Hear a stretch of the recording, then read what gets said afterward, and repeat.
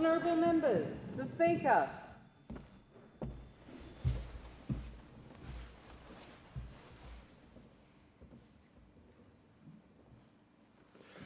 I acknowledge the Ngunnawal and Ngambri peoples who are the traditional custodians of the Canberra area and pay respect to the elders past and present of all Australia's Indigenous peoples. Almighty God, we humbly beseech thee to vouchsafe thy blessing upon this Parliament. Direct and prosper our deliberations, the advancement of thy glory and the true welfare of the people of Australia. Our Father, who art in heaven, hallowed be thy name. Thy kingdom come, thy will be done on earth as it is in heaven. Give us this day our daily bread, and forgive us our trespasses, as we forgive them that trespass against us. And lead us not into temptation, but deliver us from evil. For thine is the kingdom, and the power, and the glory, for ever and ever. Amen.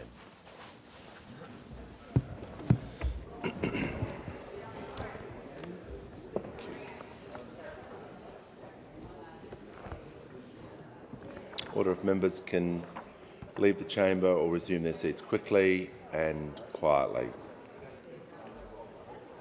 Call the clerk. Government business, notice number 1, Health Insurance Amendment, Incentive Payments and Other Measures Bill 2026. I give the call to the Minister for Health and the Minister for the National Disability Insurance Scheme. Thank you, Speaker. I present the Health Insurance Amendment, Incentive Payments and Other Measures Bill 2026 and the explanatory memorandum.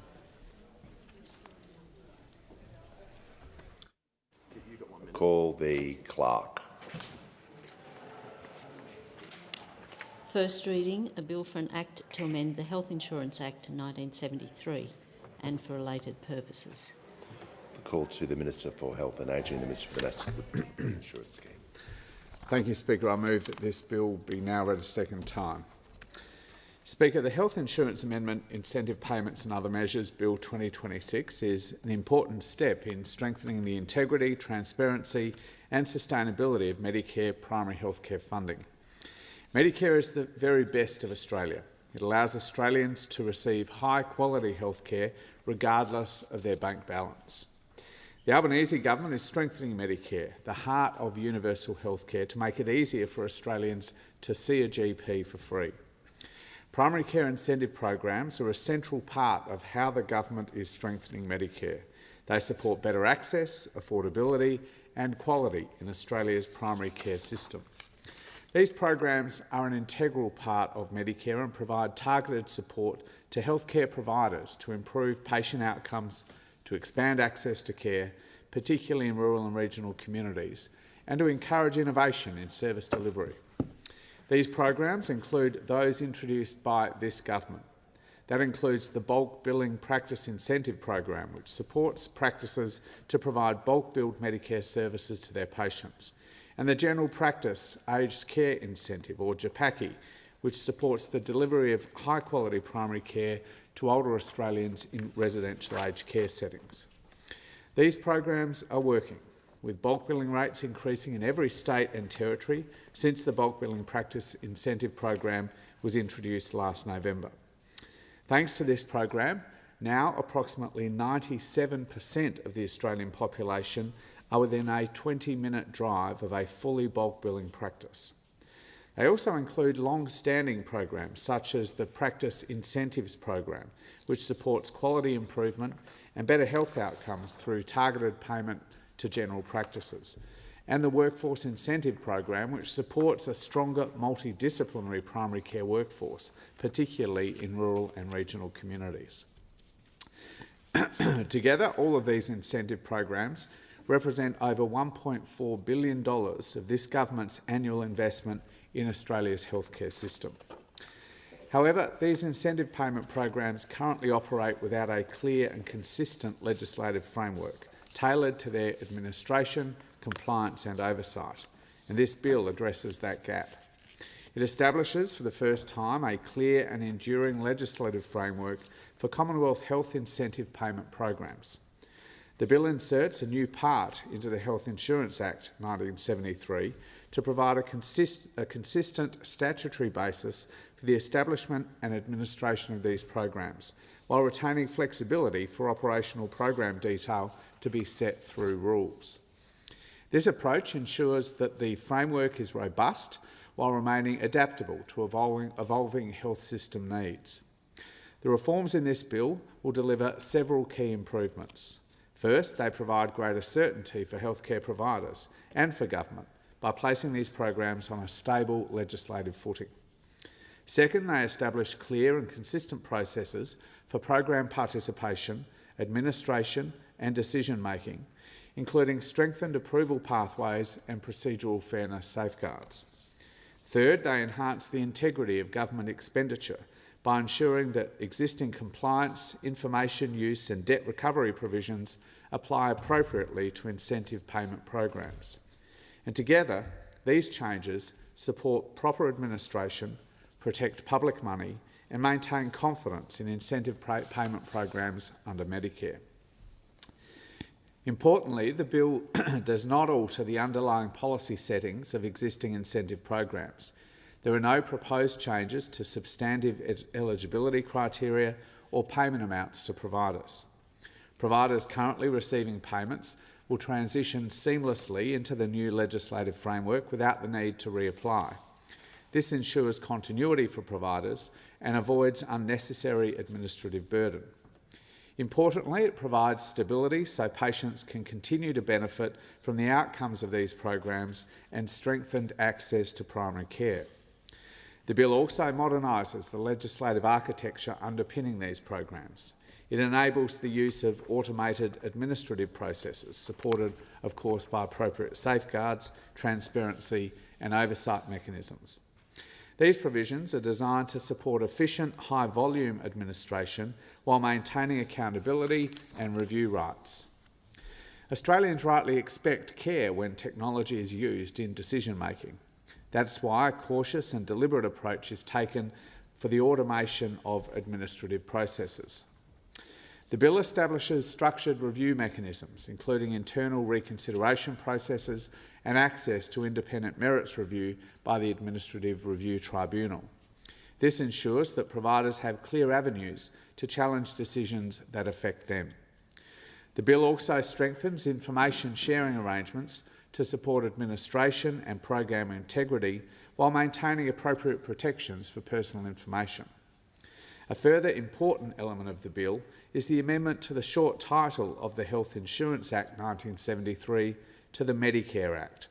This change better reflects the scope and the purpose of the legislation and improves public recognition and understanding of the Act. The renaming will occur following a transition period to allow for consequential amendments across Commonwealth, state and territory frameworks. This bill, Speaker, is a foundational reform that supports the government's broader delivery of its strengthening Medicare reforms that will improve access to high-quality primary care. By providing a stronger statutory basis for administering, monitoring and protecting the integrity of Medicare incentive payment programs, the bill helps ensure that government investment in primary care is delivered effectively and sustainably. This government is committed to strengthening Medicare, Speaker. Measures introduced in successive budgets since 2022 have stopped the freefall in bulk billing rates. Instead, we're now seeing them rise in every state and every territory. This bill supports improved health outcomes, better access to care and a stronger primary care system for all Australians, and I can commend the bill to the House. The debate must now be adjourned. I move the debate be adjourned. I thank the member for Groom. The question is the resumption of the debate be made an order of the day for the next sitting. I'll put the question. Those opinions say aye. Against no. I think the ayes have it. And I call the Assistant Minister. Thank you, Speaker. I present the Customs Tariff Amendment Incorporation of Proposals Bill No. 1, 2026 in the explanatory memorandum. Call the Clerk.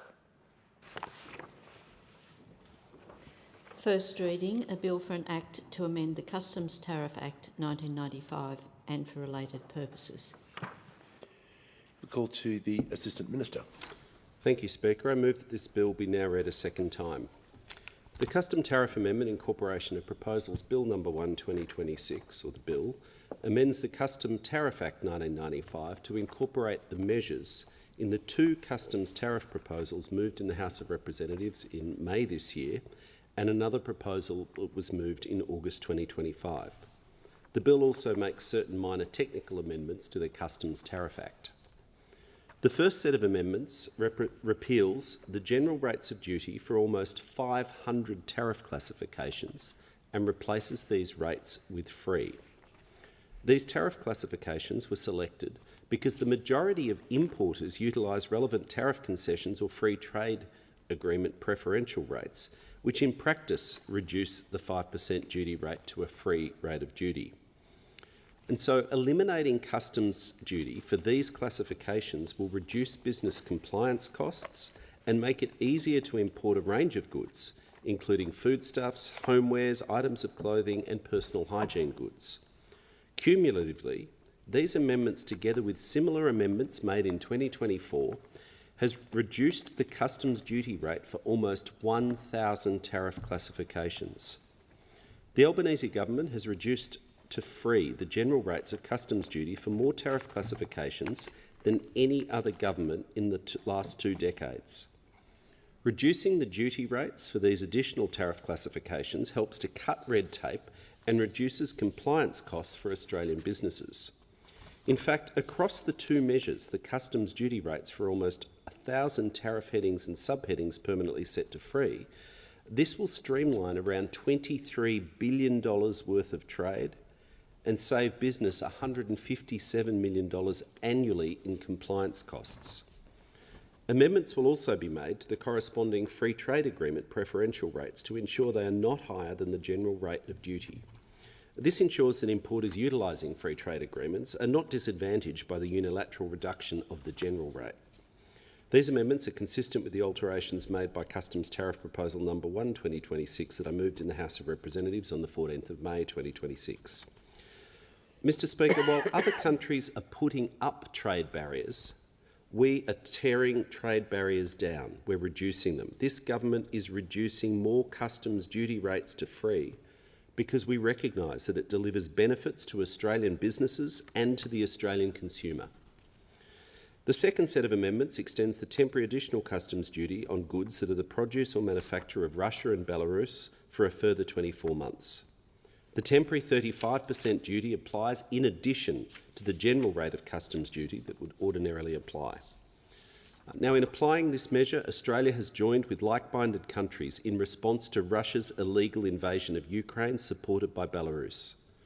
As Russia continues to violate the sovereignty and territorial integrity of Ukraine and undermine the rules-based international order, this measure is necessary for Australia's essential security interests. Australia is committed to upholding these principles which are necessary for Australia's international, regional and domestic stability and security. These amendments are also consistent with the alterations made by Customs Tariff Proposal No. 2 2025, moved in the House of Representatives on the 28th of August 2025. And the third set of amendments extend the temporary free rate of customs duty applied to goods that are the produce or manufacture of Ukraine for a further 24 months. The free rate of duty applies to all Ukrainian goods except for petroleum fuel, tobacco and alcohol products. The extension of the concessional treatment supports Ukraine's continued participation in international trade. The tariff concession is just one part of Australia's big package of defence, economic and humanitarian support, and a sign of our ongoing and steadfast support for Ukraine and its people.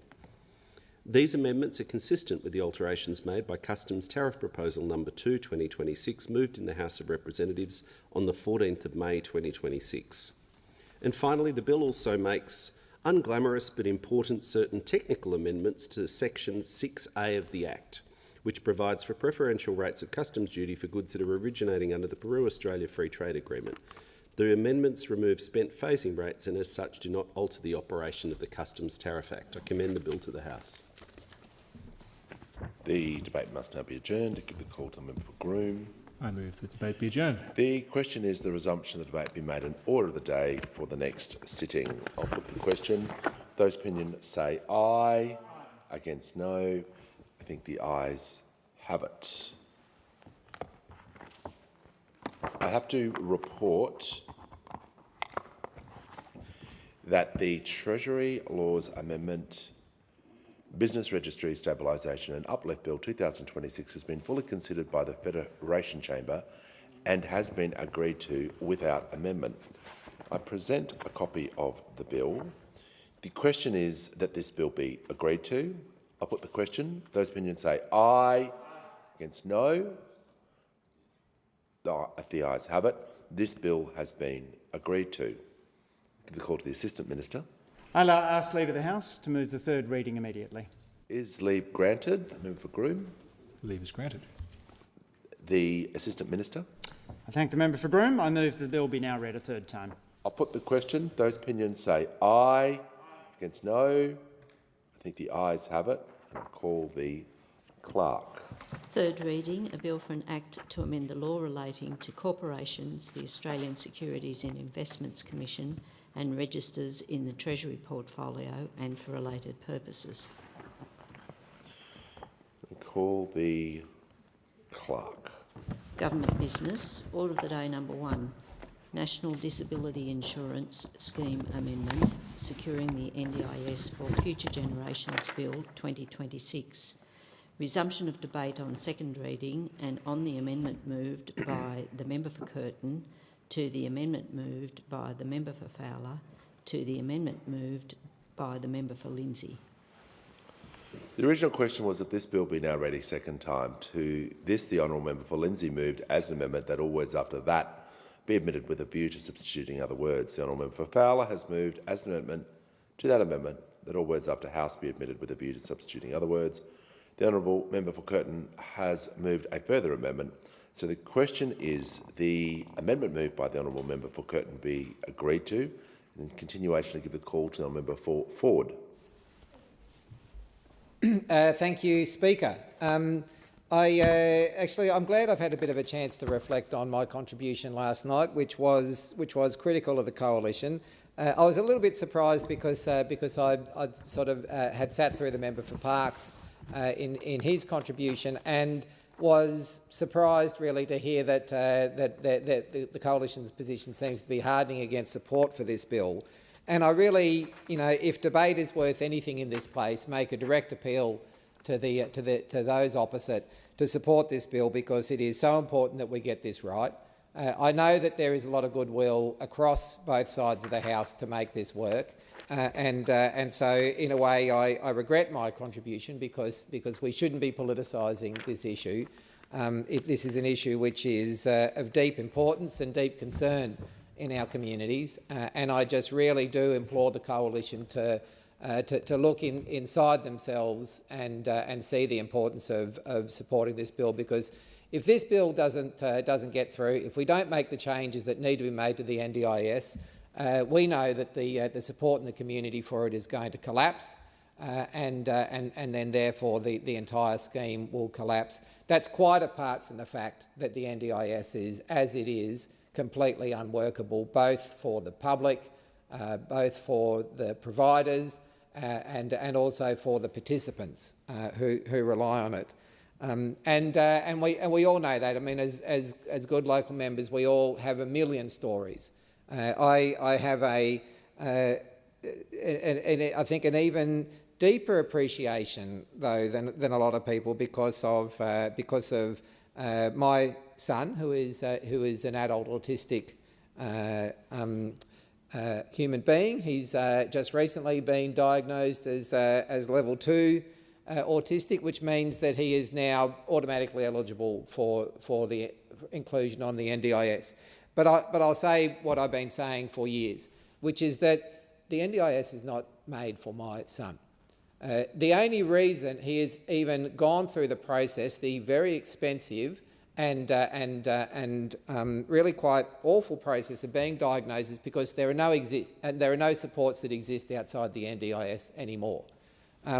There are, and I think that underlying all of the changes to the NDIS is nobody listening to my contribution outside should think that it is just about throwing people off the NDIS into nothing. If that, that is absolutely not going to be something that I would support. And so as part of this, I am going to be continuing to fight to see those supports established outside the NDIS for people that the scheme wasn't designed for. You know, in Ford alone, and we would probably in Queensland. These are figures which I saw some years ago, probably about 2022, 23.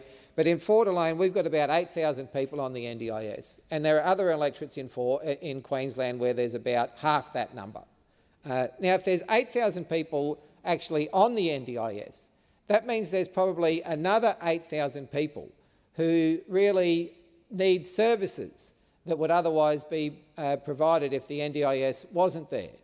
And so you know, the idea that that the NDIS should be the only lifeboat in the ocean is the reason why it has been crashed effectively, as everyone has tried to scramble on board because it is the only thing that is available. I mean, just on Saturday alone, Friday alone, I think I got an email, and then I called Rebecca. Rebecca is the mum of a young 2-year-old with spina bifida. By the way, if you ever met Phoenix, you would just see what a perfect little child he is. He is just the happiest. The happiest, charismatic little kid that I have ever met. Despite the fact that being born with spina bifida, they thought that he would live a perfectly full and active life, but he had complications when he was a baby, and to the point where it was so severe, the illness that he had in his brain, that the doctors basically decided that they couldn't operate, and in fact the advice of the mother was effectively just let him die. No mother is going to put up with that news, and so she fought. In Queensland, you're able to invoke something called Ryan's Rule, where you get a second opinion, and she did that. She fought. She got a second opinion. She found a doctor who would operate, saved his life, but unfortunately, it left little Phoenix unable to walk, unable to talk, unable to even roll over. But you wouldn't know any of this if you met Phoenix in his like I got to meet him on just Saturday past. That smile on his face is it's such a privilege for me to have met him. But at the moment, because she can't get the wheelchair, she can't get an electric wheelchair through the NDIS. She has been fighting for months to get this wheelchair. She's got a second-hand wheelchair where, when you see it, he is sitting on it so that his arms are literally scraping against the wheels, and he's got blisters on the, what do you call this part of your body, on the inside of your elbows. He's got blisters on his little arms because the only wheelchair she can find that he can get himself about in is totally inappropriate for him.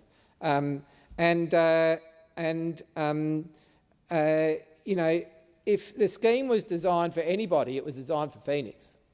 And why she has to fight through this system to get what Phoenix needs is just, Exhibit A in why we need fundamental change in the NDIS.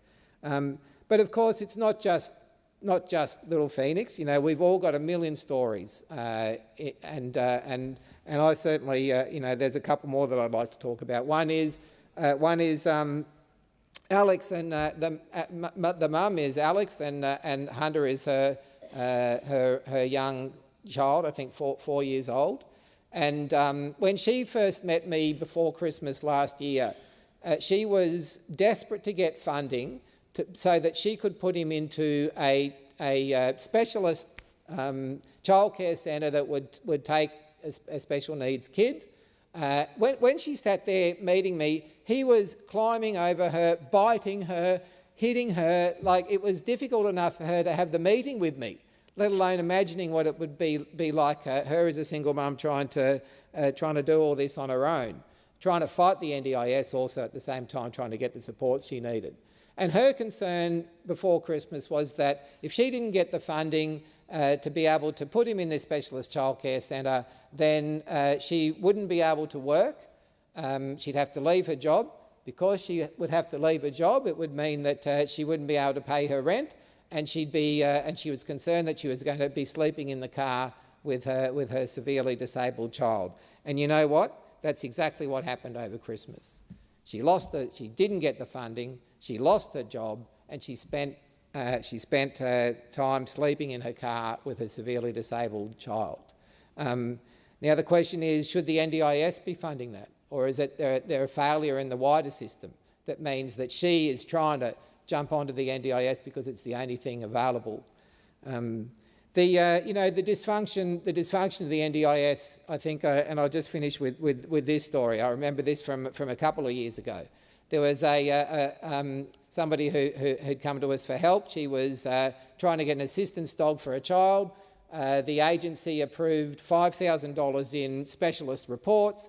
They approved another $2,000 on top of that for support coordination to get those reports together to see whether or not the child would benefit from having a dog. The report said yes, the child would have benefit from having a dog. She gave those reports to the NDIA, and what do you reckon happened? The NDIA refused the dog. And so there she was, stuck in a system, going through the reviews, going through the ART. And I remember when it was, because it was during COVID, after a year of fighting for this dog, she was about to go into the hearing. The night before the hearing, this is why I remember when the time was, she'd actually had a COVID test in order to show that she was able to go to the hearing the next day, and the NDIA caved in and gave her the dog. And so many times what we see is that the reports and the diagnosis that people get and then provide to the NDIS bears absolutely no relationship to the plan that they get at the end of it. There is, and you know, I've heard from serious sources within the NDIA as well that is true. There is no correlation between somebody's diagnosis and somebody's reports and the plan that they end up getting at the end of it. And so I think there is a lot of work to do, and there is a lot of concern in the community at the moment that this is about throwing people off the NDIS into nothing. And as far as I'm concerned, nothing could be further from the truth. This is about stabilising the NDIS for people who it is meant to be for, but it is also about expanding the supports that exist outside the NDIS. Thriving Kids, for example, which the government has made a significant commitment to, and which I do also hope that the Queensland government gets its act together and puts something in place, is going to tackle the problem that exists in the electorate I represent, where you take the suburb of Eagleby, 1 in 7 kids between the ages of 9 and 14 are on the NDIS.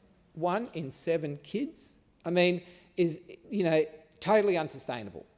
Absolutely unworkable if it's going to be maintained at those sorts of numbers. And so I call on the opposition.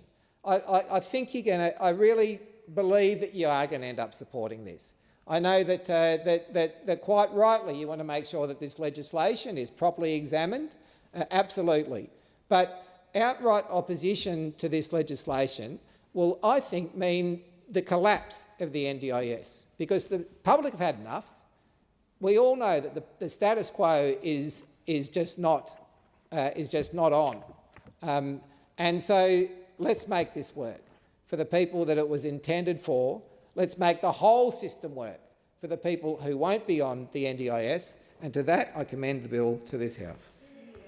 The question is the amendment moved by the honourable member for Curtin be agreed to, and I give the call to the honourable member for Kooyong. Thank you, Speaker. For hundreds of thousands of Australians, the NDIS has been transformative. It's not provided just services, it's also provided dignity, autonomy and participation in this country. I do support a sustainable NDIS, and the scheme has grown excessively. It will cost more than $56 billion next financial year while covering only 760,000 Australians. It's clear that its unchecked growth has already begun to undermine the social licence of the scheme, and that reform is necessary. The question before the House is whether this reform is necessary, and it's my position that it is not. It is not fair and it is not reasonable. The people who will bear the cost of this unfair reform are not the government, they're the vulnerable Australians who rely on this scheme to live. It's my view that the cost trajectory of the NDIS has been driven overall by the structural design flaws that were visible from the outset and which have been ignored by successive governments. Design flaws that are real and that were foreseeable. The scheme has always been uncapped. It's been left to a quasi-market in which the consumer has no incentive to economise.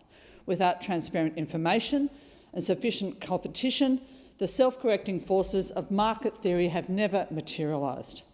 The budget-setting processes have compounded this. Plans have inflated year on year through a system that is subjective, that is inconsistent and which is poorly connected to individual need. The government is now resorting to the most blunt cost containment instrument available. It is constraining eligibility and participant budgets to force the economies that the market failed to generate and that governments have failed to legislate. This scheme should never have absorbed early childhood intervention. It was never designed to deliver that well. About 170,000 children received early intervention supports from the NDIS in 2025.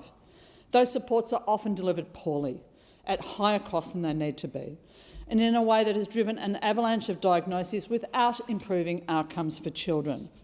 The number of adults on the NDIS is only marginally higher than was expected when the scheme was planned. The number of children is more than double, and this is the central driver of the scheme's growth. The solution is clear. The NDIS should be reserved, as was always intended, for children with permanent and significant disability. We should carve early childhood interventions out of the NDIS. We should deliver them as properly funded, separately commissioned programs. The government's Thriving Kids program will move in that direction, but it doesn't cover school-aged children aged 9 and more, and not all states have even come on board with it. A safety net which some states will decline to deliver is a gap through which vulnerable children and families will fall. The centrepiece of this bill is a shift from diagnosis-based eligibility to a functional capacity assessment. The scheme was always meant to be limited to those with substantially reduced functional capacity, but over time eligibility shifted to a diagnosis gateway because defining permanence and capacity are hard in the absence of a specific diagnosis. A move to mandatory independent assessments of a person's functional capacity was trialled and failed horribly in 2021. The government is now proposing to revisit that horrible failure. It's asking Parliament to legislate a fundamental change to eligibility of one of our most important social schemes, to authorise the removal of 160,000 people from the scheme, but before it has decided what the threshold for a functional capacity will be, how it will be measured or who will be affected, on the basis of undetermined criteria and a non-existent assessment tool. It is an extraordinary thing to ask of this House, and it violates the recommendations of the independent review in 2023. Among the most concerning provisions in this bill is the new definition of permanent disability for eligibility purposes. Under this bill, an impairment will only be considered permanent if all appropriate treatment options have been exhausted and no further treatment is likely to materially improve, reverse or alleviate the impairment, and the impairment is likely to be lifelong. So applicants have to have tried all treatments commonly available, regardless of whether or not they can afford them or whether they're accessible where they live. A person in rural or regional Australia might be unable to access the specialist treatment that is theoretically available in a capital city. A person with limited income might be unable to afford treatments that aren't funded by Medicare. Treatments available elsewhere in the world may not yet be affordable in Australia. There is a profound and unresolved circularity here. The bill proposes to deny access to support until treatment has been exhausted without acknowledging that the capacity to access treatment may itself depend on having NDIS support. The permanence threshold also uses the word alleviate, which sets a very low bar. Even a modest improvement in function, a small gain in mobility, a slight reduction in pain, could be used to argue that an impairment is not permanent, which could render an individual ineligible for supports. Many conditions, including many forms of psychosocial disability, are permanent, but they fluctuate or are episodic. Demanding permanence as a condition of support sets a threshold which might at times be difficult to meet. The bill also limits support to those for people's impairments which independently meet the eligibility threshold. The combined or overlapping impact of concurrent conditions or comorbidities on daily functioning will no longer be considered. That's not how disability works. It's not how human beings work. It is, however, how a cost containment approach to disability works. The bill grants the Minister a significant new power to set percentage reductions in funding for entire categories of support across all participants in that category without appropriate parliamentary oversight. The law requires that participant safety should be considered, but it's hard to see how broad cuts across entire support categories could be implemented without serious risk to individuals. The original NDIS guaranteed funding for supports which are assessed as reasonable and necessary for that person, but this bill replaces individual rights with ministerial discretion across entire support categories. It is a profound shift in the philosophy of the scheme. The bill also significantly tightens the conditions under which participants can request unscheduled plan assessments, reviews outside the normal cycle.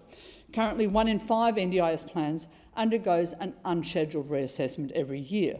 The government's argued that this has driven plan inflation, noting that plans grow by an average of 20% following those reassessments, which suggests that the plans were inadequate in the first instance. Restricting access to reassessment where a person's needs have actually changed, generally changed, where they've had a medical deterioration or a breakdown in their current supports, won't reduce their need. It would just reduce the opportunity to have that need recognised and supported. The consequences of that will, again, be borne by the participants. While the eligibility assessment tool that the government is planning to develop does not yet exist, the support needs assessment tool, the ICANN, is scheduled to roll out from April 2027, and it's planned that the ICANN will generate plan budgets automatically. Appeal rights are curtailed. The Administrative Review Tribunal will no longer be able to directly alter plan funds. It's worth noting that 73% of the sorts of appeals that we see at the ART are currently successful. Assessment using the ICANN involves a 1 to 3 hour structured interview, which will be conducted by public servants for whom an allied health background is not mandatory. Independent medical evidence no longer has to be considered. The model assumes that participants can reliably describe their own needs in a formal, structured setting, that they won't be masking, that they won't be exhausted, that they won't be overwhelmed. That assumption will fail for many people with a disability, especially those with autism and complex psychosocial needs. We have a cautionary precedent in the aged care sector. In that system, we've already seen algorithms that override experienced clinicians, which fail to capture genuine need and which leave people without access to essential care. If algorithms are going to determine who receives support and who goes without, the apparatus of them must be completely open to public scrutiny. The government has not made credible commitments to that sort of transparency. The Minister has leaned heavily on narratives about rorting and frauds in building a political case for these reforms. But that framing is incomplete. The Australian National Audit Office has confirmed that the Quality and Safeguards Commission is only partly effective in exercising its regulatory functions and that does not have full visibility of the market that it purports to regulate. And it's been claimed in Crikey that the auditing system itself is corrupted by structural conflicts of interest. Fraud in Medicare amounts to $3 billion every year, which is as much as 3% of Commonwealth health expenditure. But it is the NDIS which is being demonised as a national embarrassment, the blame for which falls disproportionately on participants, not the providers who are actually profiting from system failure. The government has chosen to tighten the screws on people with a disability while leaving the pathways to system abuse almost entirely intact. One of the most immediately harmful elements of this package is the scaling back of social and community participation budgets, with allocations to be cut by 50% and capacity building daily activity budgets to be cut by 10% from October of this year. Let's remember, we're talking about the supports that help people with disability leave their homes, to work, to manage their relationships, to participate in community life and to avoid social isolation.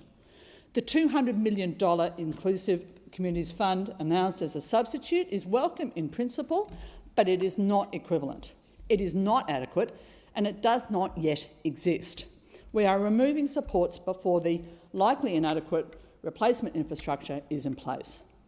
The government proposes to expand mandatory registration to cover providers delivering personal care, daily living supports and support in closed settings. And I don't oppose that in principle, but the government has not included the self-directed registration category explicitly recommended by the NDIS Provider and Worker Registration Task Force.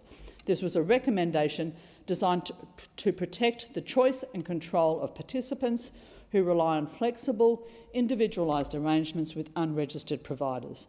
It's yet another decision which is at odds with the founding principles of the NDIS. Deputy Speaker, we could take an alternative pathway with the NDIS, a path that would moderate growth to 5 to 6% while improving outcomes for participants. But that would require the government to confront the structural drivers of cost blowouts rather than resorting to swinging and ill-directed cuts. It would mean generally carving out early childhood intervention services. It would mean properly funding the Thriving Kids for all school-age kids.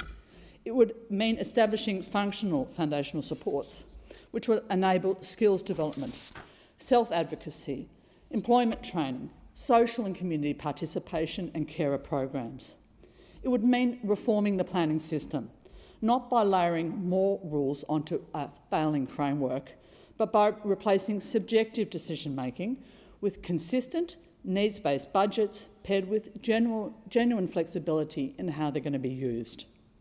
It would mean addressing the fact that nearly a third of NDIS funding goes to just 5% of participants, but that many of their group home arrangements are expensive, poorly overseen, and deliver poor outcomes for those individuals. Individualised living arrangements can deliver much better quality of life at lower cost. But we'd also need to fix the auditing and compliance system that currently profits from the scheme rather than safeguards it, and which is not the primary aim of the changes made in this legislation. The government's margin for error in implementing these reforms is vanishingly small. Cutting supports before alternatives exist. Changing eligibility before the assessment tool is even designed. Granting the minister sweeping powers over support categories without adequate safeguards. Restricting plan reviews within a week of royal assent. This is not reform done well. It's reform done fast and badly. People with disability in Kooyong and across this country deserve a scheme that is sustainable but which gives them dignity. They deserve to have their voices heard in this place, in the fundamental design of the system on which their lives depend. The scheme's founding slogan was "Nothing about us without us." It was a principle that many disabled Australians fought for. This bill does not honour that principle. And in recognition of the negligible consultation timeframe that the government has afforded participants in for this legislation, a timeframe which is inherently inaccessible for disabled people, I move amendments 1 and 2 as circulated in my name. The question is that the amendment moved by the honourable member for Curtin be agreed to, or the member for Kooyong? Yeah. So is there a seconder for that motion? I second the amendments and reserve my right to speak. Thank you, member for Warringah, and I now call the member. So the original question was that the bill be now read a second time. To this, the honourable member for Lindsay moved as an amendment that all words after that be omitted with a view to substituting other words. Subsequent amendments have been moved by honourable members. The honourable member for Kooyong has now moved a further amendment. The question now is that the amendment moved by the honourable member for Kooyong be agreed to, and I now give the call to the member for Dixon. Thank you, Deputy Speaker. I rise to speak on the National Disability Insurance Scheme Amendment Bill 2026. I love the NDIS. I love that Labor created it, and we are not about to let it crumble. The NDIS is dignity, opportunity and independence for people with significant disability. It's been life-changing for participants and families, and that is not going to change. It is the gateway to fulfilled, happy, productive lives. But it must deliver, it must be safe, it must be equitable, it must be sustainable. The public must have confidence in the scheme, and people with a significant disability must be at the centre of the scheme. I know many participants and families are feeling anxious and distressed by the idea of change, by the changes in this bill. Years and years of constant talk of change and cuts is incredibly distressing for the disability community. But we've all known for some time that the NDIS is not working as it should. And thank you to the member for Ford for the examples he described in his speech. It's not running as it originally intended, and as a community, we must be really honest about that. Having unregistered providers is not safe for participants and has led to fraud and rorts. Every time I see a story about a provider or an individual scamming the system, it makes me physically sick. The NDIS has become a rorter's paradise and a postcode lottery, where many people with significant disability are missing out due to market failure. I know this, providers know this, and the general public knows this.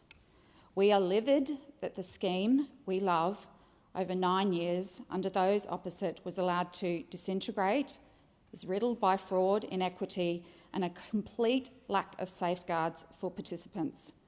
I know the majority of providers are good, and the needs of people with disability are at the very heart of everything that they do. I know that they want the rorters out too. As soon as we came to government in 2022, we ordered a review, and what I heard was worse than I ever anticipated. There were no basic fraud or compliance controls in the 9 long years that the NDIS had been operating, and that's not my assessment. That comes from the National Audit Office, 0.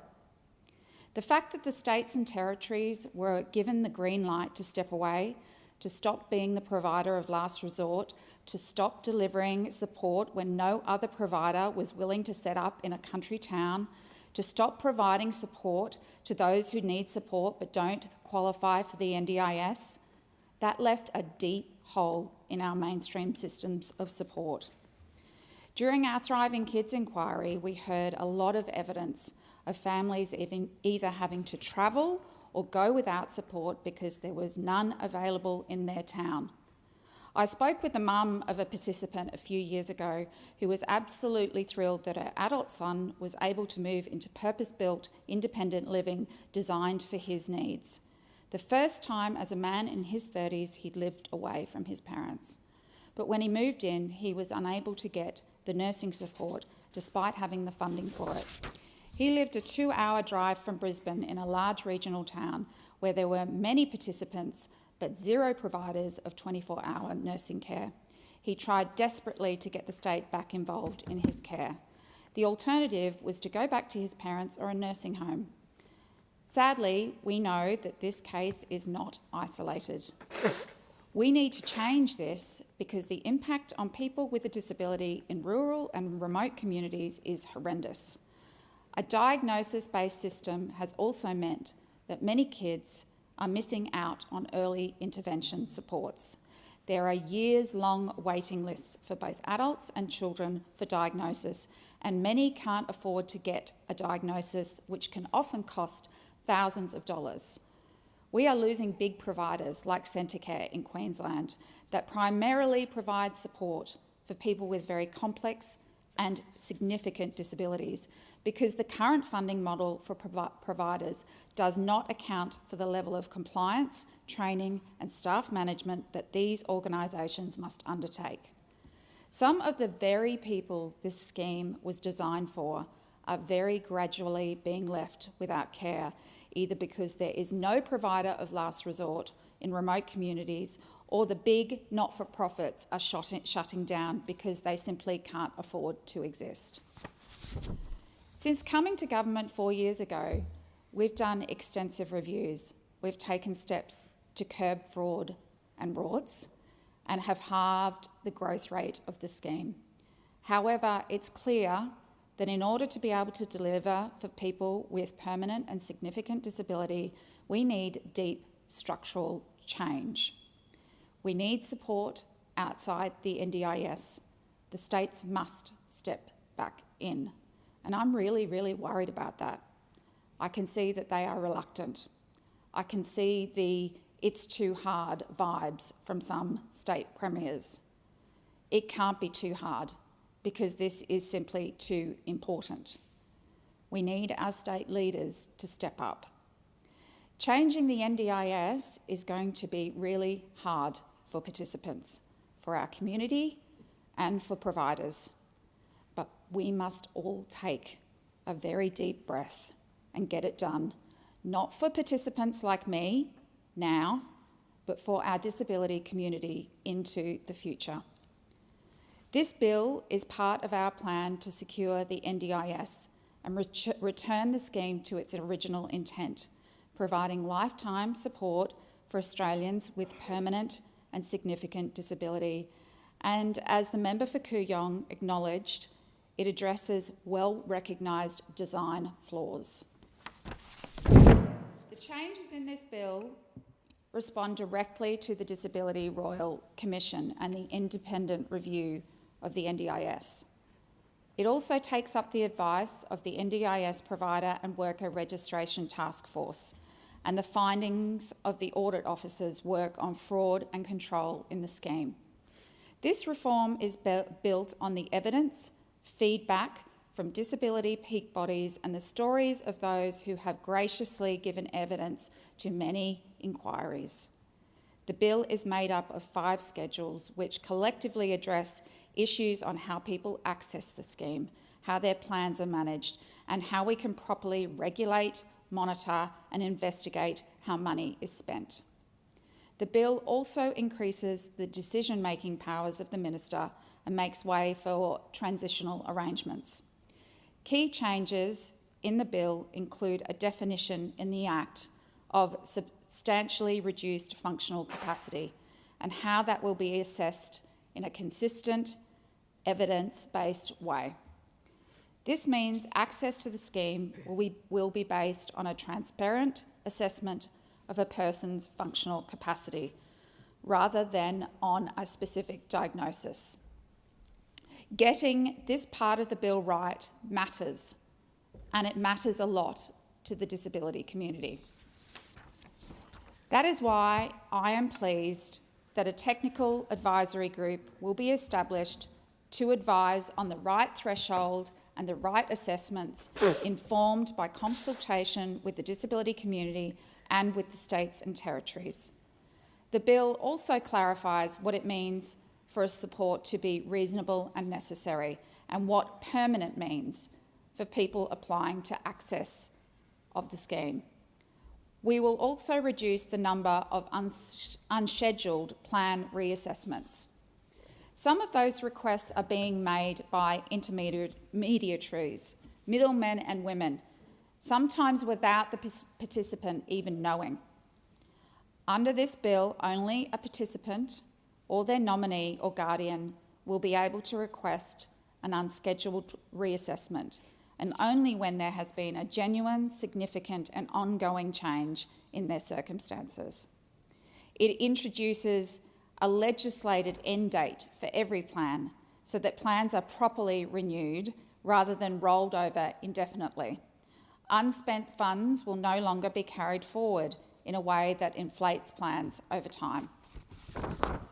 This bill also finally gives the NDIA the powers it needs to properly regulate, monitor and investigate the payment of more than $50 billion every year. It clarifies the definition of NDIS provider, which has been so broad that mainstream retailers are now defined as NDIS providers. And it introduces a range of new civil penalties so that there are real consequences for fraud and non-compliance that has gone unchecked for far too long. Right now, only 1 in 16 providers is registered, and I completely understand some of the smaller providers, the system that has been set up to date is not built for them. This bill will change that. This bill builds the framework to change that. It also reforms the plan management market, enabling the government to commission a panel of plan managers that are held to real standards on governance, integrity and conflicts of interest, and to commission a new, higher quality support coordination and connection service. The bill gives the Minister the power to be the decision maker on pricing, acting on the advice of the NDIA's annual pricing review, and it gives the agency the ability to recover money from a provider when a participant has been overcharged. If we want the NDIS to be the system it was intended to be, to truly provide security and dignity for people with disability, the NDIS needs the structural change proposed in this bill. I know that these changes are going to be hard. I know these changes are fueling anxiety, and I know that constantly advocating for your needs is so exhausting. For many, this reform is a hard pill to swallow, but for the others, it is hope that help is actually on the way to their local town, to their community.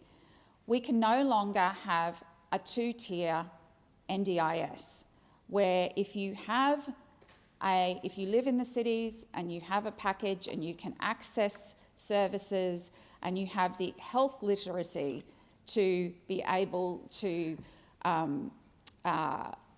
make the applications for those services, that you have a completely different experience than if you don't have the health literacy, if you live in a regional or rural town and there are very limited providers where the market has failed. We can no longer have a system where some people with a disability and significant disability are in and some people with a significant disability are out.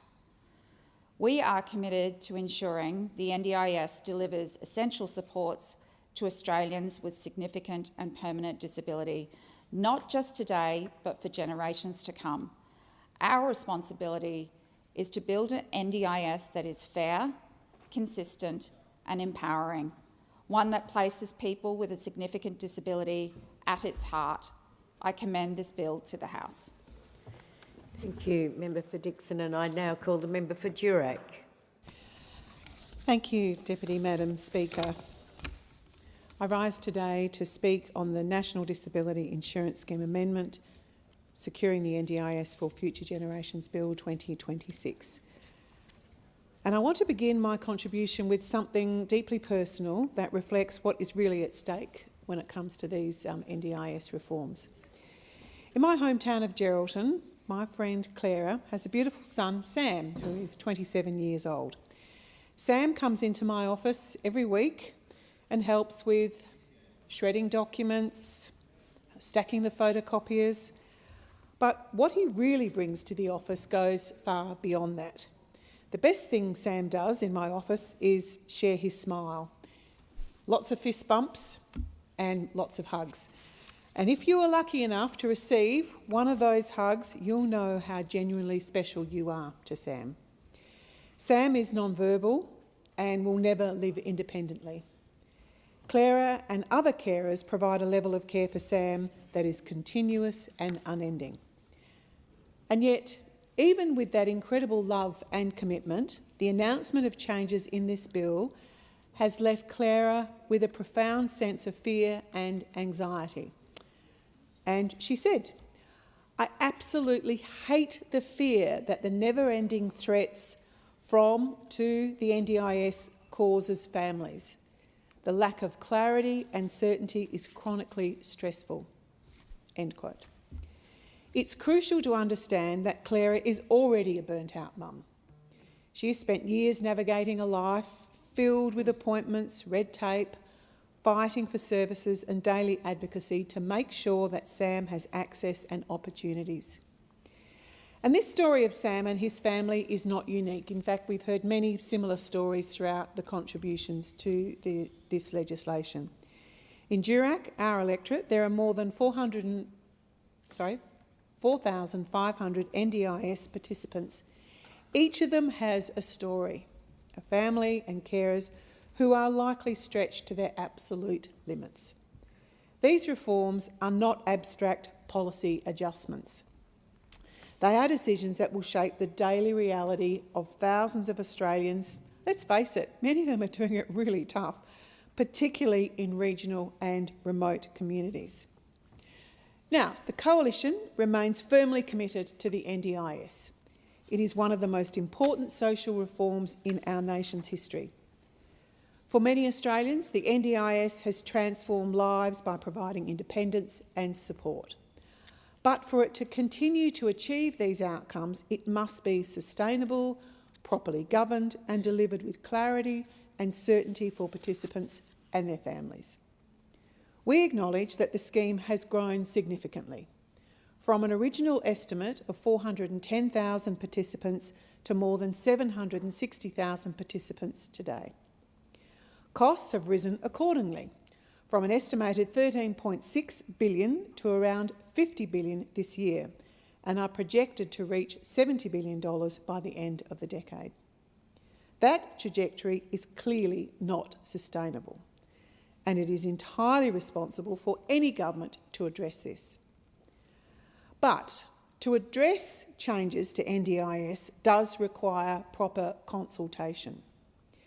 Inexplicably, the Labor government has failed to consult. And what is deeply concerning families like Sam's is not whether reform is needed, but how it is being done, and the fear and uncertainty it is creating. That is what happens when you fail to consult. This bill introduces a fundamental shift in eligibility, moving from diagnosis-based access to a functional capacity model. While the intent is to improve consistency and evidence-based decision-making, the government has not yet provided the operational details. The thresholds, the tools and assessment processes have not yet been released.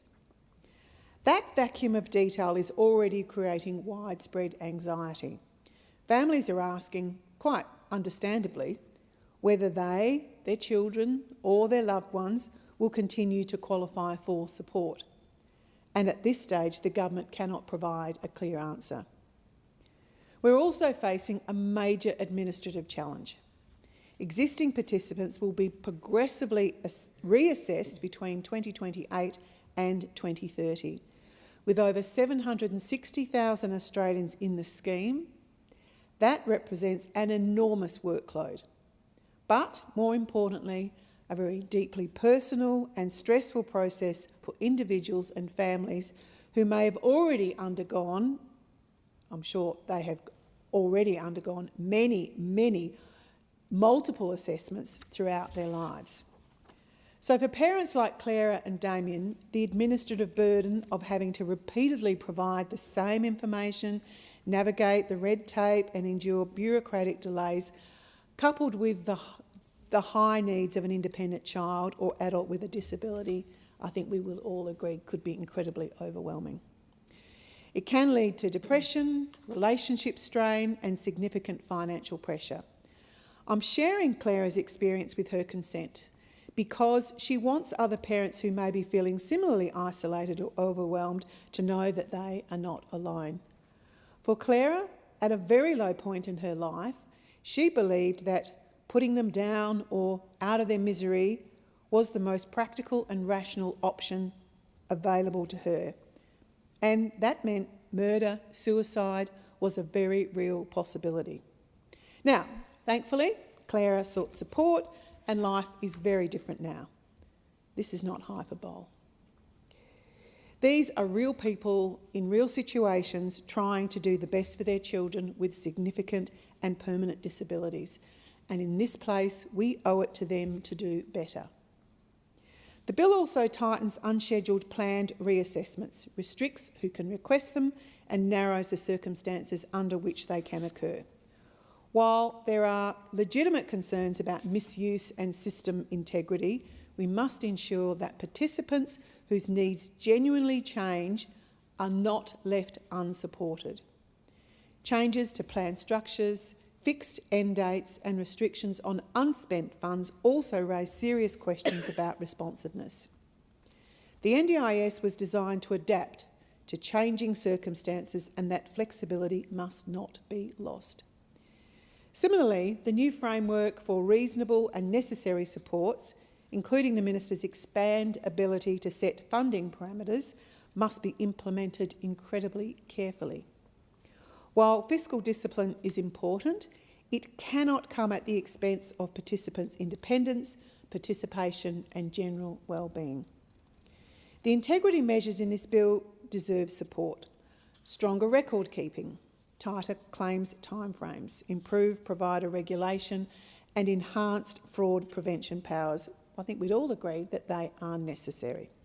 The scheme has been subject to misuse, and of course that must be addressed.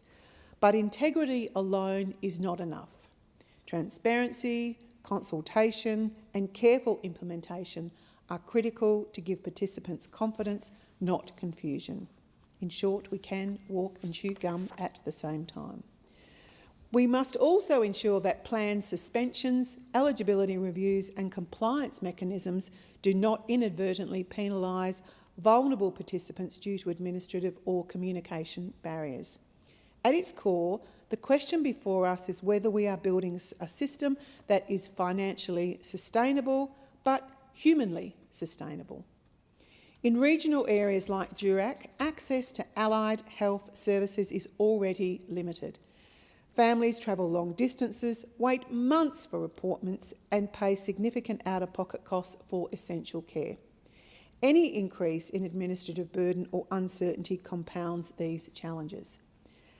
Now, I'm reminded that I spoke in this place only 2025, last year, about Labor's SNAP NDIS decision to remove regional loading and reduce travel support, which of course impacts rural and regional therapy providers and recipients. At the time, I spoke with NDIS providers across the Kimberley, the Midwest and the Pilbara, and they told me of their issues with the travel reforms and to the inevitable impact on essential service delivery. It's clear to me and to all of us that the NDIS has blown out of its original intent. But surely that was not the place to start with the remotest and our most vulnerable people in our country, people who have real health needs. Labor was urged to consult more broadly on those proposed changes, and I'm not convinced that they did. We owe it to the participants and families to get this latest round of changes right. That means clear rules, genuine consultation with the disability community and a transition that does not leave people in limbo for years. The NDIS must remain true to its founding purpose, to support Australians with permanent and significant disability to live with dignity, independence and opportunity. That purpose must not be overshadowed by fiscal targets alone. The Coalition is committed to working with the government to get the NDIS settings right. Unlike Labor, who, when in opposition, took every opportunity to politicise the NDIS and resisted all attempts by the Coalition to make NDIS more sustainable. I've listened to many speeches here today from Labor government representatives, all laying the blame of the way that the NDIS has rolled out more recently, all at the foot of the Coalition. But I sat here during these years. I've been here since 2013, and I know that our ministers have worked very hard and worked very closely When Bill Shorten was the opposition spokesperson for NDIS, and I'm telling you, it was politicised beyond comprehension. So it really sticks in my gut to hear this rubbish coming from those opposite about how what we have done to NDIS, it was politicised by them from day one. So I think they should hang their heads in shame. So if we fail to provide clarity and certainty in how these reforms are implemented, we do risk undermining the very trust that the scheme depends on. And ultimately, it is that trust between families like Clara's, participants like Sam, and the system itself that must be protected above all else. Sam and his family, they remind us every day why this work in this place matters. Sam may never speak with his voice, but his presence, his smile and his hugs communicate what all of us in this house must understand, that the NDIS is about real people, real lives and real dignity. In this Parliament and within this bill and its implementation, we must never lose sight of that fact. I thank the House. Member for Durack, I now call the member for Newcastle. Thank you, Deputy Speaker, and I rise today to speak on this National Disability Insurance Scheme Amendment Bill. The National Disability Insurance Scheme is one of the most important social reforms in modern Australian history. It's changed Australia for the better. Before the NDIS, too many Australians with disability and their families were left to navigate a fragmented, crisis-driven system that depended far too heavily on luck, postcode and personal circumstance. Families were forced to fight endlessly for support. Parents carried enormous burdens alone. Too many Australians with disability were excluded from opportunities that many of us just take for granted. The creation of the NDIS changed that. It represented a fundamental shift in how our nation understood disability, not through a lens of charity or limitation, but through a belief in dignity, capability, inclusion and rights. For the first time, Australians with disability were placed at the centre of decisions about their own lives. And Labor created the NDIS based on a simple principle, but a powerful one. Disability should never be a barrier to living a full and meaningful life. And over the past decade, we've seen the extraordinary impact of that Labor vision. The NDIS has helped Australians with disability access therapies, equipment, care and supports that have transformed lives. It has enabled children to participate more fully at school. It's helped young people build confidence and independence. It has supported pathways into employment, education, sport, the arts and community life. It has allowed people to live more independently and with greater choice and control over their futures.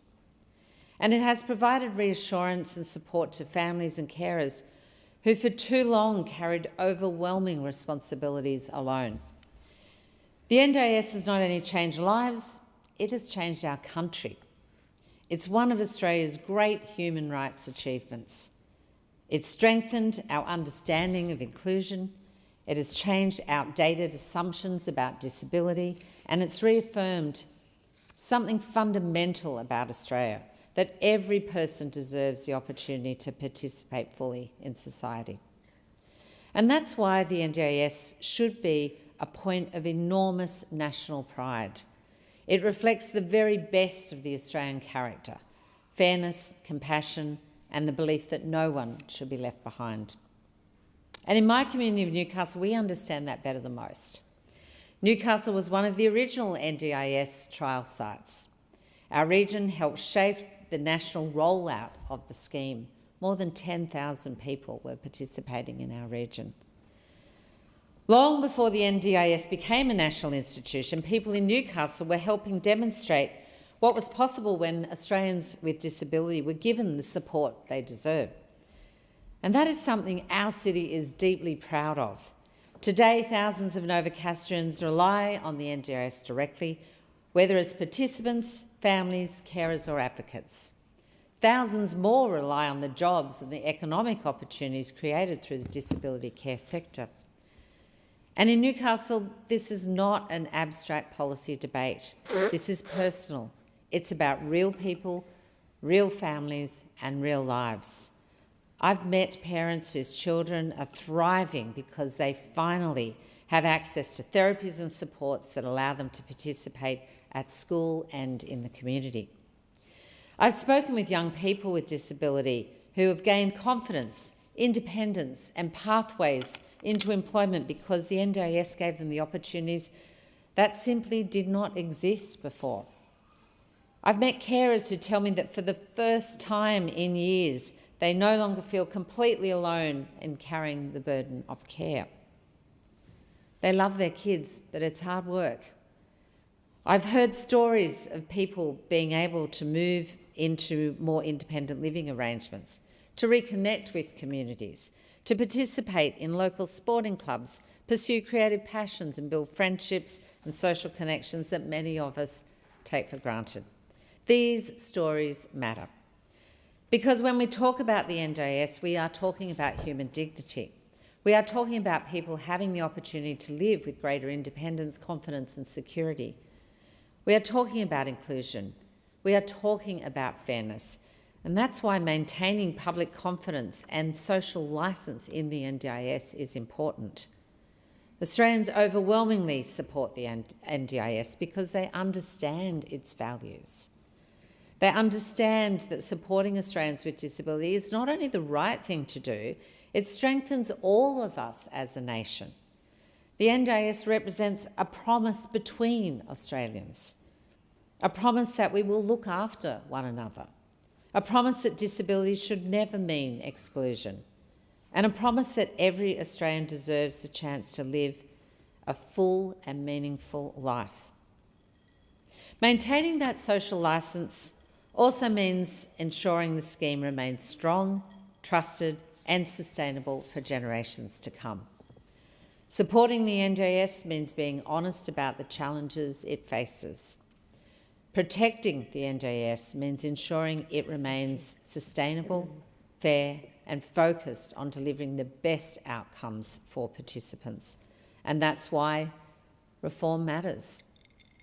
Now, I want to say very clearly, people with disability are not to blame for the pressures facing this scheme. The overwhelming majority of people who rely on the NDIS are simply seeking the supports they need to live their lives with dignity and independence. That should never be forgotten in this debate. We must reject any narrative that seeks to stigmatise Australians with disability or portray participants as responsible for broader challenges within the system, because that would fundamentally betray the values on which the NDIS was built. The challenges facing the scheme have far more to do with rapid growth, inconsistencies in administration, operators seeking to profit from vulnerable people. And that's where our attention must be focused, because every dollar quality providers is a dollar diverted away from Australians who genuinely need support. And if public confidence in the integrity and sustainability of the scheme is undermined over time, that places the long-term future of the NDIS at risk, and none of us should want to see that. The Albanese Labor government supports the NDIS unequivocally. We believe in it, we defend it, and we are determined to ensure it survives and thrives for future generations. And that means ensuring the scheme remains sustainable not only financially, but socially and politically as well. Because the long-term success of the NDIS depends on maintaining the trust and confidence of the Australian people. It's ensuring we honour the contract and the agreement between all our citizens. And Australians want to know that the scheme is fair. They want to know that the supports are going to those who need it most. And they want to know that the safeguards are strong. And they want to know that the system is focused on delivering meaningful outcomes for participants. And of course, the NDIS participants themselves want the scheme to be the very best it can be. They are literally depending on it. And responsible reform is not about walking away from the NDIS, it's about how we ensure protecting it way into the future. It's about strengthening it. It's about preserving one of the greatest social reforms our nation has ever seen. Importantly, these reforms build on the recommendations of the independent NDIS review and the Disability Royal Commission. Both processes made clear that if we want the NDIS to remain strong into the future, that improvements were necessary. And that includes strengthening governance, improving consistency, rebuilding trust, and ensuring participants remain at the centre of decision-making. In Newcastle, I know many people in the disability community are anxious about the proposed changes. I have met with participants, advocates and organisations, including the Community Disability Alliance Hunter, about their concerns. They've sat and spoken to myself and the Minister on these issues. People do want assurance, they want clarity, and they want confidence that reforms will not come at the expense of support, that they will prioritise, that these reforms will prioritise participant wellbeing, choice and uncompromised access to care. These are not unreasonable asks, because for many Australians the NDIS is not just a government program, it's an essential part of everyday life.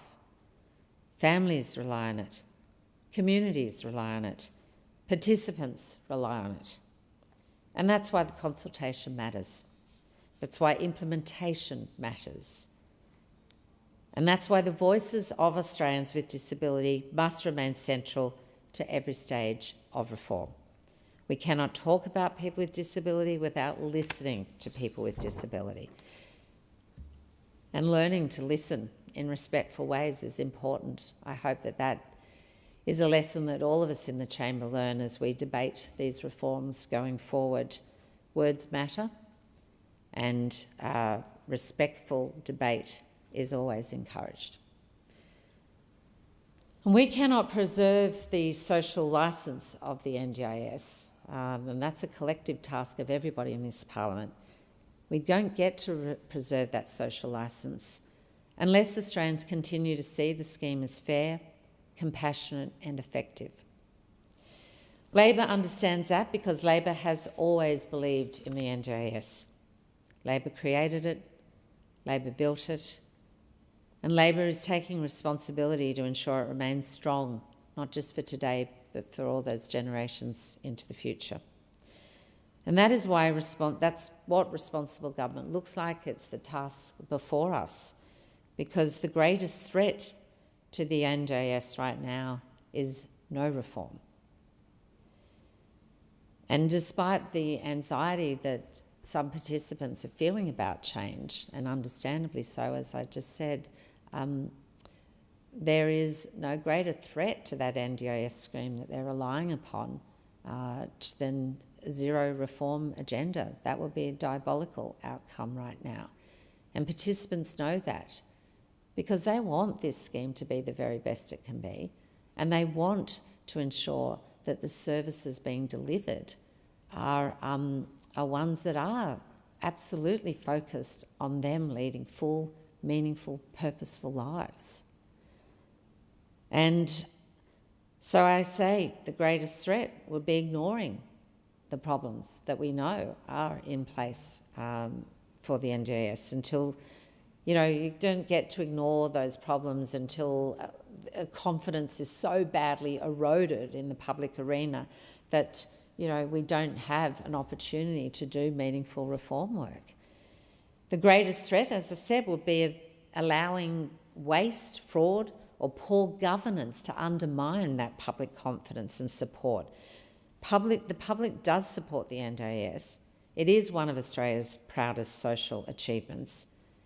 And the greatest betrayal would be failing to preserve the scheme for future generations of Australians with disability.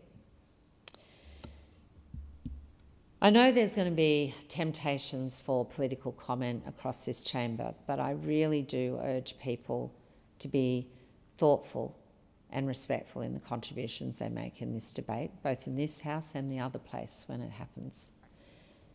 The NDIS is bigger than politics. It must be bigger than politics. It represents our national values. It reflects the kind of country we want Australia to be, a country where people are included and not excluded, a country where dignity matters, a country where fairness matters, a country where every Australian has the opportunity to participate fully in community life. That's what is at stake. Protecting inclusion, protecting dignity, protecting opportunity, and protecting the future of the NDIS itself. And that is why we must work together to protect and strengthen it for today and those generations to come. I think Australia is a compassionate society. I think they want to see this Parliament come together in ways that are ensuring that the NDIS delivers on the promise it makes to the people, to Australians that live with disability each and every day, no matter where they live. Thank you. The question now is that the amendment moved by the honourable member for Kooyong be agreed to, and I give the call to the member for Cowper. Thank you very much, Deputy Speaker. I'd like to start my response to this bill by stating my support for the intention of the National Disability Insurance Scheme. Like most people in this place, I speak to constituents every day in my electorate whose lives have been immeasurably and positively impacted by the support they receive as a result of the NDIS. I often say that when the right support is delivered at the right time by the right provider, it does more than change lives, it sustains them. That impact extends not only to the person receiving the support, but also to those families. And to that extent, Deputy Speaker, I'd like to acknowledge a good mate of mine, Connor Bryant from Tormina. I first met Connor 5 or 6 years ago when he came to one of my mobile offices in Sawtell. Connor is a participant in the NDIS, and at the time he was experiencing funding difficulties and access to the scheme. We worked together over a period of time to resolve those issues and that were preventing Connor from having access to quality of life. Well, to Connor's credit, he just didn't leave it at that. He didn't want others on the scheme to flounder and not have the care or services that they needed. So since that time, Connor has been a strong advocate for participants on the Mid-North Coast. He meets regularly with support coordinators and support workers to identify and advocate on the individual and unique challenges they face daily. He is now also the chairman of the Coffs City Council Disability Access Inclusion Committee, where he has made a huge impact for the disabled community. So, Connor, good work, mate, and thank you. Deputy Speaker, the potential for this scheme to do good cannot be overstated. But unfortunately, in its current condition, the potential for the scheme to be overrun by negative forces is equally as great. It's no secret the NDIS, as it stands, is not sustainable. A fact that this government has finally openly admitted, despite their at times bizarre protestations of the facts before taking the reins. One former Labor minister for the NDIS is famously quoted as saying, "You can't move around the corridors of Parliament in Canberra without tripping over a coalition minister whispering the scheme is unsustainable. I'm here to tell you today that is a lie." The scheme is only threatened in its survival by the incompetent management of the current government. The money is there. The problem is it not being spent on the right priorities, unquote. It's interesting to see that those pigeons have now come home to roost as we see the worst budget blowouts of the scheme in its history under Labor. In 2023, the government announced a target growth rate for the NDIS of 8% and was unable to achieve it. In January 2026, the Prime Minister announced a new target growth rate for the NDIS of 5 to 6%, which the government again failed to meet. In April 2026, the Health Minister announced yet another new annual target growth rate of the NDIS of 2% over the next 4 years, despite the government's ongoing inability to meet any of their previous announced target growth rates. Originally estimated to cost $13.6 billion, the cost of this year's is closer to $50 billion and is projected to blow out to $70 billion by the end of the decade if we continue along the same track. Everyone, Deputy Speaker, in this place acknowledges that we cannot let this occur.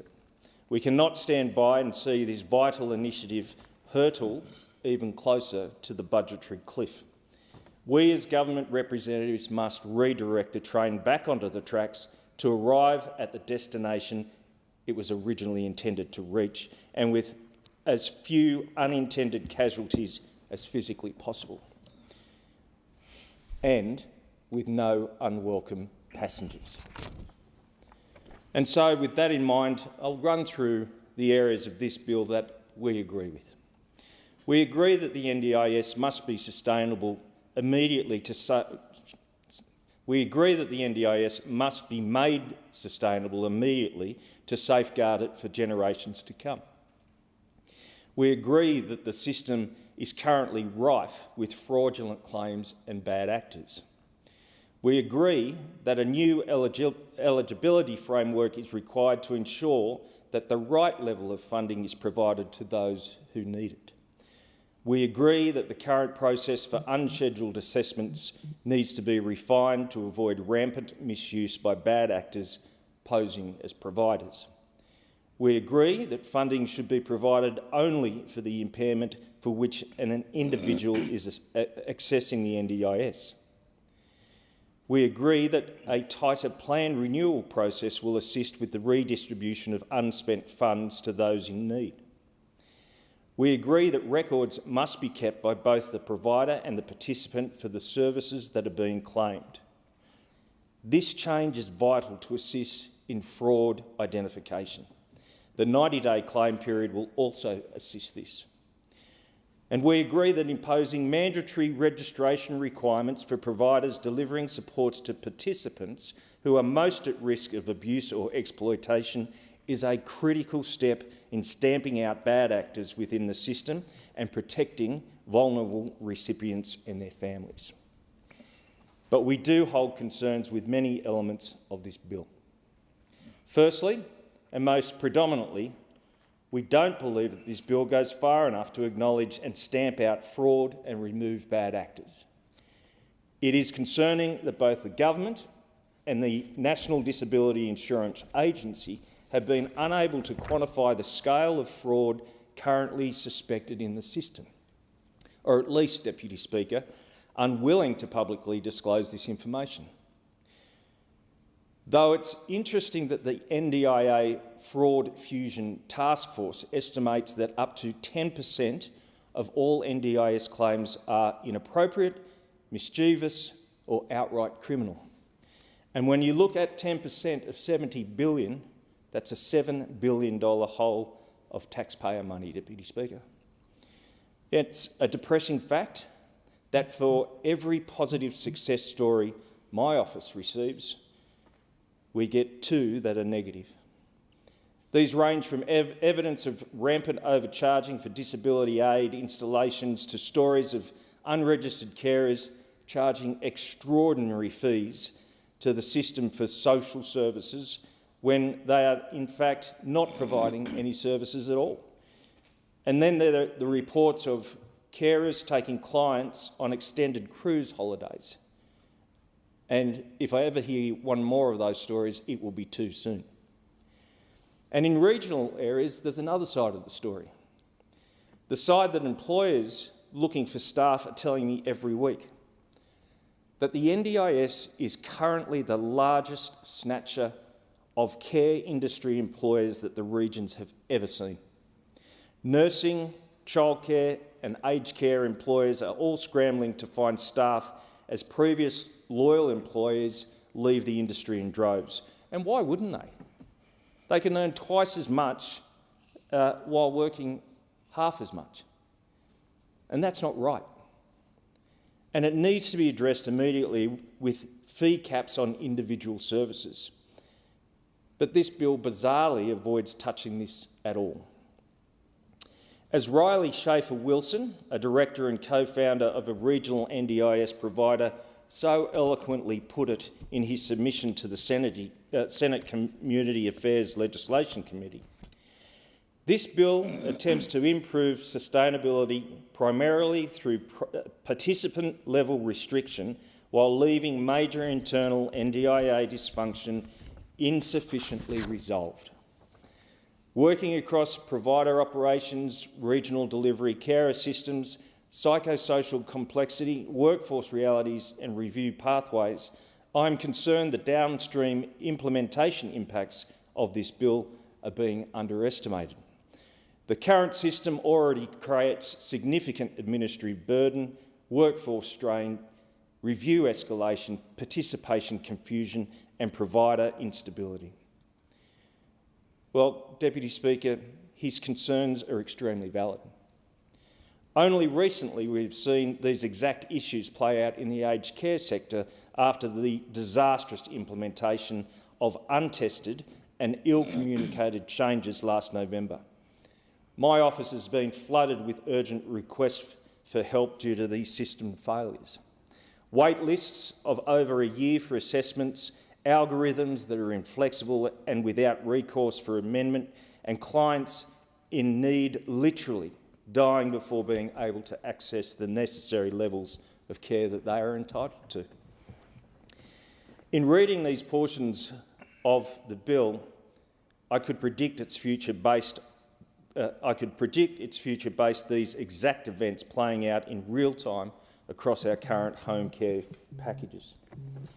And in looking for solutions, I found Riley's submission contained many of them for communities like mine in the electorate of Cowper, and I hope that the government will listen to them. Namely, they are: do not proceed with the tightened permanence or all appropriate treatment requirements unless bodily autonomy, informed consent and the right to refuse unsafe or inappropriate treatment are clearly protected in the legislation. 2, require assessments to consider evidence from treating professionals, providers, support coordinators, carers and people with direct knowledge of the participants' functioning. 3, do not remove participant choice over support coordination or plan management without strong safeguards for continuity, independence, regional access and conflict management. 4, do not include plan suspension, revocation, automated debt creation, expanded compliant burdens or reduced claim windows without strong review rights, disability-adjusted communication requirements and human oversight. 5, publicly report on the outcomes and savings already created by the October 24 support definition changes and later fraud reforms before introducing further participant-level restrictions. This should also include clearer reporting on NDIA delay, complaints, internal review burden, ART legal costs, payment delays, overturned or conceded decisions and downstream administration harm. 6, assess workforce impact, provider viability, thin markets, allied health shortages and participant access barriers in regional communities before implementation. 7, independently assess downstream impacts on hospitals, housing, mental health system, unpaid carers, workforce participation and regional economies.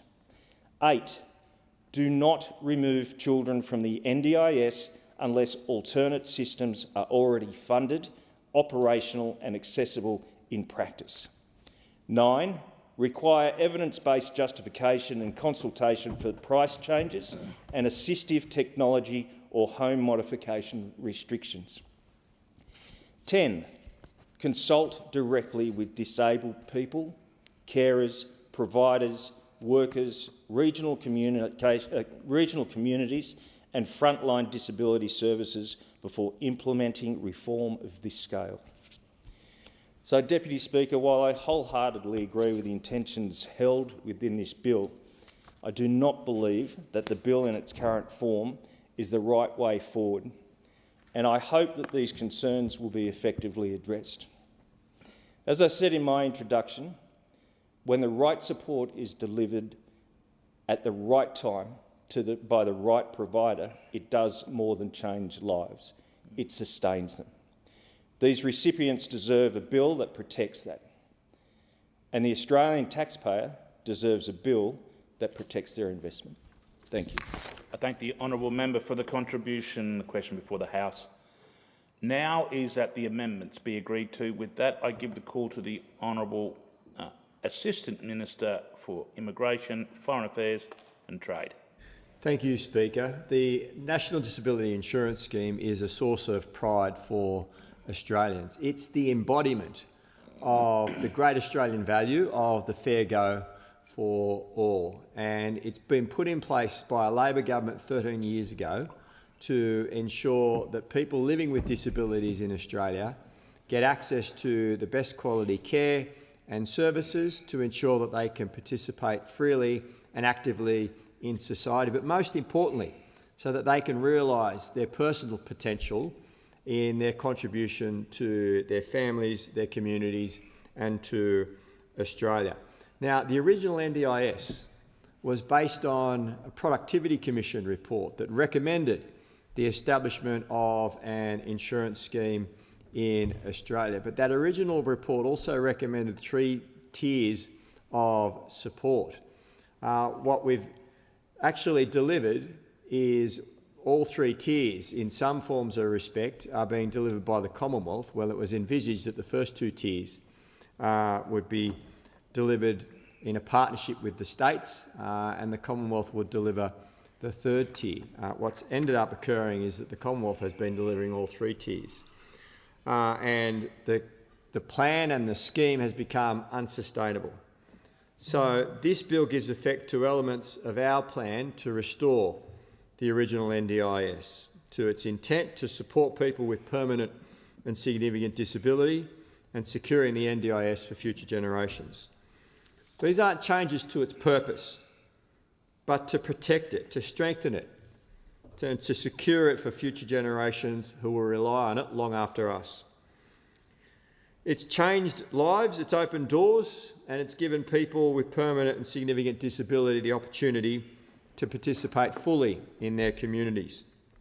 It's one of Australia's most important social programs, a national institution built on fairness, dignity and inclusion. But we also know that the scheme is under real pressure. Costs are rising faster than any other comparable government-run program. Too many participants aren't receiving the quality supports that they deserve, and the NDIS, unfortunately, has been a target for shonks and fraudsters who are seeking to exploit vulnerable people and siphon money away from those the scheme was designed to support. The National Disability Insurance Agency's actuary warned that without change, the NDIS spending would blow out by $13 billion over the next 4 years. Left unchecked, the scheme would not meet the interim 8% growth targets for years, let alone the new 5 to 6% growth target agreed to by National Cabinet. Quite simply, Speaker, the scheme has become unsustainable, and that is why the government is acting now.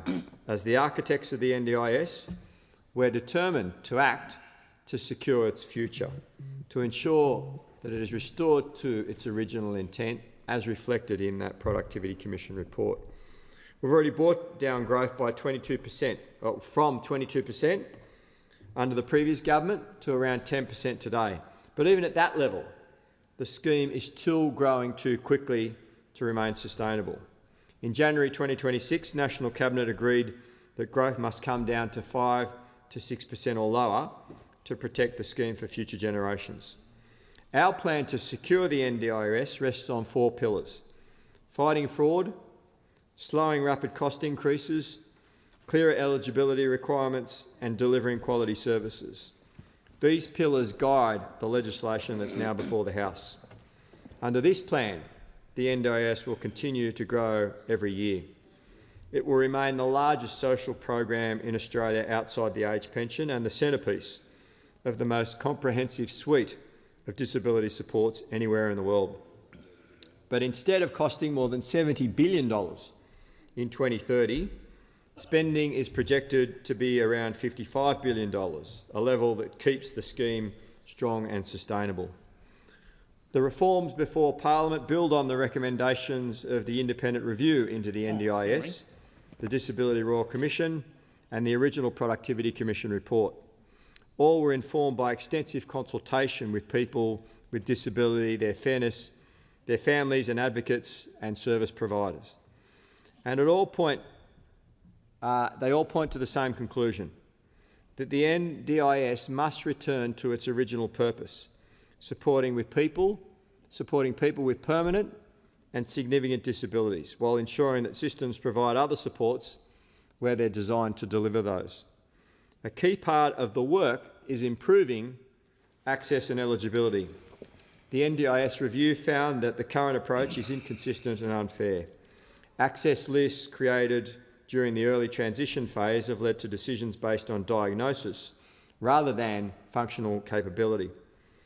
And this has allowed people with higher capacity to enter the scheme, while others with greater needs have struggled to get consistent decisions.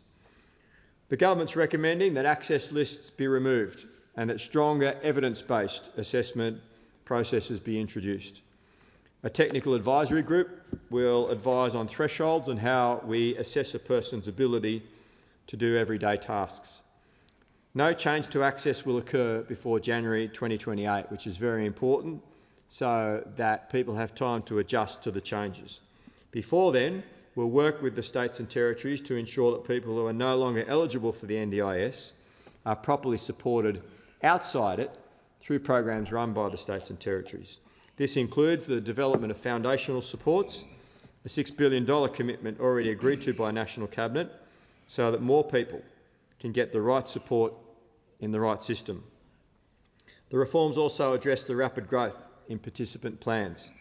The bill proposes clearer rules for unscheduled reassessments, measures to reduce plan cost escalation, and a reset of budgets for social and community participation.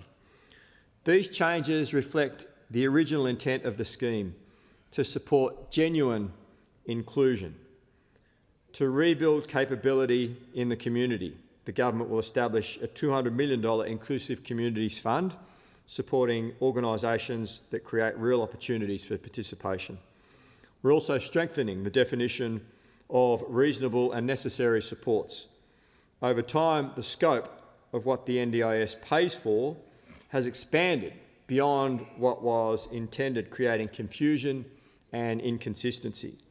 The reforms will ensure that supports funded by the NDIS are solely related to the impairment for which a person gained access, and that the scheme aligns more closely with other social service systems. Another major focus is market integrity and participant safety. Since 2022, the government has invested more than $550 million to build integrity into the NDIS, including the Fraud Fusion Task Force, ICT upgrades and the NDIA's Payment Integrity Review workforce. The NDIS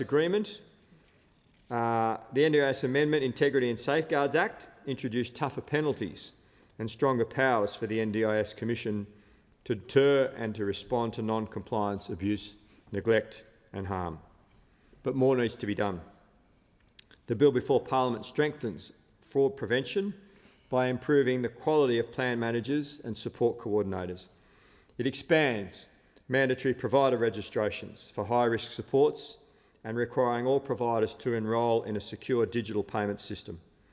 These measures will give NDIS Commission greater visibility of the market, allowing it to act early on high-risk practices and remove providers that are doing the wrong thing. Support coordination will also be reformed, Speaker. Under the new model, the government will directly commission providers to deliver support coordination and connection services. This will improve quality, reduce conflicts of interest and ensure that participants no longer need to pay for support coordination from their plan budgets. A similar commissioning approach will be used to lift the quality of plan management services, reducing the number of providers from the current 1,400 and ensuring strict standards are met. We'll also undertake targeted consultation on supported independent living commissioning, hearing directly from participants, families, providers and industry representatives. The goal, Speaker, is a sustainable service model that supports innovation, market viability and better outcomes for participants. Throughout all of this, one principle guides our work. Participants with the greatest need will continue to receive critical supports that they require to live well with dignity. These reforms are not about cutting support, they're about ensuring the NDIS remains strong, fair and sustainable so it can keep supporting the people who need it for generations to come. Speaker, the NDIS really is a statement of our nation's values. It's a measure of our national character. It's a great embodiment of the great Australian notion of the fair go for all. And it's more than a source of support, it's a source of pride for Australia. By acting now, we can safeguard and strengthen the scheme, ensuring it continues to serve Australians as it was created to help them. This is the moment to reaffirm our shared commitment to protect the NDIS, to strengthen it and to ensure that it remains a foundation for dignity, fairness and opportunity for decades to come. I thank the honourable member for his contribution. The question is now that the amendments before the House be agreed to, and with that I give the call to the most honourable member for Forrest. Thank you very much, Deputy Speaker. And the NDIS is heralded as one of Australia's truly great reforms.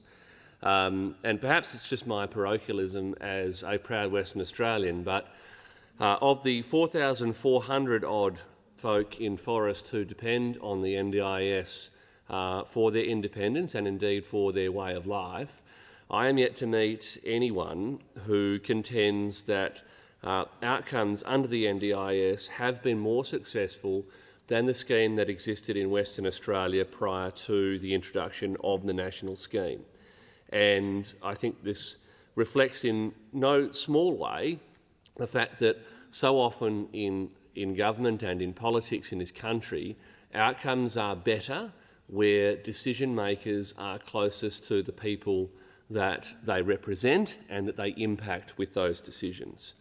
So notwithstanding that perhaps slightly parochial view, let's consider the NDIS as it stands. And I'm not going to come into this chamber today and pretend it has been a glittering success under previous coalition governments and only turn to custard under the Albanese government, because when I was in the other place in this building, one particular example stood out to me. A person who suffered an accident and lost both lower legs was forced, after 18 months of wrangling, of bureaucratic nonsense, of red tape, form filling and endless assessments, they were awarded under the NDIS funding for one prosthetic leg, which clearly, in the absence of two legs, did not help them live an independent life and enable them to make a contribution to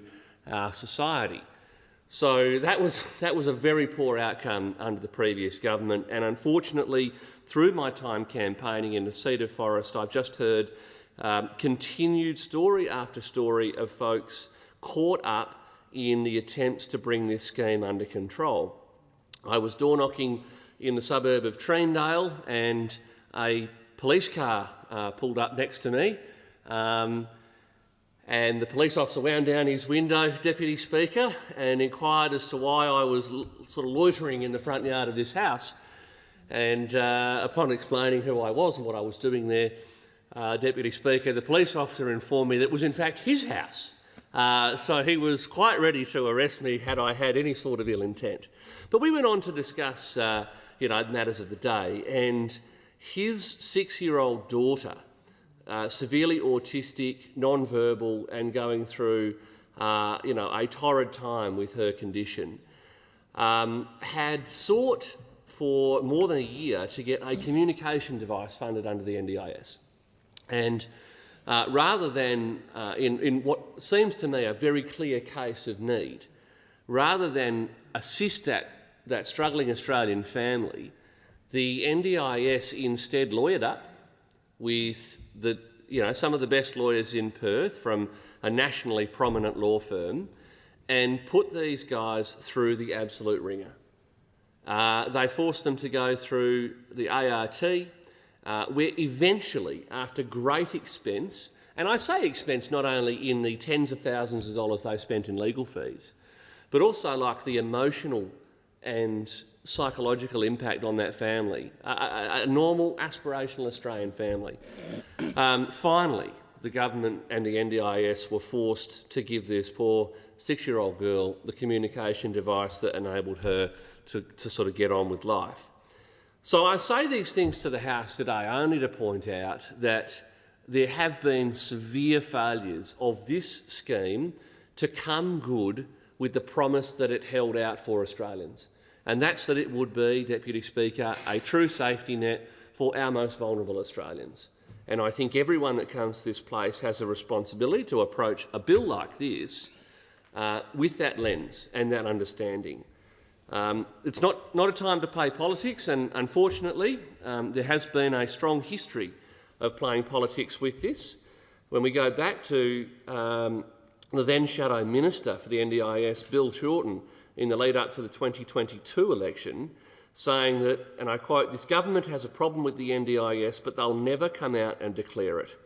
He said, "You can't move around the corridors of Parliament in Canberra without tripping over a coalition minister whispering that the scheme is unsustainable." His final part of the quote was a true Bill Shorten zinger. I'm here to tell you today that that's a lie. Well, here we are a couple of years down the track, and I'm listening to a minister in the Albanese government just now tell us that the scheme is unsustainable. It's appalling that it's taken this long to get to the realisation on both sides of the chamber that action is needed. But action is needed to rein in the fraud, the corruption and the organised crime that's prevalent within this scheme, certainly. But I also think that action is needed to ensure that it's delivering the outcomes in our communities that it should.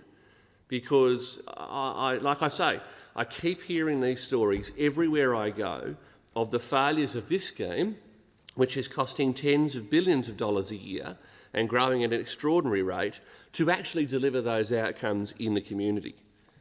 So with that in mind, I think it is very pleasing that the Coalition approaching this with a lens of bipartisan support for important reforms, but with some concern and trepidation, Deputy Speaker, that the savings from these measures are already spent.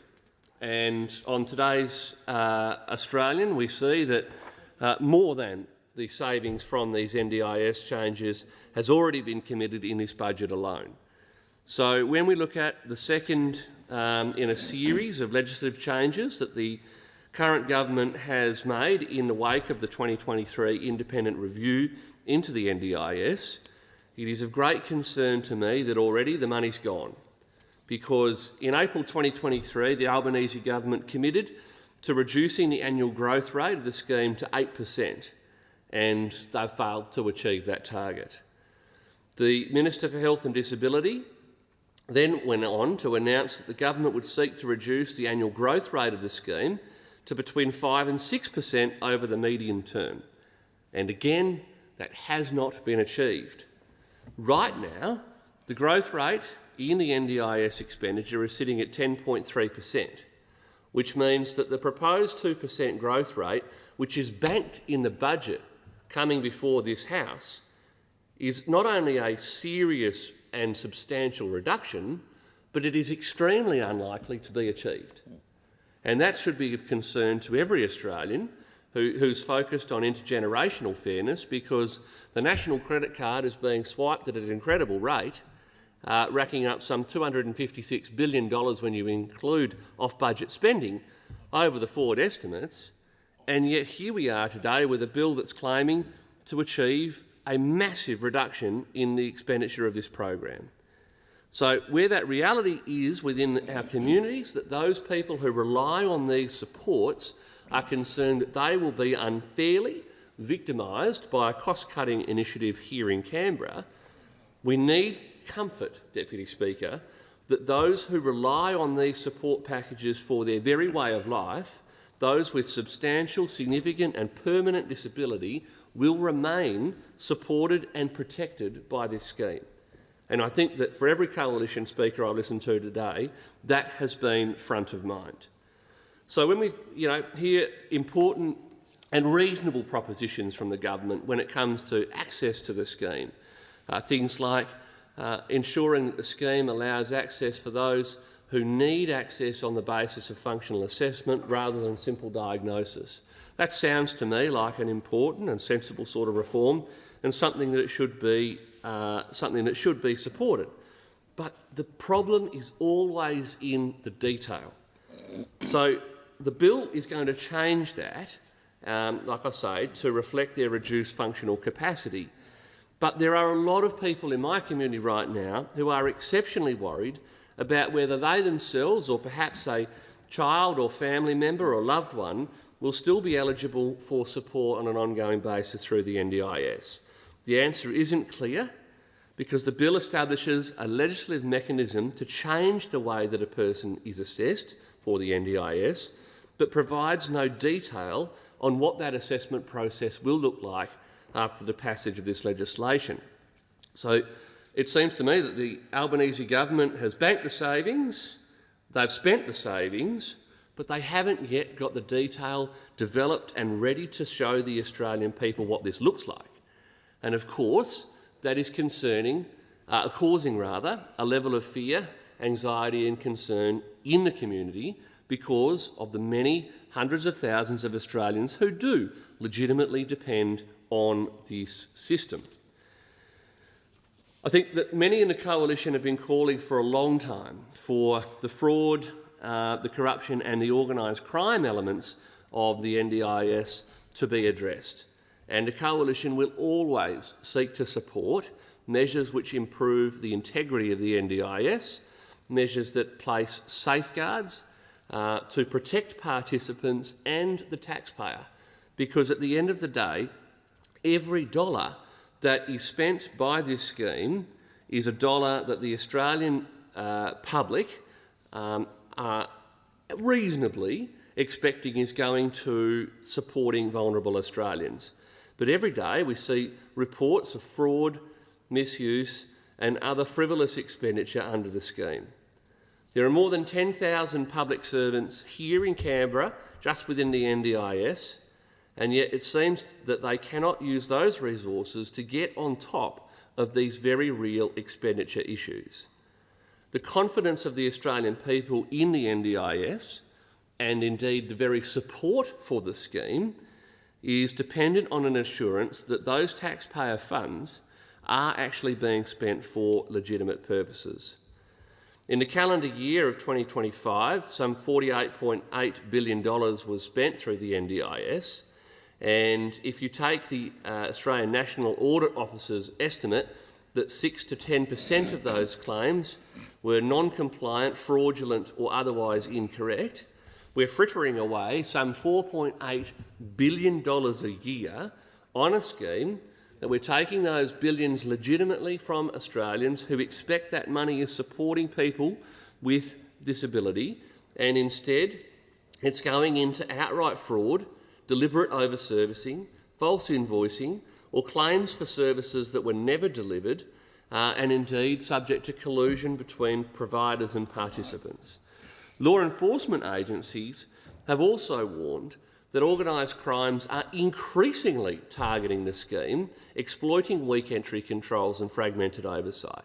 So you'd think, Deputy Speaker, that a focus of a bill like this that seeks to drastically curtail the growth in the expenditure of the NDIS would be focused on ensuring that integrity systems are absolutely robust, and every dollar that is lost to fraud through this sort of leakage is a dollar taken away from Australians with a disability those same Australians that, as I say, in my own community are being denied the supports they deserve and being forced through the courts to get those supports. And I just don't see that we've got far enough in this legislation towards addressing that, because the NDIS, like I say, is drifting under this poor stewardship that we have to accept has been provided by both sides of the chamber over the now 13-odd years since the NDIS was introduced. And it's absolutely unacceptable, because to lose confidence in the scheme ultimately risks those people who depend on it for their independence and for making a contribution to our community, which was the whole point of it. That was the compact that the Australian people, through successive governments, have entered into for a scheme spending some $50-odd billion a year now and growing, as I say, at 10.3%. So that difference between what Australians thought they were signing up for, what those Australians who have, very happily accepted through their taxes every year as a significant impost on the Commonwealth, and the experience of the people that should be receiving the services. So in the absence of a truly great scheme like we had in WA before the introduction of the NDIS, Deputy Speaker, we should be focused on making this scheme the best possible scheme for those that depend on it. Some elements of this bill, as other speakers have touched on, including both sides of the chamber, do go some way to addressing it. Do they go far enough? No. Do they give those Australians who depend on the scheme comfort that they won't be victimised and targeted just for the sake of realising the aggressive cost savings the government proposes? No. And that's our concern, Deputy Speaker. I thank the honourable member for the contribution. The question now is that the amendments before the House be agreed to, and with that I give the call to the most honourable member for Macarthur.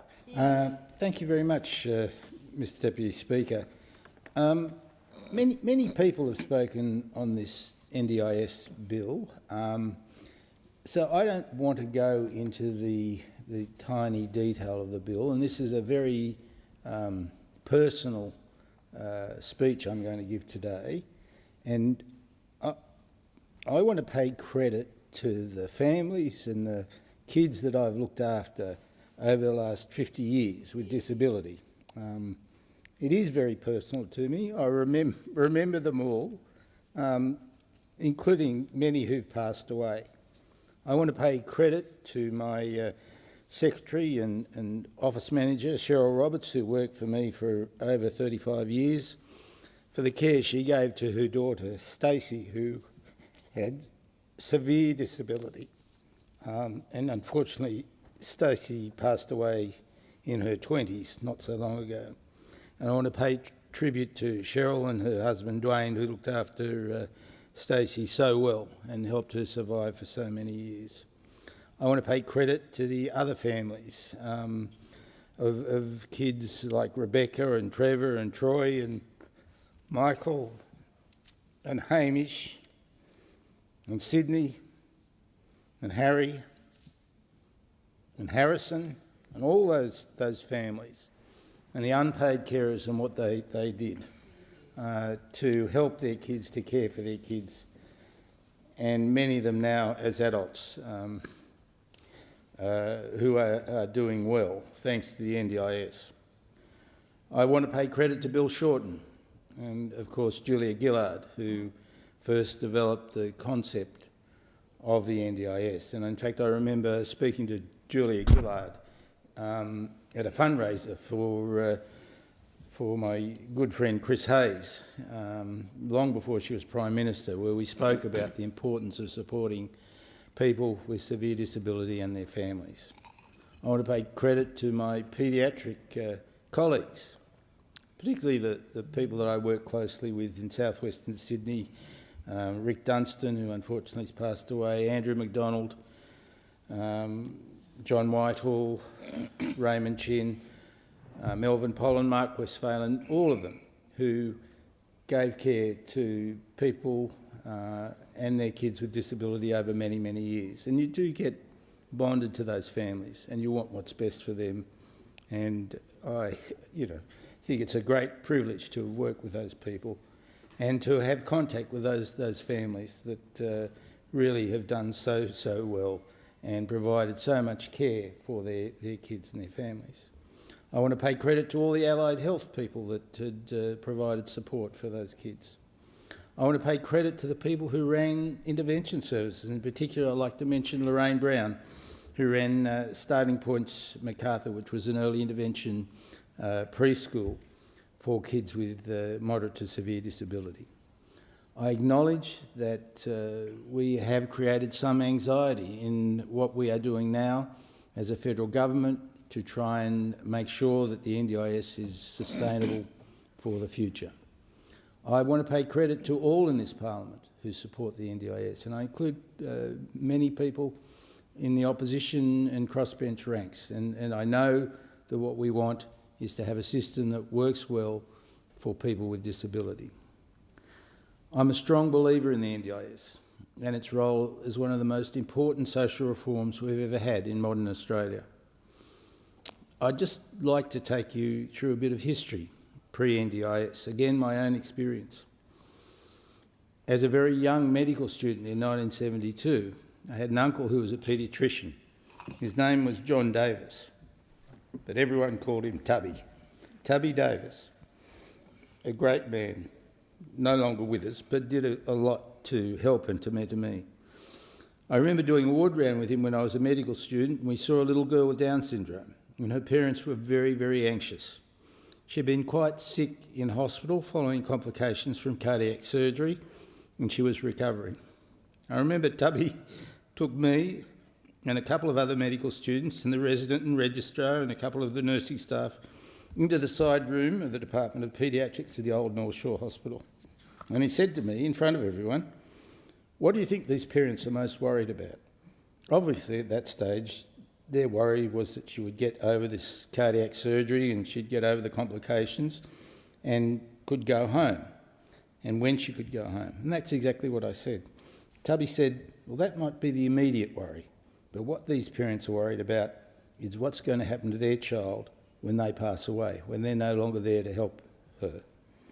And that was a very, very important lesson to me. And throughout my career, that was the very thing in dealing with children with disability that always worried the parents. What was going to happen to their child that they'd cared for and nurtured throughout their childhood years when they were no longer there to help them? It didn't matter what problem the child had, what physical disability, what intellectual disability, or what illness. Those parents always worried about what would happen to their child when they could no longer look after them. Often that meant institutionalisation. And there are institutions around the country that cared for people with long-term disability. The old Callan Park, which was a institution for those with mental illness, often became de facto a home for people with intellectual disability when their parents could no longer care for them. There was Grosvenor Hospital at Ashfield in Sydney. There was Pete Island near Gosford that I remember going to as a paediatric registrar, where people with severe disability were managed and housed when their parents were no longer with them. And thankfully, we no longer have those institutions. We now have group homes, we have fantastic ways of keeping people in their own independent living spaces that's allowed us to do away with many of these institutions. That's a great thing, and that's thanks to the NDIS. It was a very important lesson for me, as I've said. Doesn't matter what the problem had, what physical disability, intellectual disability, the parents always worried about what would happen to their child when they could no longer look after them. I saw parents go through incredible difficulties trying to put money aside so that their child could be looked after when they were either too infirm to look after them or in fact had passed away. I can remember many others. Troy, a little boy I saw with Down syndrome when he was born, developed something called Eisenmenger's complex, which is a heart condition which is inoperable. I watched him grow and develop. I watched his family look after him so well. His father died and his mother was left to bring Troy up and care for him in his 20s, 30s and now in his 40s. Unfortunately, his mother's passed away and he's now cared for by his sister. The NDIS has made all that possible and has made it made that family able to keep Troy at home all that time. I remember Justin with cerebral palsy. He was not mobile. He couldn't speak, but with the use of a computer and a voice activator, he was able to communicate. He was very bright, in fact, but he clearly needed care all his life. His mum really worried about what would happen to him when she passed on, and now we know with the NDIS he will get support. These are the faces and the stories that give us the human perspective on the importance of the NDIS and why this bill is so important. It's about securing the future of the NDIS so that those Australians with a significant disability have a future themselves with trust and the fact that they can rely on support for the rest of their lives. I had, as I said, a conversation with Prime Minister Julia Gillard around 2008 at a meeting with the member for Werriwa, Chris Hayes, about this. And she understood well the importance of the NDIS being sustainable for the future. And the NDIS, whilst it is a Labor initiative, and it's thanks to Julia Gillard and later Bill Shorten, I know that many on the opposition benches have supported it and continue to support it, and that is very important that it is bipartisan. However, we have seen how there has been a significant problem with when the NDIS was first started, and the foundations have been a little shaky, and we need to reinvent and reinforce the foundations of the NDIS. It's important for people with severe disability, and it's important really for the whole country that can make sure that people with disability are included, they are supported, and they know with confidence their future is assured. As an MP myself now, and working with the Minister for Disability and Health and the National Disability Insurance Scheme, I'm absolutely committed that we secure the future of the NDIS.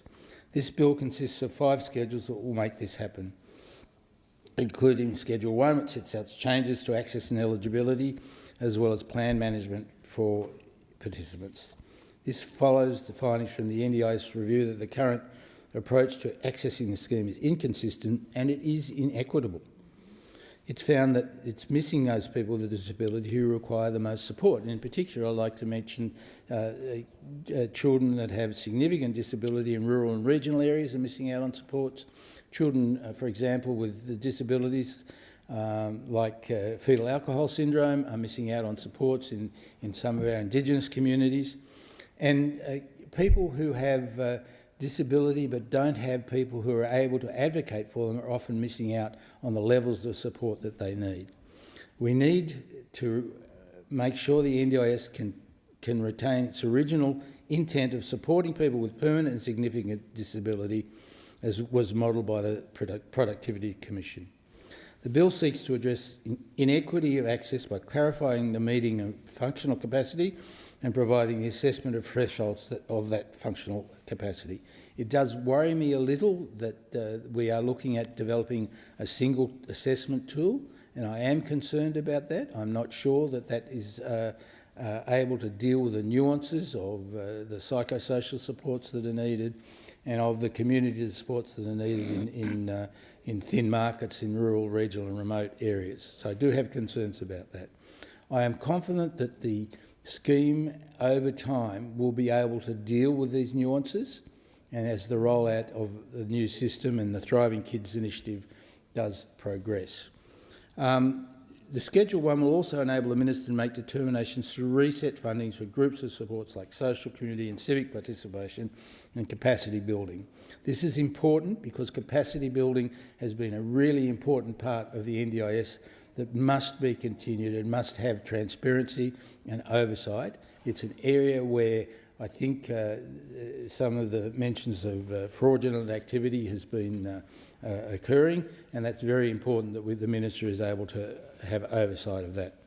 It's resulted, of course, in the scheme growing too fast, and it means that billions of dollars have been spent on non-evidence policy and areas where providers have not provided the care that they should have.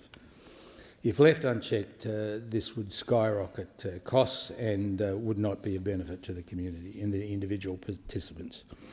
The National Disability Insurance Agency will have strengthened powers to effectively manage the integrity of the NDIS and build on existing fraud measures we've introduced since coming into government. we must remember that the NDIS was always intended to be reviewed over time, and that there are improvements that could continually be added. One of the important aspects that we haven't spoken a lot about, but is very important, is training of assessors and making sure that people who are doing the initial assessments are well trained and able to deal with the many, many different presentations of disability and the nuances of that. It's important to me also that the two biggest threats are cost blowouts where the scheme could become unsustainable, and that is very important that we make sure that the policies we use are very evidence-based and sustainable. Allied health is one issue where we know, particularly in very young children, very transactional models of care are not necessarily the best practice, and I go back to starting points, which I'd spoken about, of which there are many examples around the country, where group therapy and parents supporting other parents can be the most effective ways of getting input to kids with disability and developmental delays. Currently, also, only 1 in 16 providers are registered, and NDIS provider can mean anything and is far too broad without proper oversight. It is important that groups are NDIS registered where there's oversight.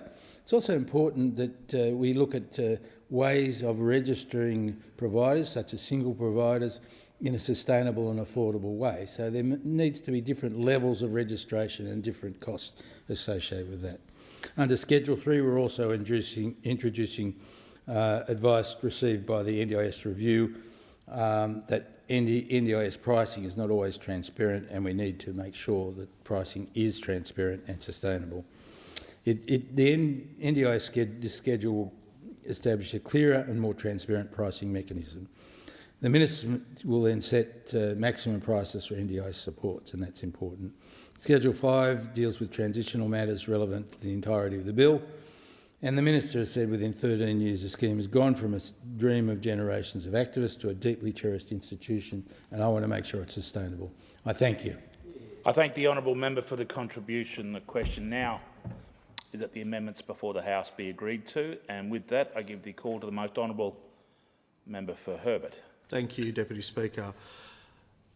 No one's loved one should feel like an inconvenient dollar figure on any government's budget bottom line.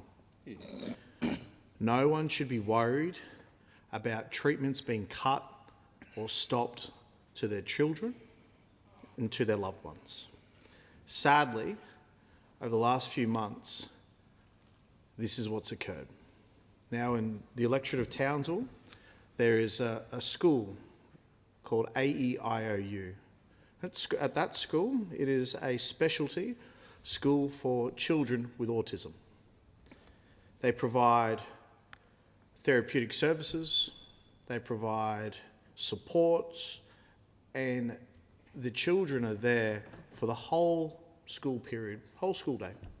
So during that day, these children will be able to rock up, get the food therapy that they may need, get the behavioural support, get the OT support, get all these supports that were then covered under the NDIS. And sadly, AEIU in Townsville and around the country, those places have now closed. What happens to the young people who need those supports? You regress if you don't get to see your specialists. Children need early intervention so they can get that support now and get the treatment and help that they need so they can have a functioning life and have their normal life. So AEIU doors open one day, and then in the afternoon they tell the parents, starting tomorrow, there is no more AEIOU. So the parents that were working, contributing to the economy, whether they were a nurse, an accountant, soldiers, they now have to pause their employment, rush to find specialists for their children, and we've heard people talk about it's hard to get a specialist or hard to get treatment for children on the NDIS in the city, well, times that by 100, and that's what it feels like in the regions. So there's no availability for occupational therapy, behavioural support, physiotherapy, without wait lists going well into the 12-month mark. And still to this day, many of those parents have had to resign from their employment and can't find a place to get the treatment for their children. Many talking about leaving Townsville and moving to a capital city. Townsville's the largest city, the furthest away from a capital city. It's the capital of Northern Australia, and we don't have enough of these supports that are there. It breaks my heart.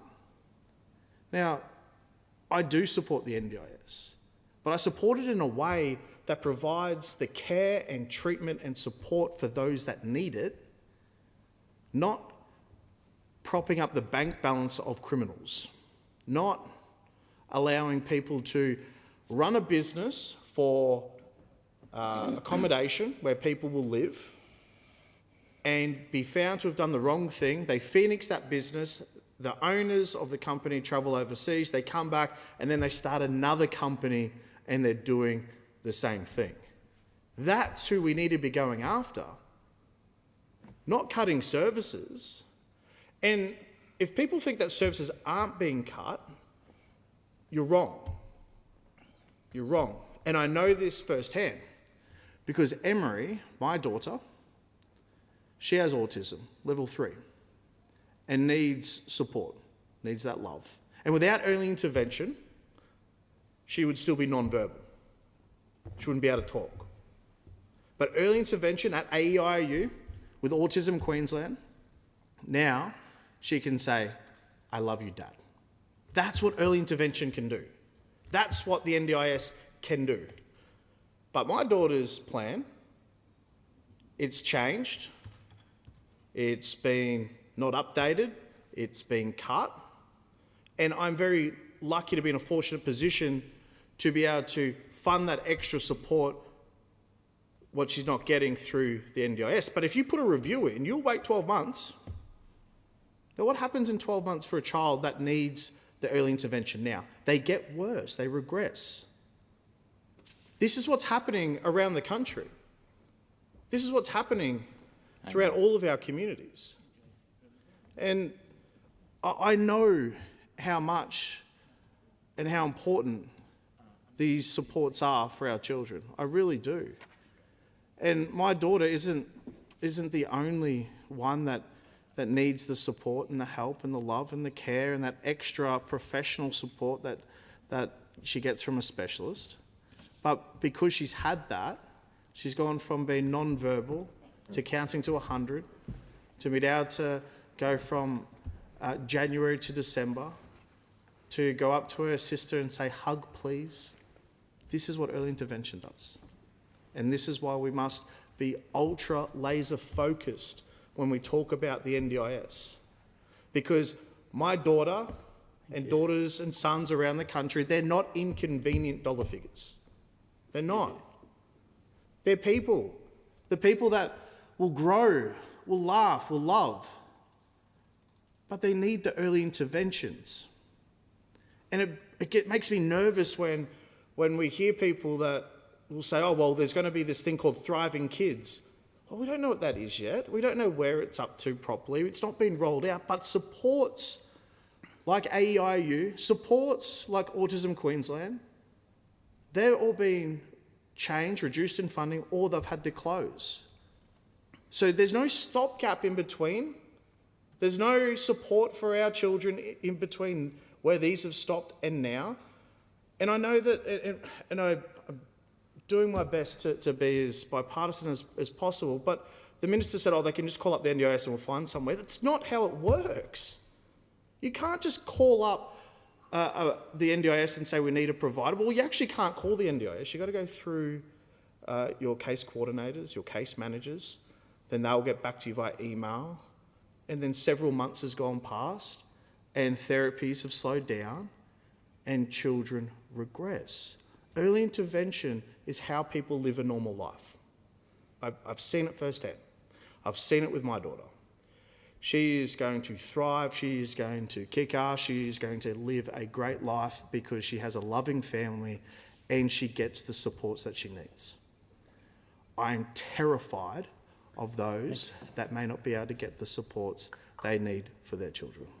I'm terrified of what happens if they regress, because early intervention will turn into a post-vention, and this will be a lot more and be ongoing. People talk about the cost. I can't put a dollar figure on my daughter saying, "I love you, Dad." I can't, and I won't. And I refuse to allow the Parliament or anywhere else put a dollar figure on supports to our children. I just won't. I know that the reforms are always good, changes are fine, we need to work together, but we must communicate it to the communities. We must let the people know on what we're doing. We must make sure that when there's changes or there's different programs that are coming up, that there isn't a gap in service and there isn't an unknown where people can't get the support or the help that they need. We must be ultra clear on what we're doing. And everything should be focused around the information that we've been given from the participants, from the families. Because no good ideas come from politicians. Not one. I haven't seen one yet.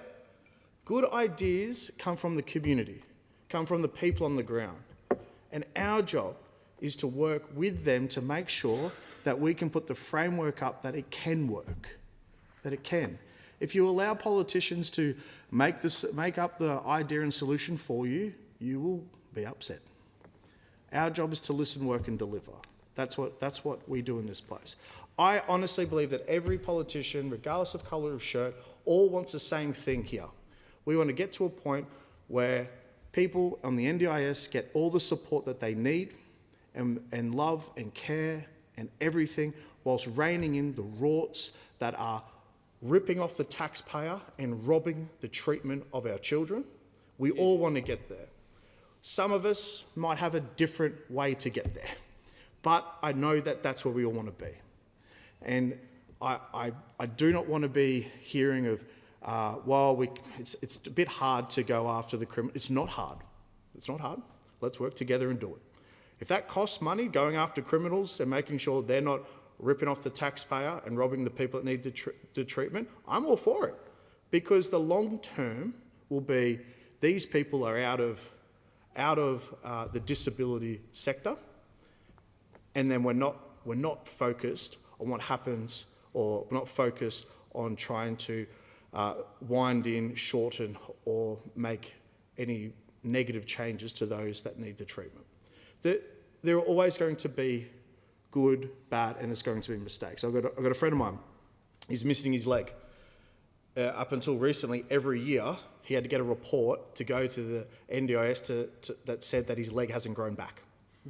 That is silly and a failure, but it happens, right? So, how much does that cost? Well, you've got to go get the reports done. First you've got to go to your GP. Then your GP's got to refer you to your specialist. Your specialist then has to write the report. Then the report gets sent.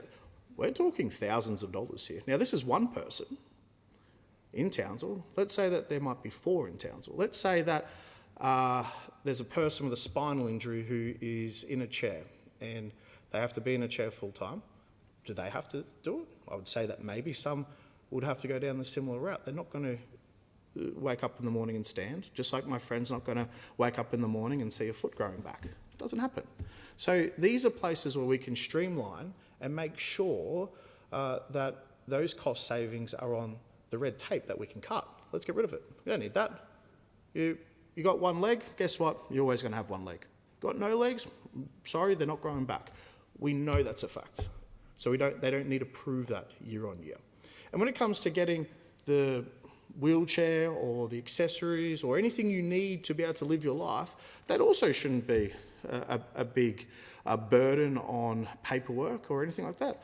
You have limb loss, you probably will need a wheelchair at some stage. You don't have to get a report to say that. We know that. Like, this is common sense approach.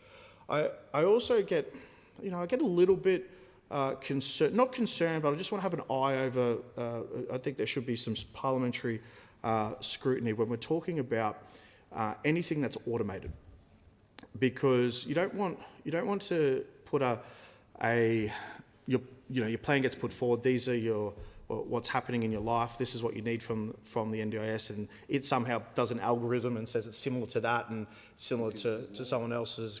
Computer says you don't need it, and then you got to go through the fight. Like there should be some sort of, or there must be some sort of human oversight.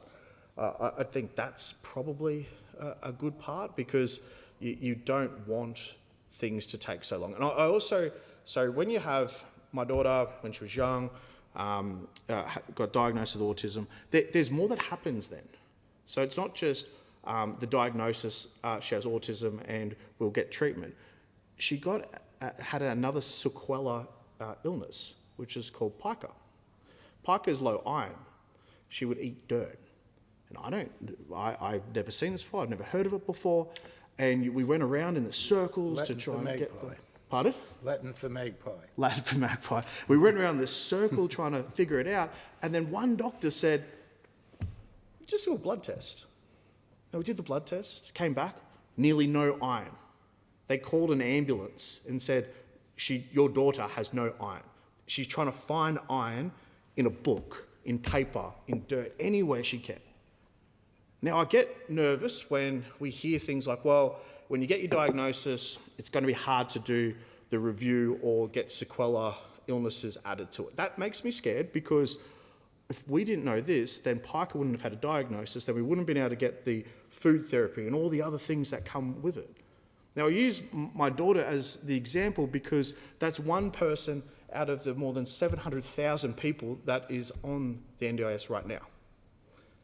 We all have different stories, different thought, but we all just want the same thing: the treatment for our loved ones, the support for the people that need it, and to make sure that those that are ripping off the taxpayers that are here today and robbing the people with disabilities get the punishments that they deserve.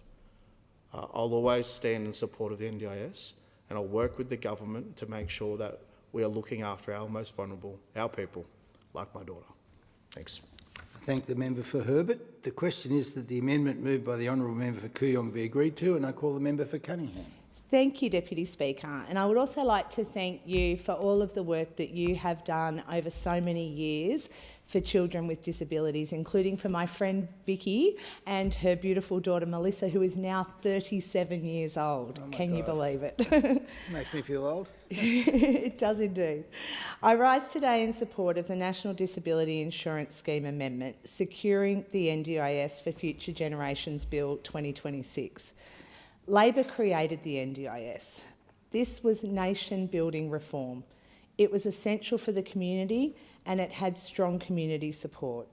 And we are incredibly proud of the NDIS and its intentions. And we are determined to secure its future and cement the community support that people with disability deserve. I have a long history of advocating hard for the rights of people with disability in our community for over 3 decades, and ensuring that they have a voice at the very highest levels. I've seen what happens when that support is not adequate or is not properly targeted, and I know how important it is for this to be right. The NDIS is an essential part of Australia's support system for people with permanent and significant disability, and it is another global example set by Labor governments. It exists to help participants live with dignity, with choice and with independence, and that commitment remains unchanged. However, we need to strengthen the scheme so it keeps working well into the future. If we do nothing, NDIS spending is expected to blow out by $13 billion over the next 4 years. And what this will mean in the long term is that the NDIS will lose community support and confidence, and it just won't be there for future generations. And this is not an outcome that we will accept.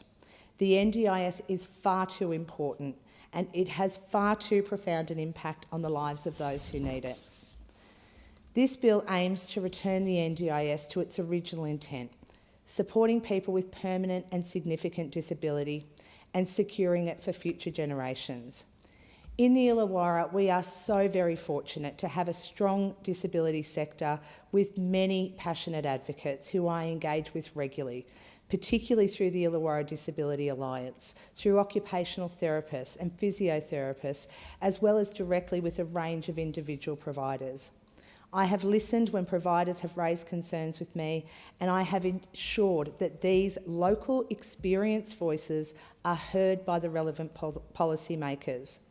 I have facilitated a number of roundtable discussions between those experienced advocates, the Minister for the NDIS and the NDIA, and I thank all of the parties for their engagement in good faith during these discussions.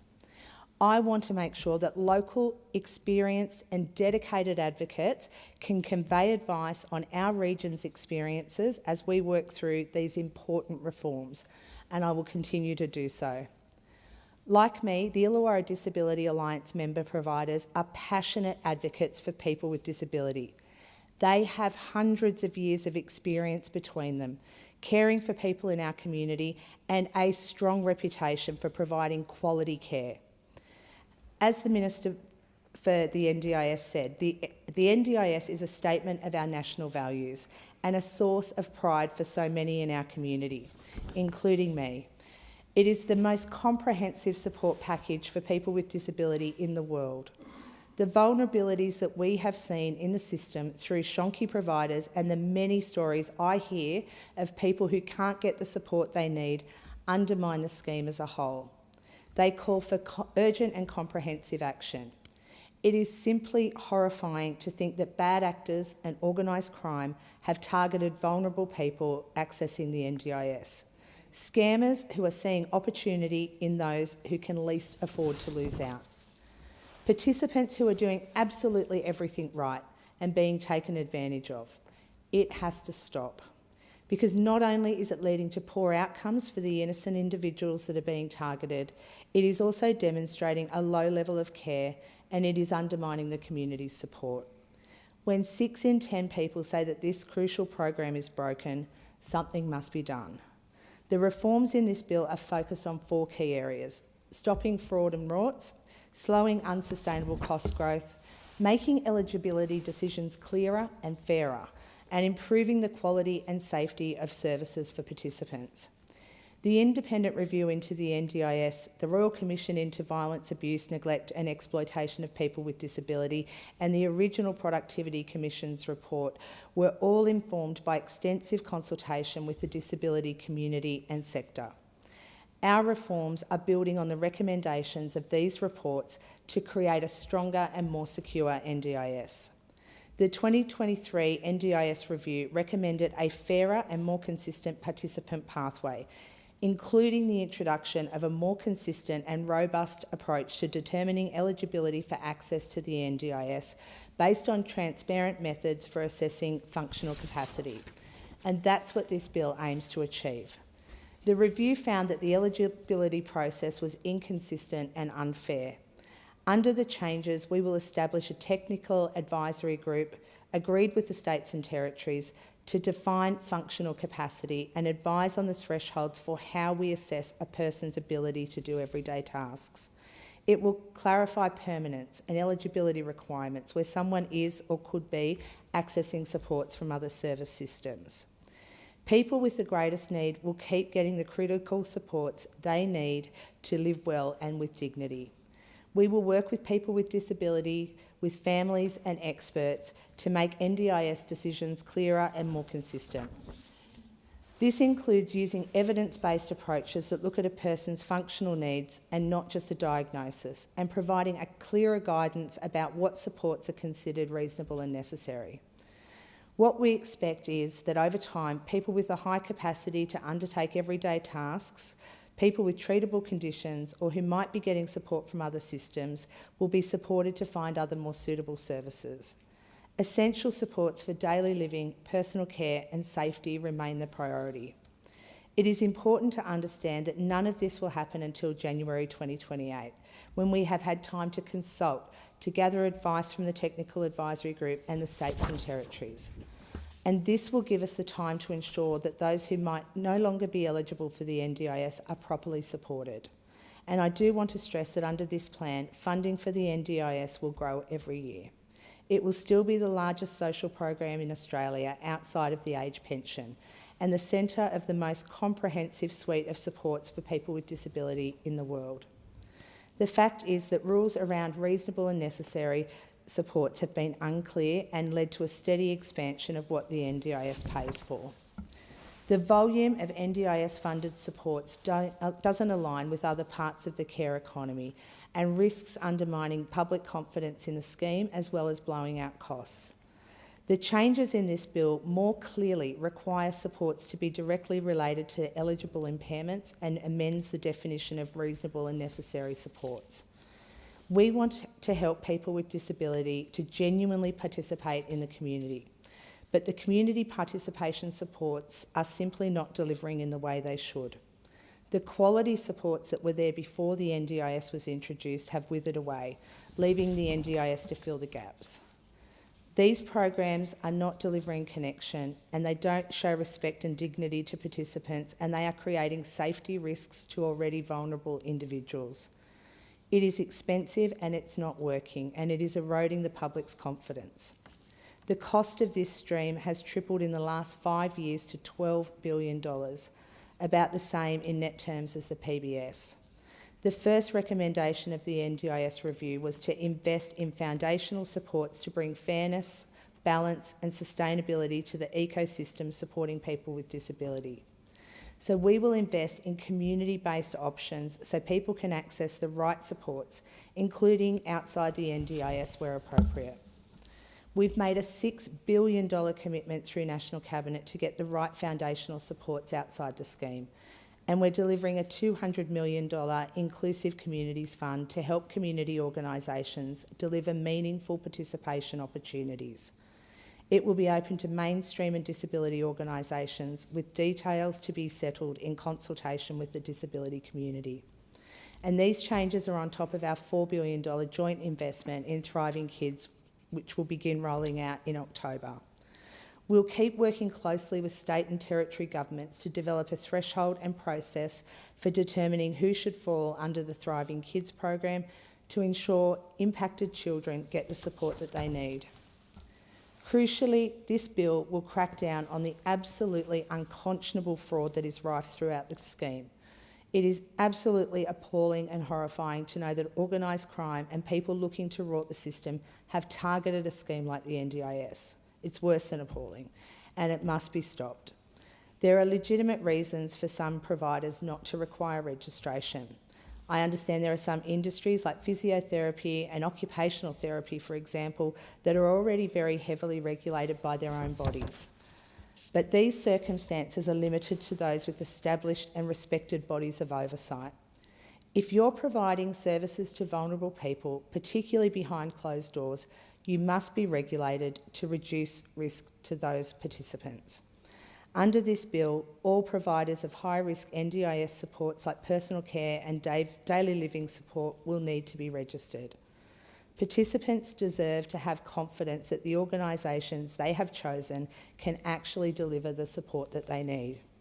It will also help the government to keep participants safe from harm and exploitation. We should not be seeing abuse, neglect, exploitation and violence from providers who are being paid to deliver dignity and care to vulnerable people. Greater oversight means the NDIS Commission can act swiftly to remove providers doing the wrong thing and will lift the overall quality of the market. There will also be new evidence thresholds for all claims, and we will directly commission providers to deliver a new support coordination and connection service. This will mean participants won't have to pay for this out of their budgets. It will provide the government with oversight and control of service quality and deliver a more efficient service. This bill will give the NDIA the necessary powers to provide stronger safeguards for participants and improve the integrity of the scheme overall. First-of-their-kind protections will be established when regulatory action is taken, and the changes will ensure evidence provided by participants can be used as part of investigations. People with disability deserve to be protected against bad actors in the strongest terms. One of the last part of the changes of this bill that I want to touch on is the shift from the NDIA as decision makers on pricing to the Minister for Disability and the NDIS. The outcry and upset that I have heard from my local providers on the unaccountable way the NDIA made the last round of pricing decisions was simply unacceptable. It wasn't transparent.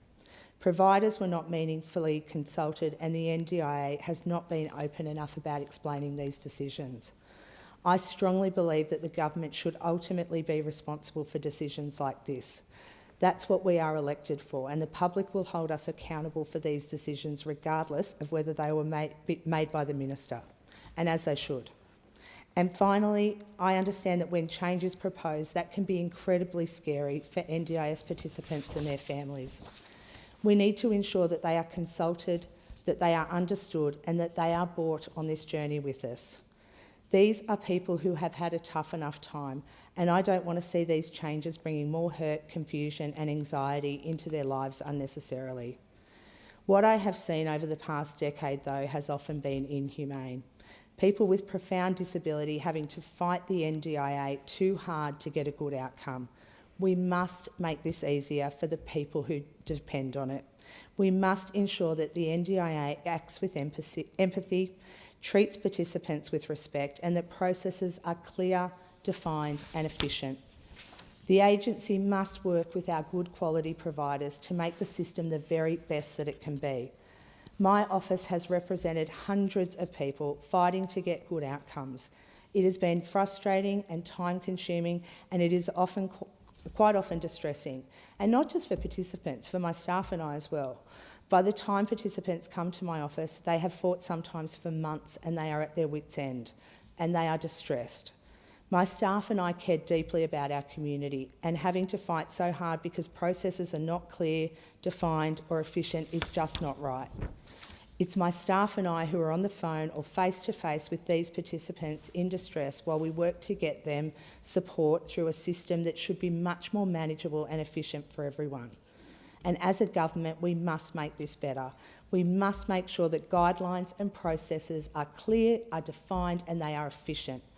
But this must be combined with empathy and respect. And I give my absolute commitment that I will work to have our local voices heard and ensure concerns from people in our community are conveyed at the highest level. I will fight hard to ensure that we get this right. And I truly believe the only way we can and will do this is by working with quality providers and with our community with the expertise and experience in and around this system. Thank the member for Cunningham. The question is that the amendment moved by the honourable member for Kooyong be agreed to, and I call the member for Mallee. Thank you, Deputy Speaker, and I want to commend the member for Cunningham on her speech and the intent, because we all, no matter which side of the chamber, want to see better outcomes for those who are living with disability and significant disability. The Coalition supports the NDIS. We support its original intent. We support Australians living with significant and permanent disability, having dignity, independence and choice. But if the scheme is to survive, it must be sustainable, accountable and work for the people it was created to serve. Right now, it does not. There are 5,962 NDIS participants in Mallee, thousands of people across Mildura, Swan Hill, Kerrang, Kahuna, Horsham and Stawell, whose daily lives rely on this Parliament getting it right. As I've said publicly, the NDIS must support those who truly need it, but right now it is not working as it should. We know there is fraud. We know money is being wasted. We know some providers are gaming the system. And yet people living with severe disability are still missing out. Families are still battling the system, and participants are still left anxious about whether the supports they rely on now will continue. Now let me be clear, the spending must be reined in, but fixing the NDIS cannot mean making genuine and vulnerable participants pay for the failures of the system and the government who are in charge. Broad, blunt measures must not hurt the innocent, while the guilty continue to exploit the gaps. In regional Australia, people are anxious because the workforce is already thin, and they still do not know who loses, who stays, and whether regional Australians will once again be left behind. People come to my office in desperation because the system is hard, with delays, contradictory advice, decisions that lack transparency, and or that they are regularly overturned on appeal. As I say, for regional Australians, there is an added reality. Even when an NDIS plan exists, there may be no provider available locally to deliver it. One of the most serious issues facing the NDIS today, and as I know, as Shadow Minister for Regional Health across all forms of healthcare in the regions, is workforce. In regional Australia, workforce shortages are real. Recruitment is difficult. Retention is difficult. Distances are large. Workers in sometimes complex situations are doing work far beyond what the system properly recognises or funds. This is particularly true in supported independent living. Tony Dunn, a local disability manager, has been clear that the NDIS is not yet mature enough to fully replace the funding previously provided by the Victorian government. And he warned that as that funding disappears, those clients with often severe disability who share a home are left homeless. Providers are left exposed, workers begin to leave, and the whole system drifts towards instability. Tony also says that if staff cannot maintain their income, they will leave the sector and take skill and experience with them. In many SIL, supported independent living settings, especially in regional areas, staff are delivering high-intensity support, medical support, behavioural support, and complex daily care. If the funding model does not reflect that reality, the workforce will not hold. And if the workforce does not hold, participants will absolutely pay the price. I've already raised this in the House, the case of Noreen, a constituent in her mid-80s whose adult son lives in supported independent living accommodation in my electorate. I said publicly that Noreen's son, Peter, who is in his late 50s, faces eviction because short-term Victorian funding the Andrews government hoped was transitional is now ending, and the NDIS isn't picking up the bill for his care in supported independent living home. This is a serious human consequence of politicking.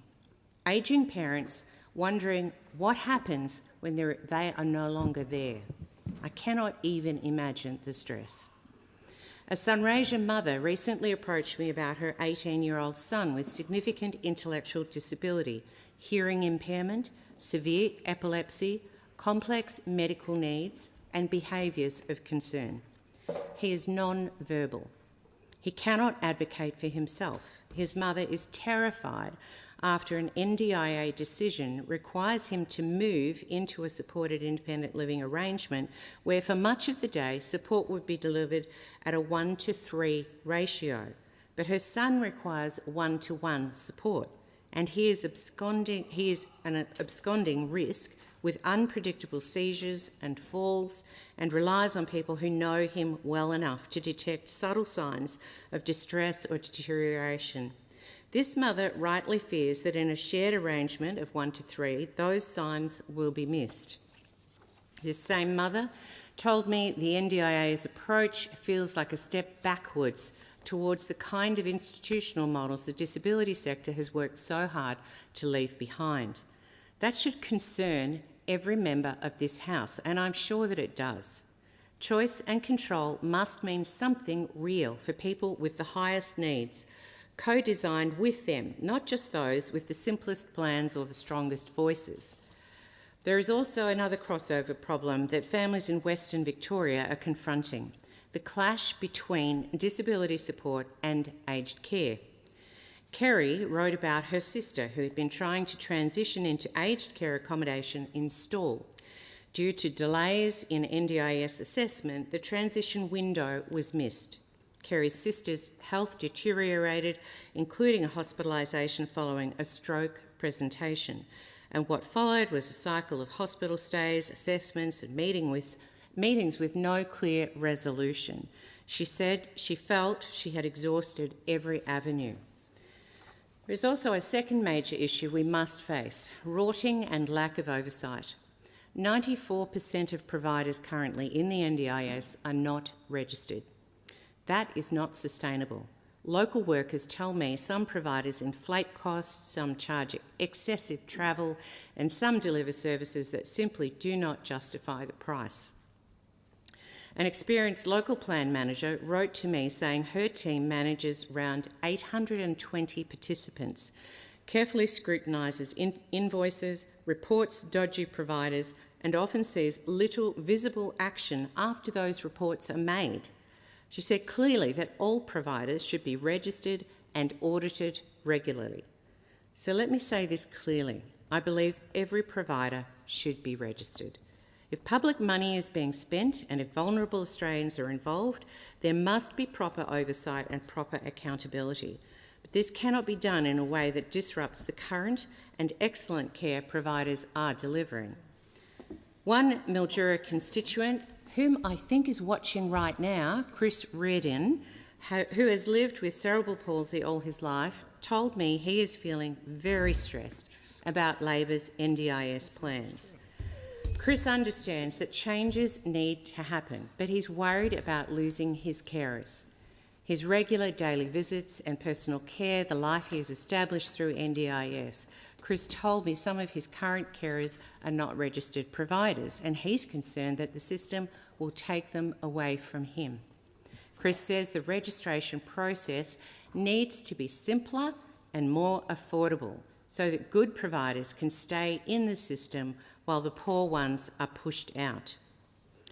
We need to eliminate low-value, inappropriate and exploitative services while keeping the people who are doing the right thing, because for participants, continuity of care matters.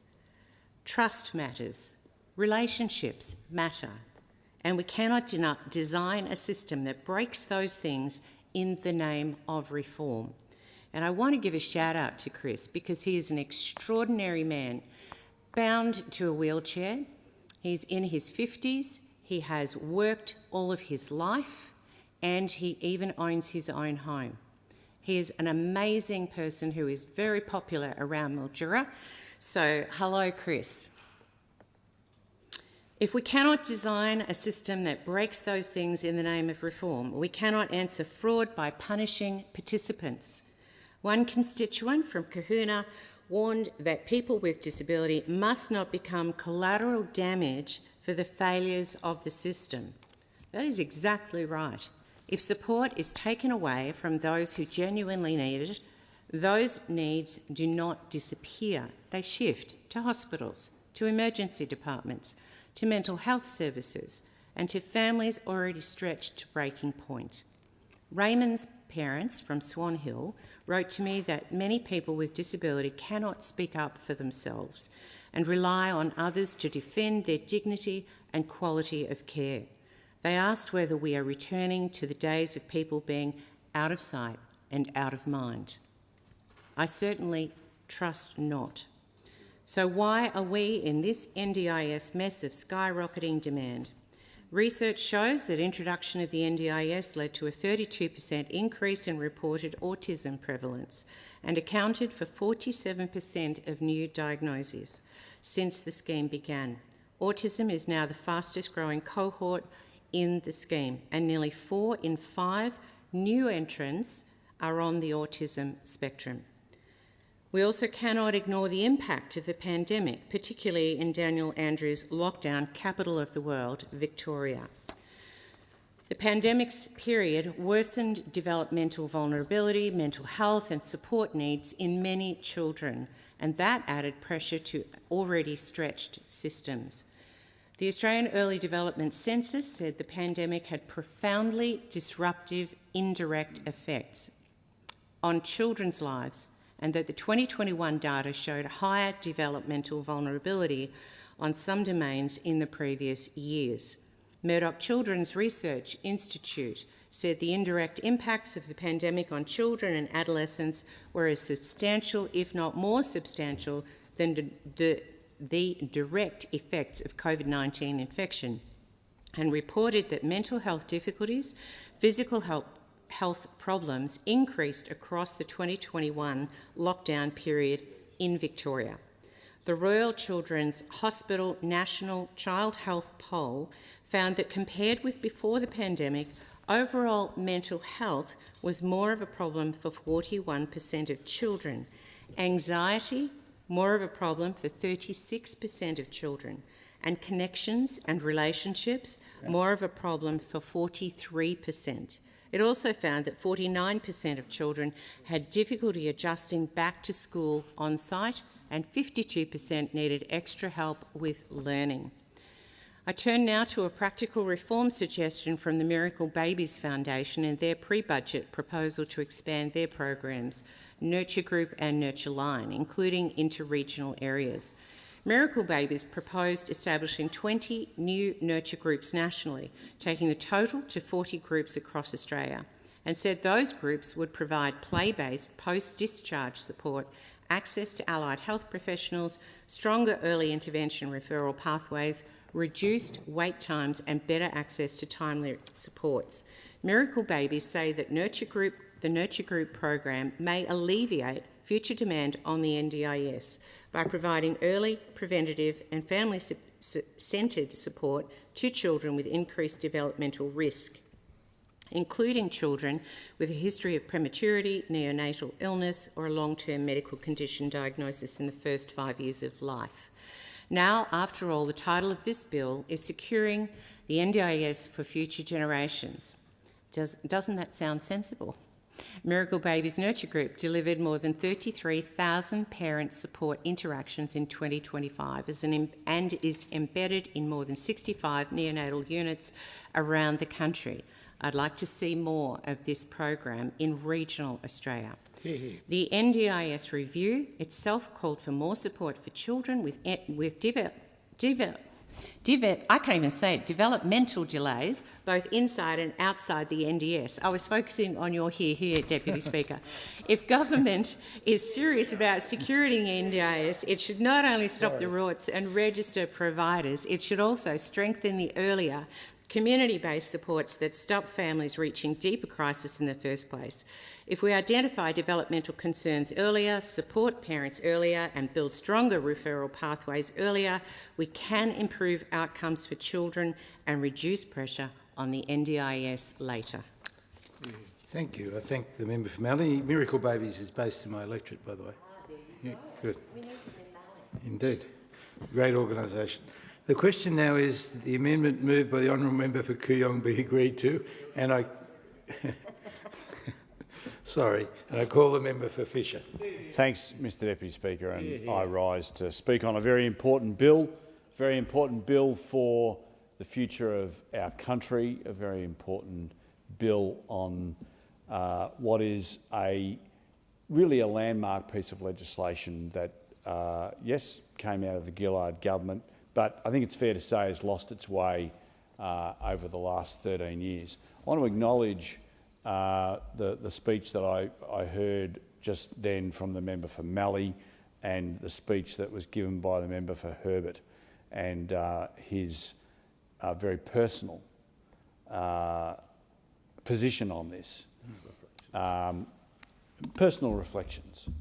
And it's one thing to get up and read from your party's talking points. It's another thing to actually have a first-hand experience of what the NDIS means to one's own family. And like the member for Herbert, I also have a child who is on the NDIS. My youngest daughter, Sarah, who's now 23, we were told wouldn't survive my wife's pregnancy, and if she survived the pregnancy, she wouldn't survive the birth. 23 years later, she's still with us. She just picked up her assistant's dog yesterday, so she's a happy camper.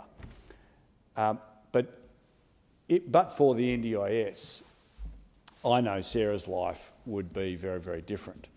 And when Sarah was growing up, when she was a young kid, I was invited to go onto the board and become the president of the Sunshine Coast Children's Therapy Centre, where she used to attend as a young child. And the member for Herbert, in his speech, picked up on the importance of early intervention, early access and early intervention. And he's absolutely right. The earlier we can get on and help people, the better. Now, Sarah's physical disabilities were obviously picked up, way before she was born, but they didn't actually pick up that Sarah had autism until she was 16, because, as you know, as a famous paediatrician, Mr. Deputy Speaker, girls are able to mask their autism so much better than boys. They do a lot of things that are better than boys, but one of them is being able to mask those things. So we do need to be able to get in and pick up autism, particularly more quickly with young girls, because whilst in my own case, in Sarah's case, we were able to get all of the physical supports around Sarah with her physical disabilities, we weren't able to really throw much support around her from an autism perspective until she was about 16. And that creates problems in itself. But Mr.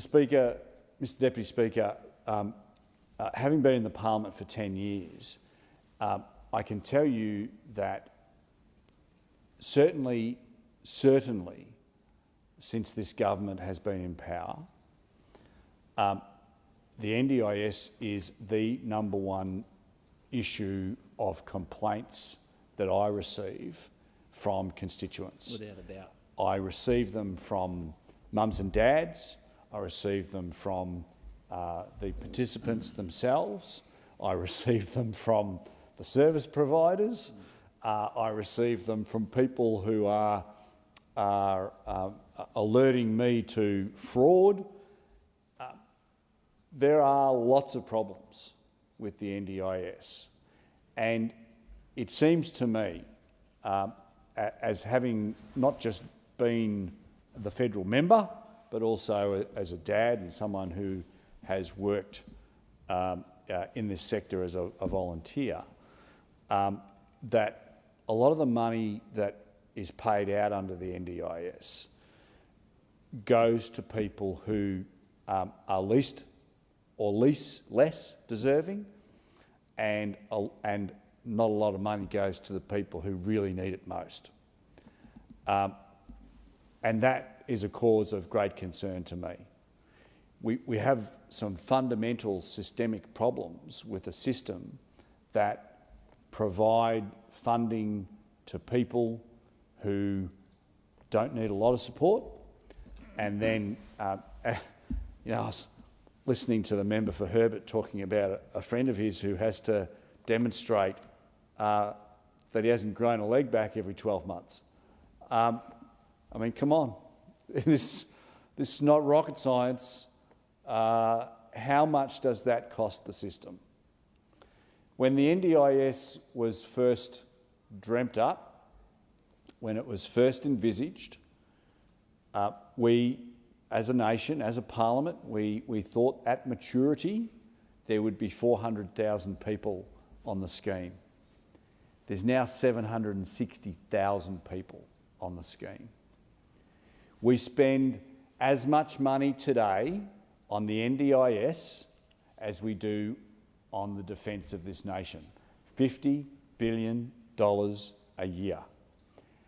And that's on 760,000 people.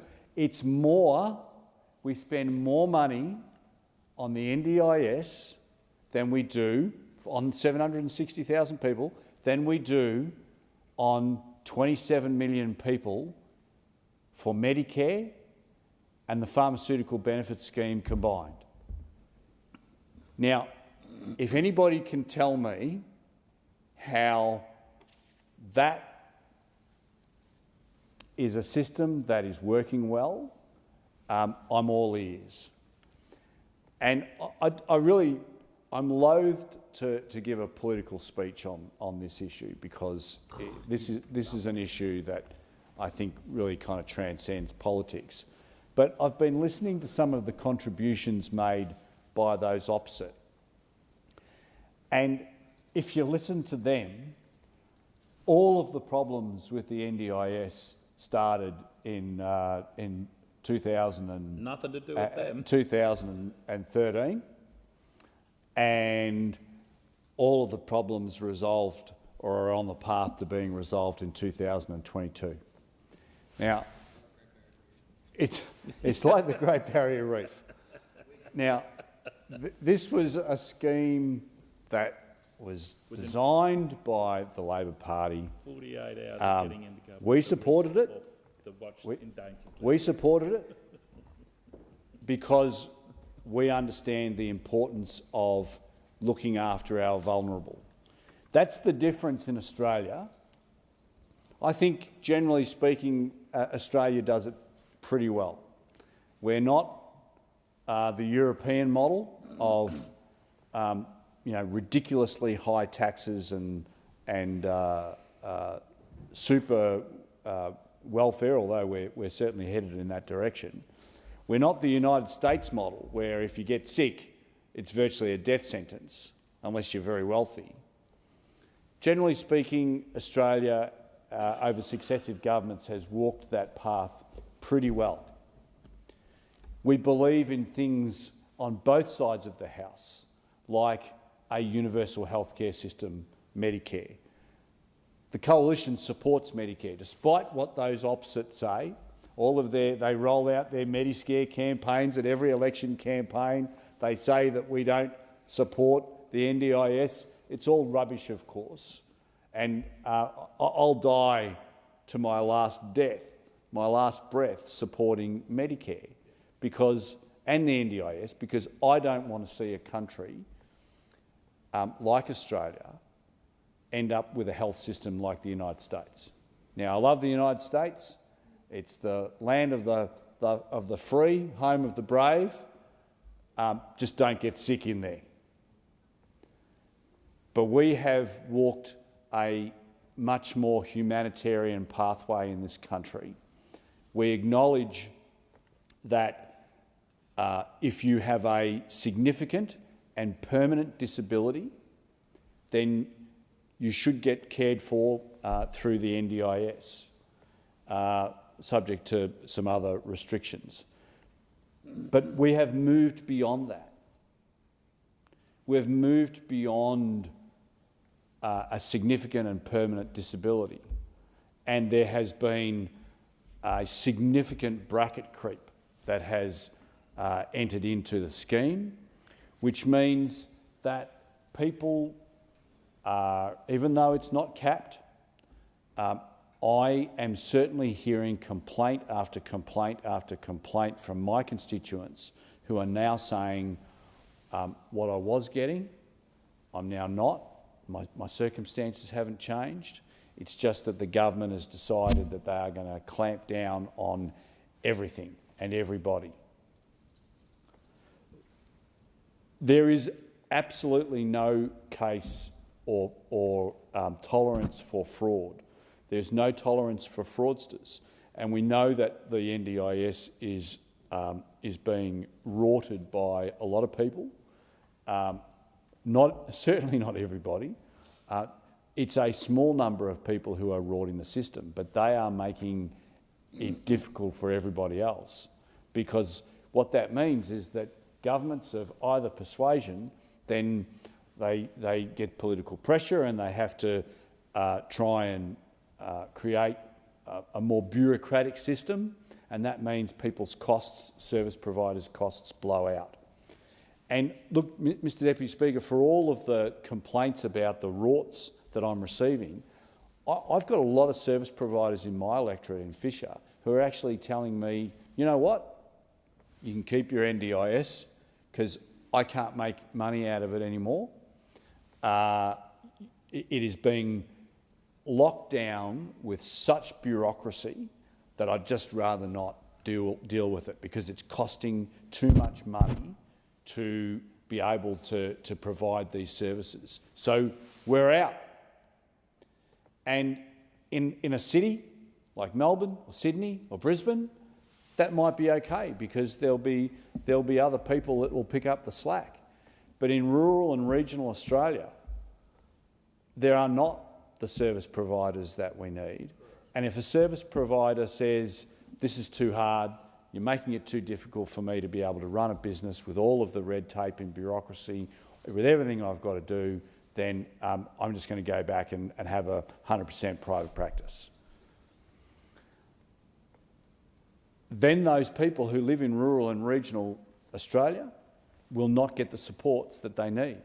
The same supports that they deserve in the same way as if they were a child or a person who lives with a disability who lives in the city.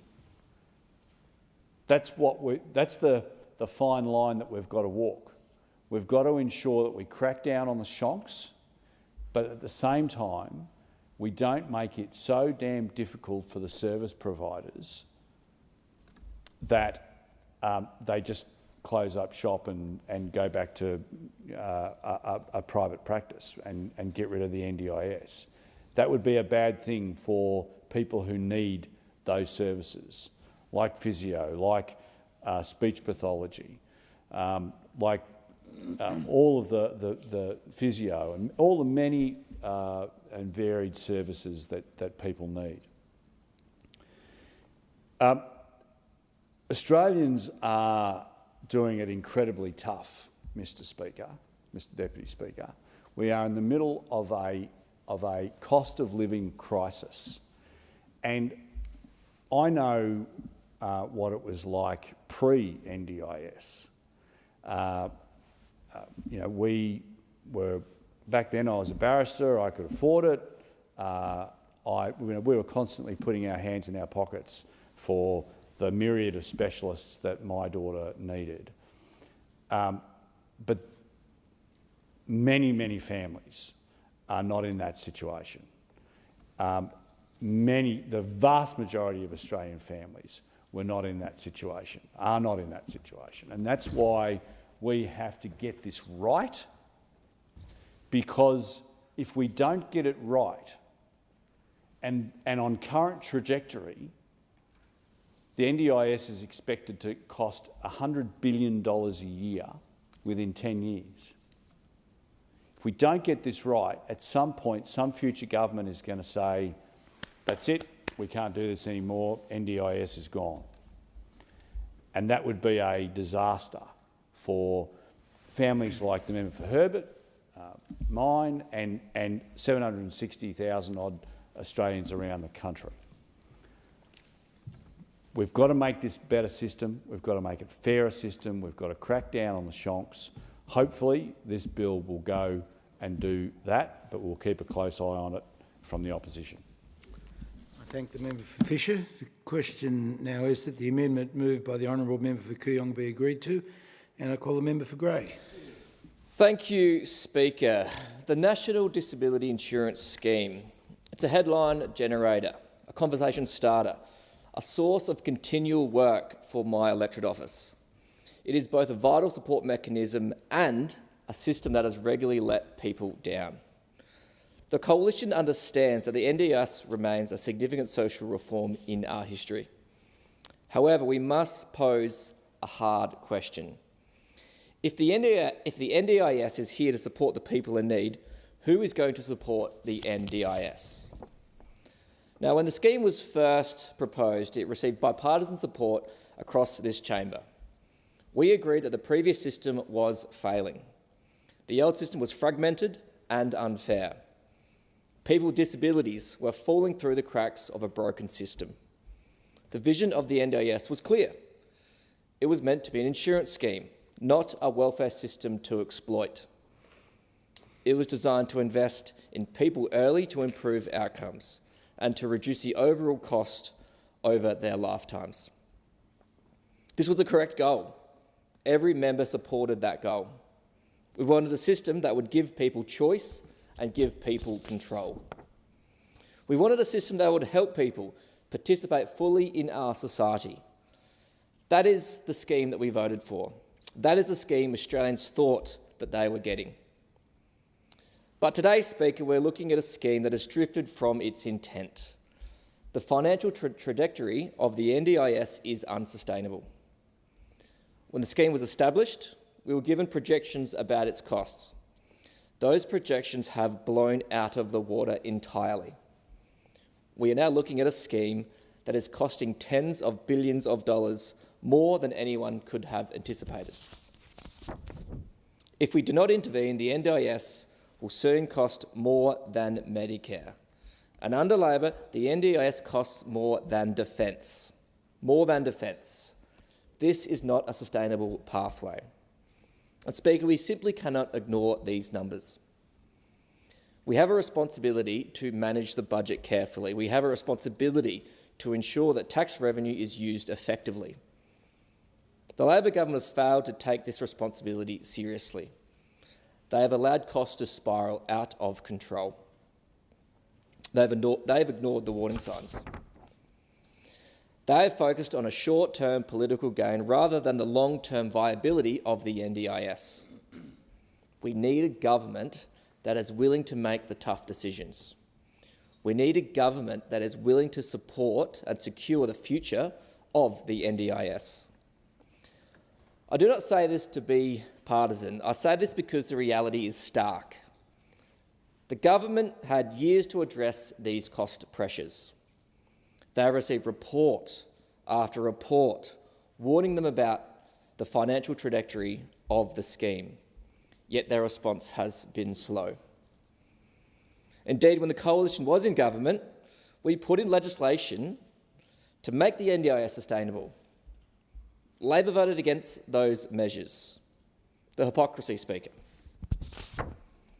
Labor have introduced minor tweaks when we need structural reform. They have formed committees and ordered reviews instead of taking decisive action to fix the problems. The lack of leadership is putting the entire scheme at risk. When a government fails to manage a budget of a major program, it is the people who rely on that program who suffer. If the NDIS collapses under its own weight, it is the participants who will lose their support entirely. This is why we must act now. We cannot wait for another review. We cannot wait for another election. Common sense reforms are needed to rein in the costs and ensure the scheme is there for those who truly need it in their lives. The legislation before us is a step in the right direction. It aims to put guardrails around the scheme. It aims to ensure that the funding is targeted to those who need it most. It is about restoring the original intent of the NDIS as an insurance scheme. One of the main reasons the costs have spiralled out of control is the lack of integrity in the system. The NDIS has become a soft target for those who wish to exploit it. We have all heard the stories. We have all seen the reports, the shock pieces on social media. There are providers charging exorbitant fees and claiming payments for basic assistance needs. They do this simply because the participant has an NDIS plan. These bad apples see the NDIS as a golden ticket, a pot of gold at the end of the rainbow to get rich quick. And Speaker, this has to stop. There are businesses that have sprung up overnight to take advantage of funding. But this is not just a few bad apples. It's a whole damn orchard of NDIS scammers. This is a systematic problem. The system was designed with a high level of trust. It was assumed that providers would act in the best interest of their participants. Unfortunately, that trust has been used and it has been abused. The focus has shifted from providing necessary support to gouging profits. This is a rampant and disgraceful betrayal of the taxpayers who fund the scheme and a betrayal of the vulnerable Australians who need our help. And thus we find ourselves at a critical juncture. We must ask ourselves a very serious question about the future viability of the program. And Speaker, I ask again, if the NDIS is here to support the people in need, who is going to support the NDIS? Let us look closely at how the system is being milked. We see providers charging double or triple the market rate for everyday services. A service that costs one price for a regular citizen sadly costs vastly more on the NDIS. That is a rort, Speaker. We see invoicing for services that were never delivered. We see unnecessary therapies that do not align with the treatment plans. We see aggressive marketing tactics aimed at vulnerable people. We see pressure, we see pain. We see filthy behaviours that target the most weak and helpless Australians.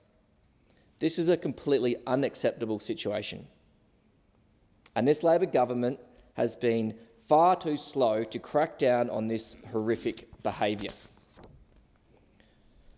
When people see this kind of waste and abuse, it undermines public confidence in the entire system. Australians are generous people, they really are. They are willing to pay taxes for this support, but they expect their money to be used wisely. They do not want their taxes lining the pockets of unscrupulous operators. The government has a duty to protect the integrity of the scheme. They have a duty to ensure that every dollar spent is a dollar that directly benefits the person with a disability. By failing to act decisively against these scammers, this government is failing in its duty. The real tragedy of this situation is the impact it has on the genuine participants of the scheme. Every dollar that is wasted on scams is a dollar lost. It is not available for someone who genuinely needs that support. In my electorate, 5,666 people are supported by the NDIS, many of them with profound disabilities, living hundreds of kilometres from the nearest specialised medical facilities.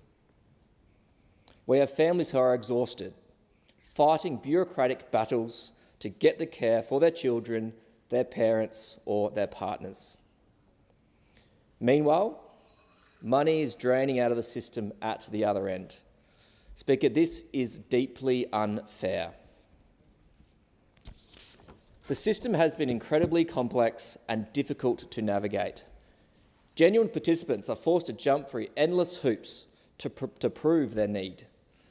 They face a constant burden of administration and paperwork just to survive day to day in this system. Yet the scammers seem to navigate the system with ease.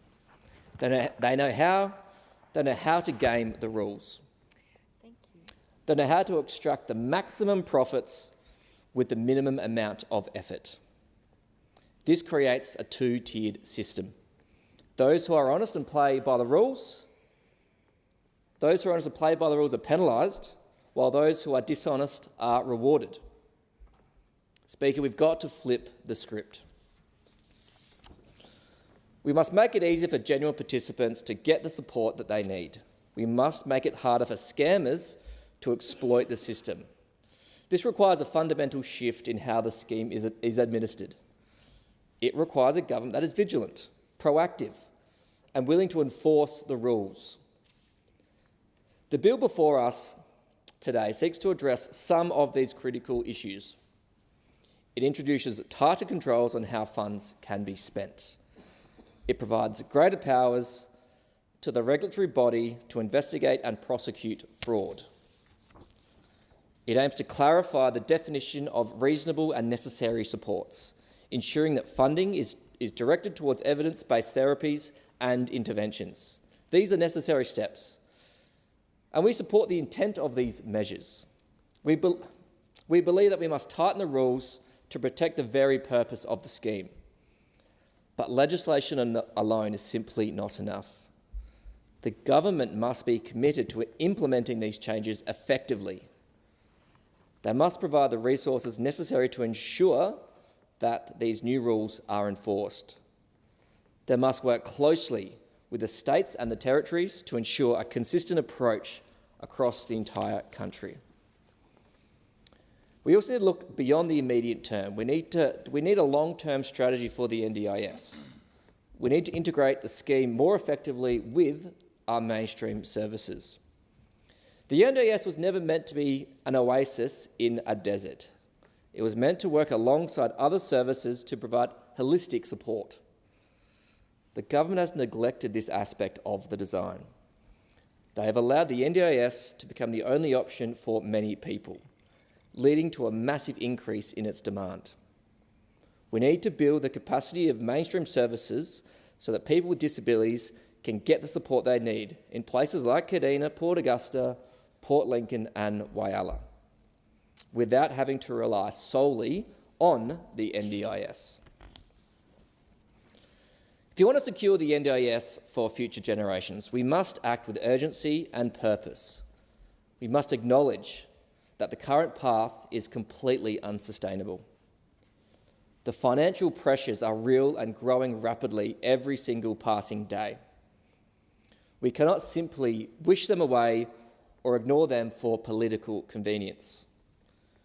We owe it to the current participants to fix the system and clean up the mess. We owe it to the young children who would need this scheme in the decades to come. We owe it to the taxpayers who are funding this vital national endeavour. The government must step up and show real leadership right now. They must stop playing at the edges and start delivering the structural reform that is so desperately needed. They must clear out the scammers and the fraudsters who are treating this scheme like an easy target to fatten their bank accounts. They must restore integrity in the system so that public confidence can be rebuilt. We wanted to build a society where people with disabilities are valued, respected and supported through the best lives that they can. We wanted to build a society where people with disabilities are valued, respected and supported to live their best lives. We wanted a system that provides certainty and security. That vision is still entirely valid. It is still worth fighting for. But a vision without a sustainable foundation is just a dream. Speaker, we can make this dream a reality, but we must answer the question: if the NDIS is here to support people in need, who is going to support the NDIS? And I say to this, the Coalition is ready to answer the call. The question is that the amendment be agreed to, and I give the call to the member for Capricornia. Thank you very much, Deputy Speaker. I rise to speak on an issue that matters deeply to Australians with disability, to their families, to the carers and to the many service providers who support them every single day. The Coalition has always supported the National Disability Insurance Scheme and we will continue to support it. The NDIS is one of the most important reforms in this country. It has changed lives by giving Australians with significant and permanent disability more dignity, more independence and more choice. But if the scheme is going to keep doing what it was set up to do, it has to be sustainable, fair and properly run. Right now, Labor is not getting that right. Let me be clear. The Coalition supports the NDIS. We back it because we know how important it is to Australians with disability and their families. But supporting the NDIS does not mean giving Labor a free pass for poor management. A scheme this important cannot be left to drift, and it cannot be changed in a rush without proper consultation, proper safeguards and clear answers for the people who rely on it. Labor keeps changing its story on the NDIS. In April 2023, it said it would bring annual growth down to 8%. Then it shifted again and said growth would be brought down to 5% and 6% over the medium term, but growth is still sitting at 10.3%. That tells you that Labor has not been managing this well. It's been playing catch-up the whole way through.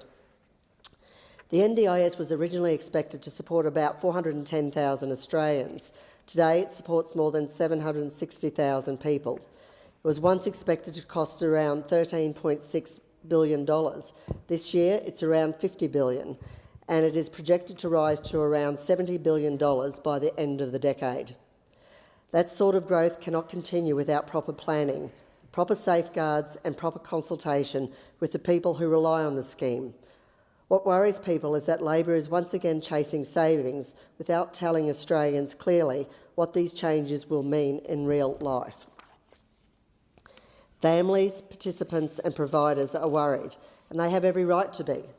This bill sets up a new framework for eligibility and access, but it still leaves too many unanswered questions about how these new assessments will actually work and whether people will keep the support they depend on. For families already under pressure, the uncertainty is not some policy detail in Canberra, it is deeply personal. The bill sets up the legal mechanism for a new approach to eligibility based on functional capacity rather than diagnosis alone, but it does not yet give families the detail they need to understand how that assessment will operate in real life. That is the source of so much anxiety. Parents want to know whether their child will still qualify. Carers want to know whether the support their loved ones depend on will be reduced. Existing participants want to know whether they will be forced to repeatedly prove what is already well understood about their disability and their daily needs. Under this proposal, existing participants will be reassessed over several years from 2028. With more than 760,000 people in the scheme, this is a huge task. And if people lose access to the NDIS or have support cut back, where are they supposed to go? Our health system is already under enormous pressure. GPs are stretched, specialist wait times are too long, and families are still paying too much out of pocket. If the Commonwealth shifts the burden without building up other services, families will pay the price. That is why the government should not be pushing through major changes without a clear plan and proper consultation with the disability community. At the same time, the scheme does need stronger safeguards. Fraud and exploitation are real problems, and every dollar lost is a dollar taken away from an Australian with a disability who genuinely needs support. We also support measures that make sure participants are their trusted nominee, all their trusted nominees stay in control of reassessment decisions, instead of leaving room for misuse by others in the system. But protecting the integrity of the NDIS must never come at the expense of the people it was created to support. In Capricornia alone, there are 5,442 NDIS participants. These are not just figures in a briefing note. These are local families who rely on this support every single day. I have spoken with Susan McHugh, CEO and co-founder of Compass House in Rockhampton. Compass House is an NDIS-registered psychosocial disability provider supporting people with complex conditions in central Queensland, and it has reported zero unplanned psychiatric hospital admissions since 2020 for participants receiving full daily support. That is not accidental. It shows what properly resourced, relationship-based support can achieve. Susan McHugh also warned that this bill could do real harm to people with mental health disabilities if it is not amended. She makes the point that brief, one-off assessments do not properly capture conditions that come and go. That suspending plans with a participant is uncontactable can be dangerous when a lack of response is actually part of a crisis. And that extra compliance demands means very little if the pricing system still fails to reflect the real cost of complex support. That is a serious warning from a local provider on the ground, and this Parliament should listen. There are also serious concerns about the government giving itself broader powers to reduce funding for certain support categories, particularly social, civic and community participation supports and some capacity building activities. These are not optional extras in the lives of many participants. These support help people build confidence, develop life skills, participate in their community and maintain independence. Any change in this area must be handled with extreme care, because a reduction on paper can mean isolation, lost opportunity and greater pressure on families in the real world. The bill also changes the way participant plans will operate. Right now, plans do not have an official end date, and in most cases, any unspent funds can roll over into the next year. Under this bill, plans will have a legislated end date and unspent funds will no longer be carried over. On integrity, the Coalition has been cleared. We will support measures that crack down on fraud, non-compliance and exploitation. Public confidence in the NDIS depends on knowing the money is going to real supports for real people. When around 94% of providers are unregistered and there are serious concerns about non-compliant or fraudulent claims, every member of this House should be paying attention. Fraud does not just waste taxpayer money, it takes support away from Australians with disability. That is why stronger provider registration, better record retention and tighter claims timeframes matter. But these measures should go after the crooks, not make life harder for honest participants and providers who are doing the right thing. Reform has to be fair as well as firm.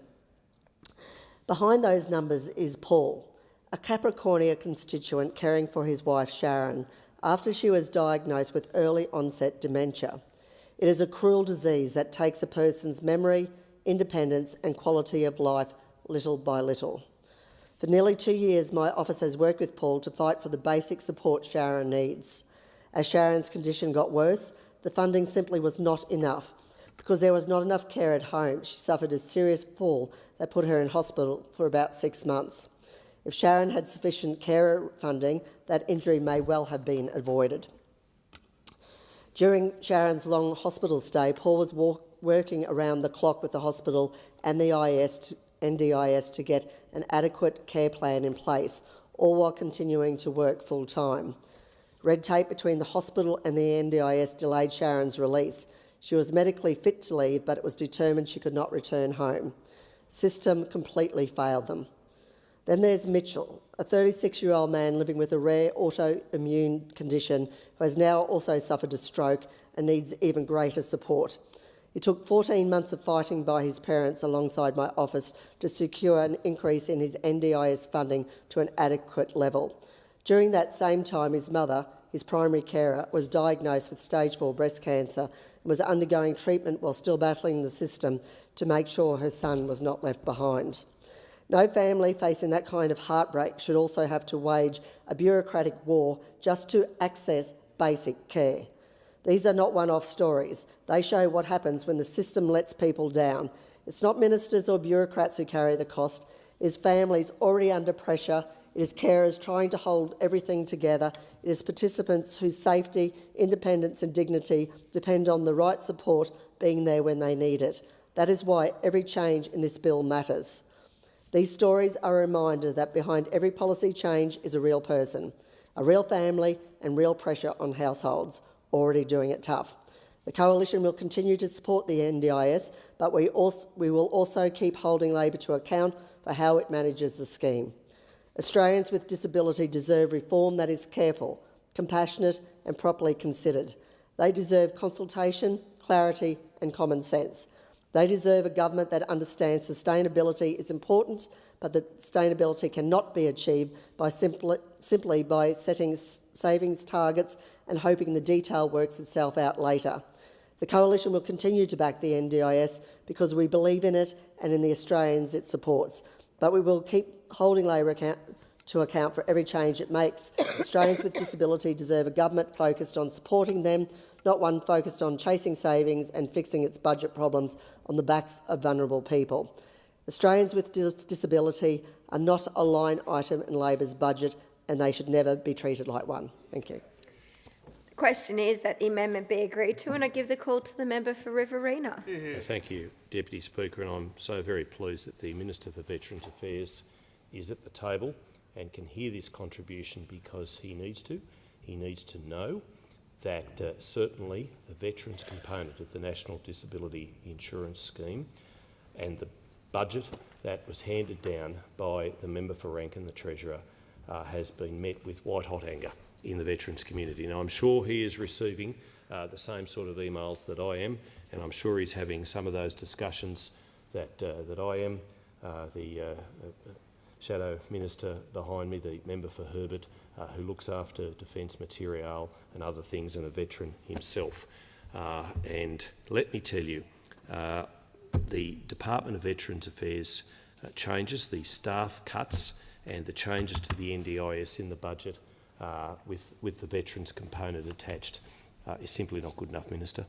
And it's not always right when you are a minister to just take on board what the bureaucrats ask you to do, tell you to do. It's not always right when the Expenditure Review Committee overrules what you take to them. And Minister, and I have respect for you, I do, but and I know it's a difficult job you have, I do. And I told you to look after yourself when you came to Wagga Wagga to visit Pro Patria, and I did. But you have to be strong when you're around that cabinet table and you're making commitments and input for and on behalf of veterans, because there are people in this place, and many of them are on your front bench, who treat veterans like a number, and they are real people. And they have fought for this country, they have bled for this country, and they deserve the very best from this government and this country when it comes time to hang up their uniform. Now, from 1 July 2027, the DVA will cap allied health spending at $5,000 per veteran per year. Now, this replaces the current 12-session treatment cycle per provider. That is, their general practitioner can recommend seeing a psychologist, and then 12 psychology sessions will be authorised. Order. I just want to bring the Minister back to the content of the bill before us. This is the bill in relation to the National Disability Insurance Scheme Amendment. Well, thank you, Speaker, but the cap is bundled with $169.7 million to increase allied health provider fees to NDIS rates, the first significant fee increase in more than 20 years. So if that isn't relevant, if veterans aren't relevant to a discussion in this place, then I don't know what is, with all due respect. I mean, our veterans out there are hurting. Our veterans are part and parcel of the NDIS changes in the budget. And if that's not being relevant to the bill before us, then quite frankly, I don't know what is. Our veterans deserve more. Our veterans deserve better. Yeah. And I know I say that with passion. And I find it extraordinary that I'm corrected from the chair when the minister at the table, who is responsible for veterans, wasn't arcing up. Veterans with acute or critical needs can apparently apply for funding above the cap, but the process for doing so has not yet been designed, and it leaves significant uncertainty for veterans. And those veterans who happen to be bundled up with the NDIS, with disability services, are being left high and dry by this government, and they are. And that is being perfectly relevant to the legislation before this House. And I tell you what, if the Coalition and the Shadow Minister for Veterans Affairs can't speak up for Veterans Affairs, and a veteran himself behind me, the member for Herbert, who has given more for this country than most of us in this chamber, certainly anyone in this chamber right now, then I don't know who can. I don't know who can, Speaker. So, with all due respect, I take your point of order, but it is perfectly relevant to the legislation. But further to the legislation, aside from veterans, the NDIS is a mess.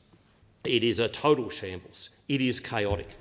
And I'm sure, Deputy Speaker, Member for Bendigo, I'm sure your office, just as mine has, just as everybody who sits in this place, their office has been inundated in recent years with complaints, with concerns, with suggested changes to the National Disability Insurance Scheme. And I am a supporter of the NDIS. The member for Capricornia, who spoke just before me, is a supporter of the NDIS. And I know the former Labor New South Wales Cabinet Minister, John Della Bosca, when he went around, and it was his job, before the NDIS was legislated, after former Prime Minister Gillard had put the scheme up for discussion, he was seeking support, and I was the first federal member from New South Wales to endorse the Everyone Counts campaign.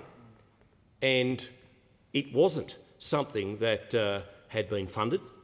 It wasn't something that the Coalition had come out and said, you need to support the NDIS, but I knew the work that Kurrajong Waratah in particular had done in the early intervention space in Wagga Wagga for nigh on 6 decades, and I knew that if that organisation supported it, then it was incumbent upon me to do the same, because those people on NDIS are our most vulnerable, and those veterans who are on NDIS are in the same category.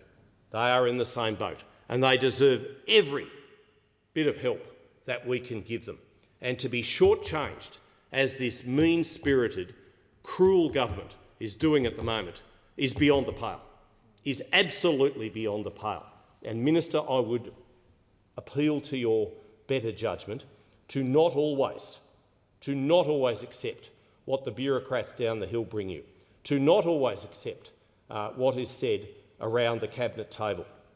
Because there are people around that cabinet table who just rely on numbers. There are people around that cabinet table who just believe in savings. And when the savings come at the expense of those people who've donned a uniform and went out and protected us, well, I feel safer at night knowing that they have. But they deserve the very best treatment that we can provide. And it's not right, it is not right that they are being neglected and ignored as part of this legislation, Deputy Speaker, and this government in this appalling budget, a budget of broken promises, a budget that there has to be some restoration works too. And Minister, it's your responsibility to do just that. And as I said, I've got respect for you, but please, for and on behalf of the veterans that you are supposed to serve, who you are supposed to serve, please do the right thing. And when it comes to the NDIS, the difficulty with the changes that are being made as part of this broken promises budget are going to hurt Australia's most vulnerable, and particularly in regional, rural and remote Australia. Now, it wasn't bad enough that in January this government made changes by which the travel component of service appointments was all bundled up together. And for anybody living out of a major regional centre, not just Townsville, just Wagga Wagga, Dubbo, Tamworth, those sorts of Bendigo, those sorts of places where there are service providers. So anybody living an hour from there, all of a sudden then the travel was part of the service fee. And you know what? They stopped doing their speech therapy. They stopped doing their podiatry because the service provider felt as though they couldn't then continue to provide the same service at, quite frankly, less expense. And then, of course, we've got the fuel crisis on top of that, which hits regional communities even harder.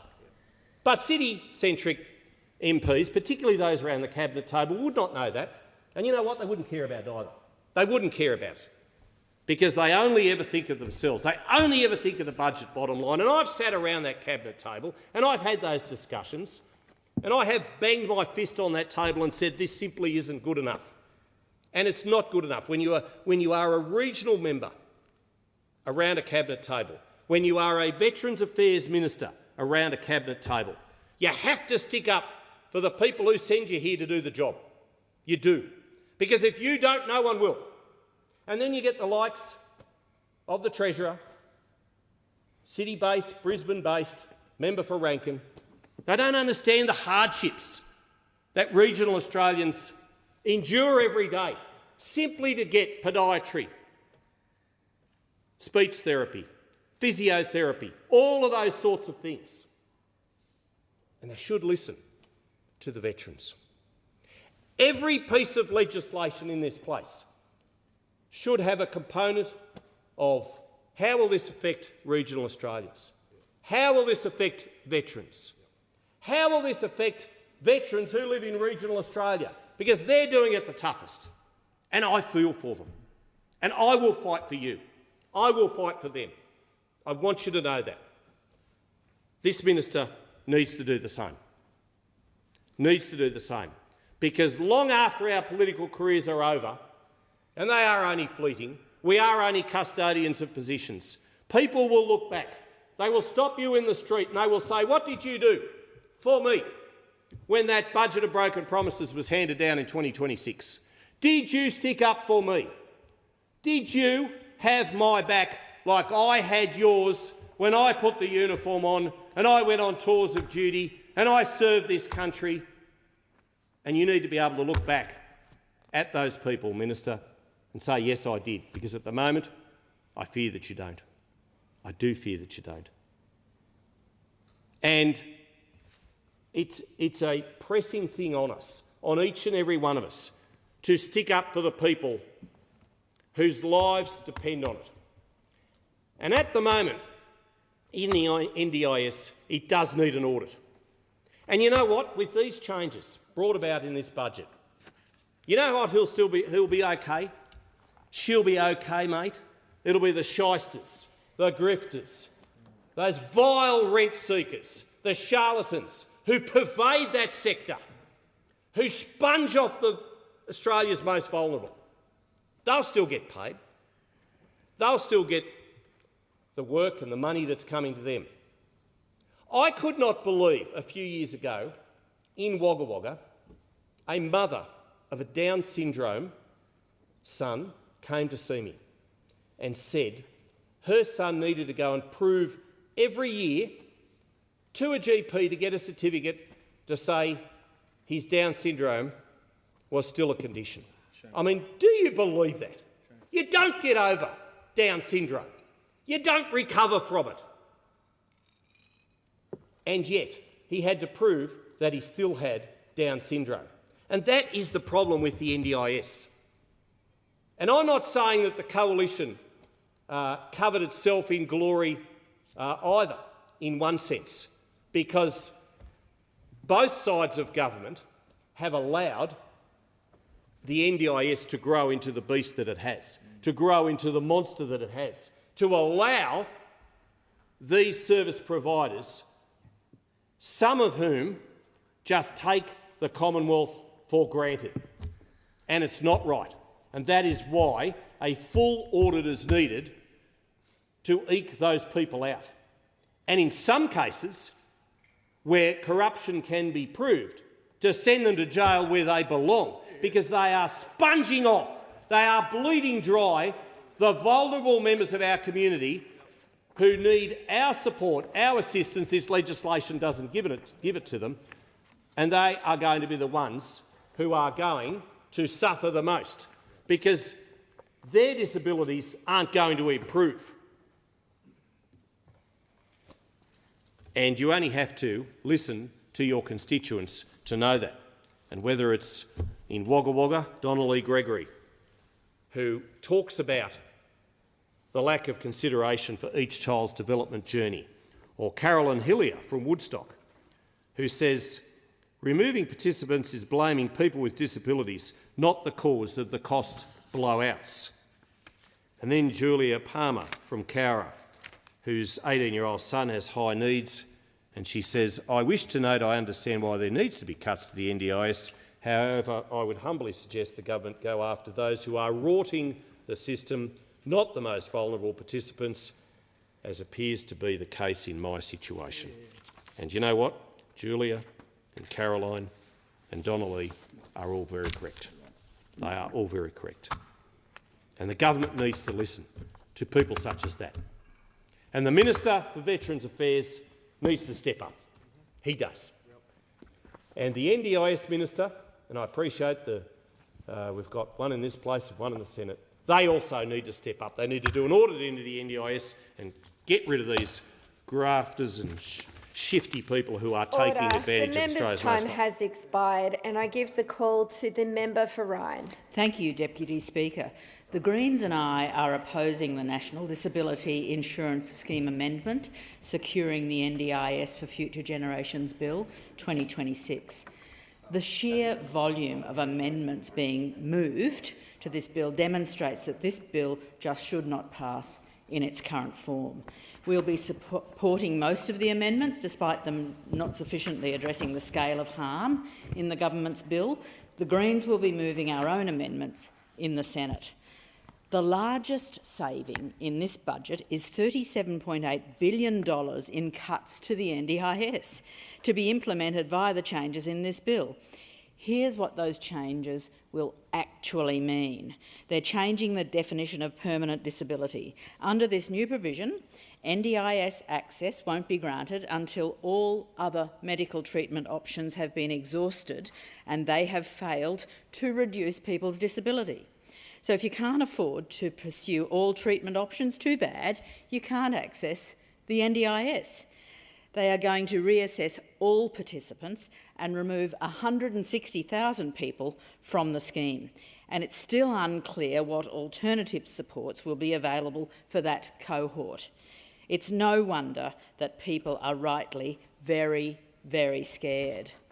This bill gives the Minister the ability to make broad reductions to entire groups of supports, which will enable a 50% funding cut to every participant's social and community participation supports and a 10% cut to their capacity building supports, with no regard, absolutely no regard, to what people actually need. It's very clear to me that there are some problems with the way the NDIS operates, which have allowed the scheme to be exploited. Large providers who monopolise the system are the cause of so much fraud and abuse of disabled participants, in part because the NDIA does not require them to implement checks, balances or strong anti-fraud safeguards. No one cares more about fraud than disabled people and their families, because they're the ones that suffer at the hands of fraudulent providers. But we don't tackle those issues with the NDIS. We don't solve those problems by kicking people off the scheme or making disabled people worse off by removing the support that they so desperately need. When there's fraud in Medicare, for example, we wouldn't just kick people off it or reduce people's support, because we recognise that as an essential service. I sent out a survey about these cuts to my electorate, to people on the NDIS and those supporting someone on the NDIS who my office has directly helped with advocacy. Every single respondent said that they were concerned about the effects of these cuts, concerned either about being kicked off the scheme or about having absolutely essential supports cut. One person supporting someone on the scheme said that they both, that's the person supporting and the person on the scheme, said that they both would not be able to work, contribute or live without the NDIS. Another said, "We barely survived before. I am absolutely terrified of going back." Many others also said their participation in the workforce was contingent on the support they receive, as well as the ability to stay out of hospital and to stay in stable housing. The social and community support that has been one of the main targets for the government's cuts means so much to participants because it allows them to actually participate in society. It's crucial for mental and physical health. One participant who responded to my survey is blind and relies on support workers to get out and about, and that has allowed them to get involved in competitive sport, which is so great, which has in turn improved their health and resulted in fewer falls and hospitalisations. Of the changes, they said, and I quote, "They will reverse the good and the feeling that I am an important part of society. At the moment, I feel that only gas and coal bosses are important and they all wish we'd just shut up and die," end quote. The participants and carers from whom I've heard are also well aware that some level of fraud and exploitation is happening within the scheme. Many of them responded to my survey unprompted about how to actually address these issues. Notably, their suggestions don't include kicking people off the scheme. One person pointed out the huge amounts of money wasted by the NDIA on legal fees because participants are forced to go to the ART to get the care that they actually need. They rightly point out that if participants were given appropriate supports in the first place, there would be less need for costly review processes. Another simply said, and I quote, "Don't target the participants, target the unscrupulous service providers and fraudsters." The proposed changes that we are debating give me absolutely no confidence that they will actually target those who are genuinely exploiting the NDIS. Rather, it's clear the government is using this as cover to unceremoniously and radically reduce the size of the scheme in an attempt to avoid political blowback. One of the survey respondents summed it up really well, and I quote, "I am disgusted and horrified that the media narratives and political agenda continues to attack marginalised people, in this case, some of the most vulnerable people in our rich country, to save a few bucks. Meanwhile, multinational corporations get away with making billion-dollar profits and paying no tax. Our natural resources are taken by foreign investors and the citizens of our country do not benefit at all." End quote. At the end of the day, it's clear that disabled people will be significantly worse off. For this reason, the Greens and I will be strongly opposing this bill. Thank you. Question is that the amendment be agreed to, and I give the call to the member for McPherson. Thank you, Deputy Speaker. Deputy Speaker, the National Disability Insurance Scheme is one of Australia's most significant social reforms. It exists because Australians believe that people with significant and permanent disability deserve dignity, independence, and the opportunity to live full lives. Now, this view is entirely shared by the Coalition, but today what we're seeing is that families across the country are deeply anxious, and this isn't because they oppose reform, but because they fear that this government's asking them to carry the cost of its failure to properly manage the scheme. But on the other side, there's also the anxiety that the Australian taxpayer has, who has no issue with providing support to those who are in genuine need, but who right now feels that they're being ripped off and rorted. And we've seen this across the country. We've seen it on social media. We've seen it playing out across the media as well. So there are a few different points I'd like to make in the course of my contribution, Deputy Speaker. Firstly, it is that the Coalition is a supporter of the NDIS. It is that sustainability matters. It is that fraud and waste must be tackled, that participants and families must not pay the price for government incompetence, and that reform must be careful, transparent and compassionate.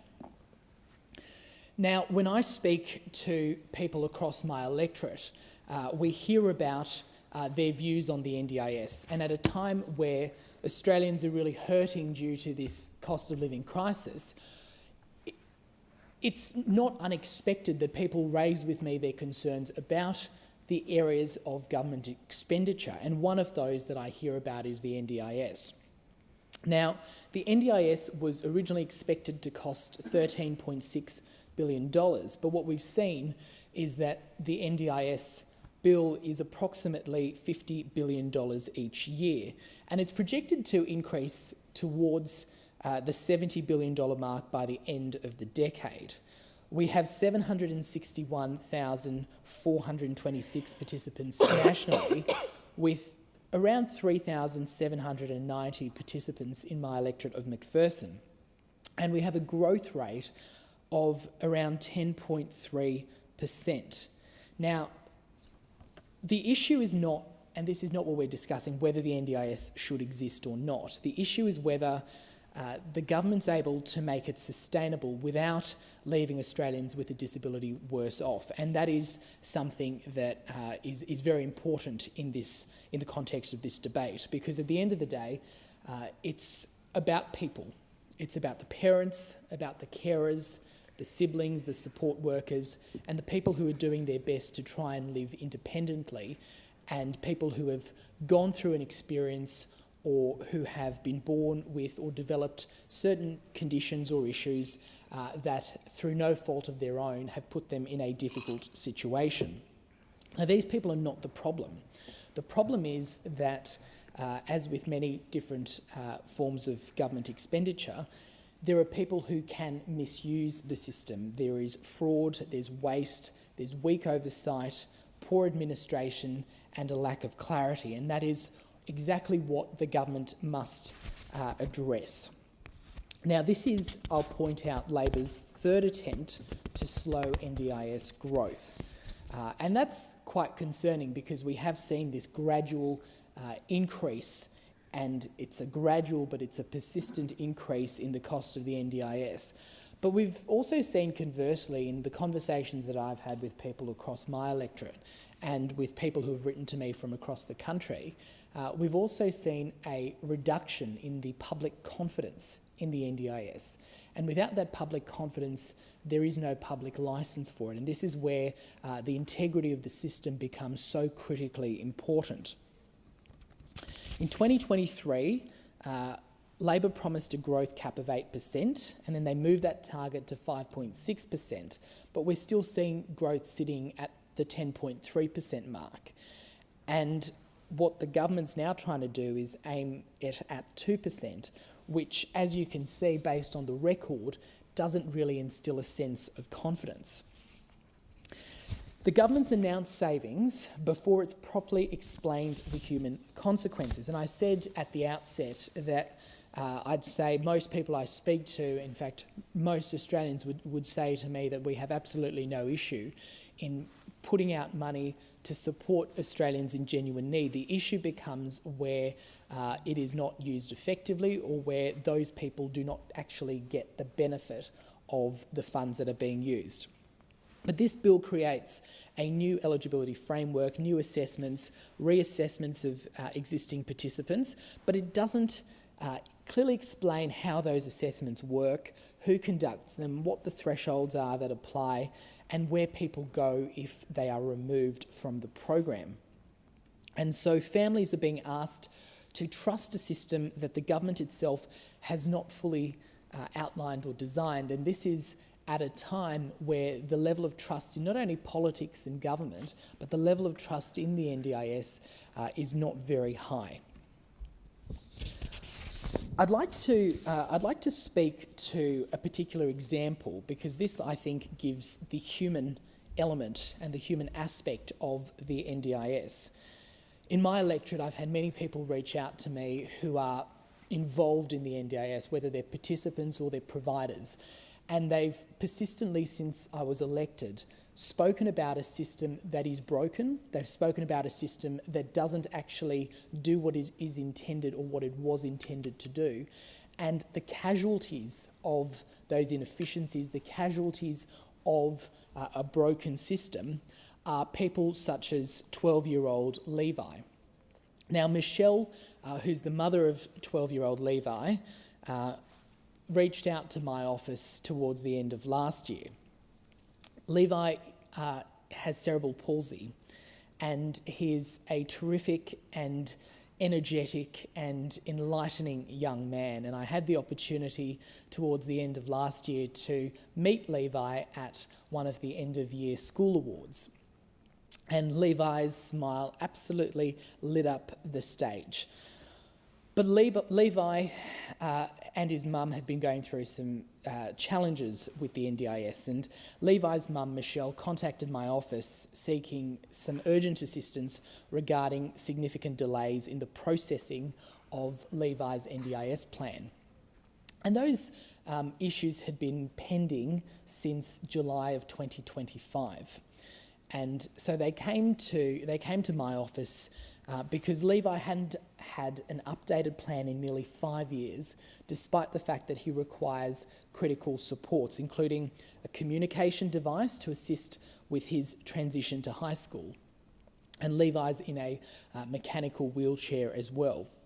Now, Michelle said to me that her experiences were ongoing difficulties obtaining clear information from the NDIS. She received inconsistent updates and faced communication barriers with staff. And that was particularly worsened, that situation, because of Michelle's own health issues. Michelle had a lung cancer diagnosis and surgery, which then limited her ability to act as a carer for Levi as well.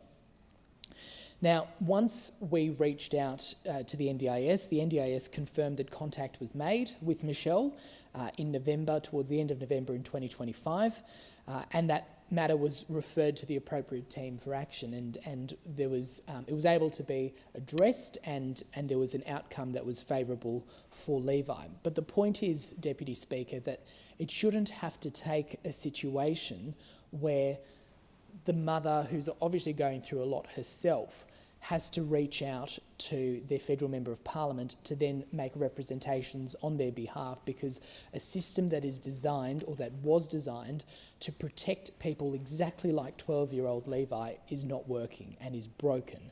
And that is fundamentally what we need to be addressing here today. There is indeed, like I said, Deputy Speaker, a story behind each and every one of the names of the people who are involved in the NDIS. And there are many people on both sides, people who are providers and people who are participants in the system, who have their experiences and their stories. But the other side that I will talk to is a part of this debate that has gained a lot of national attention, and that is the fraud issues with the NDIS, and that ultimately pierces at the integrity of the system. And this is where us on the opposition side of this chamber can absolutely strongly support reform, because reform is needed and reform is well and truly overdue. And it's only that reform that will ensure that the funds are preserved to actually go to the right place and to make sure that people like Levi are able to get the support that they need. But what I would say, Deputy Speaker, is that we don't think this proposed legislation is going to fix the NDIS. We don't think this goes far enough. We don't think it will do what it needs to do in order to restore integrity to the NDIS. And so I implore the government to reconsider its approach to the NDIS more broadly, to make sure that we are actually going to address the issues that we have seen in the NDIS. The fact that 94% of providers are currently unregistered is something that prior to entering politics I had absolutely no idea about. It is absolutely shocking that across various industries and various sectors and professional bodies, if you want to practice in certain fields you need to be registered. But in the NDIS there was a different standard. And we are also seeing the value of that fraudulent activity really going to the integrity of the NDIS. We're seeing 6 to 10%, according to ANAO's estimates, of claim outlays potentially fraudulent, incorrect or non-compliant. And so based on 2025 spending, that estimates between $2.9 billion to $4.8 billion of leakage annually, which could rise to $8 billion by the end of the decade. And this at a time where Australians are really struggling with keeping up with their own payments. It's Australians who have disabilities who aren't able to access the needs, where people access the care that they need, where people like Levi are not able to get immediate access to the support that he needs, because every dollar that is lost from fraud is a dollar that's taken away from Australians with a disability. What I'd say, Deputy Speaker, is that on the fraud side, taxpayers deserve accountability, participants deserve protection, and whistleblowers deserve support, not silence. We need to make sure that we build a system that Australians can be proud of, not a system that Australians are concerned about. Because ultimately, if we don't do that, the future of the NDIS and everybody that it supports is in jeopardy. And when I speak to people across my electorate, they talk to me about their needs. And there is no doubt that there is a considerable need on the Gold Coast, as there is, I'm sure, across the country. There is no shortage of funds or of money in this space. What there is a shortage of is efficiency. And those on this side of the House are strongly supportive of making sure that we will absolutely support the government in doing whatever it takes to work with them to ensure that we get through this and we're able to create a system that is going to instill confidence from the public. The government can't continue to claim that it's protecting the NDIS while billions are leaking out through fraud and exploitation. And so we need to make sure that we see reform that doesn't overburden those who are doing the right thing and those who are legitimate providers, those who are legitimate participants. We can't drive allied health workers out. And we're seeing that, I'm seeing it time and time again with the amount of people who work in that space who reach out to me and say that they are overburdened with reporting, overburdened with paperwork, and they're forced to complete paperwork that they feel, and I hear this time and time again, is never read. It's never read by people. So we need to have a system that gets past the bureaucracy, a system that goes directly to the need of the participants. It needs to put the participants first, and it needs to support those who are actually doing the right thing to support those participants and to work with them to actually get ahead. Because at the end of the day, integrity in the NDIS is going to be the only way we can ensure it remains a long-term solution to supporting Australians with disabilities. The NDIS belongs to Australians and to Australians with disabilities, not to governments who are balancing budgets. And so reform is necessary and fraud must be stopped, because we must secure the future of the NDIS, but we must do it without abandoning Australians who depend on it every single day. Question is that the amendment be agreed to, and I give the call to the member for Nichols. Thank you, Deputy Speaker. I too rise to speak on the National Disability Insurance Scheme Amendment, securing the NDIS for Future Generations Bill 2026. And before I go any further into detail, I want to take a moment to reflect on what people in my community are actually experiencing right now. As a constituent who is looking after elderly parents as well as a disabled child, and they wrote to me recently, "I'm not a case number on a bureaucratic desk, I'm a drowning mother in your community." And some other comments from recent emails demonstrate similar struggles. It's going to be another uphill battle for me to survive with the cuts to the NDIS. I have no hope left. I'm so tired of fighting the system. Another one. If this funding was to be cut, I feel it would have catastrophic consequences to my daughter's well-being. Another wrote, I have no hope left. I'm really tired of fighting. Another one. This leaves us in a constant state of burnout, but also highly concerned and worried, not just for the present, but also for the future. So this debate is not theoretical. It's playing out in people's lives. And they are not isolated cases. These are real people, and they are anxious and uncertain. And they're asking a very simple question of this Parliament. Will the NDIS still be there for me when I need it? Now, the National Disability Insurance Scheme is a really important social reform in the history of our nation. And it was built on a simple but powerful principle that Australians living with permanent and significant disability deserve dignity, independence, and the opportunity to participate fully in our society. And I remember when the then Labor government brought it in, the opposition leader, Tony Abbott, saying, I remember him saying, the NDIS is an idea whose time has come. So there was a lot of support for the concept of doing something like this. And precisely because the NDIS matters so deeply, we must get these reforms right. Because when we talk about the NDIS, we're not talking about abstract budget lines, we're talking about people, families, carers, communities.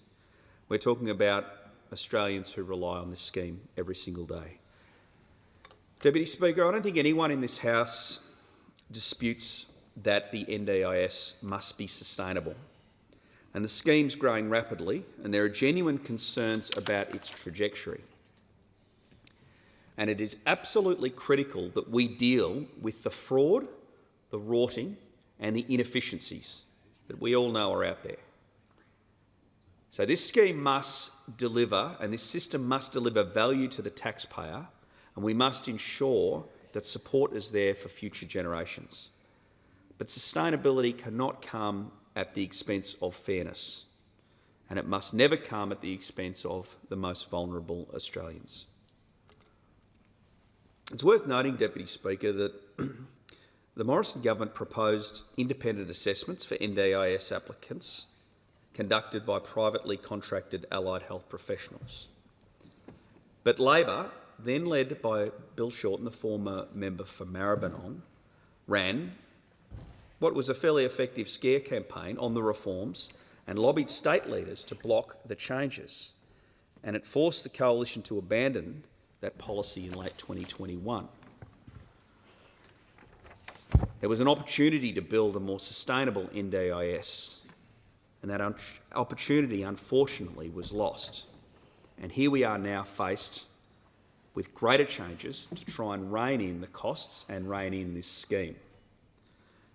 And I asked, when I came to this place and I was getting a lot of inquiry about the NDIS and could see that there were a lot of problems with it, I asked colleagues who've been here through the coalition government and who I trust, I said, why couldn't we get it under control when we're in government?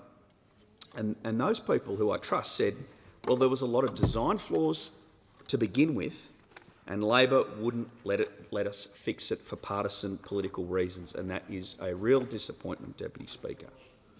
And we know from correspondence and stakeholder engagement that people are deeply worried about what the changes we're proposing now might mean for them.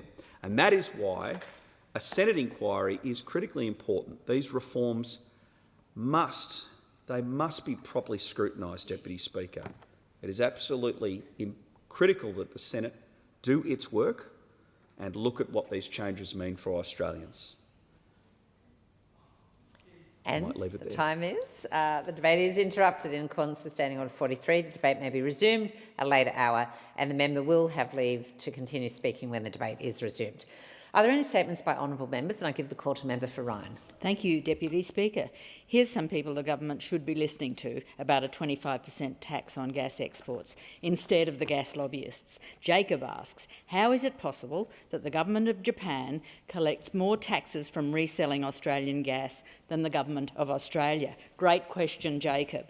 Alan says both sides of politics have been compromised by the gas and minerals industries. Money is changing hands constantly. Tax gas. Jason, stop the donations, gifts, sponsorships, whatever you want to call it, from these big corporations. Major conflict of interest and having an influence on a decision. Julia, by not taxing gas corporations, they are alienating the very people who voted for them, which was the majority of us. Tax the gas. Dean, tax the gas. Niazi, tax the gas. Robert, tax the gas. Chris, tax the gas now. Rosa, tax them. Ash says, my wife is a teacher and constantly told we can't afford to pay rises, and rightly points out that education, along with other public services, could be funded with the $17 billion this tax would raise. Kieran, our gas sales should be beneficial to our children's children, not multinational corporations. Hear, hear. Member for Canberra.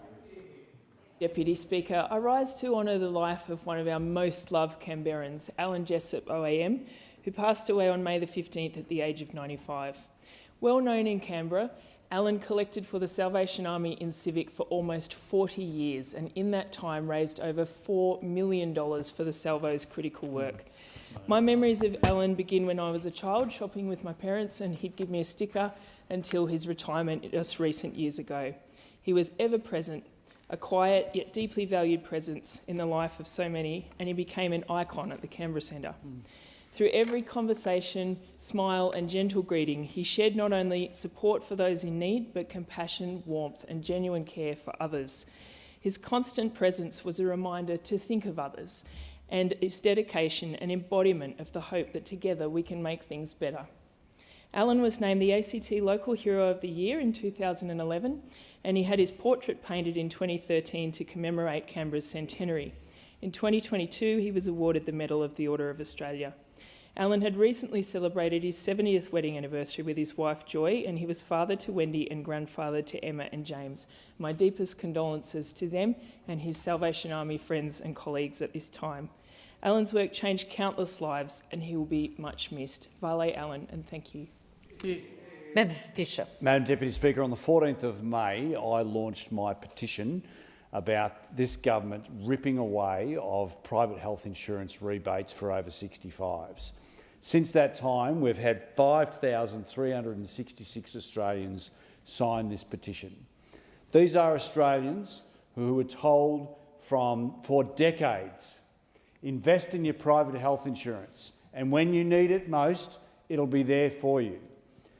And you'll get this concessional rate. Well, I just cannot understand why those members opposite would be wanting to rip away that concessional rate once someone turns the magic age of 65. What is it about turning the age of 65 when people need it the most and have been paying private health insurance for decades that this government thinks it's okay to pull away that rebate, and that will increase at a gold level for a couple the costs for a couple for $1,600 a year. How is that fair to mum and dads or grandparents? It is a breach of trust. It's a breach of faith of successive governments of all colours. And I plead with those members opposite and the Prime Minister to have a change of heart and to pull back and restore the way it was. Member for Solomon. Thanks, Deputy Speaker. Our federal Labor government is delivering for the people of Australia. As promised, the Darwin Medicare Urgent Care Clinic has opened on Monday. Following on from the massive success of the Palmerston Medicare Urgent Care Clinic, which has already seen over 37,000 treatments in the top end of Australia, the Darwin Urgent Care Clinic is now open. No appointments are required to get the bulk billed care that you need when you need it. The Urgent Care Clinic's got extended hours and operating 7 days a week. The Urgent Care Clinic, on its first day, on Monday, cared for 35 Territorians.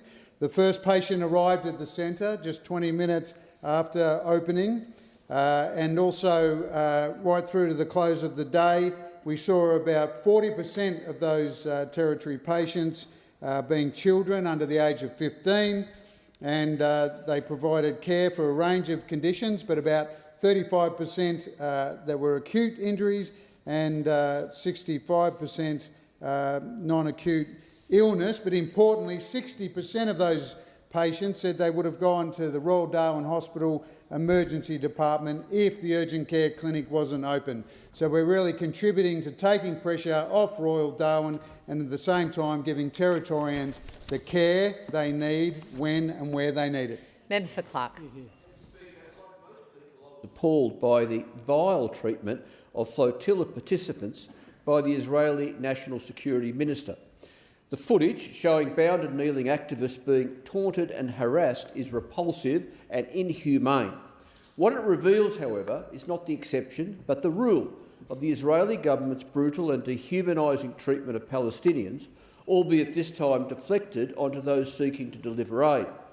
Because, Deputy Speaker, the reality is that Palestinians in Israel and in occupied Gaza and the West Bank especially face this and far worse on a daily basis. No wonder the International Court of Justice again confirmed the illegality of Israeli settlements in 2024, and in their ruling stated that governments and organisations were obliged to not recognise or lend any form of support to Israeli settlements in occupied Palestinian territories. So you can understand why I'm regularly contacted by constituents who want the Australian government to do more, much more, to hold Israel to account, and contacted by constituents who highlight the sometimes unexpected layers to this horrid matter, like how familiar platforms such as Booking.com and Airbnb continue to list properties on stolen Palestinian land, whitewashing the illegal occupation and genocide and generating revenue that flows directly into the settlements. Deputy Speaker, I again implore the government to take meaningful action to hold Israel to account. Expired. Member for Leichhardt. Thank you, Speaker. It is a simple dream and one that ought to be attainable. The sold sign out the front of a house, close to work and schools, a happy family pictured out the front. Though quickly this was becoming a thing of the past. Locked out of the market, young people were increasingly despondent about the opportunity to own their own piece of Australia. Something had to change. So this Albanese Labor government, we have made that change. And only a party truly out of touch, truly not talking to community, truly comfortable with the status quo, would oppose giving young Australians the opportunity to own their own home, to start a family, to buy a dog and live their best lives. My parents built the home they still live in when I was a toddler, They paid it all off before I finished high school. That's what I want for my daughters, to get into their own home, to not pay off someone else's mortgage, but to be paying off theirs. That's what I want for every single Australian. That is what this government is going to deliver. More housing supply, more opportunity, and if you want to negatively gear going forward, fantastic. Build a new home. Get a family living in there, and you'll be investing in your future, and you'll be investing in your tenants' future, and you will be investing, most importantly, in the future of Australia. Every day I get constituents telling us, yes, now they have hope, now they see the light, now they believe that they're going to live in their own home, with their dog, with their children, with the stickers that their kid put up there when they were 2, and they'll live there the rest of their lives. Member for Monash. Madam Deputy Speaker, Australia asks extraordinary things of the men and women who wear our uniform. And all they ask for when they return home is that we take care of them and we treat them with respect. And that is not what has happened in this federal budget with the Albanese government's decision to impose a $5,000 cap on allied health services for veterans. I've spoken to many veterans in my electorate, many ex-service organisations, many RSLs. They are hurt, they are angry, they feel there is a lack of respect and an understanding. Veterans often have complex and chronic health needs. They're not simple, they're not short-term. They deserve adequate support and respect and care from this federal government. They deserve nothing less. That is why I oppose this cap. It is why the Liberal national parties oppose this cap. The coalition will stand up and fight for our veterans. They fought for Australia. They deserve all of us in this place to stand up and fight for them. They deserve nothing less. And that is why it is so disappointing to hear government members supporting the cap on allied health services for veterans. Veterans have multiple conditions. They have complex and chronic health conditions. They need ongoing support. They deserve nothing less than adequate and full support from their country. Member for Gordon. Deputy Speaker, I'm a proud millennial. I speak the language of the Veronicas, Round the Twist, Twilight and too many peace signs. But like every young Australian person in this country, I know that our housing system is cooked. In 1980, the average home cost about 3 times the annual income and took 3 years to save for. In 2000, it cost about 4 times the annual income and took 7 years to save for. But today, your first home costs 8 times the annual income. It takes 11 years to save for. And first home buyers face the reality that they may never pay off their mortgage. Young Aussies have got a housing system that is stacked against them. They're doing the right thing, studying, picking up a trade, working hard and saving, and yet still they get to auctions and are outbid by investors next to them who are backed by the Australian taxpayer. What our government wants to do is something simple, for young people to get a fair go at owning their own home. Because right now it's easier to buy your 10th house rather than your first, and that's just not right. Our budget is backing first home buyers and levelling the playing field at auctions, like with 5% deposits for first home buyers. In my electorate of Gorton, over 3,000 people have bought their first home thanks to our 5% deposit scheme. It's changing lives, and it's doing this for families right across the country. And to make housing more affordable, we need to build more homes. Young Aussies don't want to pay rent forever. We want more sold stickers across our communities, put there by young Australians. Member for Dawson. Thank you, Deputy Speaker. This budget represents the forced liquidation of Australia's economic future. It's a shonky ledger of broken promises, skyrocketing debt, lower living standards and fewer homes for Australians.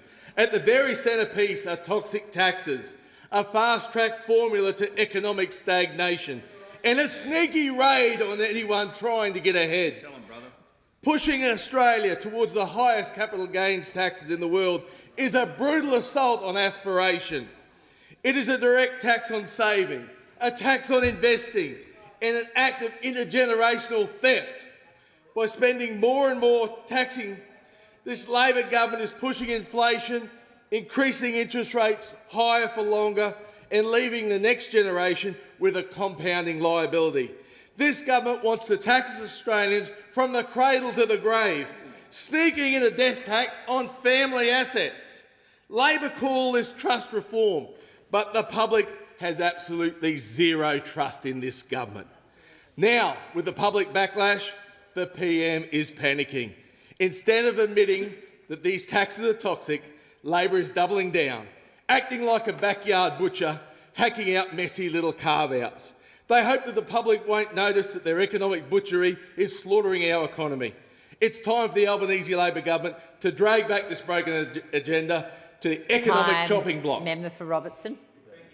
Speaker, and a budget is more than a set of numbers. It is a statement of what a government believes people deserve. And this federal budget says clearly and proudly that Australians deserve healthcare that is affordable, accessible and there when they need it. This budget invests in Medicare, it invests in bulk billing, it locks in Medicare urgent care clinics as a permanent part of our health system. It delivers record funding for public hospitals, cheaper medicines and stronger digital health infrastructure. This means a child with a fever can be seen before midnight. It means a pensioner can fill a script without having to choose between medicine and groceries. It means emergency departments can focus on true emergencies, and it means Medicare is not just defended in speeches, it is strengthened in practice. But while Labor is building, others are barking from the cheap seats. And then there's the One Nation Liberal coalition, a party that spent decades perfecting the politics of the empty fist, all swing and no substance, Deputy Speaker. They come into this parliament thundering about the forgotten Australian, but they have no intention of remembering them once the cameras are gone. On healthcare, they're not just weak, they are vacant. They have no credible plan for Medicare, no plan for hospitals, no plan for GP access and no plan for bulk billing. Nothing. Just a long, tired performance of outrage from a party that confuses volume with virtue and anger with intellect. And on these tests, Deputy Speaker, One Nation and the Liberals fail every time. Member for Hinkler. Thank you, Deputy Speaker. I'm extremely grateful that Game 1 of State Origin is being played tonight, because for many in my league-loving electorate of Hinkler, the brief distraction from Labor's budget of broken promises will be welcome. Phone calls and emails have been coming in thick and fast to my electorate offices in Hervey Bay and Bundaberg every single day since May the 12th, when Labor delivered this bad news budget. And following dozens of face-to-face catch-ups across Hinkler last week at my mobile offices, I can categorically confirm to the House that the people of Hinkler don't want carve-outs to Labor's toxic taxes. They want them axed. That includes those aged 65 or older with private health cover. This Labor government is stripping back their private health insurance rebate. For Hinkler, 26,300 seniors are now facing the real and difficult choice to cut spending on essentials, downgrade their cover or drop it altogether. Then there's the cruel cap on Hinkler veterans' allied health services. The uncertainty alone is putting immense stress on those who have served our country and fought for our freedoms. Bundaberg veterans are so incensed they are planning a protest this Friday. And who could blame them? Veterans should not be asked to bear the cost of Labor's budget repair. Let's hope a Queensland win tonight over the Blues can bring some joy, because Labor's budget has left regions like Hinkler in a state of despair, left wanting and searching for a fair go. Member for Hasluck. Deputy Speaker, one of the driving reasons why I ran in 2022 was to see that opportunity reached every part of my electorate of Hasluck. I walked thousands of streets and spoke to neighbours and community members who told me, whether they lived in Brabham or Ellenbrook or Averley, that they wanted a fair access to opportunity around healthcare, education, training, infrastructure, community infrastructure. I listened. The Albanese Labor government listened, and we have delivered. We have now 3 urgent care clinics in Ellenbrook, in Morley and Midland, and with this budget, they will be made permanent. We have cut medicines to $25 max, which is saving thousands of dollars for people across my community. We have completely been doing huge work around infrastructure. After decades of inaction under the Liberal government, we now have a train line to Ellenbrook, and it is so well loved. And as well, we've got a brand new station out to Midland. And importantly, we've got community infrastructure around it. A swimming pool that was promised, again, for decades under Liberal, we have delivered. We have got community hub where community can actually come together and celebrate all things great about being in the community. We have absolutely extraordinary work being done now around environmental matters, because that matters to my community too. And then there's the more practical things. We are going to be delivering our 5th tax cuts. Labor is listening, Labor is delivering. Member for O'Connor. Deputy Speaker, O'Connor's mineral and agricultural wealth drive the Australian economy. And in this toxic budget, my regional communities have been sorely neglected. Families dealing with rising power bills, high grocery prices and increased mortgage stress have received no cost of living relief. Medicare bulk billing remains the exception, not the norm. And we need new initiatives to attract and retain regional GPs. While Labor throws millions at Medicare urgent care clinics in the cities, there is not one planned for anywhere in my vast electorate. Labor claims this budget is creating intergenerational fairness, but in reality, it's robbing our young people and families of the opportunity to grow their wealth, while simultaneously curbing the self-sufficiency of our self-funded retirees. For our seniors, it's never been harder to access support at home, and not one new aged care bed has been allocated in this budget. Wait times for home care and aged care have blown out to over a year, and our brave O'Connor veterans will be severely impacted by the $5,000 cap to their DVA funding. Our small businesses, farmers, explorers and mining operations will be crippled by the changes to the capital gains tax, and no new road or water infrastructure funding further stifles investment and regional growth. Ultimately, O'Connor's mining and agricultural wealth drives this nation's prosperity.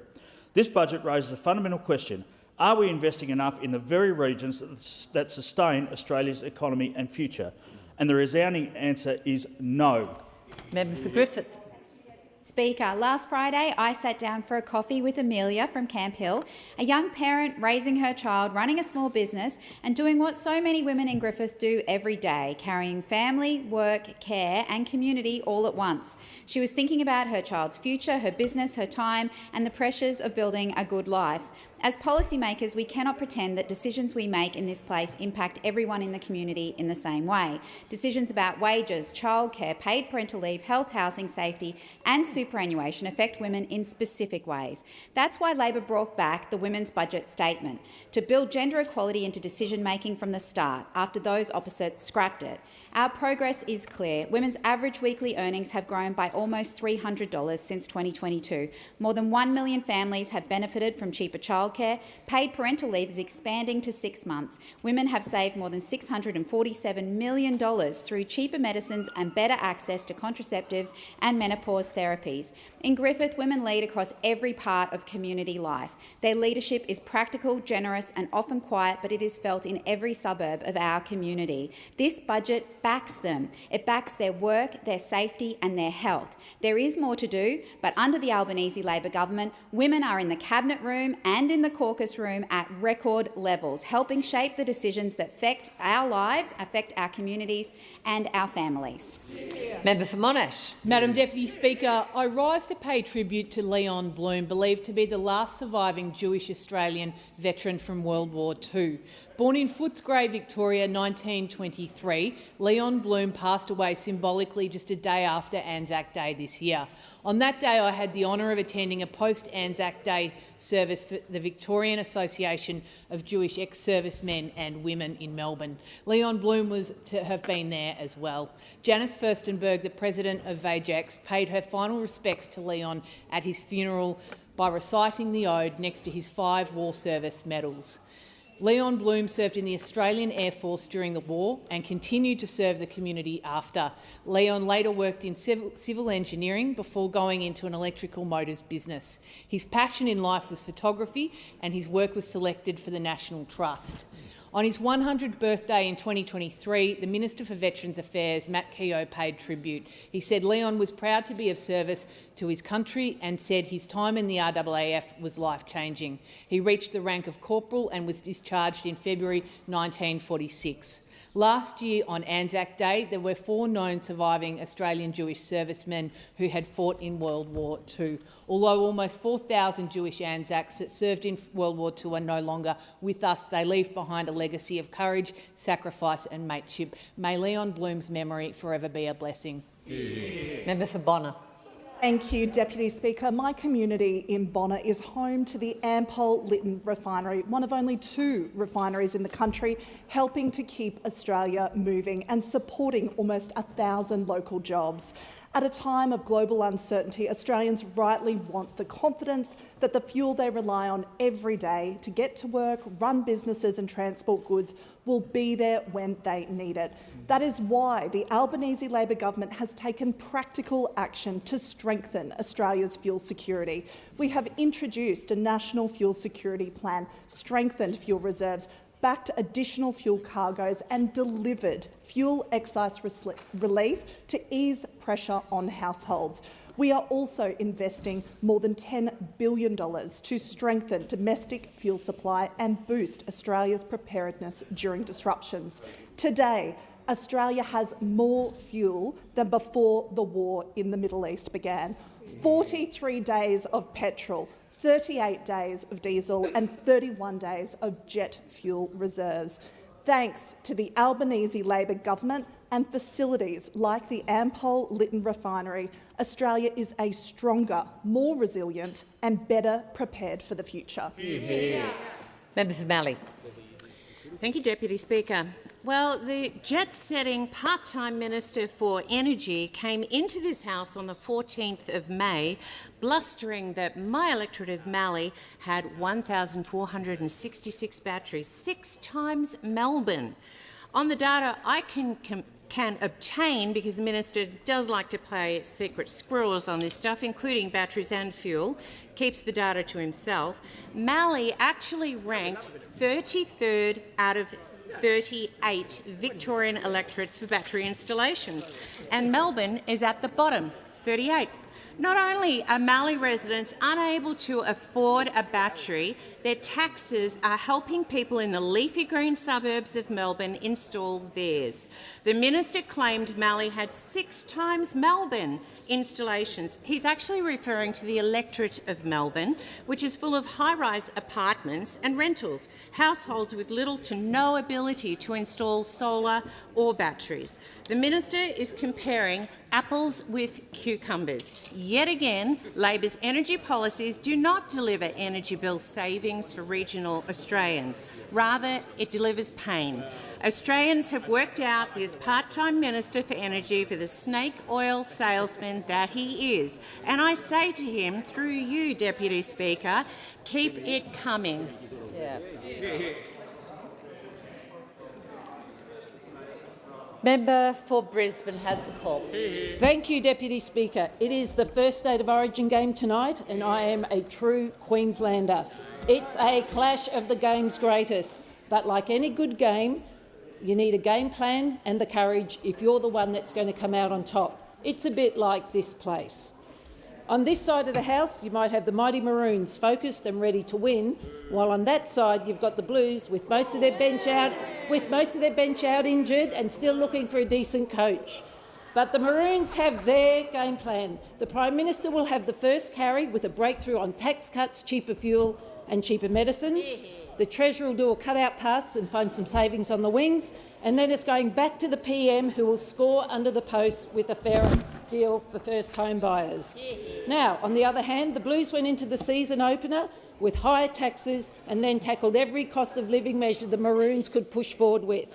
The captains of the Blues even said he'll repeal the tax changes, which was ruled a knock-on by the Australian people.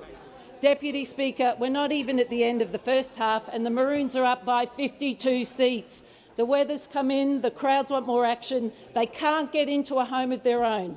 So what does the captain do? What does the Prime Minister do? He does the left foot step and scores a try on housing. And in the post-match interview, he said he saw the weather, he heard the crowds and he did what any good captain would do, while the Blues ignored the roars, leaving holes in their defence. The Blues are now back in the shed and we'll see if they've got a better game. Member for Goldstone.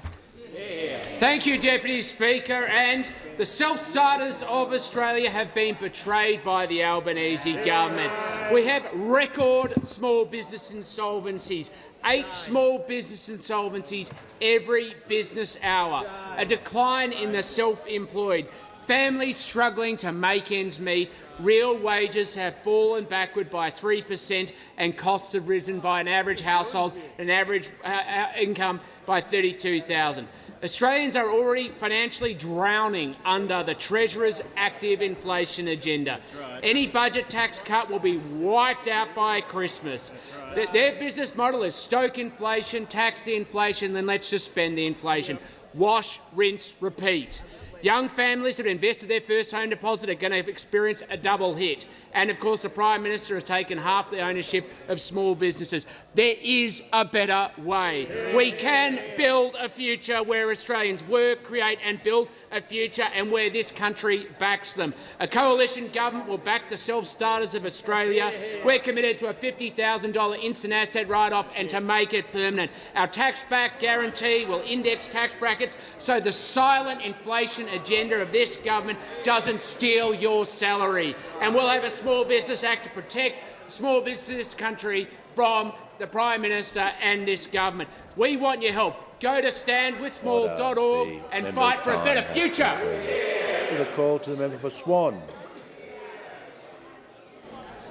From those opposite, but I think sometimes what we really need to do is think about people in this place. Yeah. I remember in 2022, during the federal election campaign, meeting a woman who was playing a clarinet at the park by the Perth Zoo. She was experiencing homelessness. One of the fastest growing rates of homelessness that we've seen in Australia is women in their 60s and older. But you know what? We're not just a government that listens, we are a government that acts. And that's why we have committed to 55,000 social and affordable homes. But this is not just a number, this is actually happening. The week of the budget, I got to go to Victoria Park and go to Clark Court. 15 homes are being built, 10 of those will be for women. Connect Vic Park is an extraordinary organisation that is doing the work to get the job done. In my electorate alone, 524 homes will be built through social and affordable housing. How many houses did those opposite build during 9 years? For the entire nation, 373. That is pathetic, but we are also fixing the housing tax system, and we're doing that because it is right. This is a government that is doing the right thing for the next generation, for today and tomorrow. In accordance with Standing Order 43, the time for member statements has concluded, and I call the Prime Minister with arrangements. Thanks, Mr Speaker. I inform the House that the Deputy Prime Minister will be absent from question time today to do with his duties as Defence Minister. The Minister for Defence Industry will answer questions on his behalf. We shall move to questions without notice. Are there any questions? I give the call to the Honourable the Leader of the Opposition. Thank you, Mr Speaker. My question is to the Prime Minister. Can the Prime Minister advise the House how many of Australia's nearly 3 million small and family businesses will be carved out of Labor's capital gains tax grab? Call to the Prime Minister. Thanks very much, Mr Speaker. I can inform the House that our government backs small business, and I make 3 points. We announced $3.5 billion in the budget in new measures that lower taxes for businesses to encourage investment and innovation. We're making the $20,000 instant asset write-off permanent for the first time. Providing $890 million in cash flow support over 5 years. We're introducing a permanent loss carryback to support resilience, investment and risk-taking, helping up to 85,000 companies a year. We're introducing loss refundability to help up to 25,000 startups per year grow in their early years. We're expanding tax incentives for venture capital to unlock industry knowledge for young expanding firms, and we're better targeting the R&D tax incentive. When it comes to capital gains, of course, there are 4 different carve-outs and concessions for small businesses, and all 4 are staying in place. Now, what that means is if you sell your active business to retire or to start a new business or to relocate, you can still reduce or in some cases completely remove your tax on any capital gains. Now 90% of small businesses in Australia are eligible for these concessions and they'll continue to remain eligible. All budget measures on top of that are entirely prospective, of course. They don't start until 1 July 2027. And that means, of course, that any business value that's been built up before this date can use the old discount rules no matter when the business owner decides to sell in the future.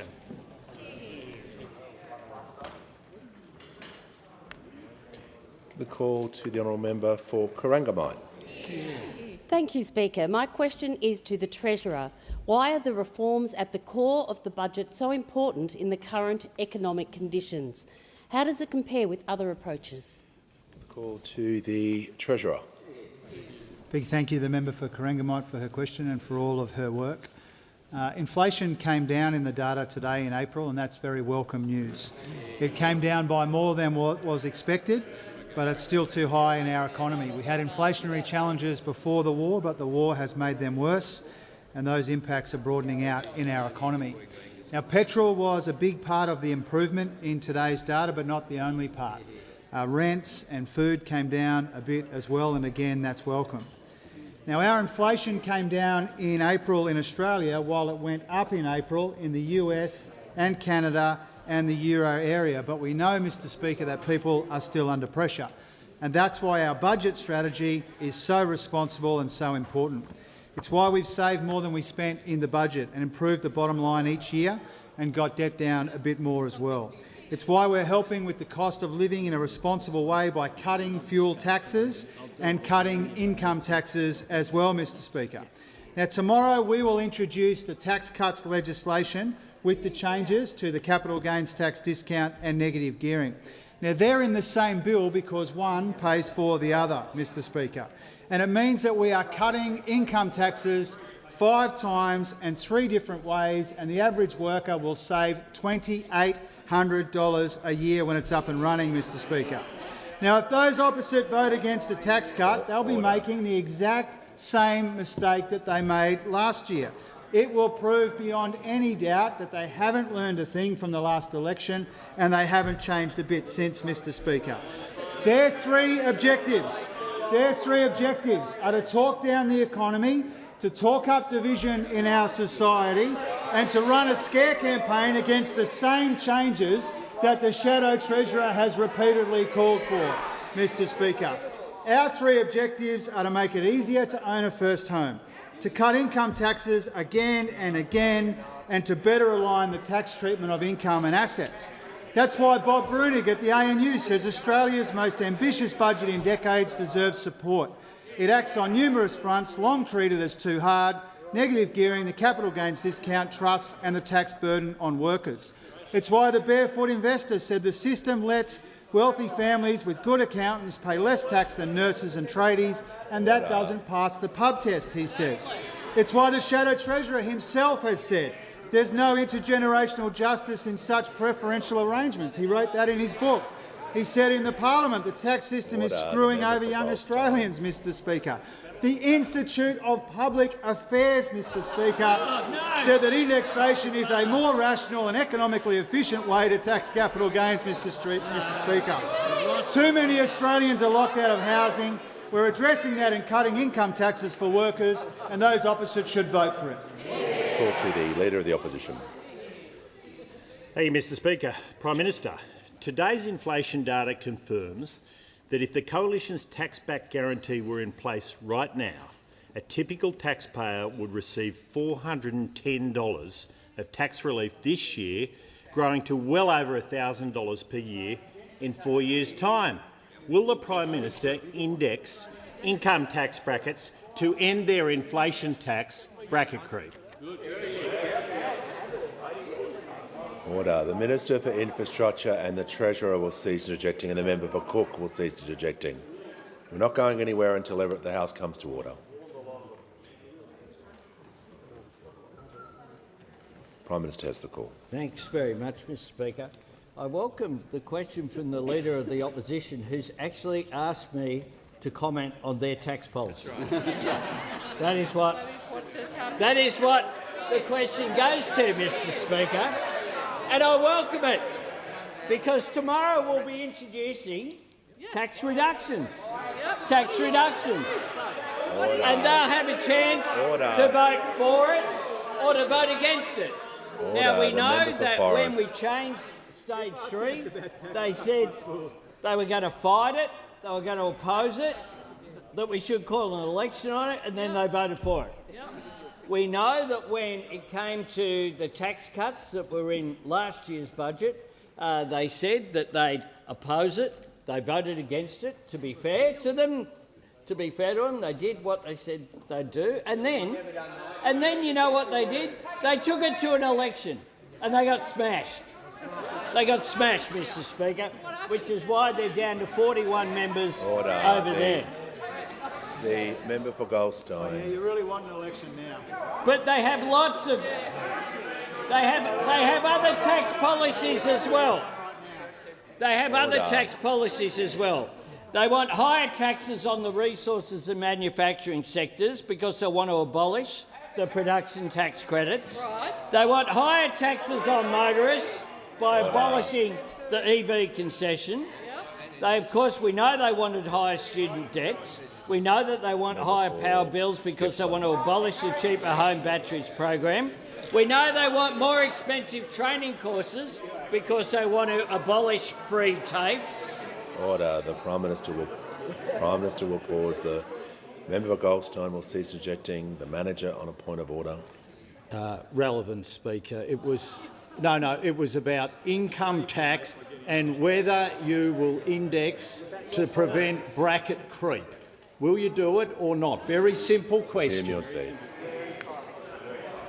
Yeah, there's a bit in this question and about the Coalition's tax-back guarantee. If that policy,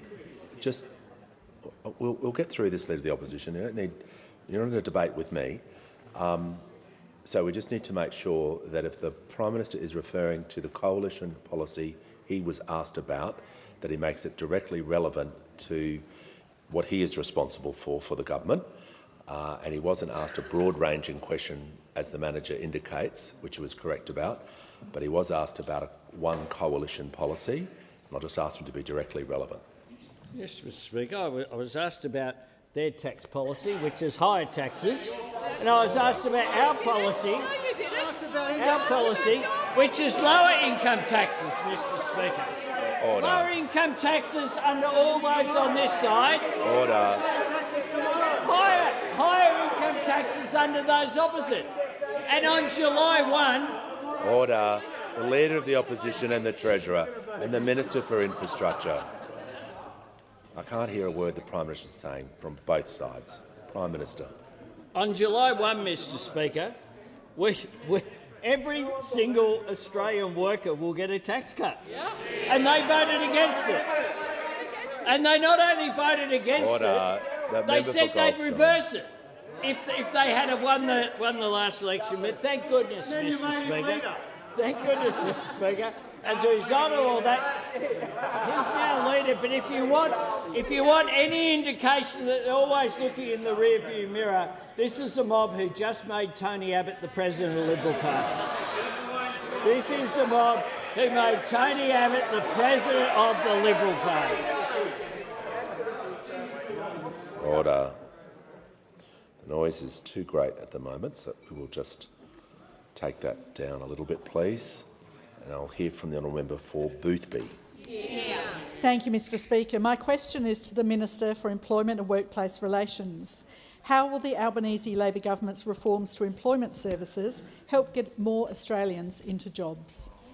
Call to the Minister for Employment and the Minister for Workplace Relations. Well, thank you, Speaker. I'd like to thank the member for Boothby for that question, but also her absolute huge contribution she's made to reforming employment services.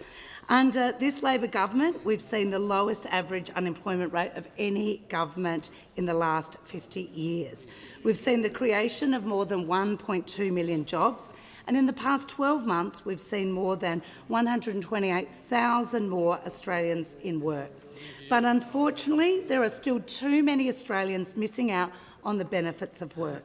Because for decades our employment services system has treated everyone the same, regardless of their skills, experience or their barriers to work that they face.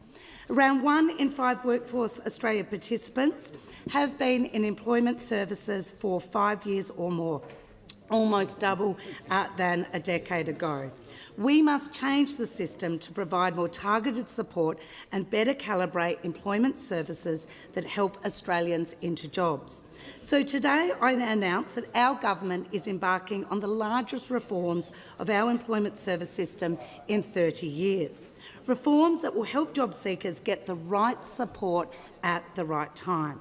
Reforms that will deliver improved value for money by directing resources to where they need it to go the most. And of course, these reforms build on the very important work done by the member for Bruce as chair of the Select Committee, and I'd like to recognise all the members of that committee for their very substantial report. The system overhaul that we are reforming will be centred around 4 main changes. The first and most important change is we are ending the one-size-fits-all approach to servicing. We are creating 3 distinct high-quality service streams offering different intensity of support depending on an individual's distance from the labour market. The second change is the introduction of effective mutual obligations that are designed to actually help people get a suitable job and that are calibrated to a person's distance from the labour market. Third, we're overhauling the assessment and triaging process, so barriers to employment are identified early. And fourth, we are introducing a new planning process which supports people to develop employment goals and works towards them. Our government has committed in this budget $312 million as a down payment to establish the key new elements of this system, because every person in our employment services system, no matter how far they are from the labour market, deserves a clear pathway to employment. Before I call the member for Mackellar, I'll just do a couple of acknowledgements. I'm pleased to inform the House that President of the Gallery today, Mr Chris Quealy and Mary DeVay, visiting from the Blue Mountains as members of the guests of the member for Macquarie, and also in the Speaker's Gallery today is Ms Josephine O'Brien, who lost her husband, who was the nephew of the member for Kennedy, to leukaemia, and with Josephine and her family is Rochelle Akaban, who also lost her husband to leukaemia. They are here today in anticipation of World Blood Cancer Day tomorrow and are working to increase Australian stem cell donor registrations in support of this important cause. Welcome to Question Time. The call to the member for Mackellar. Thank you, Speaker. My question is to the Attorney-General. The recent resignations of both the Commissioner and Deputy Commissioner of the National Anti-Corruption Commission presents an opportunity to rebuild public confidence in the institution, but only if the new appointments are made independently and transparently. In line with best practice, will the positions be advertised for at least 2 weeks? Will selection criteria be made public? And will the appointments be made by an independent selection panel? And if not, can you please explain why? Thank you. Give the call to the Attorney-General. Thank you, Mr Speaker, and I thank the member for her question, which goes to the importance of the National Anti-Corruption Commission to Australia's integrity landscape as delivered by the Albanese government followed by our election in 2022. I am pleased to confirm to the House that the government established a merit-based selection process for all appointments to the NAC, which has been followed to date and which will be followed in future. The appointment process will be consistent with the Australian Government Appointments Framework and the NAC Act. Candidates for appointment are assessed by a selection panel following public advertisements. Only candidates assessed as suitable by the panel are presented to me as Attorney-General for appointment. Candidates are then referred for consideration to the cross-party Parliamentary Joint Committee on the National Anti-Corruption Commission, comprising members and senators from across the Parliament, including the Honourable Member for Indi, who serves as its Deputy Chair. And I also thank the member for Indi for her work on this very important committee. The committee's decision is then reported to the Parliament. Mr Speaker, I note that all appointments made to the Commission to date have been unanimously approved by the Parliamentary Joint Committee.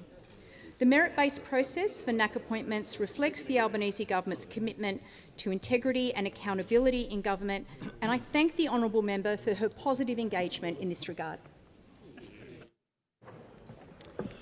Give the call to the member for Chisholm. Thank you so much, Speaker. My question is to the Prime Minister. How is the Albanese Labor government's budget delivering reforms to housing policy that are pro-aspiration and pro-supply? Why is this important, and are there any alternatives? Great question. Call to the Prime Minister. I thank the member for Chisholm for her question and for her passionate work in the suburbs of Melbourne there, campaigning very strongly to give young people a fair crack at a better future. The truth is that the housing system is broken. That is the truth. Young Australians know it. Their parents and grandparents know it. They know that the housing system is not working in the interests of Australians. Young people simply can't get a fair crack. If they're turning up at auctions and they're competing with people who have the taxpayer as a partner, then if the taxpayer has to bid that extra $20,000 or $30,000 in order to be successful, then they can, because they know it will lead to a reduction in their tax, which is why it's been called for the reform by so many, including the Shadow Treasurer. It's why it was acknowledged by the member for Canning as well. And it's why in his valedictory in 2015, Joe Hockey said negative gearing should be skewed towards new housing so that there is an incentive to add to the housing stock rather than an incentive to speculate on existing property. And I've got a lot of time for Joe Hockey. And Joe Hockey yesterday was asked about this comment at the National Press Club, and he doubled down, Mr Speaker. He said this: "If you don't like it, tough. I stick by what I said in my valedictory speech." Now, the difference between what my friend Joe Hockey did and what this government has done is that we're actually doing something about it. Not giving a speech on the way out, we're doing something about it to make a difference. And that's why the legislation that we will introduce tomorrow is pro-aspiration, to give young people a crack, and pro-supply, because people will still be able to invest in negative gearing and receive the existing capital gains tax discount. But in order to do that, they not only will be investing in their future wealth and their future assets, they'll be investing in the future wealth and assets of the nation as well. We are doing this because we want aspiration for all, not just for some. That is what we on this side of the chamber stand for, introducing legislation to improve housing supply, to improve aspiration and the opportunity for people to get into their first home, at the same time as we are decreasing taxes for them through the Working Australians tax offset and the $1,000 automatic tax deduction. And all of this chamber should take the opportunity to vote for it. You have a habit of each time walking up to the dispatch box in a dramatic way. Just wait till you call, and then you will get the call and get to the question. Works both ways. When questions run out of time, I could easily withdraw questions out of order, but I'm not doing that, and I'd like to give the opposition a fair go with their questions. So each time someone yells out time, we can have this discussion again, and we can easily go down the path, because I have got a count of the amount of times that opposition members have gone over the time, and the questions will be ruled out. But I like to include as many questions as possible. So if you could assist the Speaker by not interjecting time, it would be greatly appreciated. The member for Goldstein. Thank you, Speaker. My question is to the Prime Minister. The Prime Minister has repeatedly said, quote, "We are simply returning the CGT system to what was there before 1999. In 1999, capital gains could be averaged over 5 years to stop small business owners being pushed into the top tax bracket. Prime Minister, in your own words, it's time to be honest. Is this your policy? Order. Give a call to the Prime Minister. From the Shadow Treasurer, who wrote a terrific book justifying why this should occur. But there are actually as well. There are actually as well a range of comments about capital gains tax. Here's what the Institute of Public Accountants had to say. The member for Casey will cease rejecting. Members on my left, enough's enough. The yelling's got to stop. It's ridiculous. Prime Minister. Here's what they had to say, Mr Speaker. The Institute of Public Accountants, last time I looked, not an affiliate of the Australian Labor Party, although I am worried about the IPA being quoted by the Treasurer, I must say. It's the second faux pas he's committed today, Mr Speaker, on top of the tie. The Institute of Public Accountants had this to say. Over 90% of small business owners will potentially qualify for some of the CGT concessions. Yep. So if they can avail themselves of those concessions, they're going to achieve, in some cases, as low as zero. This is what Nash Advisory had to say. The preservation of the small business CGT concessions is the most important detail in this budget for business owners considering a sale. They went on. The concessions under Division 152 were always the more powerful mechanism and they remain fully available. That is what they had to say. Daniel Petrie, the co-founder of Airtree Ventures, they help founders launch and grow their companies. This is what... These are about small businesses. The Prime Minister, of course, concluded his answer. Give the call to the order. Order. Members on my left, when the House comes to order. When the House comes to order. The Minister for Infrastructure. Now the House has come to order. We'll hear from the honourable member for Gorton. Thank you, Speaker. My question is to the Minister for Housing. How is the Albanese Labor government helping Australians across the country to get into a home of their own? Are there any other approaches to housing policy?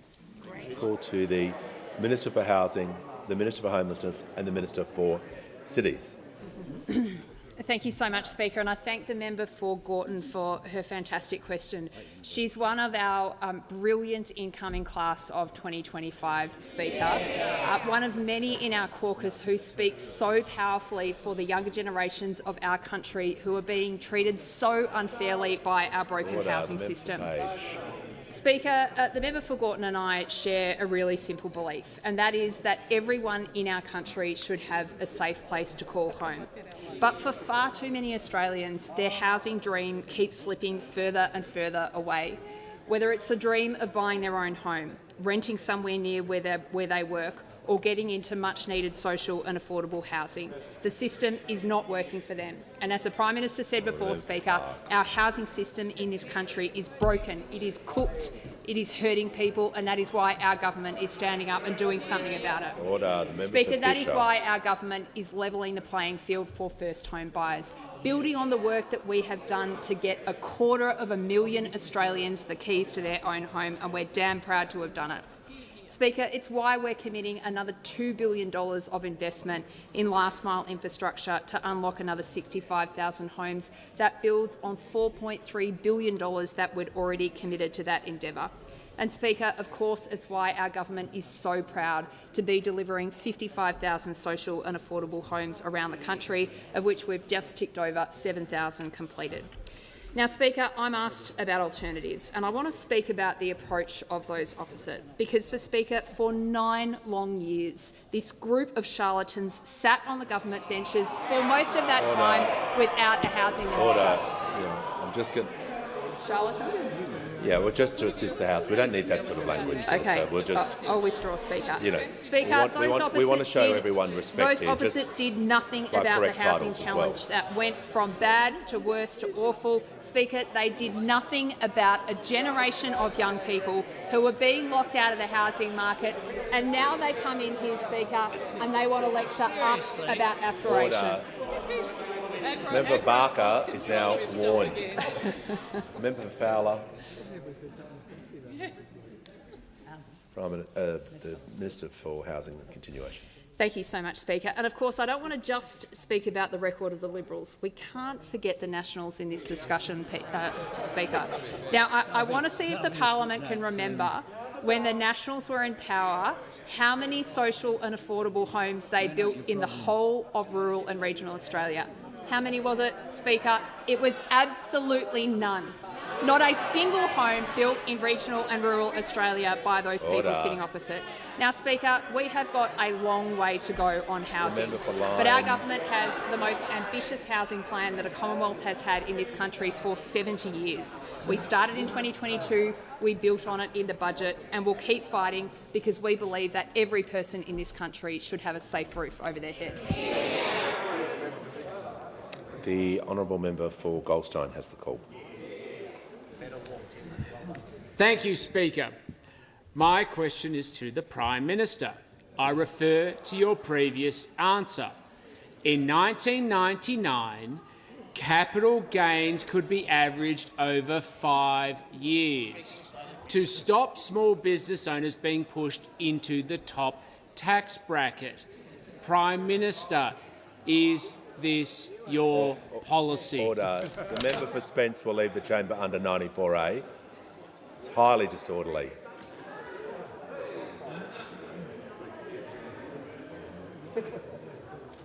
Prime Minister has the call. Thanks, Mr Speaker. He referred to the previous answer, so I'll take up where I was rudely interrupted last time around, Mr Speaker. Daniel Petrie, Order. the co-founder of Airtree Ventures, who runs a company that helps to founders to launch and grow their companies, and this is what he had to say. The Leader of the Nationals and the I member for call Goldstein are complete warned. BS that founders are saying they are going to move overseas because of tax. I think you need to take a tax and have a BEX and have a lie down. I think it is just appalling that you had this hyperbole going on without people firstly thinking through what might be fair in this country. No, Javon LaRue. The Prime Minister will pause. I just warned the member for Goldstein, and you carry on with that sort of behaviour. You are going to leave the chamber under 94A. I think everyone heard me say very clearly that you and the member for Gippsland were warned. The member for Gippsland got the message, but you didn't. You had an extremely good go at this, but you're not going to continue to disrupt question time with that sort of behaviour. Prime Minister. Yeah, Javon LaRue, who's the co-founder and CEO of KU, said this. Here's what I don't see anyone posting about. The government gives founders 43% back on every R&D dollar spent today, not in 5 years, not when you exit, right now. You fill it in, you submit it, you get it back in 30 days. Asked a question about it. Does the Prime Minister continue? Has the Prime Minister completed his answer? Okay. Order. Order. When the House comes to order, we'll hear from the honourable member for Robertson. Thank you, Mr Speaker. And my question is to the Minister for Health. How is the Albanese Labor government strengthening Medicare after a decade of cuts and neglect? And what additional support does the budget provide to lift bulk billing rates on the Central Coast and in the Hunter region? Give a call to the Minister for Health and Ageing and the Minister for Disability and the National Disability Insurance Scheme. Yeah, thank you, Speaker, and I thank the member for Robertson for hosting me in his beautiful electorate last week. He still pulls shifts at the emergency department at the Wyong Hospital, Mr Speaker, which is why he's known affectionately as Dr Gordon in that community.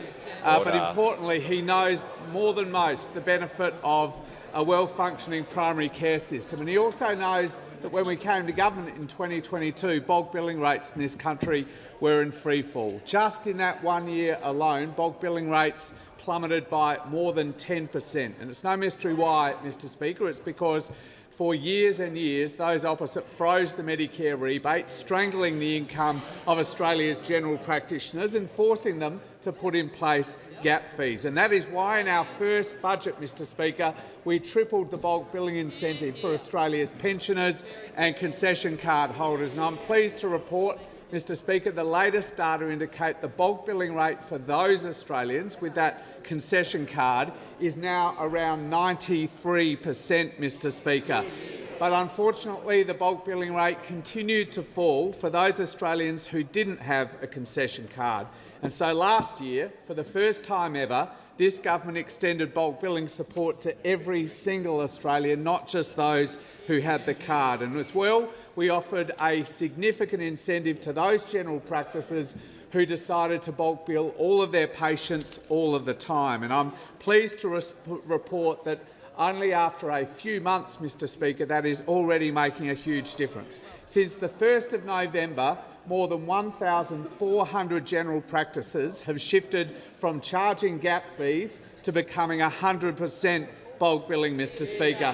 And the bulk billing rate to the end of March, so just in a few months, for those Australians without a concession card, has already climbed by around 9%, Mr Speaker, delivering millions of additional free visits to the doctor already. But, Mr Speaker, as the member for Robertson and his colleagues in that region know, those benefits are not being enjoyed by Australians everywhere. In Newcastle, Lake Macquarie, parts of the Hunter and the Central Coast, the number of 100% bulk billing practices is about half the New South Wales average. The bulk billing rate in some of those communities is around 20% below the New South Wales average and a whopping 30% below the rates you see in Western Sydney and south-western Sydney, with absolutely no rational explanation. And that is why this budget is funding 6 new fully bulk billing clinics in those regions to ensure that there is competition within general practice in that region, and to spread the benefits of bulk billing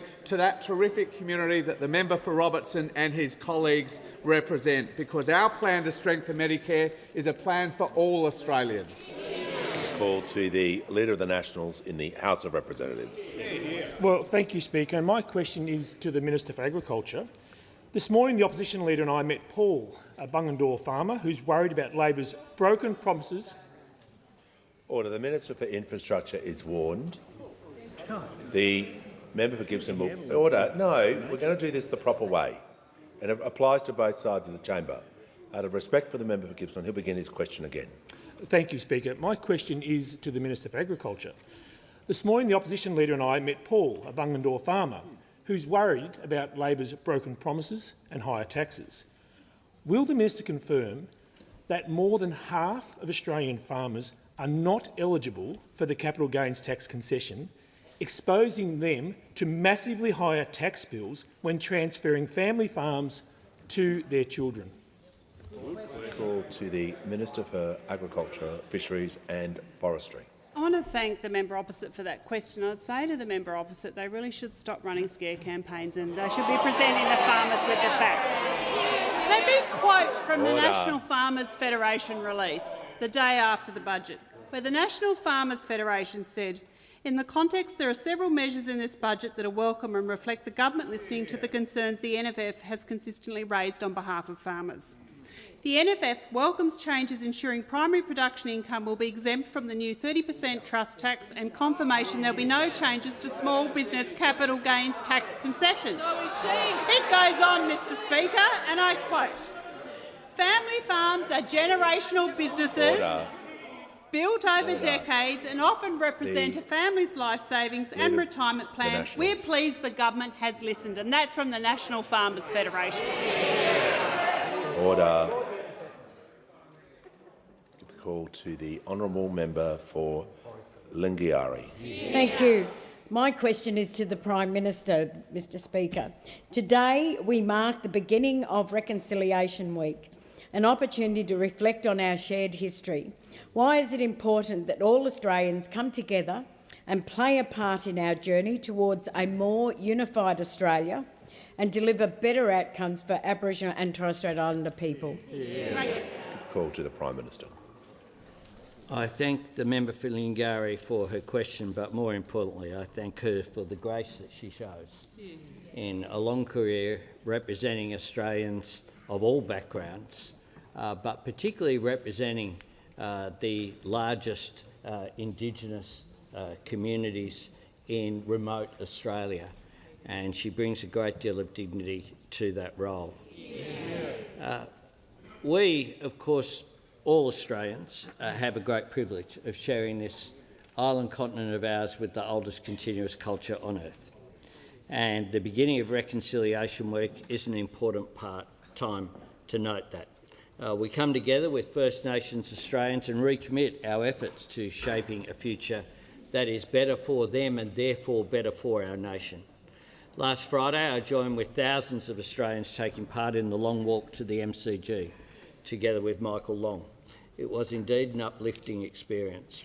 And what struck me was the sense of hope and optimism and pride shared between Indigenous and non-Indigenous Australians walking together and then gathering almost 90,000 people at the G for the match between Richmond and Essendon, and the dancing, the singing, Dan Sultan, all of the performances, but it was a time of enormous respect granted as well. And today I welcome Travis Lovett to our nation's parliament, who walked from Melbourne to call upon Australians to walk together towards reconciliation.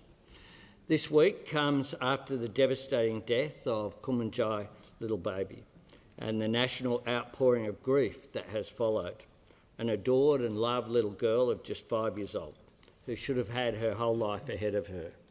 And last week I travelled to Alice Springs with the member for Lingari and the Minister for Indigenous Affairs.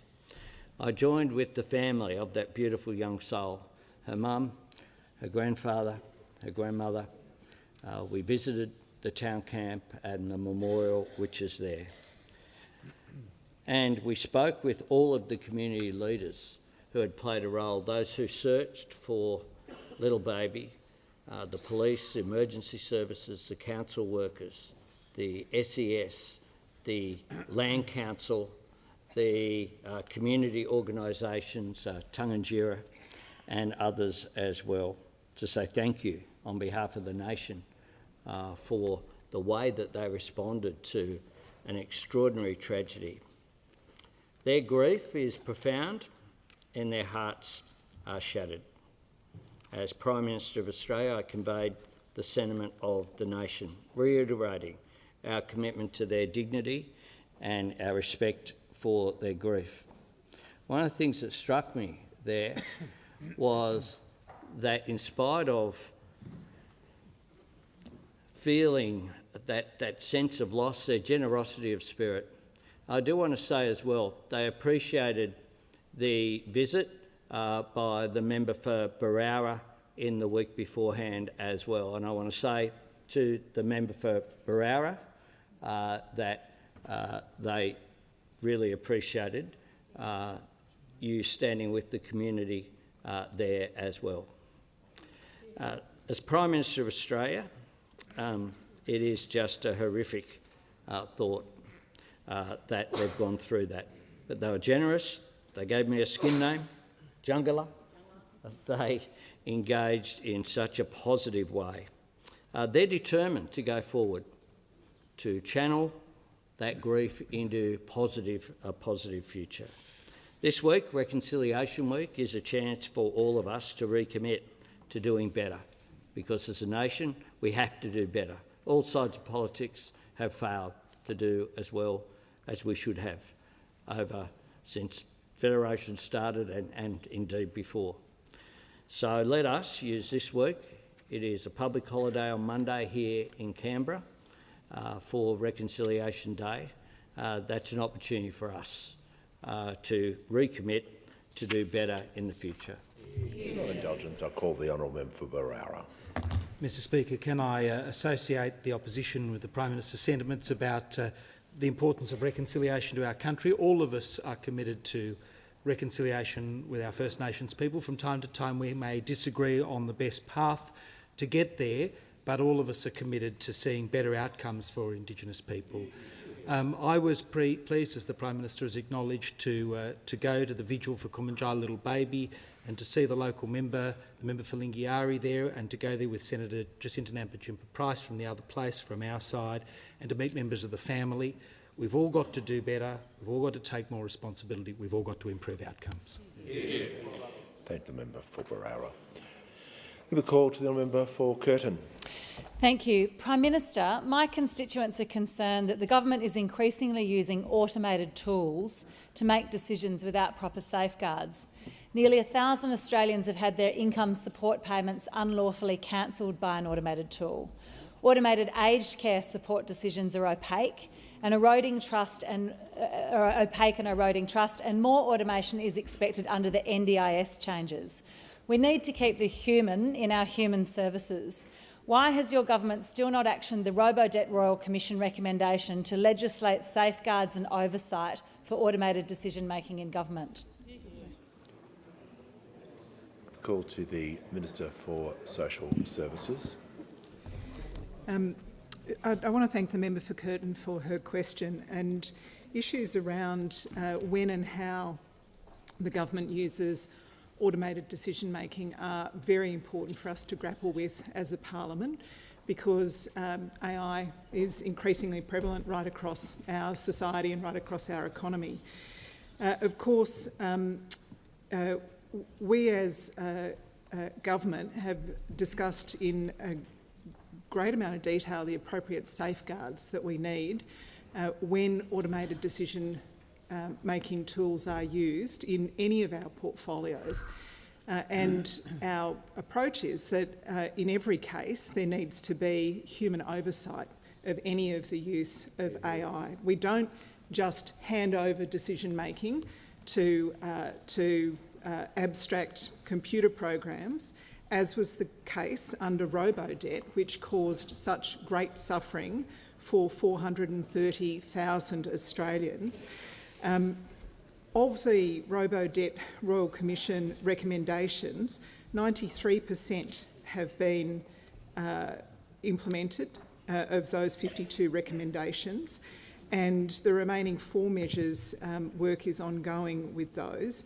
3 of those 4 measures will require legislation. Those opposite came up with an automated decision-making program that was designed simply to raise revenue. It was used to attack the most vulnerable people in our community. There is certainly no way that our government would ever do such a thing that we know resulted in the suicide of Australians who were impacted by this. I don't understand why those opposite are interjecting on such an important issue. The reason we had a Robo-Debt Royal Commission was because of your irresponsibility and cruelty in this area that had real human consequences.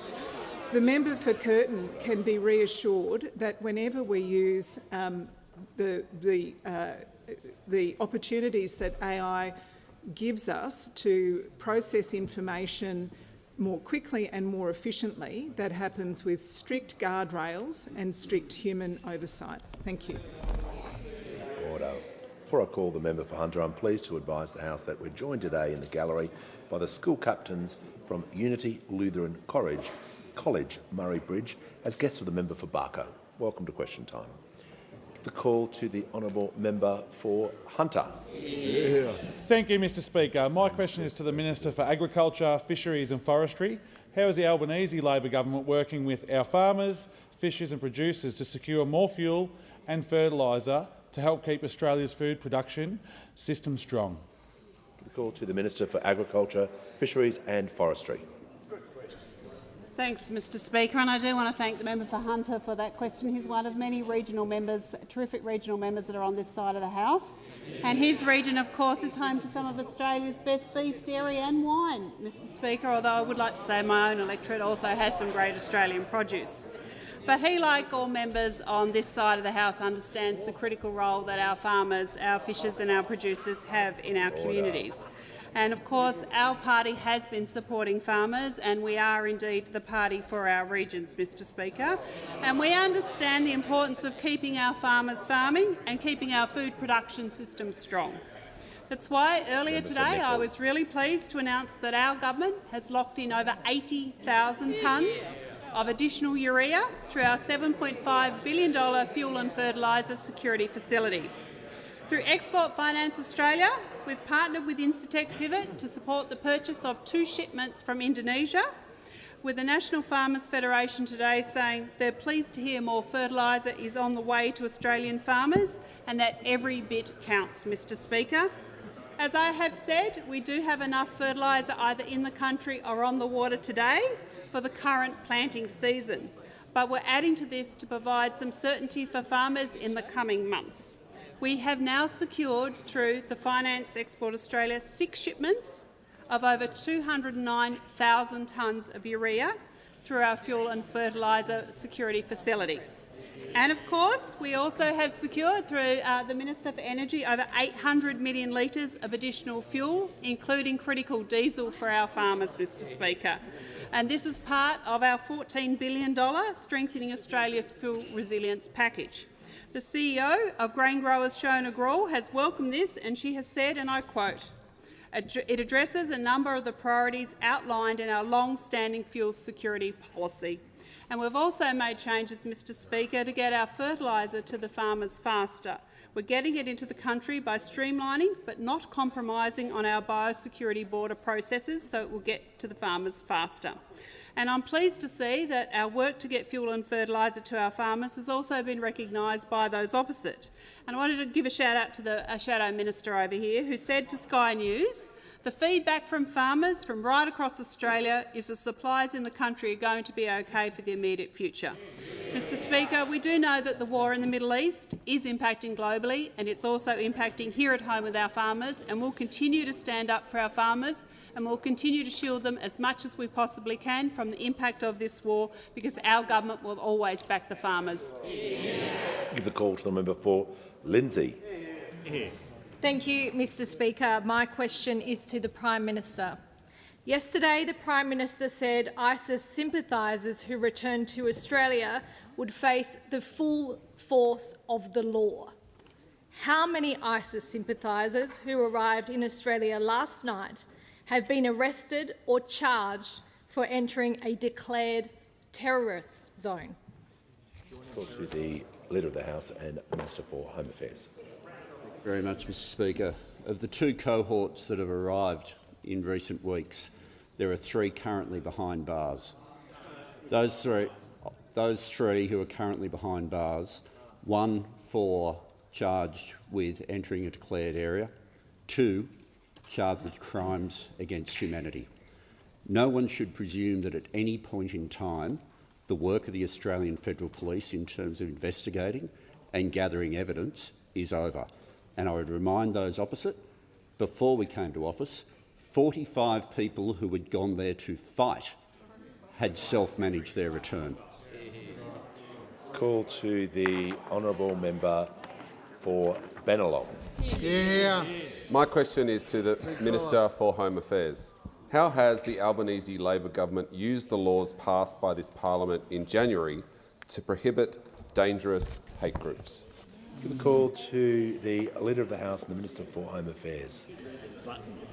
Thanks very much, Mr Speaker, and I acknowledge the member for Bennelong and also acknowledge that the electorate of Bennelong is one of the electorates where hate groups have been distributing literature and some really horrific anti-Semitic and racial supremacist literature. In January following the anti-Semitic terrorist attack, this parliament passed new laws so that organisations that had been able to evade terror listing by keeping themselves just below those thresholds were still able to be listed as prohibited hate groups. On the 15th of May, and so shortly after that, we had a process which I previously reported to the parliament where we listed Hizb ut-Tahrir as a prohibited hate group. On the 15th of May, the government listed the neo-Nazis as a prohibited hate group. They've gone by a number of names: European Australian Movement, National Socialist Network, White Australia. The process on this for prohibiting a hate group has a high threshold, as it should. The process has to be initiated by ASIO. There's then a ministerial decision. There's then further work that has to be done by the Attorney-General, and consultation occurs with the Leader of the Opposition. That threshold had been reached with organisations which the Director-General of ASIO had previously described as, at that point in time, having been awful but lawful. Effectively, when we introduced the legislation to this parliament, at that point the neo-Nazis claimed that they were disbanding because of those laws being introduced. They didn't disband, they phoenixed. They went from one name to a new name and continued with their hateful ideology and their hateful methods of organisation.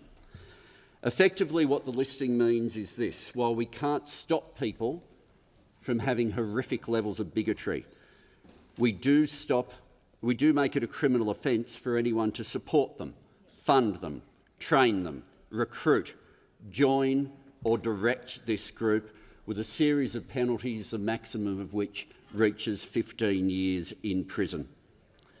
It sends a clear message to people who believe in racial supremacy that their views have no place in modern Australia. We are a country that judges you on who you are, not where you are from.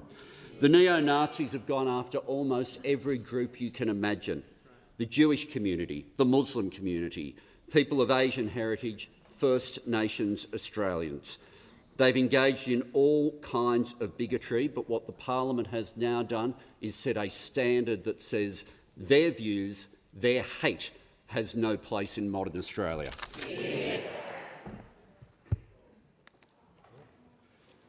The call to the member for Kennedy.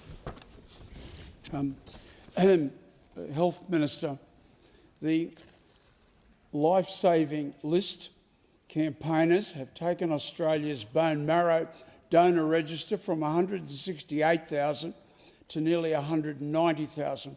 3 years ago, they said Australia had not moved. You said Australia had not moved fast enough to help blood cancer patients find donors, and promised action to grow the registry. In this 3 years, Australia has lost 18,000 lives, 20 people a day. For many, including my nephew Liam, it is too late. Minister, have you really done everything you can to reverse Australia's continuing failure to meet our international obligations in this area? The call to the Minister for Health, the Minister for Disability, National Disability Insurance Scheme.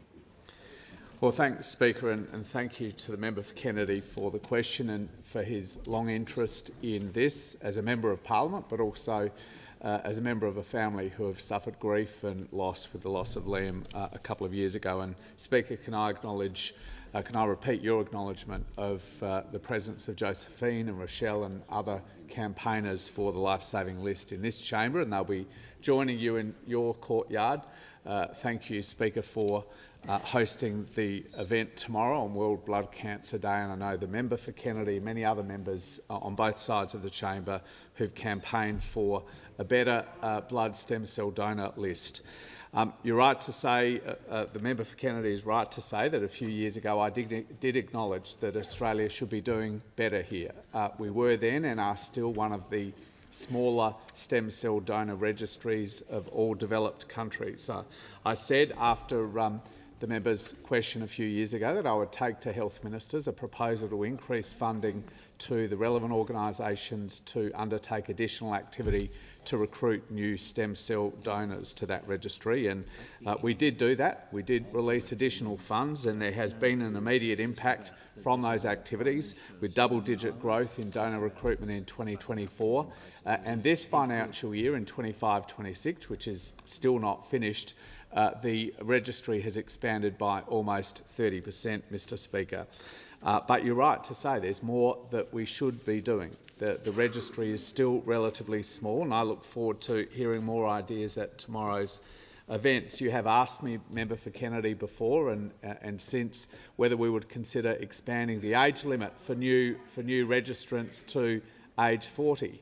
You know that clinical advice is that donations from younger donors is clinically superior, which is why the current limit is for 35 years of age, being the age limit for new donor registrants.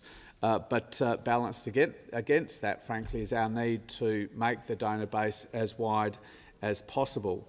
Ultimately, though, this has to be based on clinical advice. And as it happens, the department only earlier this week issued a tender for those services to go back out to market. We'll see who wins that tender, but I can undertake to go back to health ministers, first of all, to review the progress we've made and what else we can do, but particularly to direct the new provider to seek clinical advice about whether we should lift that age limit to 40 from 35 and undertake and progress any other ideas that come from this really important community-based campaign, Life Saving List. The call to the member for Bendigo. Thank you, Speaker. My question is to the Minister for Regional Development, Local Government and Territories. How is the Albanese Labor government working with local government to help our regions thrive? How does this compare to other approaches? The call to the Minister for Emergency Management, the Minister for Regional Development, the Minister for Local Government and the Minister for Territories. Thank you so much, Mr Speaker, and I thank the member for Bendigo for her question. An incredible advocate for regional communities, and I've seen that firsthand during my visits to her electorate. Mr Speaker, the Albanese Labor government supports a strong and sustainable local government sector because we know the important role that local government plays in helping communities to thrive. And that's why this budget, we have committed over $3.6 billion for local government through the Financial Assistance Grant. That's an increase of over 5% in the 25-26 budget, where the amount was $3.4 billion. And how does that compare to other approaches? Well, those opposite froze indexation on financial assistance grants when they were in government, ripping nearly $1 billion away from councils. Mr Speaker, this budget delivers for regional Australia, and it does so in partnership with local government. $1 billion a year across the country through Roads to Recovery, $200 million a year under our Safer Local Roads and Infrastructure program, $150 million a year under our Road Black Spot funding. And Mr Speaker, our Growing Regions program is already delivering almost $600 million in funding for community infrastructure across communities across our country. From Tamworth to the Kimberley, Growing Regions money is flowing to applicants, sods are being turned and foundations are being laid for legacy building community infrastructure. Projects like the now completed Town Centre revitalisation in Mission Beach, Queensland, supported by $8 million in the Growing Regions Fund. And in this budget, there was a further $750 million for future rounds of Growing Regions and Thriving Suburbs. And I can't wait to back in more of those worthy projects across the country. And that is a very different approach to those opposite. Because I read with interest the Sydney Morning Herald today that the North Sydney Regional Pool will open to the public in just a couple of months.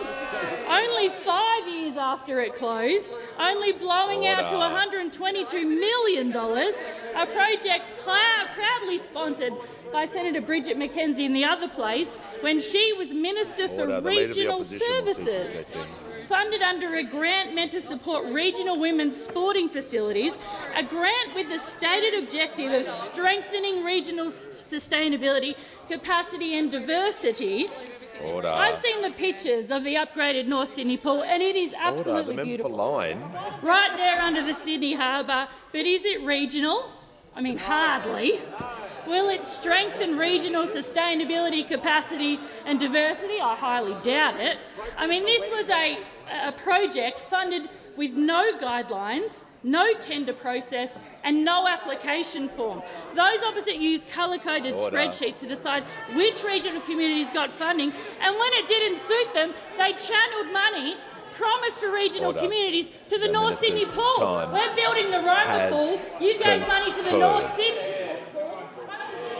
The Minister's time. Give the call to the member for order. Call to the member for Groom. Thank you very much, Speaker. My question is to the Minister representing the Minister for Foreign Affairs. Since 2022, have any Australian government agencies provided operational support to repatriate any of the ISIS sympathisers? Call to the Minister representing the Minister for Foreign Affairs. Thank you, Speaker, and I thank the member for his question. I'll just repeat what the government's already said. We have not and will not provide assistance to anyone in that cohort. Call to the honourable member for Petrie. Thank you, Mr Speaker. My question is to the Minister for Small Business. How is the Albanese Labor government supporting Australian small businesses, including in the budget? Call to the Minister for International Development, the Minister for Small Business and the Minister for Multicultural Affairs. Thank you so much, Mr Speaker, and I thank the member for Petrie for her question. Now, last month I had the pleasure of visiting Fatouche restaurant with the member for Petrie and speaking with the owner, Rod. Didn't get to try their fatouche, but I promised I'd be back to give it a go, even though I do believe that my version of fatouche is one of the best. We'll see. Now, Mr Speaker, I've also been meeting with small businesses right across the country. I'm hearing about their challenges, about their opportunities and about their aspirations. And importantly, I've been hearing from them about their operating environments and how we can deliver the settings that they need to be able to flourish and grow. And that's why this government is focused on cash flow and operating expenses through targeted measures to reduce red tape and make it easier for small businesses to do business. It's why the budget includes $3.5 billion in supports for small business to support resilience, investment and growth. Things like making the $20,000 instant asset write-off permanent and the 2-year loss carryback permanent, introducing loss refundability for startups, taking measures to reduce compliance costs and removing nuisance tariffs. Support which the Business Council of Australia has said, and I quote, "Making the instant asset write-off permanent and delivering loss carryback are useful steps for small and medium-sized businesses and will help businesses invest, grow and create jobs." On making the instant asset write-off permanent, the Chartered Accountants of Australia and New Zealand said this. They said, "It cuts red tape and lets businesses focus on running and growing their operations, supports growth and strengthens the economic foundations Australia needs in a challenging global environment." The Housing Industry Association, ACCI, COSBOA, National Farmers Federation, Master Electricians, the Financial Industry Association and Motor Trades Association of Australia have all welcomed these budget measures for small business, recognising that this government focuses on improving cash flow, supporting confidence, so that small businesses can get on with doing what they do best. And that's what small businesses tell me every day. They want us to make it easier for them to run their business and to grow when they need to. Mr Speaker, the Albanese government is backing small business and will continue to do that. We'll continue to do that because small business backs Australia. Give a call to the member for Clark. Thank you, Speaker. Speaker, my question is to the Prime Minister.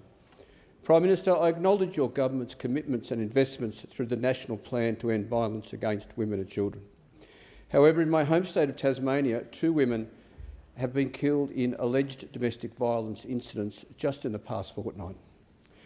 So will you join me in Hobart for a round table with family violence advocates, survivors and families who have lost loved ones to domestic violence to hear directly from them about what urgent action is still needed? Give a call to the Prime Minister. I thank the member for Clark for his question and for his genuine concern and engagement with people in his electorate. There are, of course, 4 women occupy the other seats in Tasmania in this House, the members for Franklin, Lyons, Bass and Braddon, and they are all strong women who are strong advocates for the rights of women to live in peace and free from violence that has such a devastating impact. The figures that the member raises of 2 murders in the last fortnight are horrific. Every act of domestic and family violence is abhorrent and completely unacceptable. We have, as the member has acknowledged, invested over $4.4 billion to take action to end family, domestic and sexual violence. And that includes funding for the sort of organisations that the member has spoken about, 1,400 organisations that have directly helped around 450,000 people across Australia experiencing violence. We've funded 500 additional community workers. Last Friday, the Minister, the member for Sydney, launched the major consultation to shape the next phase of the National Plan to end violence against women and children over 2022 to 2032. That process will be driven by a wide range of people across the community, including academics and experts, frontline workers, employers, community members, victims, survivors and children and young people. The Minister for Social Services has encouraged everyone to have a say, and there is a consultation being held in Devonport on, I think it's June 18, coming up as well. I'm always happy to meet constituents where it's possible. Sometimes it's difficult to fit 50 hours into a day, but certainly I engage with the member when I've been in Tasmania, as he knows. The focus of the second action plan will be on what works to deliver practical and systemic solutions, those with the greatest impact. In areas where we are making a positive difference, we look for opportunities to redouble our efforts. We'll listen to all ideas. Quite frankly, this is a task for every level of government, but it's also a task for every part of society.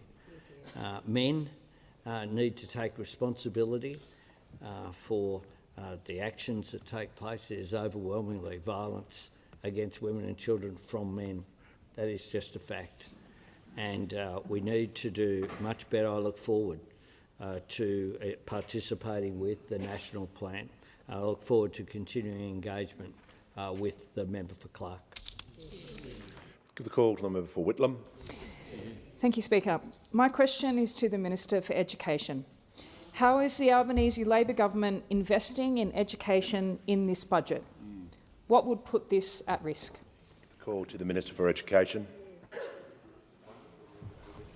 Thanks very much, Mr Speaker, and can I thank my friend, the wonderful member for Whitlam.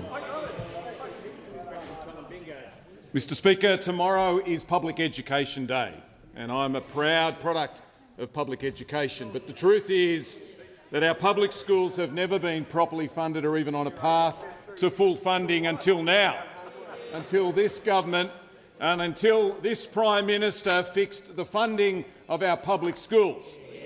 And in the budget you see it, the biggest new investment in public education by an Australian government ever. $20 billion extra dollars over the next decade. And all of that is now at risk, because we remember what the Liberal Party did the last time they were in power, how they ripped the guts out of funding for our public schools. And on the weekend, on Sunday Agenda with Andrew Clennell, Senator Andrew Bragg threatened to do it all over again. He repeatedly refused to rule out cuts to health and cuts to education. And I think that should send a shiver down the spine of every parent around the country. But it's not the only thing that they've threatened to cut. There are two other things on the chopping block. Mr Speaker, we're building childcare centres at the moment right across the country where they're needed. Order. In our public primary schools, including two in the member for Whitlam's electorate, one in Calderwood and one in West Dapto. And it makes sense, because if you're a mum or a dad with a child in primary school and a child in childcare, then it means one drop-off, not two. And guess what? The Liberal Party have said they'll get rid of all of that as well. We're also helping kids get the skills that they need to get ready to start school. Kids like Marina's little boy, Jason. Good name? Good kid. Now, last year Marina couldn't get him into childcare, and that little boy wasn't talking, wasn't making his name was Jason, what a good kid. He wasn't talking, wasn't making eye contact, wasn't playing with other kids. Guess what now? He's in a childcare centre in Broadmeadows, and he's doing it all. He's talking, he's pointing, socialising with other kids. That is the power of early education. That is life-changing stuff. And that little boy is there because of a decision that we made here, because we changed the law, because we created the 3-day guarantee. That means that Marina is guaranteed access to 3 days a week of subsidised childcare, and that little boy, Jason, and every kid in this country has the chance and the opportunity that they deserve. And guess what? The Liberal Party want to get rid of all of that as well. Prime Minister. Thanks, Mr Speaker. I ask further questions to be placed on the notice paper. Prime Minister has the call on. Thank you, Mr Speaker. I rise to congratulate Prime Minister Whale on his recent election as Prime Minister of the Solomon Islands. Solomon Islands is an important nation in our region, and Matthew Whale was elected just a short time ago, and I spoke to him on the 15th of May and congratulated him on his election. I invited him to visit Australia, and I'm very pleased that he will be here next week for an official visit, his first visit as Prime Minister of the Solomons. He will be accompanied by senior cabinet ministers from the Solomon Islands government, and will meet members of the government and members of the opposition, and of course will be welcomed formally on the forecourt of Parliament House.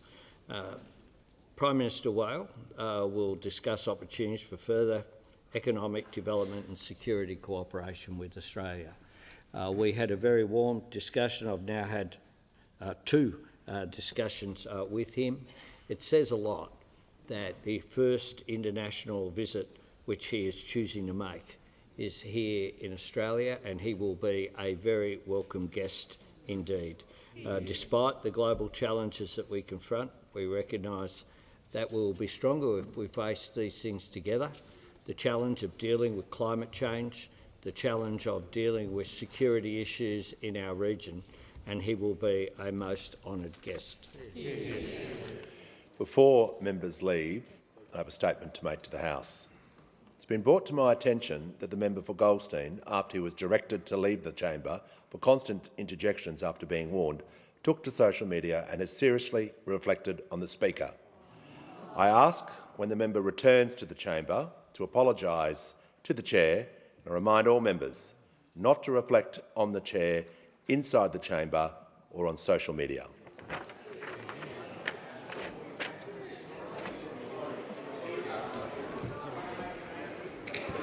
Order. I present the Auditor General's Performance Audit Report number 34 of 2025-26, entitled Cyber Security Readiness for the 2026 Census, Australian Bureau of Statistics.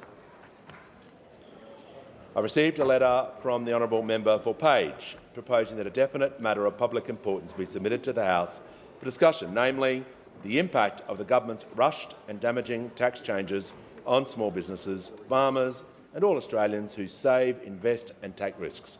I call upon those honourable members who approve of the proposed discussion to rise in their places and give the call to the honourable member for Page. Thank you, Speaker. Speaker, 2 weeks ago something changed in Australia. Something has changed in the psychology of Australians, and what that will mean over time is that will take effect in what Australians do and what Australians don't do, especially entrepreneurial Australia, especially Australians who want to take a risk, especially Australians who want to start a small business, and any Australian who really wants to have a go, Speaker. Because what happened 2 weeks ago was a very big change in the risk-reward of what you do with your money in Australia. Historically, if you took a risk in Australia, you got the reward. But the change has been, Speaker, is now when you take a risk with your money in the Australian economy, the people who will take the reward is the Labor Albanese government. Now, well might you say, Speaker, when I think about this, we all almost without exception, I would say, Speaker, have worked in our own private enterprise or have worked in private enterprise. So we understand when you hang up your shingle, when you roll up the door, when you open the door to your business and you are waiting for customers to come in and ring, you know the risk of that, you know the anxiety of that, and you know how hard you have to make that work and to make money, not only for your own salary, but for other people's salary. So, as an interest, I thought I'd Google 2 people and look up 2 people's work history, because I thought they should get this. And I thought, OK, well, let's have a look at what the current Prime Minister of Australia's work history is. Surely he has worked in a private enterprise. Surely he has worked for a business and knows the pressure of having to pay someone's salary from your efforts or the efforts of your staff. So I had a quick look. Deputy Speaker. First job, Deputy Speaker, first job, Research Officer for Tom Uren, Labor Minister. I thought, OK, that's only his first job. It might get better.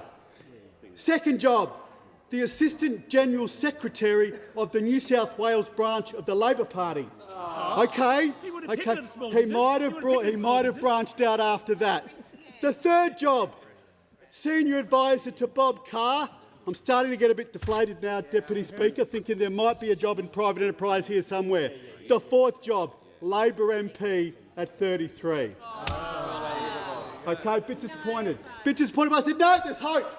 There's hope because maybe we can get through to someone else who's made these serious decisions for the Australian economy. I said, I'll have a look at the Treasurer.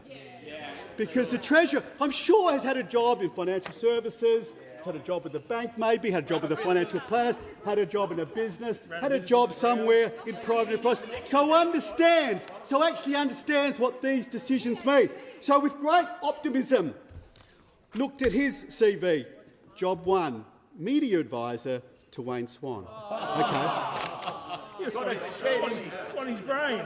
Not a great start, but still trying to be optimistic. Job 2, Deputy Chief of Staff to Kim Beazley. Getting a bit deflated by now, Deputy Speaker, getting very deflated, but we keep going, there's a couple of jobs to go. Job 3, Senior Advisor to Morris Yemma. OK, well, at least he swapped from federal to state Labor, but anyway, let's keep going. Job 4, Principal Advisor for Wayne Swan. So we've gone back to Swan. Fifth job, Labor MP. So I'm deflated by then, Deputy Speaker, but this is an important point, Deputy Speaker. What we have are 2 senior people who are running the Australian economy on behalf of the government right now, the Prime Minister and the Treasurer. Respect that I have for both those positions. And the problem, Deputy Speaker, and we can't overstate this, is that neither of them have actually worked in the real world. Neither of them have actually worked in a business. They've all worked in this bubble of federal politics. They've all worked as just staffers or then walked into this chamber at a young age. So I congratulate them on getting into this chamber at a young age. I'm not criticising that.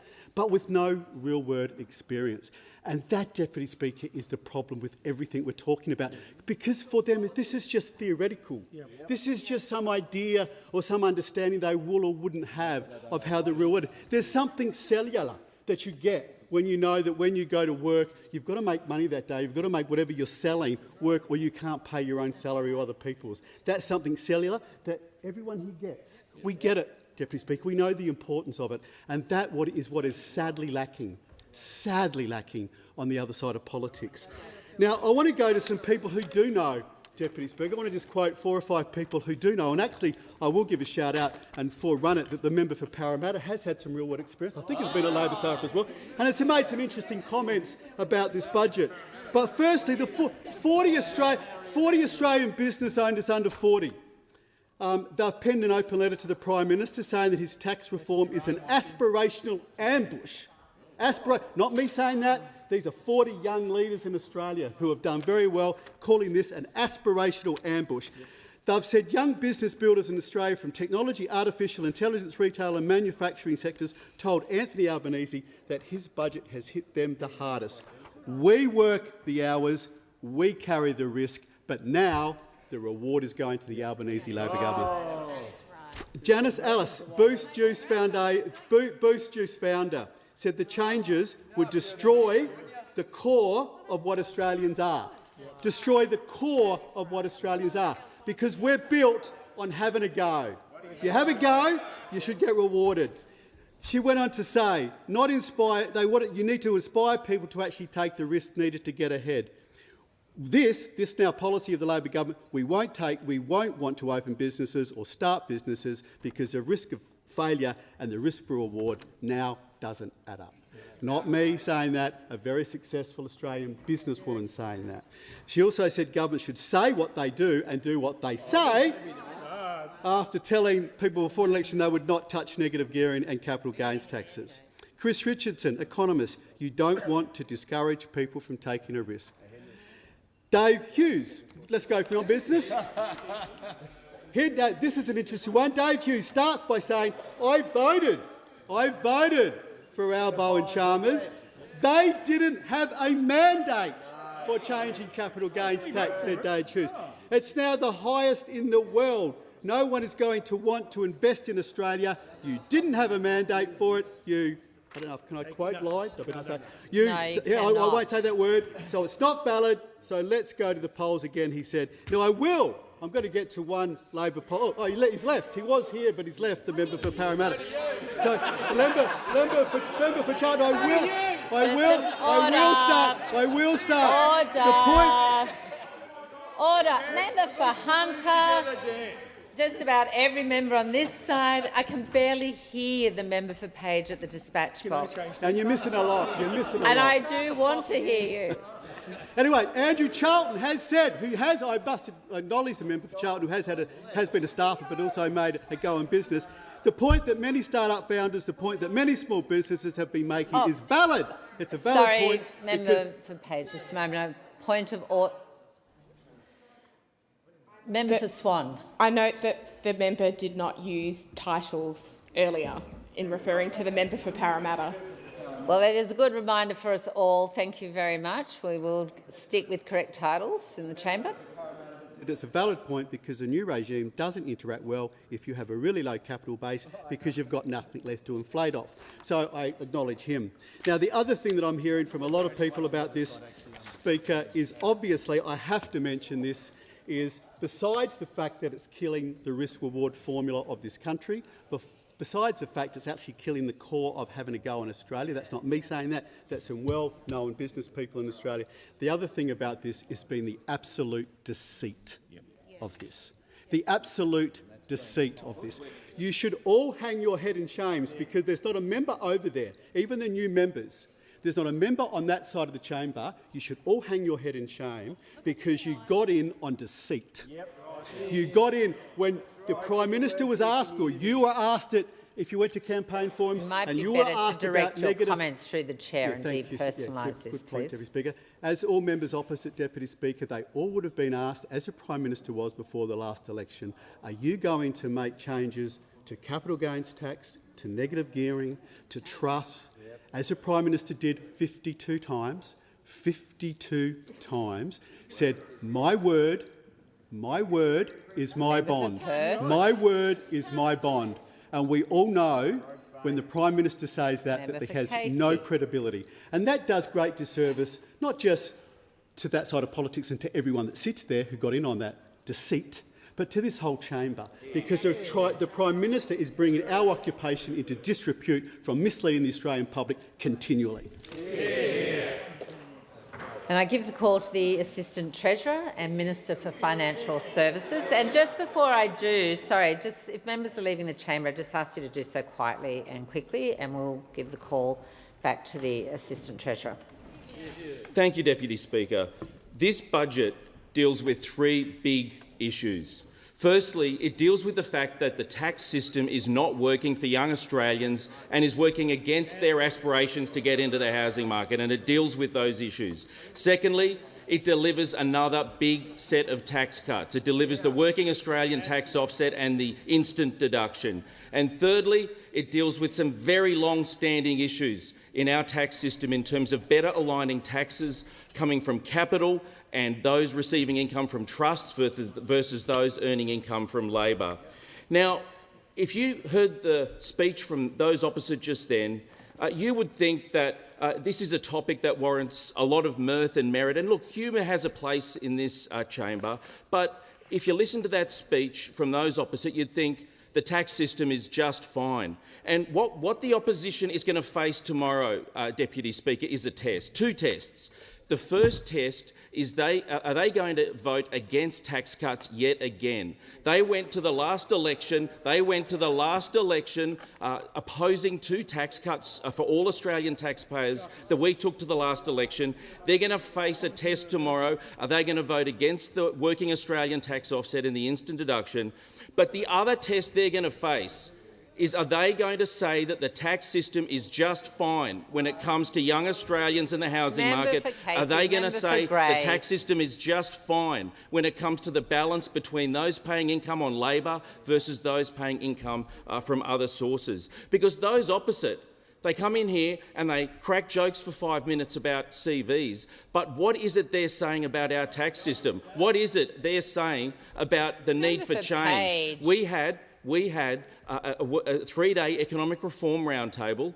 We had a three-day economic reform roundtable in which experts from right across the tax system, policy experts, academics, business leaders, union leaders, leaders from civil society, right across, they all agreed that we need more intergenerational fairness in our tax system. We need reform in our tax system to make it easier for young people to get into a house. They all agreed that we need to rebalance our tax system away from relying so much on income taxes and towards other sources. And this budget addresses those big themes. There's an agreement from that three-day economic reform roundtable from all the experts. There's also an agreement from the conversation in the community. When I talk to young people in the community, they all say that the tax system is not working for them. Those opposite face a big test. Are they going to stand with the status quo? And from the speech you just heard, the answer is yes. Now, when it comes to small business, when it comes to business in general, this budget helps small business in a number of ways.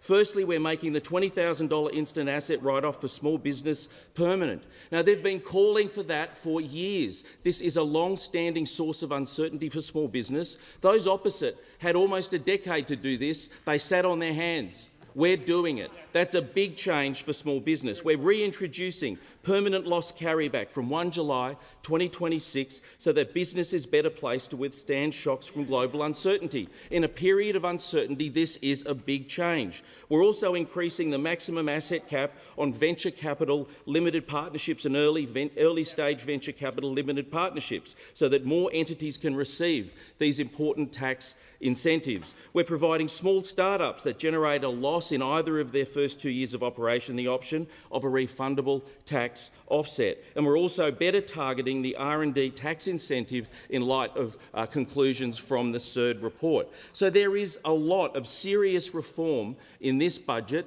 when it comes to small business, when it comes to startups and when it comes to venture capital. Let's look at capital gains tax. This is an area that has been calling out for change for over 2 decades. The 1999 changes that the Howard government brought in were rationalised, were supported on the basis that they would encourage more people into share ownership. What has happened in those 25 years? We have seen a significant drop in the proportion of Australians owning shares. What we've seen instead is a significant increase in the proportion of Australians owning highly leveraged standalone houses. What it has introduced is significant distortions in the way in which assets and capital are taxed in our country. It hasn't worked in the way it was supposed to. It hasn't led to an increase in share ownership, it has led to a decrease, and it has distorted the housing market in a way that is adding to barriers to young people getting into houses. Our approach when it comes to negative gearing and when it comes to a more rational way of indexing the cost base of capital gains is modelled to increase over the medium term the number of owner-occupiers by 75,000. That is 75,000 individuals and families owning their own home rather than renting. That is 75,000 houses with individuals or families as owner-occupiers rather than investor-owned. That is a significant change in the housing market as a result of removing tax distortions that have been there for too long. It is the interaction of negative gearing and this artificial 50% reduction on nominal gains that is distorting the housing market. What we are doing is returning to the indexation method that was originally in place as introduced by the Hawke-Keating government. The goal of that indexation method is the sound, neutral across different asset classes method, whereby we are identifying real gains. That is the capital gain that will be taxed. The real gain, we're taking away inflation. That is the rational way to do this. Now, a number of commentators have discussed this way of taxing capital gains. So let's look at UBS's chief economist, Richard Shellback. From a big picture point of view, equities would become a relatively more competitive investment proposition under the approach that we are supporting. Let's look at the comments from Sally Auld, who is the chief economist at NAB. She says, by the principles of optimal tax policy, this CGT change should deliver an efficient, fair and robust regime once fully implemented. So the speech before contained a lot of hyperbole when it came to risk-taking and investing, but when we talk about the tax experts and what they're changing, what they're asking for, it's to remove distortions from the tax system that were introduced in 1999, which have had the opposite effect, of what they were supposed to. Let's look at the comments from Westpac's chief economist, Lucy Ellis, an extremely accomplished economist. The tax system did overly encourage leveraged investment in property over investing in other things, whether that was the stock market or a business or something else that produced income. So Lucy Ellis has identified exactly what happened after the 1999 changes. It led to a boom in investment in highly leveraged standalone houses, and that is exactly what is contributing to keeping young people out of the market. And that's exactly what underpins the fact that our modelling shows, that the modelling from the Treasury shows, that 75,000 people, 75,000 families will shift from renting to being owner-occupiers. Let's also look at another key component. I talked about the three overarching themes. One of the key themes is this working Australian tax offset. This is a significant component, and what it will represent, along with the instant deduction, is that this government will have cut income taxes in five different times in 3 different ways over the course of our first 4 years.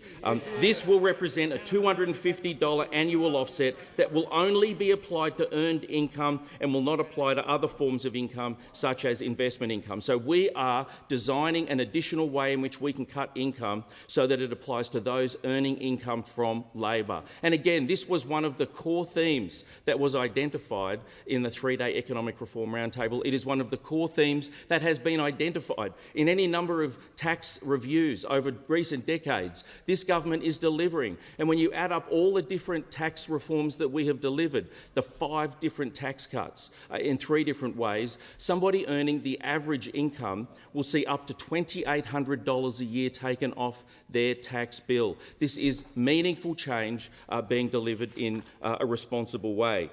So again, the test for those opposite tomorrow will be, do they support the WATO or not? But the other test for those opposite will be, do they support changes to the way in which the tax system is distorting our housing market or not? These changes have been called upon by so many experts. So many have said for decades that we need to address these distortions, that we need to address the way in which trusts are taxed. And those opposite, if you listen to the speeches here, if you listen to the questions in question time, if you listen to what they say outside this chamber, those opposite have become the party of the status quo.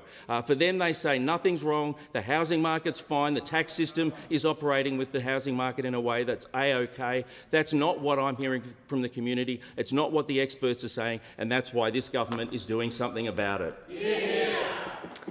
Member for Mallee. Thank you, Deputy Speaker, and I want to commend the member for Page for this very, very important matter of public importance. And I want to start today, Deputy Speaker, with the voice of my constituents. Peter and Fiona DeVilly, business owners in my electorate of Mallee, in fact in Mildura. They are very well known, they have an incredible reputation, and Fiona has told me today, and I quote, "For 35 years we have worked hard, taken risks, employed local people, paid our taxes and responsibly built off-farm assets to secure our future, our retirement, and the opportunity for the next generation of our family.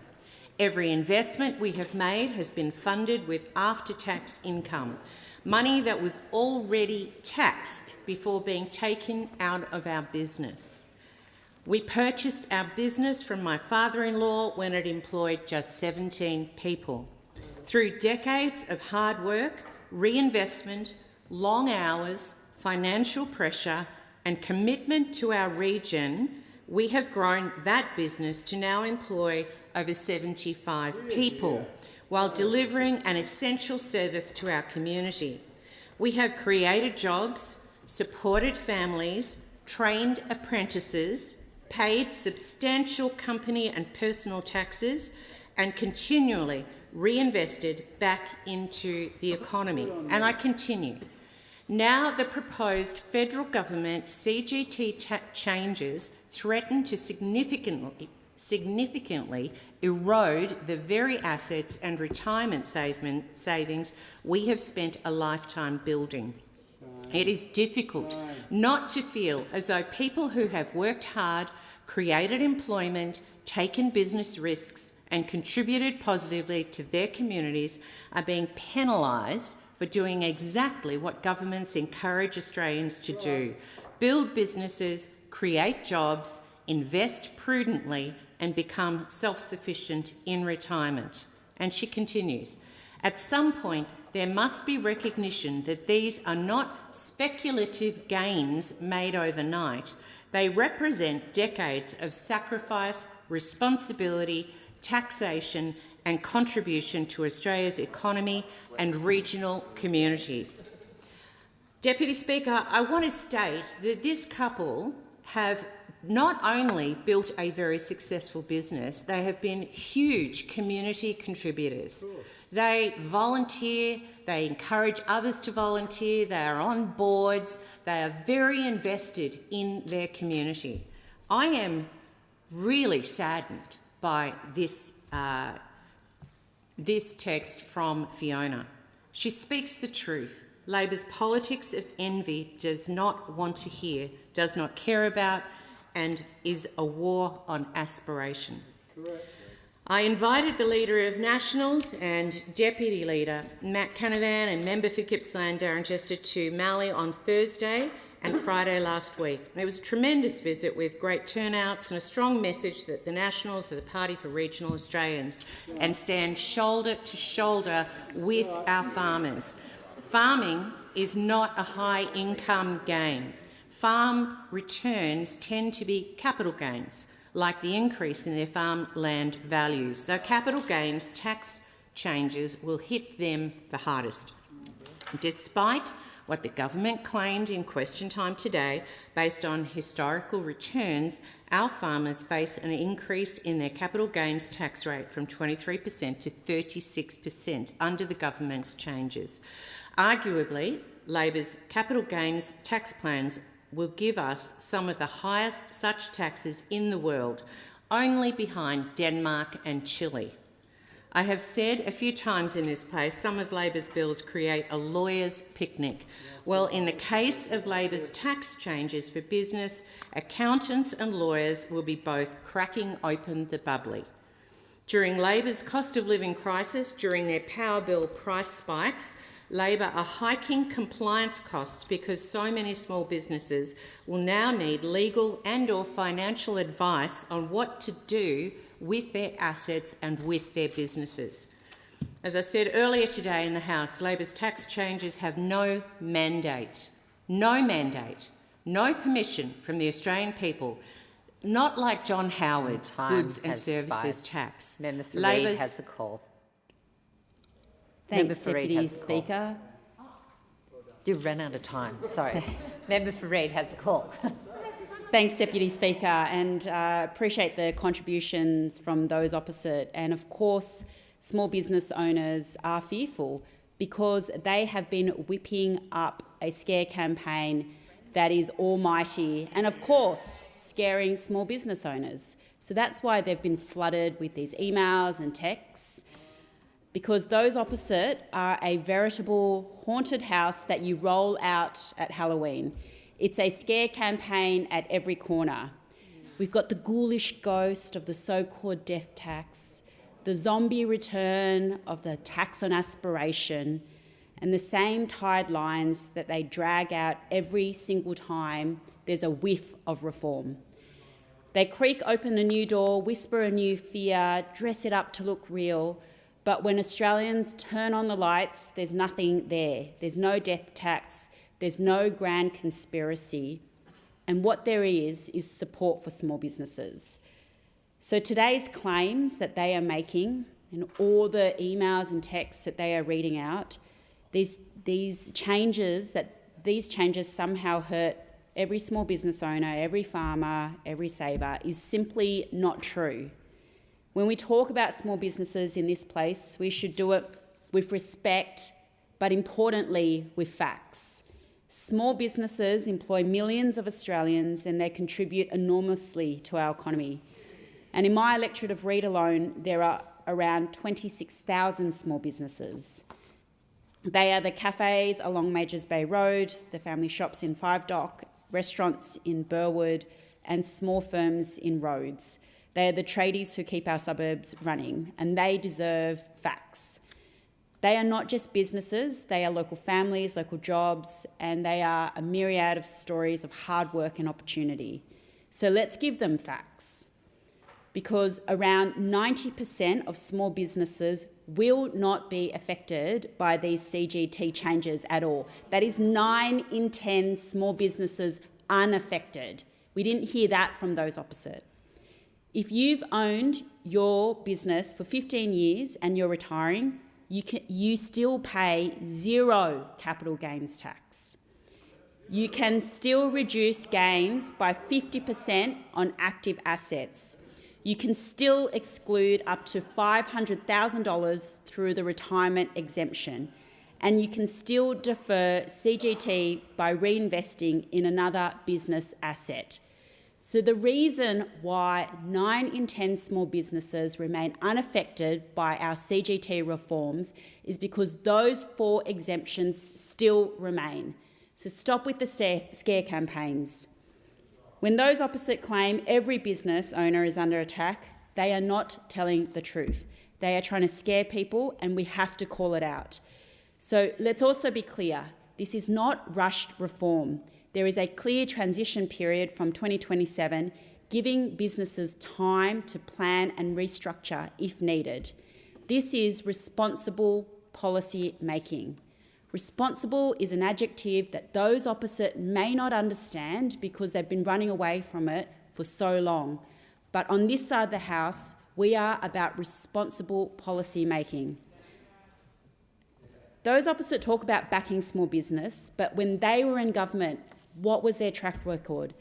Too often, small businesses were left to fend for themselves. Those opposite announced deregulation agendas. They came in here talking about cutting red tape, but nearly half of businesses said regulation was stopping them from growing. That's not delivery, that's disappointment. The difference here is that we on this side of the House are providing practical support for small businesses.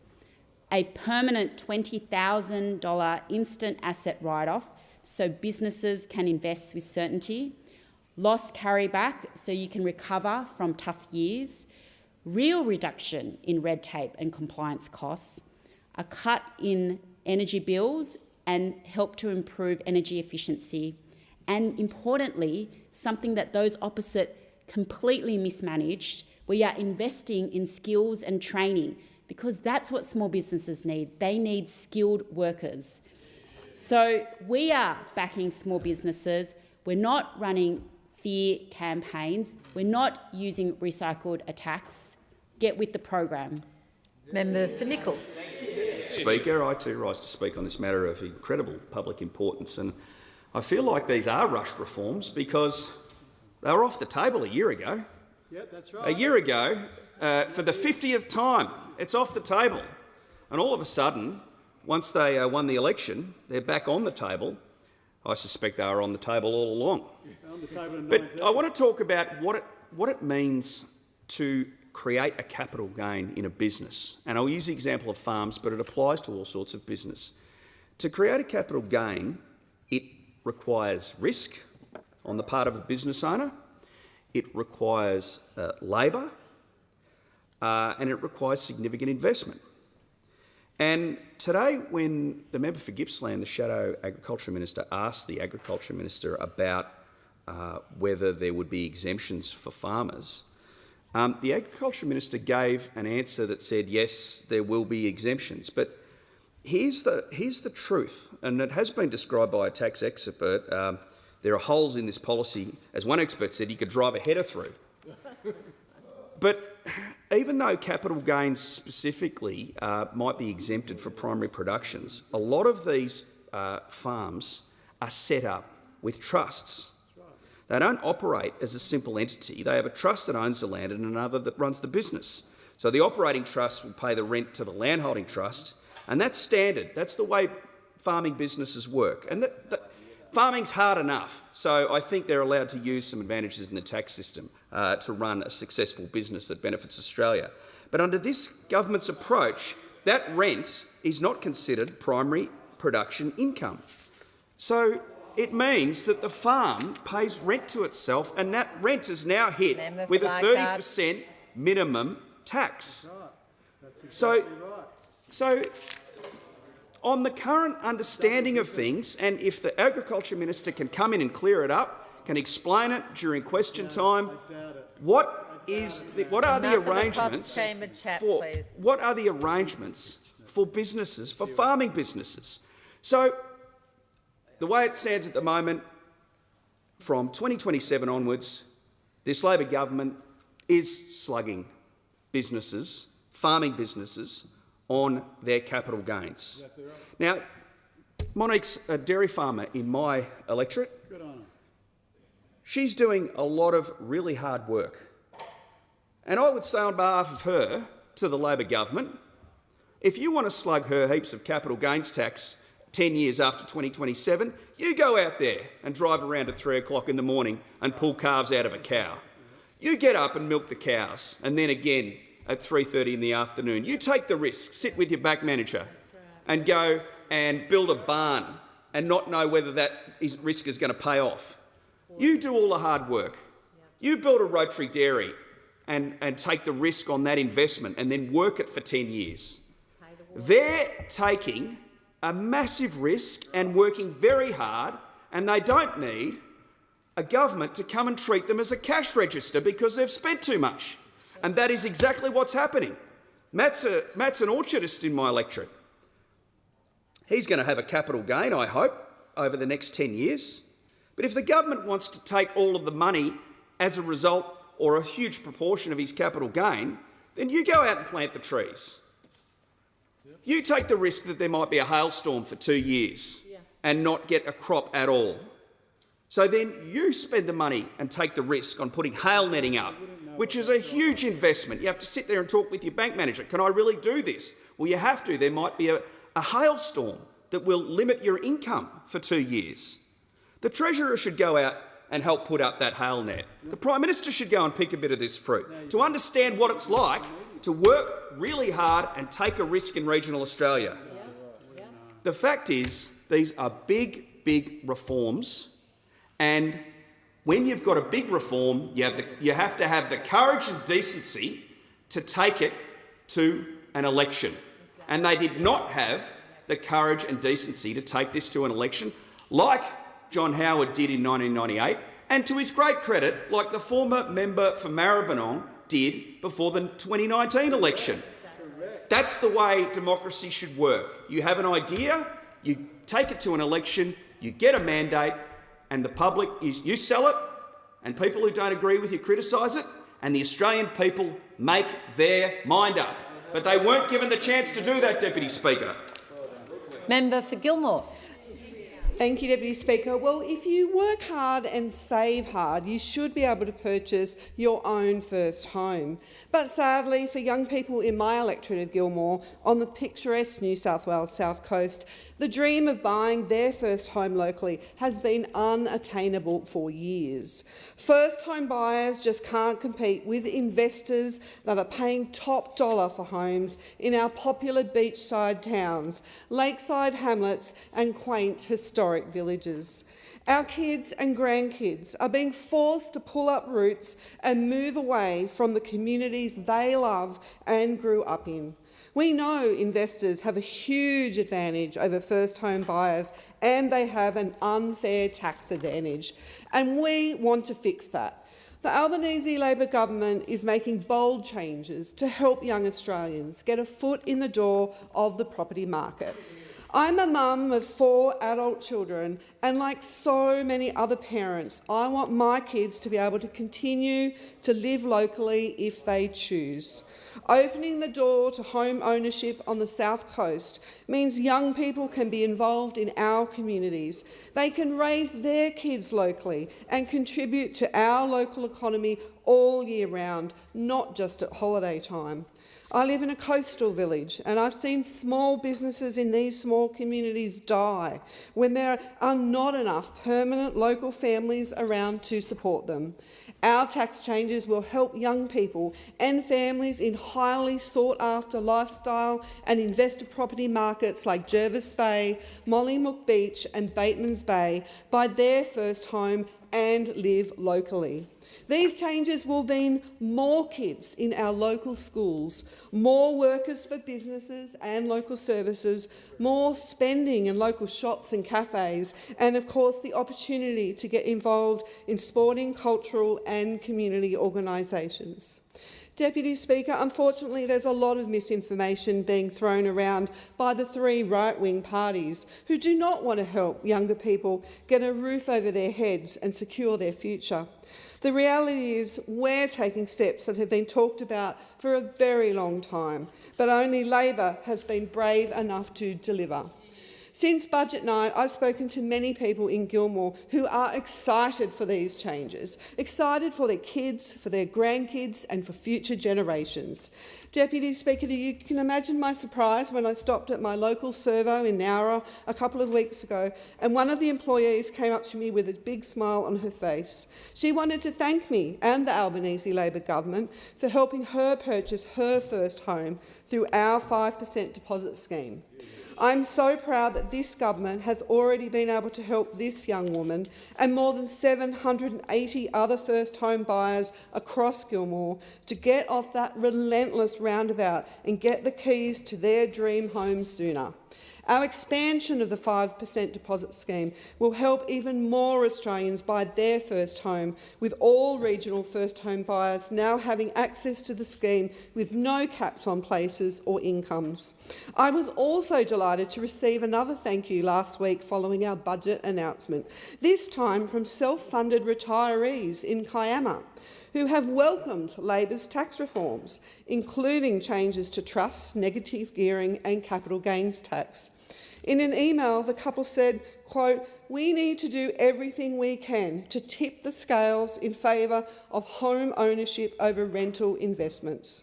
They urged me not to back down, but to, quote, "continue in favour of fairness and retirement security of the have-nots, rather than the have-lots."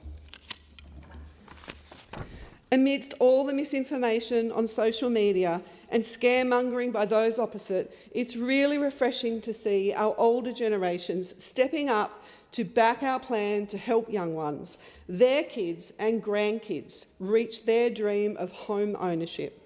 Finally, Speaker, our focus is to address the huge challenge of housing supply and affordability in regional Australia, and to ensure regions like Gilmore remain strong, connected and well-positioned to provide opportunities to those who want to live and work there. Member for Cook. Thank you, Deputy Speaker. This is the highest taxing budget in Australia's history. And why? because government spending is at a 40-year high outside of the pandemic. And look, they're not spending it well enough for us to want to give them more. That's right. We see NDIS frauding, criminals stealing from the NDIS. Instead of the government exposing this, it has to be two blokes on social media door-knocking in Western Sydney. We're spending $20 million on advertising on how to people to pump up their tyres so they use less fuel. These are the type of programs that are being funded out of higher taxes on wage earners through bracket creep, small business through CGT and property owners through negative gearing. Now look, the PM's never seen an aspiration that he didn't want to crush. And under this budget, you take the risk and the Prime Minister takes the reward. In this budget, Deputy Speaker, if you earn an income, they tax you more. If you invest, they tax you more. If you build a business, they tax you more. And if you're a young person, they'll tax you more. Under this budget, young people are far worse off. Young people and the next generation, I'll ask, I just got asked how. Well, young people today will pay more income tax than I have ever paid. They will pay more income. It's not funny. Why do you think it's funny that young people will pay more income tax than I have ever paid? They will pay more capital gains tax than I have ever paid. It's just been doubled.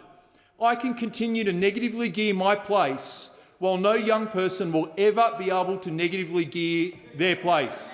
How is that funny? How is that funny? Order. Member for I would love to see you... Order. Well, they're interjecting. I have the call. Excuse me. I've just called for order because it is outrageous, the interjections coming from this side. And if you would try to refrain from inviting that interjection, it would be very helpful If they didn't interject, Speaker, I wouldn't be responding to it. Would you like to argue the toss a bit longer? No, that's...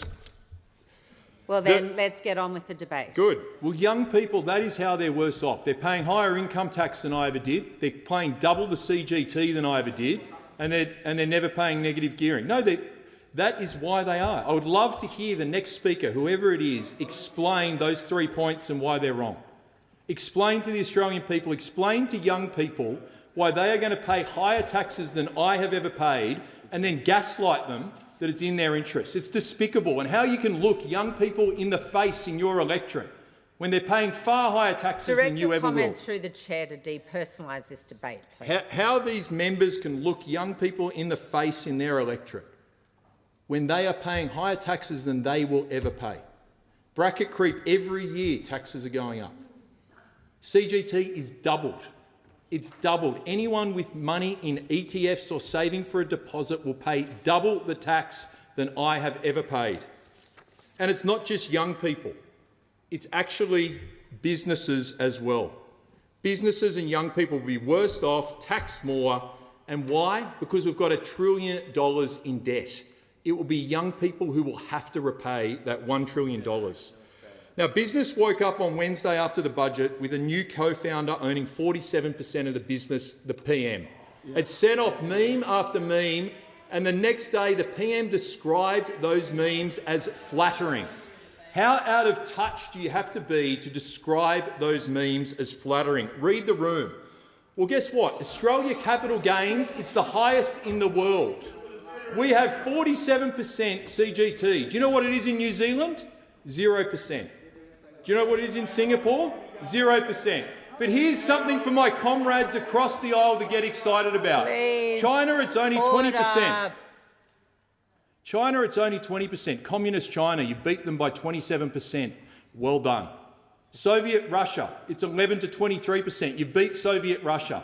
We can't even find a communist nation with higher capital gains tax than us. And you guys think it's funny. You think it's funny. You think it's funny. Well, I'll tell you what, Please Australia's business owners don't think it's funny. Direct your comments through the chair. I'm not going to ask you Well, again. the members are interjecting and laughing, Ms Deputy Speaker, and I find it very difficult that they think it's funny. Resume your seat. Resume your seat. Please resume your seat. It's about the third time I have had to ask this in this 5-minute debate.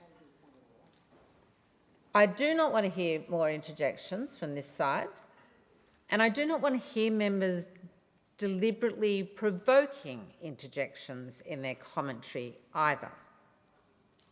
I asked you twice to refrain from doing that, and therefore to direct, the point of me asking you to direct your comments through me as the chair is to prevent this kind of behaviour from happening. I don't think anybody sitting up in this chamber gallery watching this debate right now thinks that this is a good discussion. Okay? So let's get this back on track. I think you had about 10 seconds left. Thank you, Deputy Speaker. And to those watching, I will fight for you so you pay lower taxes. I will keep fighting and I will not be deterred because we need to hold this government to account. Member for Hasluck has the call. Thank you, Deputy Speaker. This budget takes pressure off Australians now while building a stronger and a more productive economy for the future.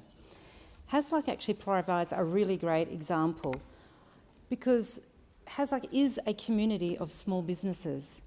It's the Lonely Cafe in Midland, providing great service and the absolute best cheesy ham toasty sandwiches. It's Gary at Framers Picture Framers on Great Eastern Highway, making everything look better. It's Claire at Precision Hair, who makes me look better. It's Cyclo West Radio Pharmaceuticals in Bayswater, who are investing in new technology. And it's the very many tradies in Brabham, building new housing, buying tools, upgrading equipment and taking on apprentices. This budget backs them in, practically and directly. And one of the most important measures for small business continued in this budget is the instant asset write-off. Eligible small businesses, those with a turnover of under $10 million, can immediately deduct the cost of assets costing under $20,000 instead of waiting for years to claim depreciation. And I know when I established my distillery prior to entering this place, that really mattered. So knowing that businesses can have that certainty over the long term because we're making it permanent is a significant step. And it means that that courier business in Hazelmere can invest also in new equipment. The local mechanic in Midland can upgrade the tools. It means the small logistics operator just near my office can improve productivity immediately. In my electorate alone, there are over 12,000 small businesses that are eligible for this measure, 12,000. But I also want to get to a little bit about what we've heard from those opposite, but also that really sticky AI slop that's out there. Around 90% of small businesses will not be affected by the capital gains tax changes that are part of our reform agenda for this budget. The existing small business concessions will remain in place. So if you've owned a business for 15 years and are retiring, for example, you can still pay zero capital gains. You can still reduce your gains by 50% on active assets. And you can still exclude up to $500,000 through the retirement exemption. And you can still defer CGT by reinvesting in another business asset. Those protections are still there. Deputy Speaker, we talk about saving, investing and taking risks to take on a new business. And as it was for me in setting up my business, so it is for the people across Hasluck. These are not abstractions. These are my constituents. And they are asking for simple law reform and legislative reform changes for tax reform. They want stability. They want fairness. And they want a government that understands the pressures that they're under right now. And this budget does exactly that. It provides cost of living relief for households. And that includes our 5th tax cut, which those opposite are likely, maybe, not to support. And that tax cut is like, in effect, a pay rise for people working in those very businesses. And that money can go towards the essentials, but it can also go to discretionary spend in those businesses. It supports economic growth by making it easier for businesses, and it helps them to invest and expand. And as the Prime Minister stated in question time today, the $3.5 billion in the budget are new measures that lower taxes for business to encourage investment, including the instant asset write-off that I mentioned, the permanent loss carryback, help for start-ups, incentives for venture capital and better targeting of the R&D tax incentive. As I said, 90% of the small businesses in Australia are eligible for existing concessions on capital gains, and they remain eligible today. It's 90% of those 12,000 businesses in my electorate of Hasluck.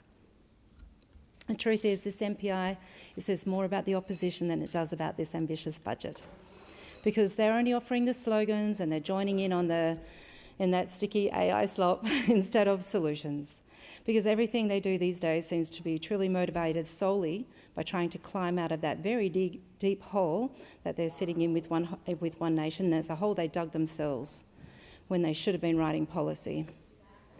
So they talk about backing small business, but they don't, and we'll see the truth of it on Thursday.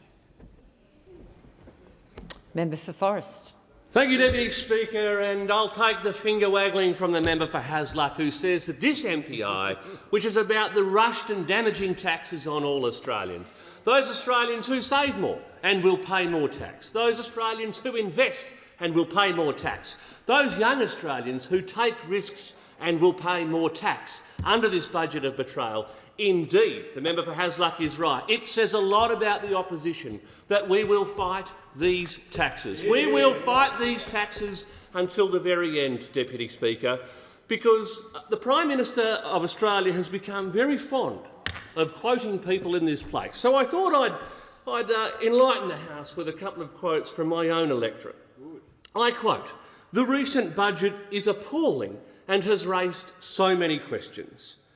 This particular constituent goes on and says they are going too far and continue to, and I've got to stop there, Deputy Speaker, because this constituent has used a three-letter word starting with L, ending with E, and I won't break the standing orders. You're going very close. He says they are going too far and continue to break promises, I'll amend it slightly, to the Australian people, and it is not the first time. It is taxing us more, holding people back, limiting the desire to grow, creating more debt for future generations, and won't solve the housing issue. But this constituent's far from lonely in my inbox, Deputy Speaker. This constituent says that the Treasurer said 2 years ago, and I quote, "When multinationals pay less, individuals and domestic businesses pay more." So this constituent, Glenn, asks why it is in 2026 the Treasurer has got his, and I quote, "large stick out for small businesses and whacking them with a tax rate 4 times higher than the amount that multinationals are paying." Another constituent, Ross, says this Labor mob have announced in the budget that the 30% tax on taxable income only applies to discretionary trusts. Not true. If your fund grows in value, you pay 30% anyway in all fund types. All, and I've got to stay away from that word, Deputy Speaker, porkings. But it's not to say that this is the only assault on aspiration that we see. At the end of the day, the government is contemplating carving out the tech bros of Surrey Hills. But our standard of living and our prosperity in this nation today depends on the dollars that flow from Western Australia's mining industry.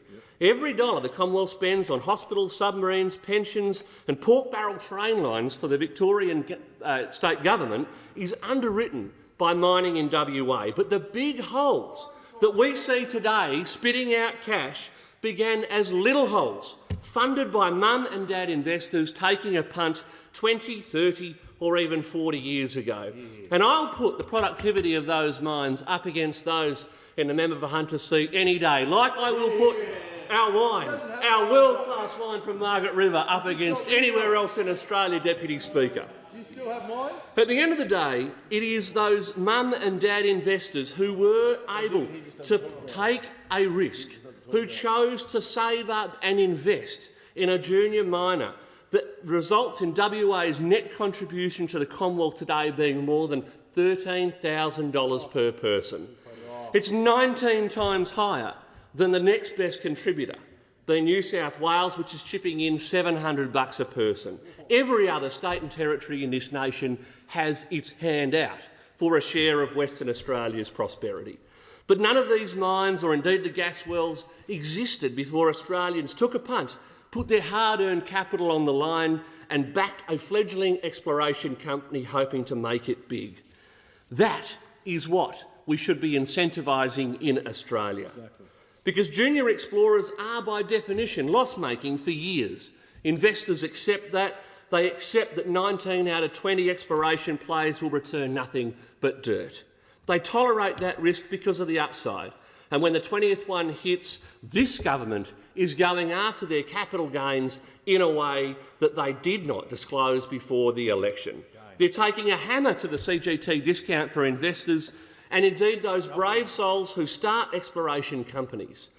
Why should these founders, who hitch up a caravan, drive into the desert and risk everything to find the next great ore body, be treated differently from the tech bros of Surrey Hills, whose factory floors are just the co-working spaces of Sydney? It is egregious, it is unfair, and it is an assault on what makes this country great. Member for Griffith. Thank you, Deputy Speaker. Across Griffith, people are working hard to build secure, decent lives. People are raising children, caring for parents, running small businesses, studying, renting, saving, working and contributing to our community. They are making careful choices about household budgets and they want a government that understands those pressures. That's why this is a budget that delivers practical help now and responsible reform for the future. It strengthens Medicare and backs in workers. It supports small business, investment and innovation. We are strengthening our fuel supply chains and it delivers the most significant tax reforms in more than a quarter of a century. These reforms are measured, targeted and responsible. They are about building a better, fairer and simpler tax system that works for more Australians, not just those who already have wealth behind them. We are delivering reform that takes our intergenerational responsibilities seriously, because this government will not leave younger Australians with a broken housing system, unlike those opposite. Deputy Speaker, housing is one of the biggest issues I hear about across Griffith. I hear it from young people who are working hard, saving carefully and doing everything they were told to help get ahead. They are studying, working extra shifts, building careers, starting families and putting money aside for a deposit, all while paying rent in one of the toughest housing markets we have ever seen. Since 1999, housing prices have risen more than twice as fast as average full-time earnings. Between 2001 and 2021, the home ownership rate for households aged 25 to 34 declined by 7%. We know that the system is broken and it's not working. I will share some words from someone I have a lot of respect for, Scott Pape, the barefoot investor. He said of the current system, the system lets wealthy families with good accountants pay less tax than nurses and tradies. That doesn't pass the pub test. Now, someone else who I do actually have quite a bit of time for, I might be the only one on this side of the House, the Shadow Treasurer. I do co-chair a parliamentary friendship group with the Shadow Treasurer. He also has said that the current... I'm not going to win any friends on this side, Deputy Speaker. He has said in his wisdom, and this is good evidence why we should give him a little bit of time, he has said there's no intergenerational justice in such preferential arrangements, which, I think most people on this side agree with that. And he also did say in this place that the tax system is screwing over young Australians.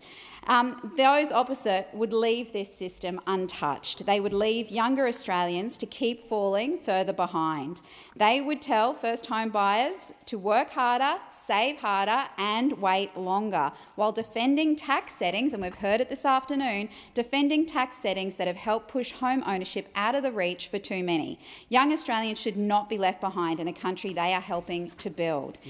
Deputy Speaker, from 1 July 2027, negative gearing for residential property will be limited to new builds. That means investments will be directed towards adding more homes to supply.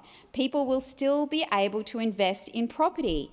People will still be able to build wealth. New builds can continue to be negatively geared before and after the 1st of July 2027. Properties held before the budget night will be grandfathered. And if someone has already made an investment decision under the existing rules, they can continue to negatively gear the property until it's sold. I think they are all really important items in this discussion to understand, because there is just so much fear-mongering going on at the moment. Deputy Speaker, this is careful, responsible policy design design which protects existing investment decisions while making sure future tax settings better support housing supply, an issue that this government is absolutely committed to confronting head-on. Deputy Speaker, we are also reforming the capital gains tax. The current 50% discount was introduced in 1999. It does not accurately reflect inflation, and depending on returns as a result, that can both overcompensate investors while also undercompensating others. Our reforms return to cost-based indexation based on CPI with a 30% minimum tax on real capital gains. In plain terms, investors will not be taxed on inflationary gains, only their real gains. The reforms only apply to gains after 1 July 2027 and only when the gain is realised. Deputy Speaker, those opposite would protect the status quo. Labor is building a fairer tax system, a stronger economy and a housing market that gives more Australians a chance to get ahead. Yeah. And the time for this discussion has now concluded. I believe the member for Goldstein is seeking indulgence. Well, thank you, Deputy Speaker. You might want to state that. Yes, I'm saying thank you. No. You need to say it, not me. Deputy Speaker, I am seeking leave to make a statement. Thank you. Is leave granted? Now you can have the call. Well, thank you, Deputy Speaker. I understand a social media post that I made today has been interpreted by some as reflecting on the Speaker or the Chair. That was not the intention. Just a moment. Please, I would like some silence in order to listen to the statement on indulgence. Hear it first. Would you like me to begin again, Deputy Speaker? You have the call. Thank you. Thank you, Deputy Speaker. I seek leave to make a statement of a personal explanation. That's good? Okay. I understand a social media post may have reflected on the Speaker or Chair. That was not my intention. If any offence was caused, I happily apologise. Okay, excuse me. No commentary. Member for Goldstein, resume your seat and we'll move on to the next item of business. Call on the clerk. Government business. Order of the day number 1, National Disability Insurance Scheme Amendment, Securing the NDIS for Future Generations Bill 2026, resumption of debate on the second reading and on the amendment moved by the member for Kooyong, to the amendment moved by the member for Cheney, to the amendment moved by the member for Fowler, to the amendment moved by the member for Lindsay.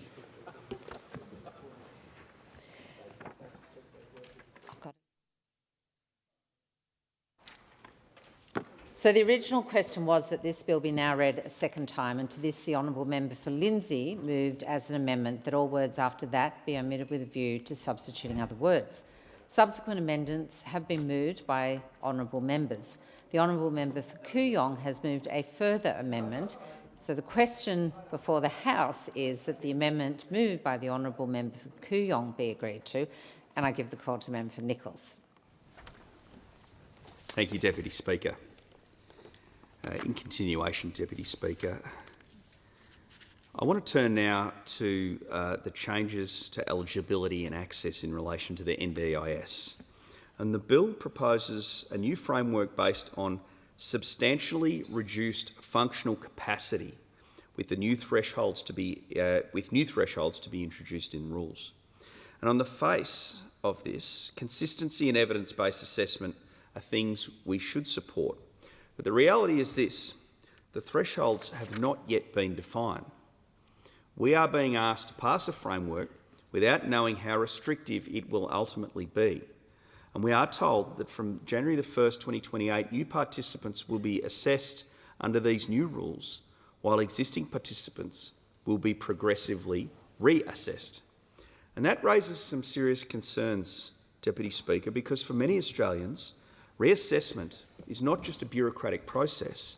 It is a very stressful, very intrusive and a deeply disturbing experience and distressing experience.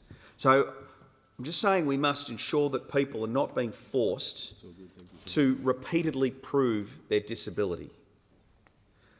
The bill also tightens access to unscheduled plan reassessments, and we are told this is necessary to control cost growth. But we must consider the other side of the ledger. For participants, flexibility is essential. People's circumstances will change and their needs will evolve.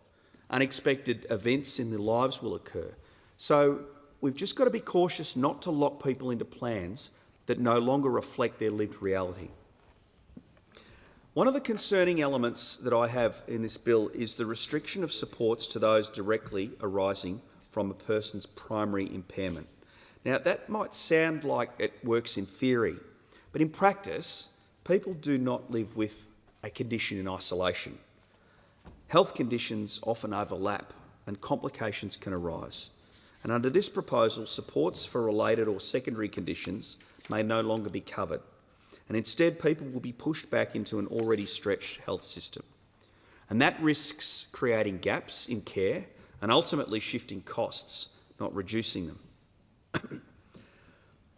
The bill also grants the Minister the power to reduce funding across categories of supports, and this includes areas such as community participation and capacity building, two really important parts of what the scheme set out to do. And while critical supports are preserved, these categories are not necessarily optional luxuries. They are supports that help people build independence. They are the supports that help people gain employment, and they can help people engage with their communities.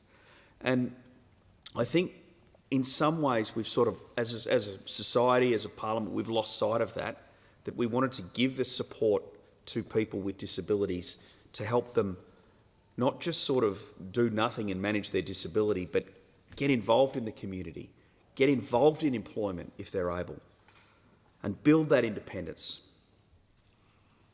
The introduction of fixed plan end dates and the removal of rollover funding is another significant change, and for some participants this may improve structure and accountability, but for others it may create pressure, particularly where services are delayed or they're difficult to access.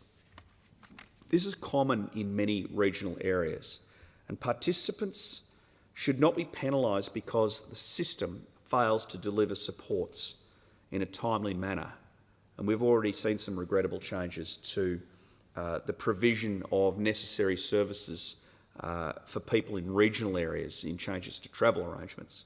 And again, I believe it's sometimes Canberra not understanding how things work out in regional Australia, where your primary service provider might be a 2-hour drive away. The bill also expands the Minister's ability to set limits on what is considered reasonable and necessary. And this includes caps on funding, staffing ratios and frequency of supports. Again, we've got to be consistent, but flexibility is essential because every individual is different. As I stated earlier at the start of this contribution, we've got to make people feel like they are people. They are members of our community with families, with needs, not just a number, not just a bureaucracy. We must ensure that decisions are made based on real needs and not administrative convenience. There are elements of this bill that the Coalition supports, particularly those aimed at strengthening integrity in the system. And those are improved provider registration, stronger compliance powers and civil penalties for misconduct. And I wish the Parliament could have come together previously to sort some of this stuff out. It really did drag on too long, and I don't think the then Labor opposition did everything they could to work with the then coalition government to try and straighten some of this stuff out. But these measures are necessary because fraud and exploitation undermine the scheme and they erode public trust. And we must be clear, the problem's not the participants, the problem is the bad actors in the system, and they do exist.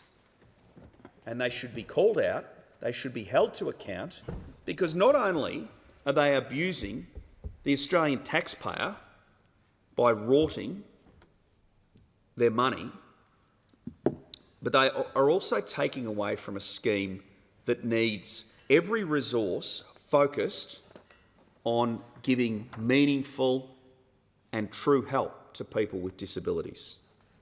And we've got to target that bad behaviour and hold it to account. The bill also introduces automated decision-making processes, and I know that might improve efficiency, but we've got to proceed with caution in relation to that. Decisions about people's lives cannot just be reduced to algorithms. So, it's a tool. I get that the world is moving in that direction, and none of us really understand exactly where that's going to go.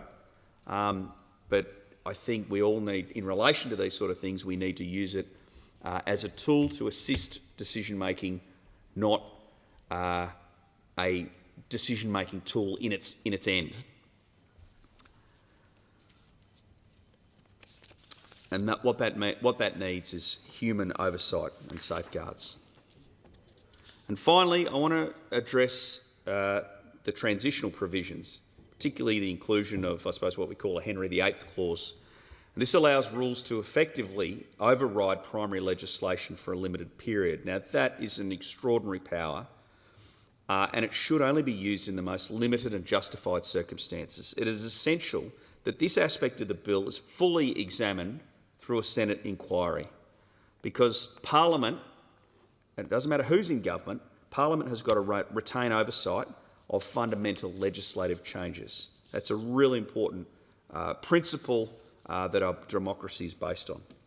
So, Deputy Speaker, in closing, the Coalition believes in a strong, sustainable NDIS. I thought it was a really good moment when I think it was the then Gillard government presented this legislation, and then Tony Abbott talked about it, then opposition leader, as an idea whose time had come. So everyone believes in the principle and the intent, but we've got to tackle this fraud and waste. We want a scheme that can support future generations, but we believe in protecting participants, and we're not going to support changes that create uncertainty, undermine confidence, or place vulnerable Australians at risk. And we're going to engage constructively with this legislation. We're going to listen to participants, families, carers, providers, many of us have been in our electorate offices across Australia, and use the Senate inquiry process to properly interrogate these reforms. Because getting the NDIS right is not just a fiscal responsibility, it is a moral responsibility. The Parliament must ensure that in seeking to secure the future of the NDIS, we go back and understand what its purpose was. What was the principle that we set it up for? And I think that principle is to support Australians living with a disability to live with dignity, independence, and critically, opportunity. Thank you very much, Deputy Speaker. I thank the member for Nichols for your contribution. The original question was that this bill be now read a second time. To this, the honourable member for Lindsay has moved as an amendment that all words after that be omitted with the view to substituting other words. Subsequent amendments have been moved by honourable members. The honourable member for Kooyong has moved a further amendment, and the question is that that amendment moved by the honourable member for Kooyong be agreed to, and I call the member for Lyne. Thank you, Deputy Speaker.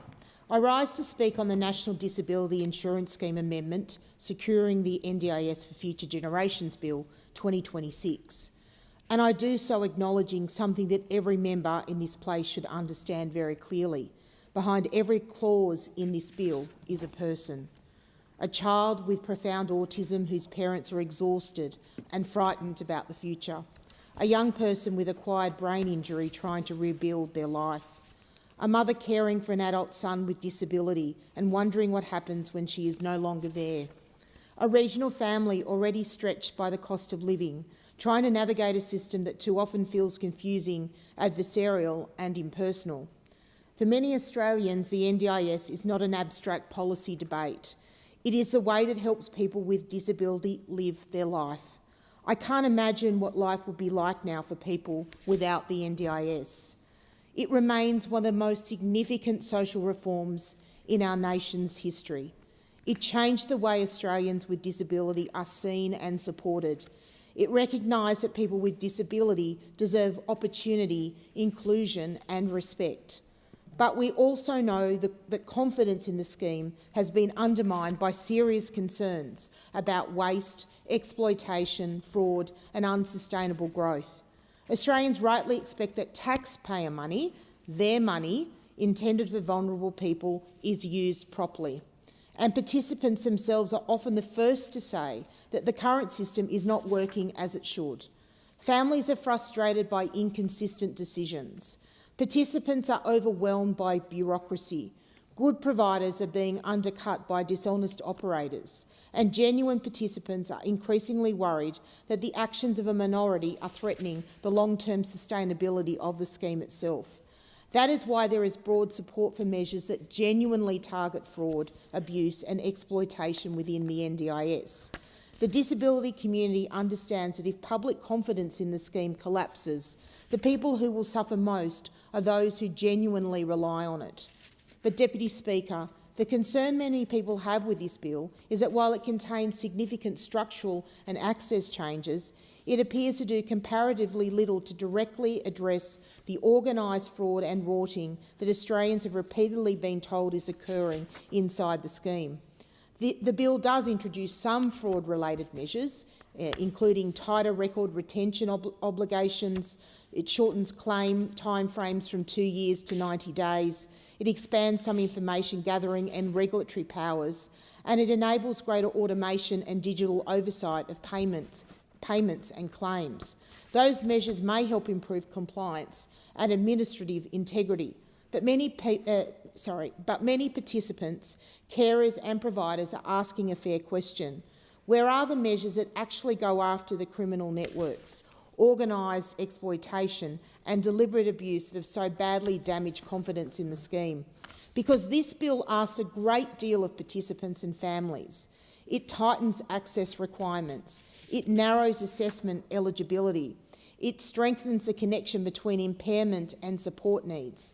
It introduces new powers to reduce support funding. It changes the definition of permanence. It creates mechanisms for automatic plan renewals, and it gives significant additional discretion to the Minister and the NDIA. These are substantial reforms, and for many Australians living with a disability, they are deeply confronting. One of the areas causing significant anxiety is the proposed changes around reasonable and necessary supports. The bill allows for maximum funding amounts, maximum support intensity and even maximum worker-to-participant ratios to be sent through determinations. For government, they may sound like administrative efficiency, but for families it can sound like rationing. For a parent of a child with profound needs, it creates fear that supports will increasingly be driven by budget settings rather than individual circumstances. For people like the Melmoth family, they know this fear all too well. In October last year, I rose in this place to raise serious issues about the treatment of the Melmoth family by the NDIA, a family doing incredible work to give their severely disabled son, Harry, the best life possible. Harry's story highlighted the systemic failings of the NDIS, showing how its processes can undermine the very people it is meant to serve. In my speech at the time, I shared these words from Marie, his mother. It is clear in Harry's medical documentation that his disabilities are life-limiting, but instead of spending time and making memories with our family, I must waste my time fighting this David and Goliath battle that consumes and controls my life. Harry passed away in January this year, an unthinkable loss for his family.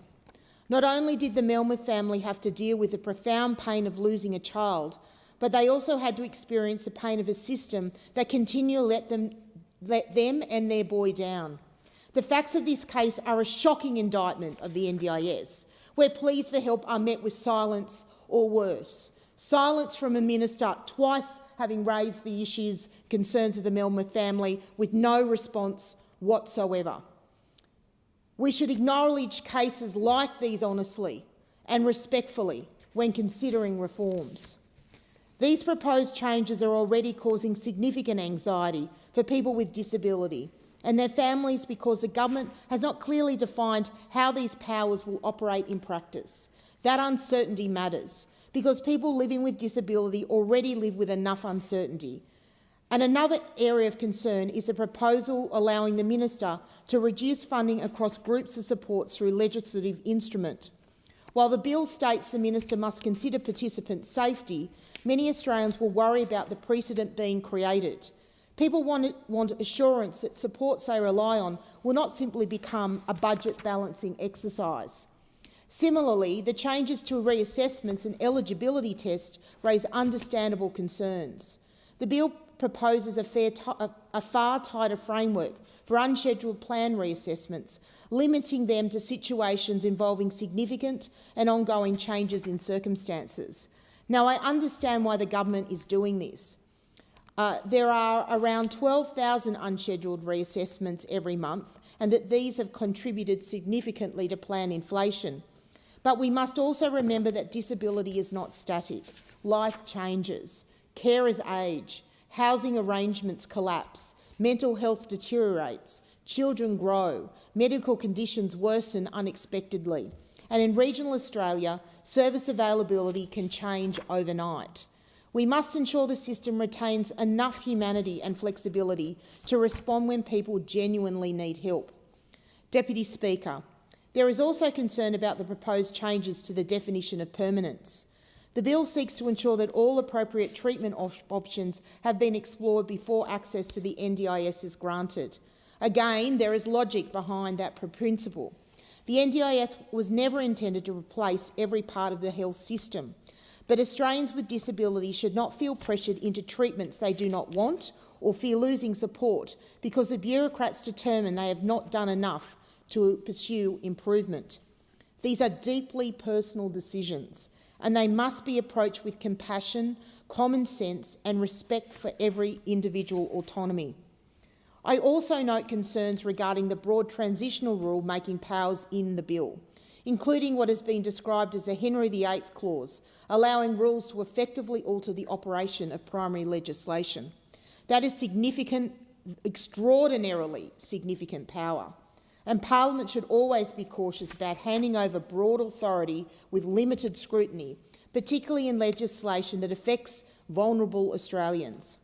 Within my own electorate, I've been contacted by constituents working within the sector who, though initially strongly supporting proposed reforms to the NDIS and the implementation of the Thriving Kids program, now after completing the expression of interest process and reviewing the draft program specifications, have serious concerns that in practice the implementation of reforms do not align with the stated aims. Nikki and Laura, constituents working as speech pathologists in Maitland, share with me their concerns about the reforms. They say, one of the stated aims is to support children where they live, learn and play by building the capability of the adults around them. Yet the current model appears to exclude early childhood educators from accessing meaningful therapeutic education and support. This is deeply concerning. Early childhood educators are among the adults best placed to positively influence a child's development through daily interactions. If we are genuinely committed to building capacity where children learn and play, why are these key adults being excluded? I'm also concerned about access pathways for children who require targeted therapeutic intervention. Who determines when a child needs therapy? What developmental expertise will referrers hold? What happens when progress is slower than expected? Child development is not linear.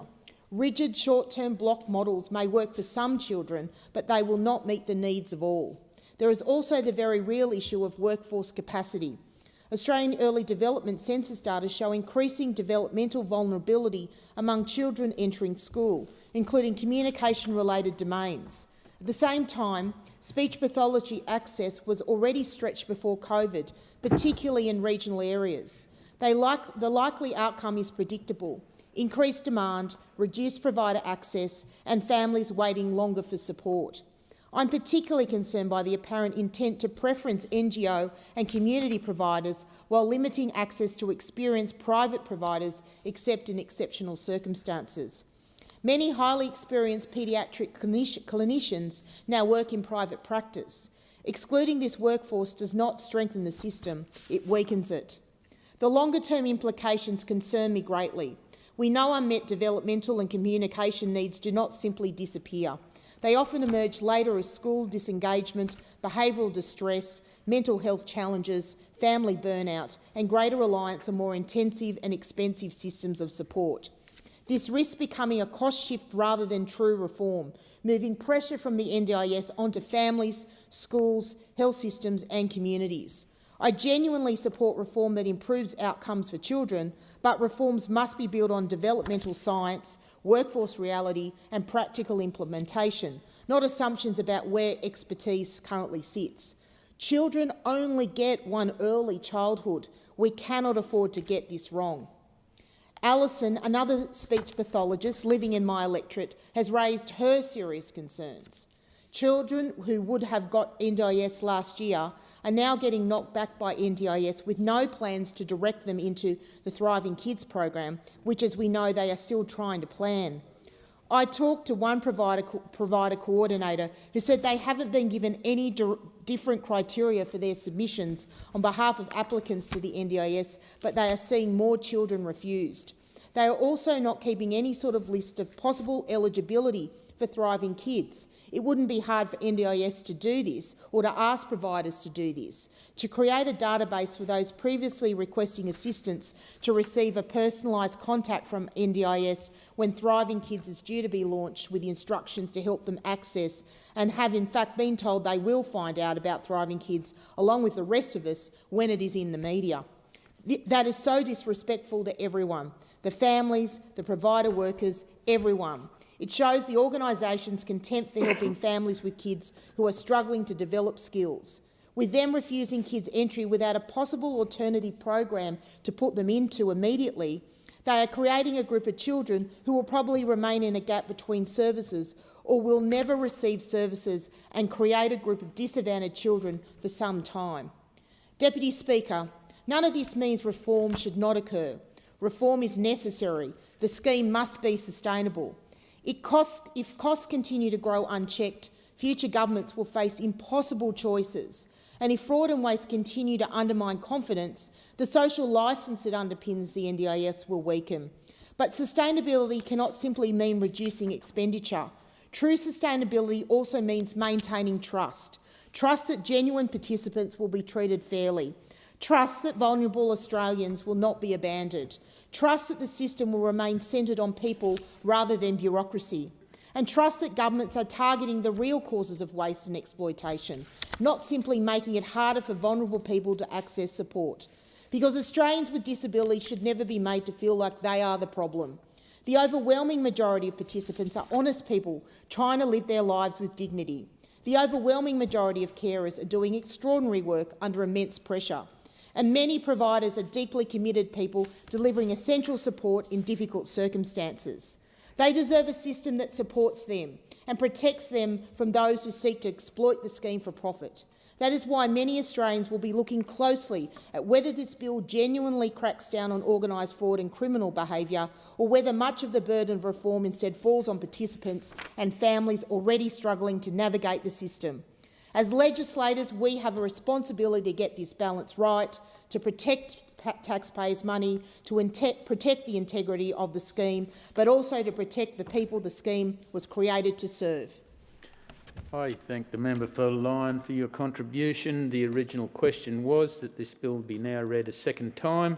To this, the honourable member for Lindsay moved as an amendment that all words after that be omitted with a view to substituting other words. Subsequent amendments have been moved by the honourable members. The honourable member for Kooyong has moved a further amendment, and the question now is that the amendment moved by the honourable member for Kooyong be agreed to, and I call the member for Clark. Deputy Speaker, yesterday I was delighted to meet Claire Weiss, the Tasmanian representative at the Parliamentary Carers event. What she had to say there was powerful and worth repeating here, at least in part. So I quote Claire. 7 years ago, when our son Felix was born, we thought we understood what parenting would look like. What we didn't understand then was how quickly parenting would become advocacy, caregiving, administration, crisis management and constant negotiation with systems. Felix lives with a rare genetic condition called ARF1, which has resulted in cerebral palsy, intellectual disability and significant support needs. He is non-speaking, requires assistance 24/7 and relies on mobility aids and AAC devices for communication. But to us, he's just Felix. He's funny, cheeky, stubborn, determined and full of personality. He's also a big brother to his 5-year-old sister Lily. Like many families entering the disability world for the first time, we suddenly found ourselves navigating specialists, hospital systems, therapy providers, education supports and the NDIS, all while trying to process the emotional reality of what our future now look like. For families like ours, there is no pause button. When therapies are reduced, children like Felix lose opportunities to build and maintain the skills that give them independence, mobility and connection to the world around them. When support worker funding is cut, families are left scrambling at the last minute, rearranging work, appointments and daily life just to keep everything functioning. When waiting lists blow out, children miss critical early intervention and families remain in crisis longer. Every policy decision made in Canberra, every legislative amendment and every system reform will eventually land somewhere very real, at a kitchen table like ours. It will land with parents trying to decide whether they can keep working, with carers already surviving on exhaustion, with siblings quietly adapting around systems that were never designed with them in mind, and with people with disability whose quality of life depends on whether support remains accessible, timely and sustainable." End of quote. Deputy Speaker, Claire's personal experience eventually led her to create Care Plus Management, a support coordination and plan management enterprise which, along with her own family experience, makes her insights supremely valuable. Indeed, in a recent letter to the Tasmanian Disability Minister, she had this to say, again, at least in part, and again I quote Claire, "I have many concerns regarding the proposed legislation. However, some of my biggest concerns relate to the increasing medicalisation of disability access and support eligibility. From my reading of the bill and associated material, I am increasingly concerned that participants will effectively be required to demonstrate that all possible treatment pathways have been exhausted before disability support eligibility can be established or maintained. As a parent, this raises some really confronting questions for me. In Felix's case, he has cerebral palsy and has previously been assessed by his rehabilitation paediatrician through Tas Health as possibly not being an appropriate candidate for SDR surgery. However, another paediatrician or surgeon with less familiarity and clinical history of Felix may potentially form an entirely different opinion regarding whether he should undergo the procedure. That is what concerns me most about the direction of this legislation. Children and adults with disability may effectively be forced to pursue invasive and extremely expensive medical procedures with long and difficult rehabilitation timeframes simply to prove that their disability remains functionally impairing despite treatment attempts, even where there is conflicting medical opinion or significant uncertainty regarding the likely outcomes for that individual person. For some people, this may involve major orthopaedic or spinal surgeries, experimental treatments, intensive rehabilitation programs, or medications with significant side effects and limited evidence of long-term functional improvement.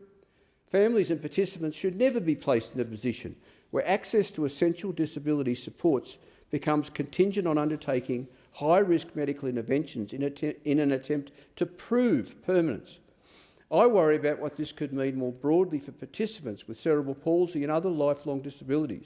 Would families be expected to pursue spinal surgeries, orthopaedic procedures or other invasive interventions in order to establish permanency?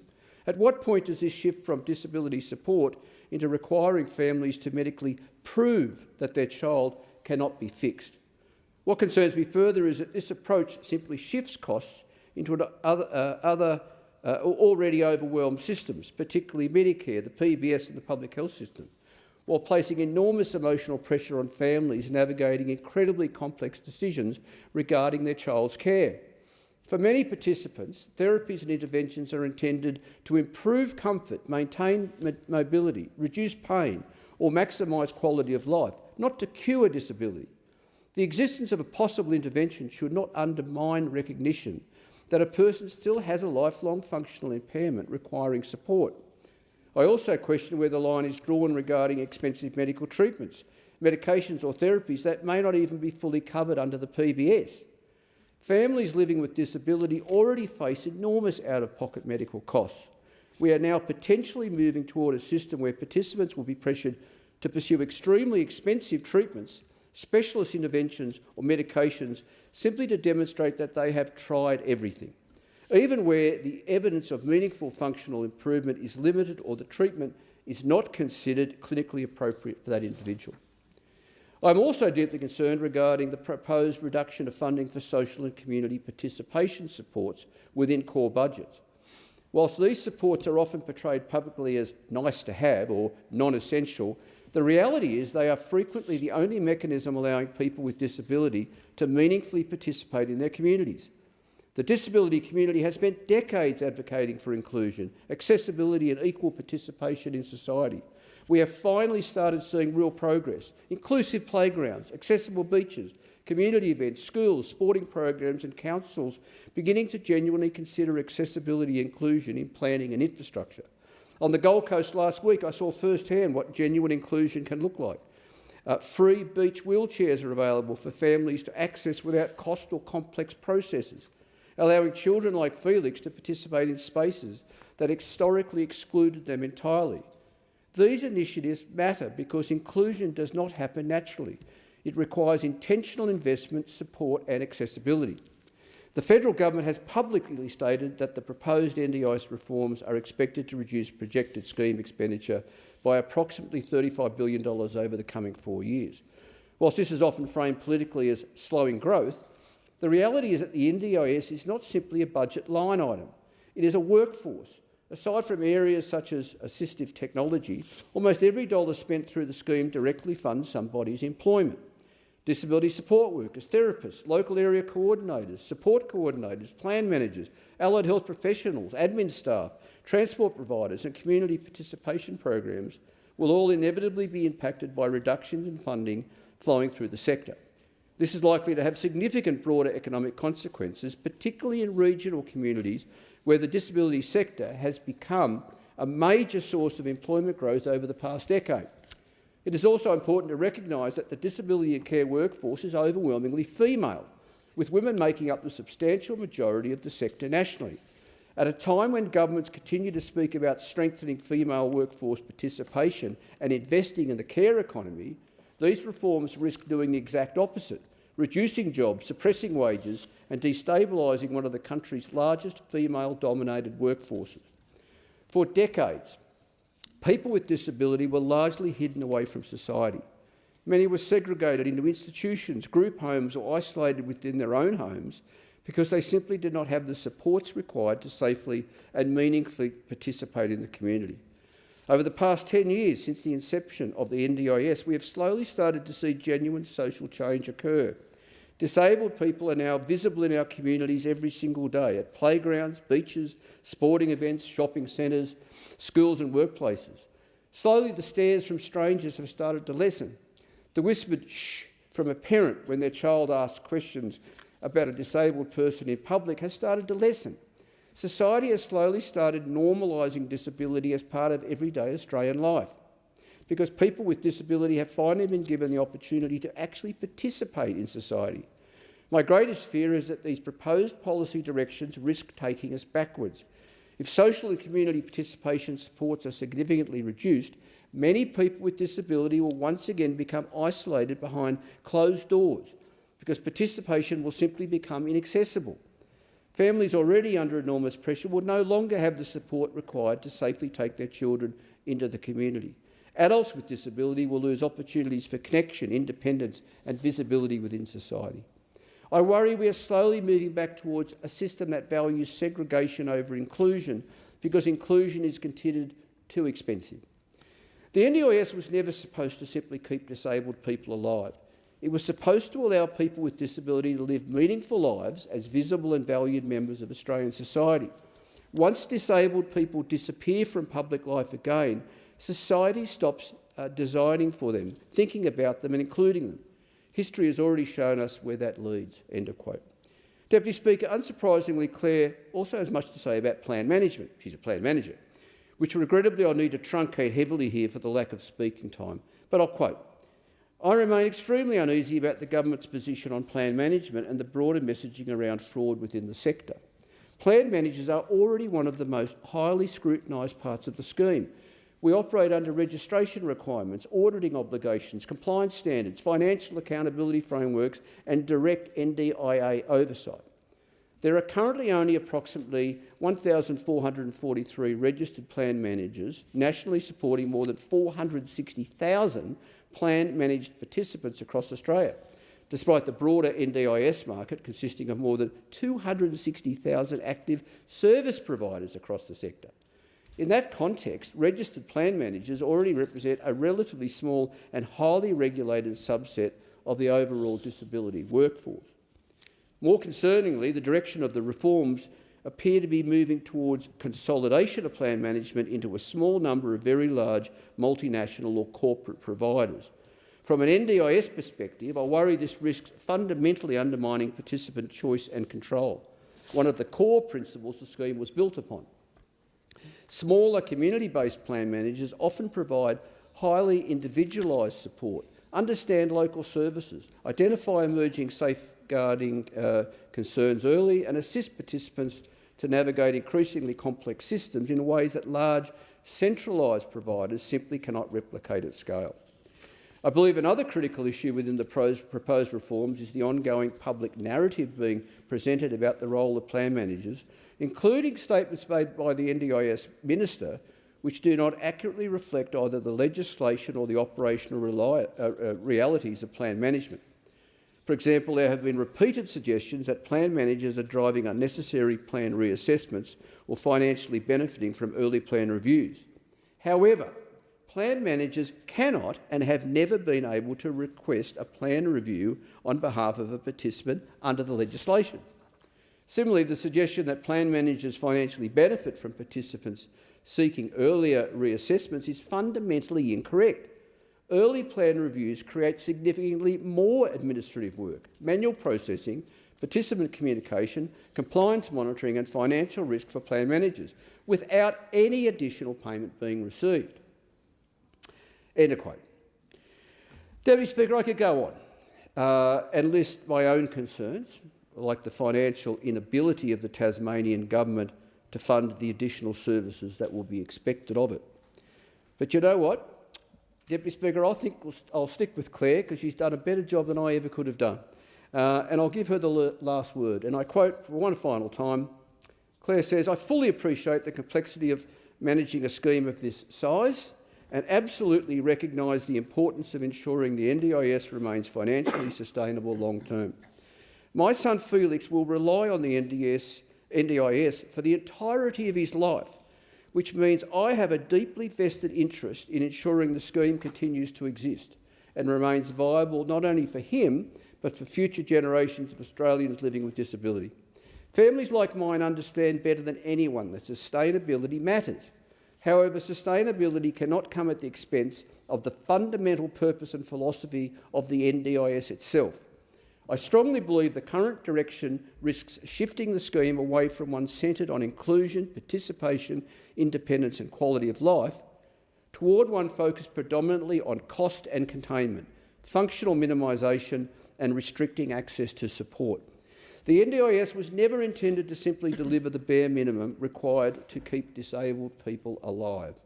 It was designed to allow people with disability to participate meaningfully in society, exercise choice and control and live with dignity as valued members of their communities. And I say thank you to Claire. She gives voice to countless people. And thank you, Deputy Speaker. I thank the member for Clark for your contribution. The question is that the amendment moved by the honourable member for Kooyong be agreed to, and I call the member for Casey. Thank you, Deputy Speaker. And firstly, I want to commend the member for Clark for bringing Claire's voice to Canberra and echo his sentiment and let Claire know that we are listening and we have heard that, so thank you. We have an important role to speak as members of Parliament, but the most powerful role we can play, particularly in this conversation, is to bring the voice of participants and those involved. So thank you, Member for Clark, and please let Claire know people have listened. And this is an important conversation that we are having. We need to get this right. And last month, the Minister for Health dropped a bombshell on every single person who relies on the NDIS during a speech at the Press Club. He announced that every person with a disability who receives support through the NDIS would face being reassessed to get vital and often life-saving supports.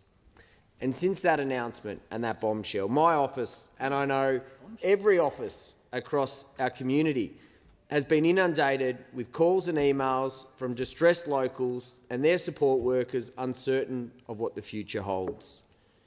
In my electorate of Casey, there are 5,459 individuals who rely on the NDIS, and that's just the individual participants. Beyond that number is their families, their communities, their loved ones, their support networks. These changes will impact tens of thousands of my community and millions of Australians all across the country, which is why it's so important that we get it right. And as I stand here today and speak on this bill, I want those Australians to know that I hear their concerns loud and clear. For Australians navigating significant and permanent disability, the NDIS is much more than a safety net. It is the bridge between isolation and community. It brings independence, the ability to work, and the supports to thrive and live a life of dignity rather than limitation. And for the families and loved ones, it gives them a support network and it gives them hope and certainty for the future. For so many families, the NDIS is a lifeline. It provides people with disabilities and their families with hope, structure, support and guidance. In some cases, the support of the NDIS is what holds families together. And at the moment, too many of these families feel like that hope is slipping away. They've seen their supports reduced and their funding cut. Now, what is just a line item in the budget in Canberra is the difference between hope and despair for the families impacted. And we need to remember that behind every number, every budget saving the government talks about, we're talking about people. And people like Jackson in my electorate of Casey. For Jackson, the NDIS has changed his life and changed his family's life. It's provided him with the supports that allow him to work, to get back into our community, give his parents the support they need, give his parents the break that they need. And I had the opportunity to meet with Jackson's parents and hear firsthand from them about Jackson's story. And when I first met with them, and I've engaged with them quite a lot, they brought a photo of Jackson to make sure that I knew there was a person behind the conversation, because Jackson wasn't able to attend. And then they invited me, and I had the honour of attending Jackson's work, to see him working with his carer, and to meet Jackson and talk to him, talk about the football that he plays at the Montrose Football Club in the All Abilities team, and really see firsthand the life that Jackson is building and how important it is to him and his family. And that is because of the NDIS. And so we need to make sure that people like Jackson can get the support that they need. And part of that is clearly making sure that the NDIS is sustainable. And it's clear the status quo isn't working. Fraud and rorting have infiltrated the scheme and it's broken. The NDIS was intended to be a participant-friendly system, yet I continue to hear from families within our community that they are struggling to navigate the system and living in fear of funding cuts and what it means to their loved ones. And I want to share a story of a family in the Upper Yarra who reached out to my office this week. This is a single-parent family already experiencing severe financial and social hardship, currently living without permanent, secure housing. This family relies on the NDIS support for their son and recently applied for a review, given the son's escalating aggressive behaviours and difficulty attending a mainstream school. Not only were they unsuccessful in getting further support, the NDIS reduced the supports the family already had, severely reducing the son's plan at the time that they need it most. This includes the removal of support coordination, reductions in behaviour support, including spreading funding that was initially intended for a 12-month period to last over a 3-year period, as well as almost halving the therapy supports available.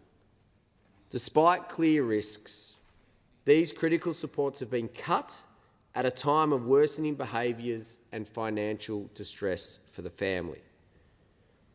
There are a lot of people right now who are exceptionally worried about whether they themselves, their child, family member or loved ones will still be eligible for support through the NDIS. The answer isn't clear, and where do they go? Well, our state health systems are already at capacity and people are being turned away from daily services. We have a situation where NDIS participants are too scared to ask for a plan to be reviewed for the fear that it will be cut like the family that I just spoke about. And this from a Prime Minister that said no one left behind. Well, for those on the NDIS, at the moment they're feeling left behind and forgotten by this Prime Minister. Let's chalk that up to another example of the Prime Minister saying one thing before an election and delivering another after the election. And there is no doubt that the NDIS has rapidly grown since its establishment. Originally intended to support around 410,000 Australians, the NDIS now supports 760,000 participants, and the number continues to grow. Originally estimated to cost $13.6 billion, the NDIS now costs around $50 billion, expected to reach $70 billion by the end of the decade. Now, clearly, this isn't sustainable and changes are needed. However, how the changes happen also matter. The fact is that one of the reasons this is the first piece of legislation, the first piece of legislation the government introduced after the budget is that they need to rush this through the Parliament so they can start to bank the savings in their budget that they've already spent in other areas. And this is now the Albanese government's third attempt to slow the growth of the scheme. They set a target of 8% in 2023. In January this year, that was reduced to 5 to 6%, and in April this year, it was revised down again to 2%. Right now, growth in the NDIS is sitting at 10.3%, meaning this government is failing on every metric. They've banked savings previously that they've failed to hit, and they've banked more savings into the future, and that's what makes those on the system so nervous right now. Because without a clear implementation strategy, policy guidelines and consultation with the disability community to get these significant changes right, the government's growth targets will be nothing more than an aspirational target to fix their bottom line, and there will be significant damage done to those on the system as they rush to get this number banked. Because, as I said, the government has already banked the number. They've spent the savings that they're in the NDIS in this budget. And while the NDIS has to be sustainable and spending needs to be reduced, this cannot be because the government and this Treasurer cannot manage the budget. This Prime Minister cannot punish those on the NDIS and their families because of his failures and his Treasurer's failures. And Labor's bill makes a number of changes to the scheme. The bill will restrict a person's ability to ask for an unscheduled reassessment of their plan. It will establish a framework to assess a person's eligibility for support through the NDIS. Until now, eligibility has been based primarily on a person's diagnosis. This bill will change that to be based on a person's reduced functional capacity as a result of the diagnosis. This bill establishes the legislative mechanism to change the way a person is assessed, but provides no detail on what that new assessment will look like. This hasn't been developed yet. This, in and of itself, has caused a level of fear and anxiety amongst the community. And as the Shadow Treasurer would know, this government's big on making announcements but providing no detail, whether it is the NDIS or capital gains, negative gearing. So many things about this government is a big headline with no detail and more damage done. But when it's impacting people on the NDIS, it is deceitful and it's disgraceful. My word is my bond, no Australian left behind. This Prime Minister has not delivered one shred of honesty or integrity in his time as Prime Minister. And changes of this magnitude need to be done right. People need to be consulted, and they haven't been. And there will also be changes to plan renewals, and the caution we have for the government on this is to ensure that there is no gap between a person's plan ending and the new plan being created. And there is no delay in supports for people with disability because of slow bureaucracy. And they need to make sure that the states are ready to provide the services through Thriving Kids and other mechanisms. At the moment, we're hearing stories and we're seeing the government pull funding to go into a state service that is not ready. Again, looking to bank a number in the budget at the expense of Australians that need the support.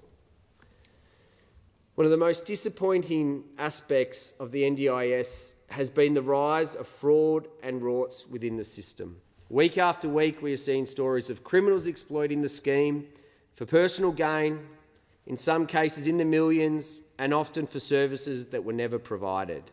In the calendar year of 2025, $48.83 billion was spent on paid supports to participants. Now, if 6 to 10% of those transactions were non-compliant, fraudulent or incorrect, that would equate to a 2.9 to 4.8 billion cost to the scheme per annum.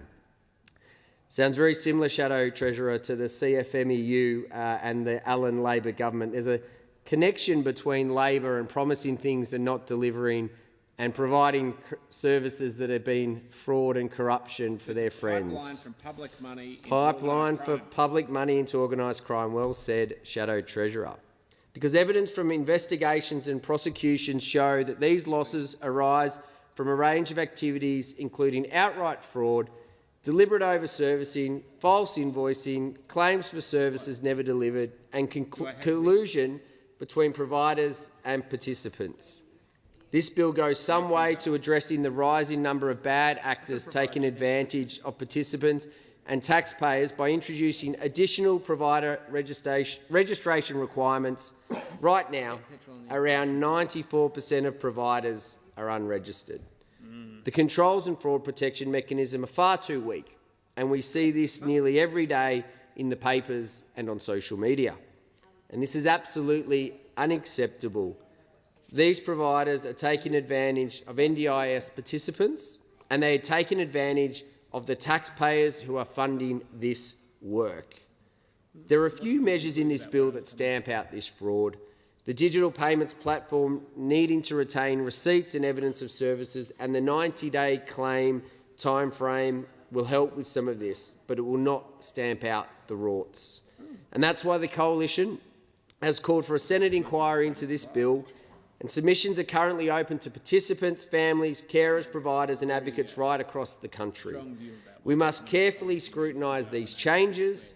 NDI participants can't be expected to trust reforms that this government can't even explain, and they need more information on what these changes will mean for their future. I thank the member for Casey for your contribution. The question is that the amendment moved by the honourable member for Kooyong be agreed to, and I call the member for McKellar. Thank you, Speaker. I rise to speak on the National Disability Insurance Scheme Amendment Securing the NDIS for Future Generations Bill 2026. The intent of this bill is to ensure a sustainable NDIS for future generations by slowing growth of scheme costs, reducing fraud, strengthening provider regulation and improving governance. I recognise the need to rein in NDIS to make it sustainable, fair and protected from fraud and poor providers. Like me, many providers and families in McKellar support sensible reforms. We want the scheme to work for the people it was designed to support, and we want to ensure that public money is used well. However, several core issues must be addressed before this bill proceeds to ensure that participants are not left without important supports they need. Such issues include the ministerial power to cut support determinations, the ministerial pricing power, changes to the permanence test, the hierarchy of evidence for reasonable and necessary supports, the reliance on automation and the lack of readiness for alternative supports outside the NDIS. Until these issues are fixed, the risk of unintended consequences and people being left behind without adequate support is simply too high. We cannot ask families to trust a new system when the details are unpublished, the rules are not clear and the services outside the NDIS are not yet established. Parents, carers, participants and local providers in my electorate are deeply anxious about this bill. Elise, mum of Rafferty, a 14-year-old hotshot wheelchair basketballer in McKellar, fought to get him on the NDIS. But Rafferty has recently been given a 5-year plan that has no funding for physiotherapy and allows only 12 hours a year for exercise physiology. There's also no funding for a new day chair, even though he will grow out of his current adjustable chair in about 6 months. There is no funding for a sports chair to enable him to continue the sport he loves. There is no funding for the changes that happen between 14 and 19. Growing independence, learning to access the community safely and building confidence. His mother puts it plainly, these are not nice-to-have items. They are core necessities for functional capacity and basic daily living. This is why people are frightened by broad ministerial powers to cut supports. If this is already happening, families rightly ask what will happen when wider ministerial powers are added.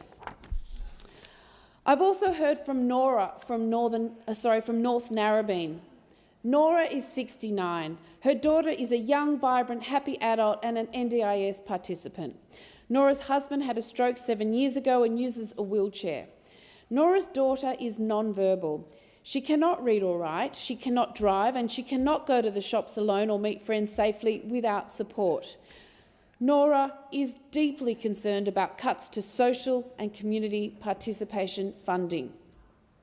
For her daughter, this support is not an optional extra.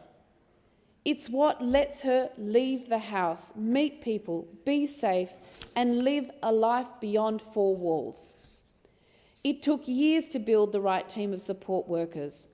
These are trusted relationships built slowly and carefully. Nora's worried that the changes to provider rules and pricing may disrupt these relationships. She also asked a simple question about review rights. If funding is cut, where is the fair opportunity to challenge it? Where is the consideration of safety, continuity and longer-term costs when support is removed? I've also heard from Lisa Hughes, founder and CEO of Occupational Therapy Helping Children in Frenchs Forest. Lisa has supported children, young people and families for more than 30 years.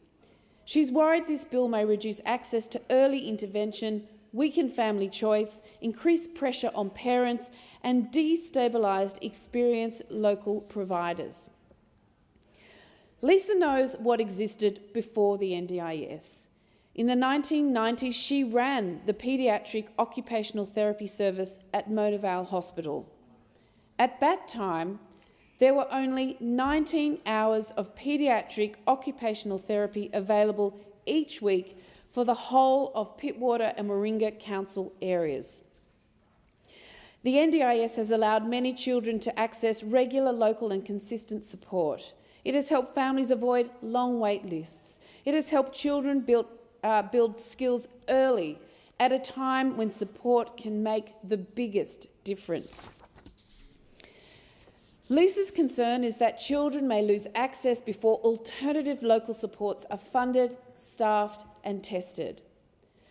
Lisa also raised concerns about the new assessment process. Children do not function the same way in every setting. Their needs change with fatigue, sensory load, school demands, emotional regulation, family stress and the environment around them. A child may manage in one controlled setting and struggle in a busy classroom, on public transport or in crowded community spaces.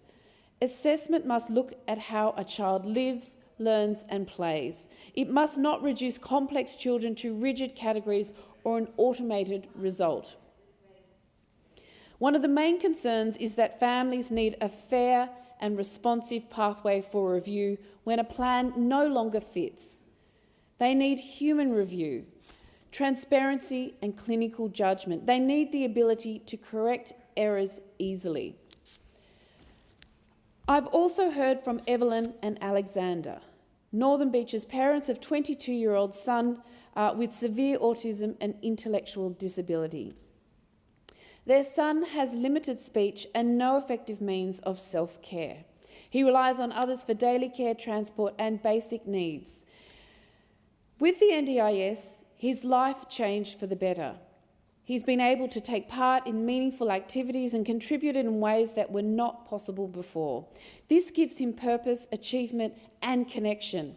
Alexander and Evelyn are worried that the definition of functional capacity may be shaped later by rules made outside of this Parliament. They're worried about changes to the permanence test and what those changes may mean in practice. Key terms in the Act, such as these, should not be left to uncertain future rules. They're also worried about plan reassessments. Their own request for a plan review was not acted on for more than a year. They had no clear way to track the progress. They found contact processes unreliable, inaccessible and unfair. Yet the bill proposes consequences when participants do not respond to contact. Evelyn and Alexander are also concerned about broad powers to reduce plan funding. They point to the proposed Section 38A and the risk of a large percentage reduction that may not be reviewable. They're also concerned about the move away from reasonable and necessary supports, which are part of the promise of the NDIS. Sustainability should mean providing supports that are reasonable, necessary, evidence-based and cost-effective. It should not mean giving executive power to reduce supports below what has been assessed as needed.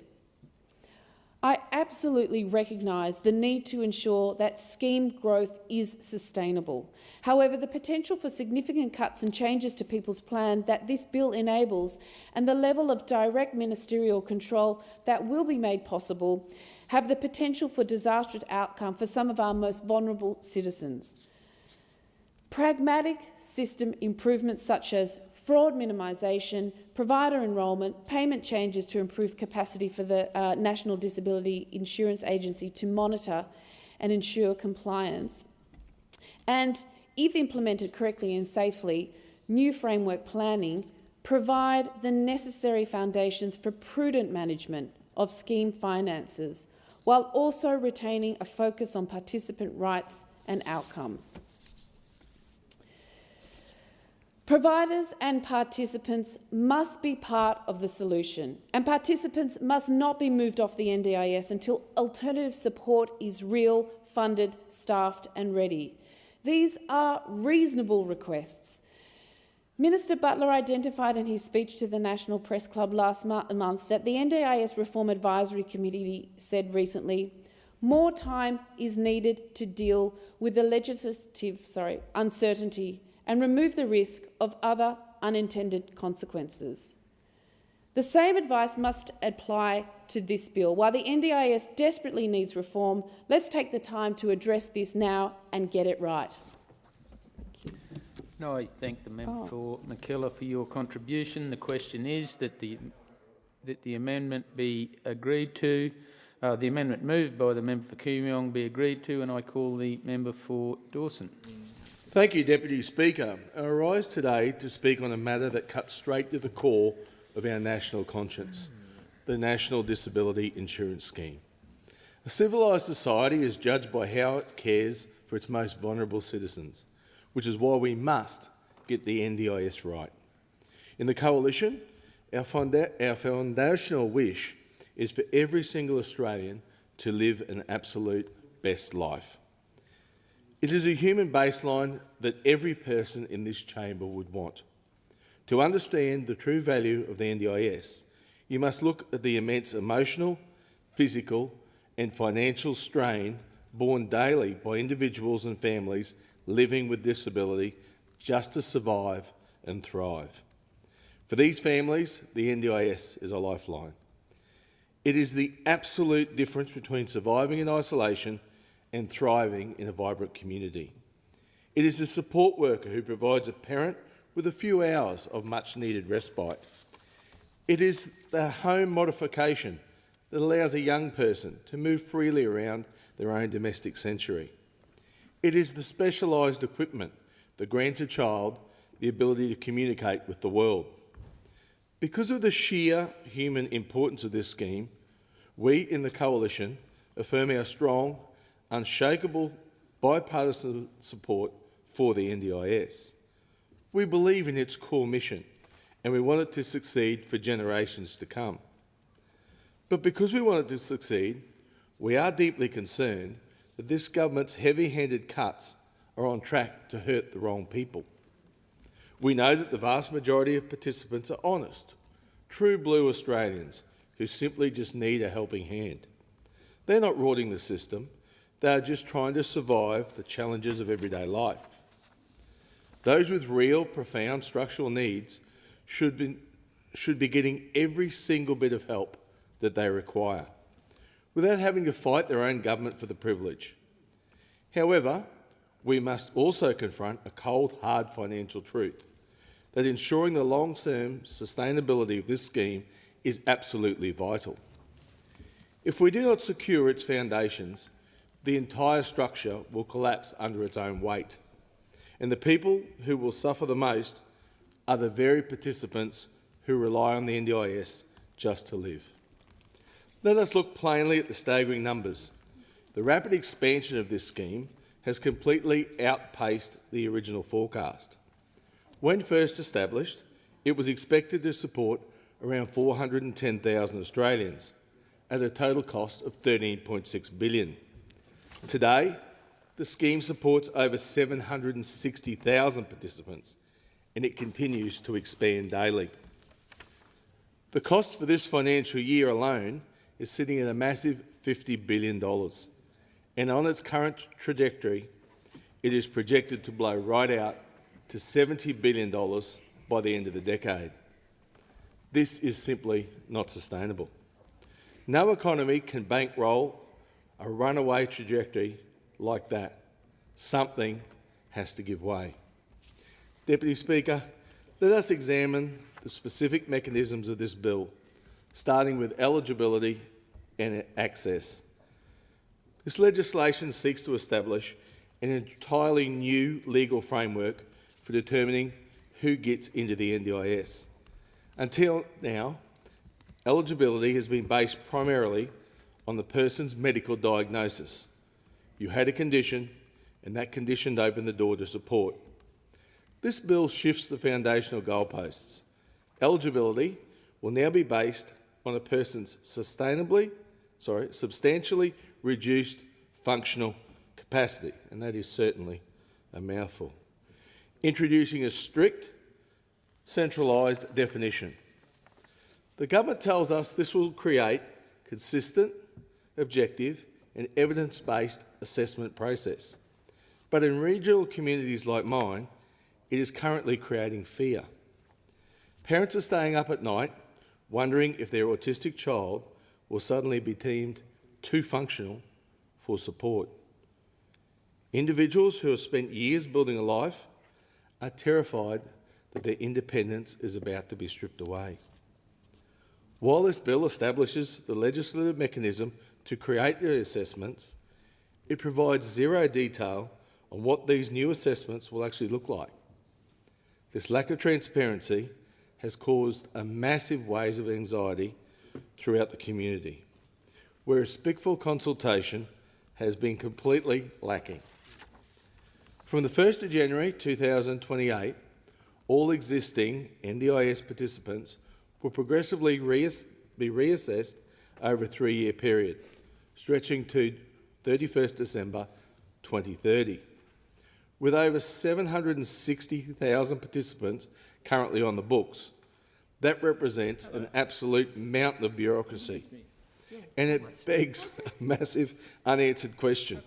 If these people are forced out, where do they go? Our state and territory health systems are already bursting at the seams. In regional areas, our emergency departments are overwhelmed, and our hospital services are having people turned away daily. Finding a GP appointment can take weeks, and despite this Prime Minister claiming all you will need is your Medicare card, everyday Australians are still paying massive out-of-pocket expenses just for the privilege of seeing a doctor. The waiting list for specialists are months, sometimes years long. We are deeply hopeful that people with significant and permanent disabilities are not about to be put through the ringer, forced to provide a multitude of new, highly expensive medical reports just continuously to reprove a lifelong disability. Deputy Speaker, this bill also takes direct aim at unscheduled planned reassessments, which currently average 12,000 every single month.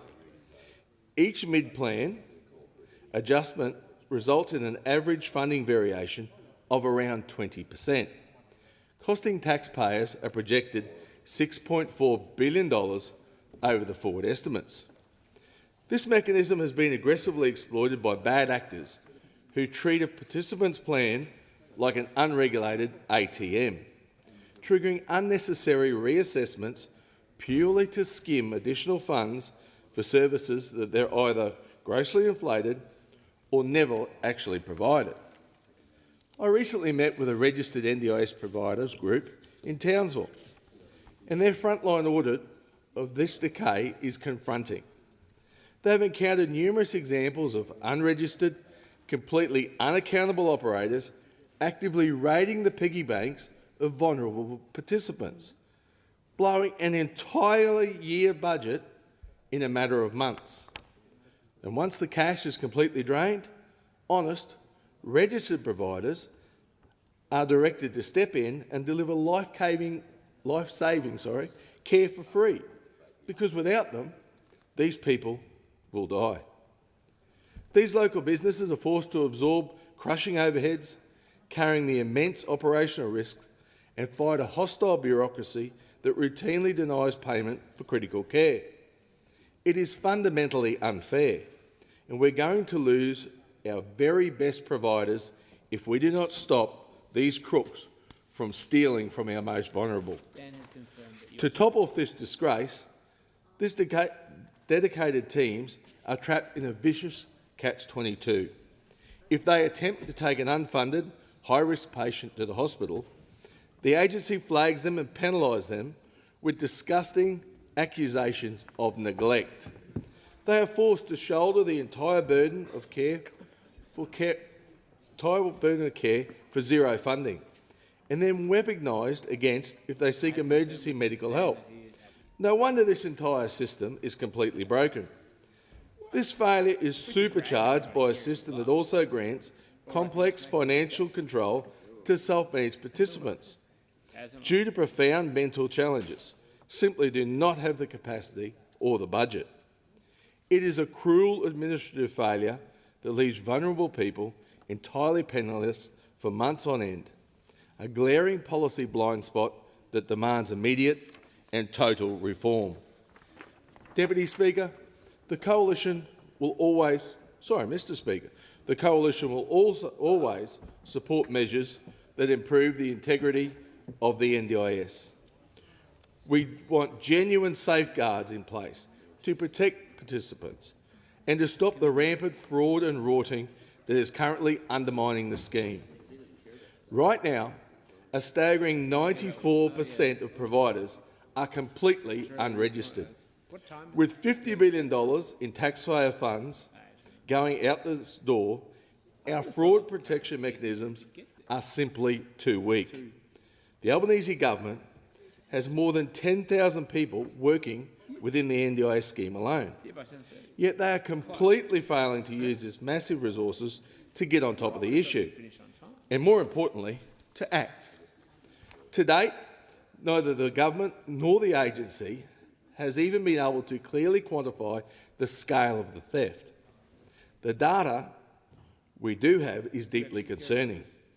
The Australian National Audit Office reported that 6 to 10% of all claims could be non-compliant, fraudulent or simply incorrect. Let us look at the true cost of this inertia. In 2025 calendar, $48.83 billion was paid on supports. If 10% of that is leaking out, we're looking at a total loss of up to $4.8 billion a year. On the current trajectory, this leakage could hit a massive $8 billion annually by the end of the decade. This represents a sophisticated wave of organised crime, deliberate overservicing and false invoicing.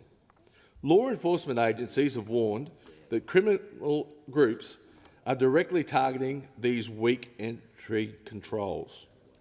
We must remember the human cost of this failure. Every single dollar lost to a fraudster is a dollar directly ripped away from an Australian living with a disability. And they really rely on the NDIS for support. We are constantly receiving deeply concerning reports in our electorate offices across Dawson about participants seeking basic help around home, like cleaning or gardening.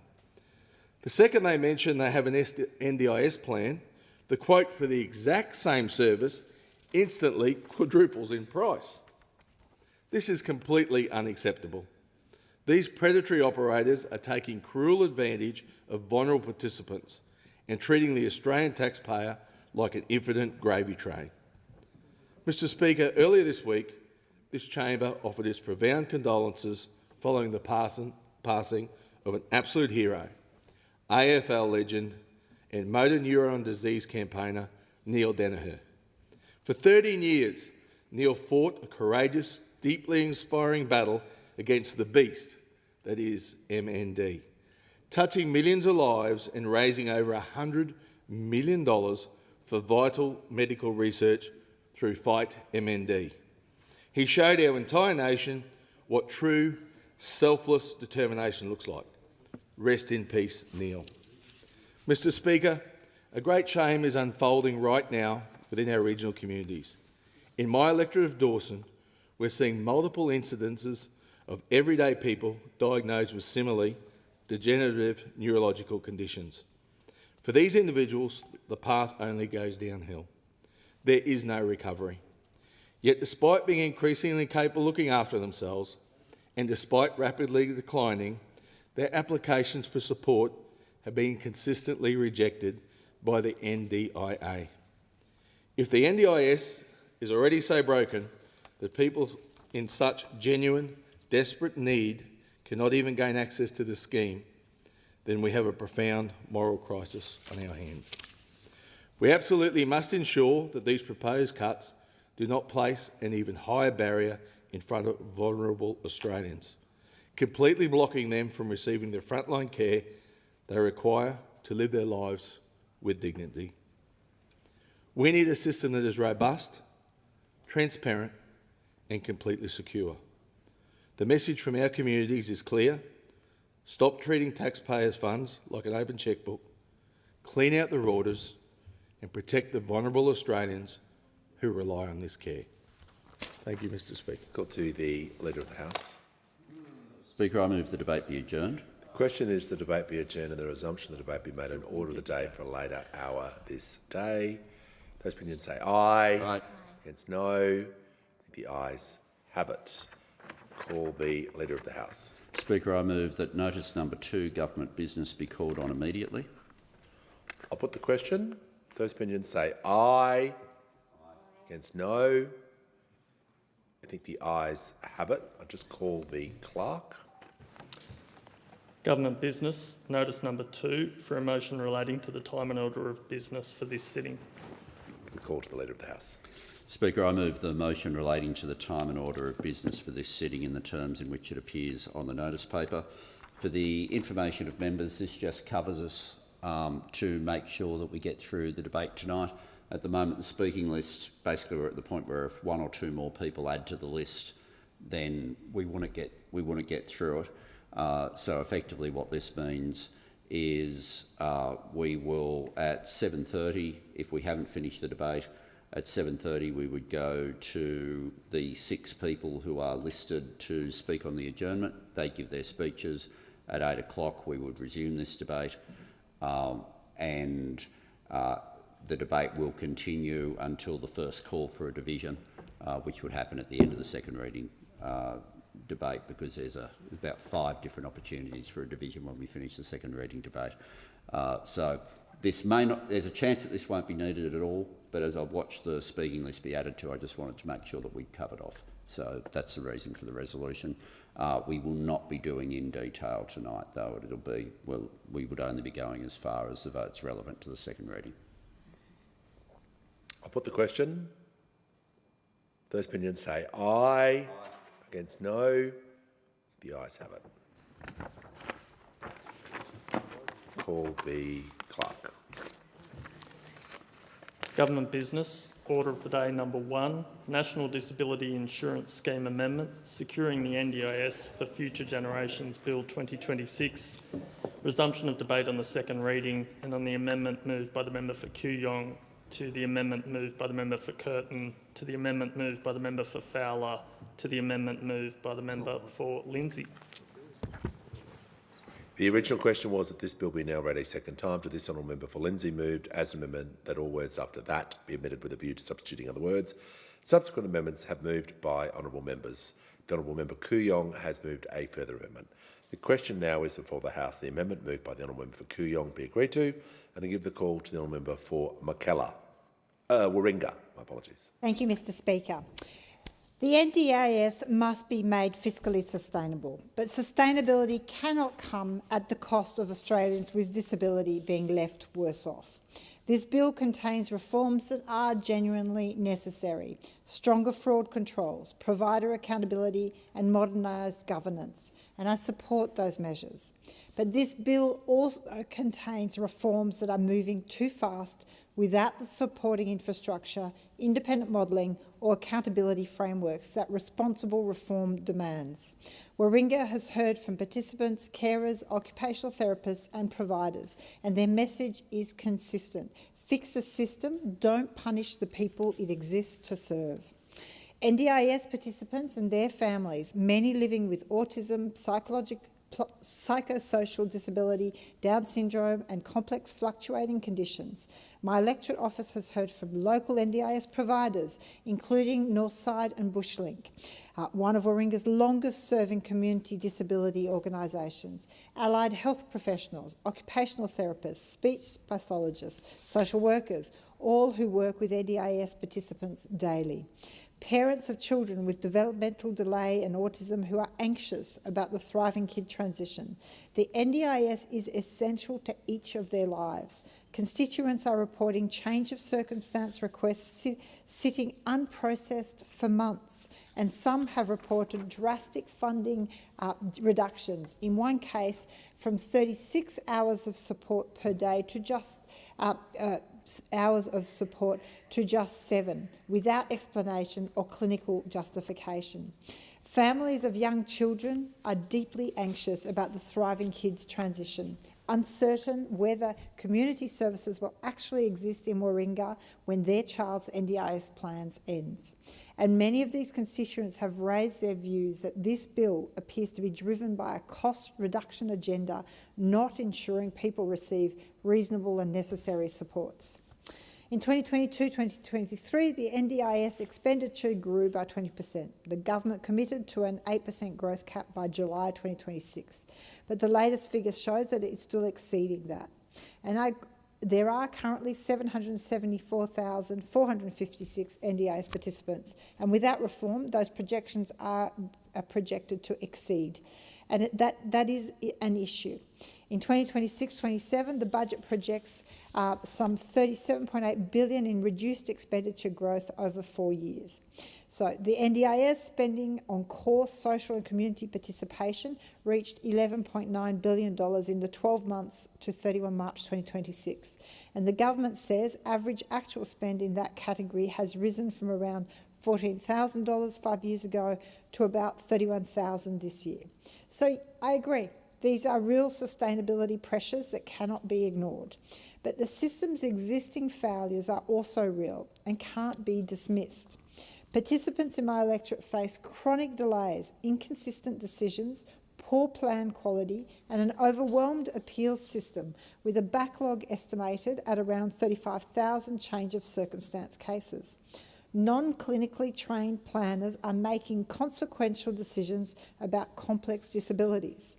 Significant public funds are being spent on administration, tribunals and consultants, not supports.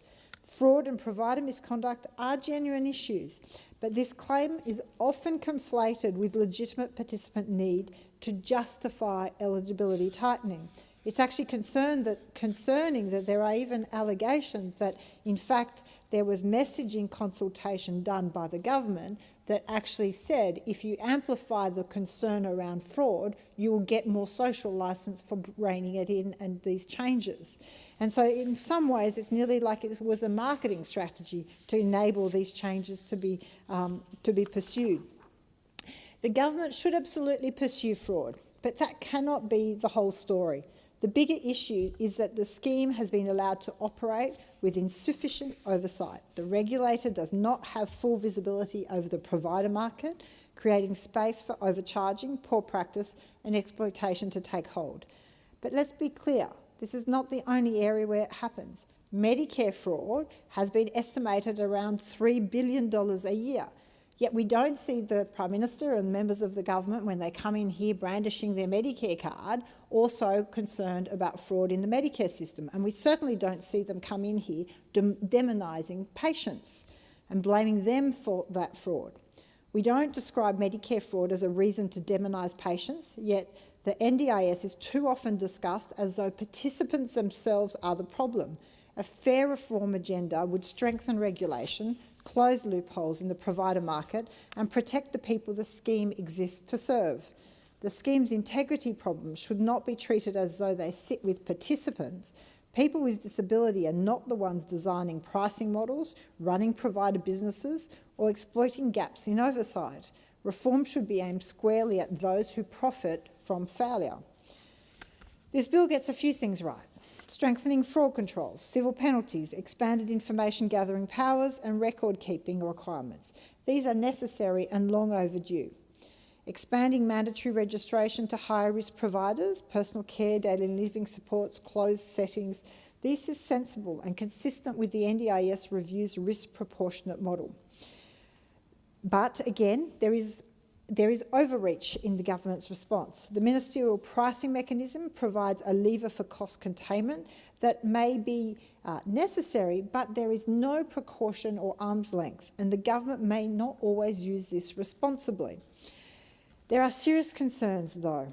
First, the ICANN automated assessment system. Transparency and accountability are sorely missing. This question was put to the government today in question time, and there is no reasonable or actual real answer to this problem. From April 2027, participant support plans will be determined through an ICANN instrument for classification and assessment of support needs tool, a semi-structured assessment rating support needs across 12 domains, including communication and mobility. Now, current reporting indicates that once ICANN generates a budget, and now this is an automated system, NDIA staff will have no authority to change it. So it will not be reviewed or managed by people. This is an automated system. They can only request a reassessment using different inputs, but it is still an automated output. The risks allowing a standardised assessment and budget setting method to carry decisive weight in determining a participant's support with limited transparency about how the generated budget can be reviewed, varied or overridden. The assessors conducting these conversations are not required to have allied health qualifications. I mean, that is the part that it's just staggering that we're still at the point of saying that. It's highly desirable but not mandatory. It's deeply concerning. As NDIS expert Dr. Georgia Van Toorn has noted, if algorithms are going to determine who gets support and who goes without, then the entire apparatus, including the algorithm itself, its modelling, classification rules and training data, must be open to scrutiny. The bill permits automated administrative decision-making but does not establish the transparency, the override mechanism or the accountability frameworks needed to make this safe. I'm calling on the government to publish the ICANN algorithm and modelling, require qualified allied health assessors, guarantee that human override of automated plans is possible, and establish an independent audit function for algorithmic decisions. Now, we've seen what happens when automated systems go wrong. They have dire consequences, and what the government appears to be doing is repeating the same mistakes. It has done so with aged care. It is repeating the mistakes and ignoring the recommendations that came out of the Robo-Debt Royal Commission. Second, foundational supports must exist before eligibility is tightened. The bill stages these changes unevenly. Access changes based on functional capacity are not due to commence until 1 January 2028, but changes affecting social and community participation are being advanced before the Inclusive Communities Fund and broader foundational supports are fully designed, funded and actually operating in local communities. We can all see the gap. The $10 billion national agreement on foundational supports over 5 years, it sounds substantial, but at $4 billion is already committed to Thriving Kids program for children under 9, leaving just $6 billion for adults and a broader population. The government has allocated only $200 million over 3 years for an Inclusive Communities Fund. So just think about that, $200 million over 3 years, to replace social and community participation supports for over 368,000 participants currently using those supports. The maths just don't add up. This sequencing is precisely what the 2023 NDIS independent review warned against, reforms being implemented piecemeal without the supporting structures required. As put by a Warringah constituent to me, rushing these reforms risks entrenching cost-driven decision-making that undermines both the integrity of the scheme and Australia's disability rights obligations. Thirdly, the Thriving Kids transition must have a no-service gap guarantee. Children with mild to moderate autism and developmental delay under the age of 9 will be transitioned from the NDIS to the new Thriving Kids program, which is set to begin rolling out from 1 October 2026. But the NDIS eligibility changes don't take effect until January 2028, meaning there's a real risk that there's going to be a gap between when the NDIS supports winds back and when Thriving Kids services are available in communities in Warringah and across Australia. We've raised this issue with the government, but have yet to be absolutely assured that a service gap will not occur. Keeping in mind, these are young children where every month and period of development is crucial to ensure they are reaching their full potential. State-based delivery means geographic inconsistency. Services in Warringah may look very different from those in regional New South Wales or other states. Families have already reported receiving exit letters from the NDIA claiming children have achieved their goals, even when therapists and parents know they still need support. I'm calling on the government to provide a clear, legally binding guarantee no child will lose access to funded supports until Thriving Kids is operational in their community, not just nationally but locally. Fourth, there is no accountability framework for systemic failures. The bill does not address the systemic failures that are driving costs and participant distress, inconsistent decision-making, delays, poor plan quality and a high-volume appeals backlog. Without statutory timeframes for decisions, mandatory clinical input in planning and independent oversight of the NDIA, the structural problems remain and reform risks layering cost cuts on top of dysfunction. I'll be moving at consideration in detail stage 3 amendments to this bill. First, we must broaden the reassessment trigger. Currently, the bill limits when a participant can request an unscheduled plan reassessment, tying it to a narrow set of circumstances defined by the NDIA. The bill narrows when participants can request an unscheduled plan reassessment, and this amendment adds 3 practical triggers. When supports in a plan are no longer available, when a plan is not meeting a participant's needs in practice, or when new clinical evidence has emerged, because these things are not static, they fluctuate. Disability is not static. It needs change. Providers exit markets and circumstances shift between scheduled reviews. Now, the Minister's power to reduce funding across classes of supports is broad. It is too broad as currently drafted. The bill does not require the Minister to consider what that reduction will actually mean for individual participants before acting. My second amendment changes that. Before reducing funding across a class of supports, the Minister must actively consider whether the determination would undermine supports assessed as reasonable and necessary for individual participants.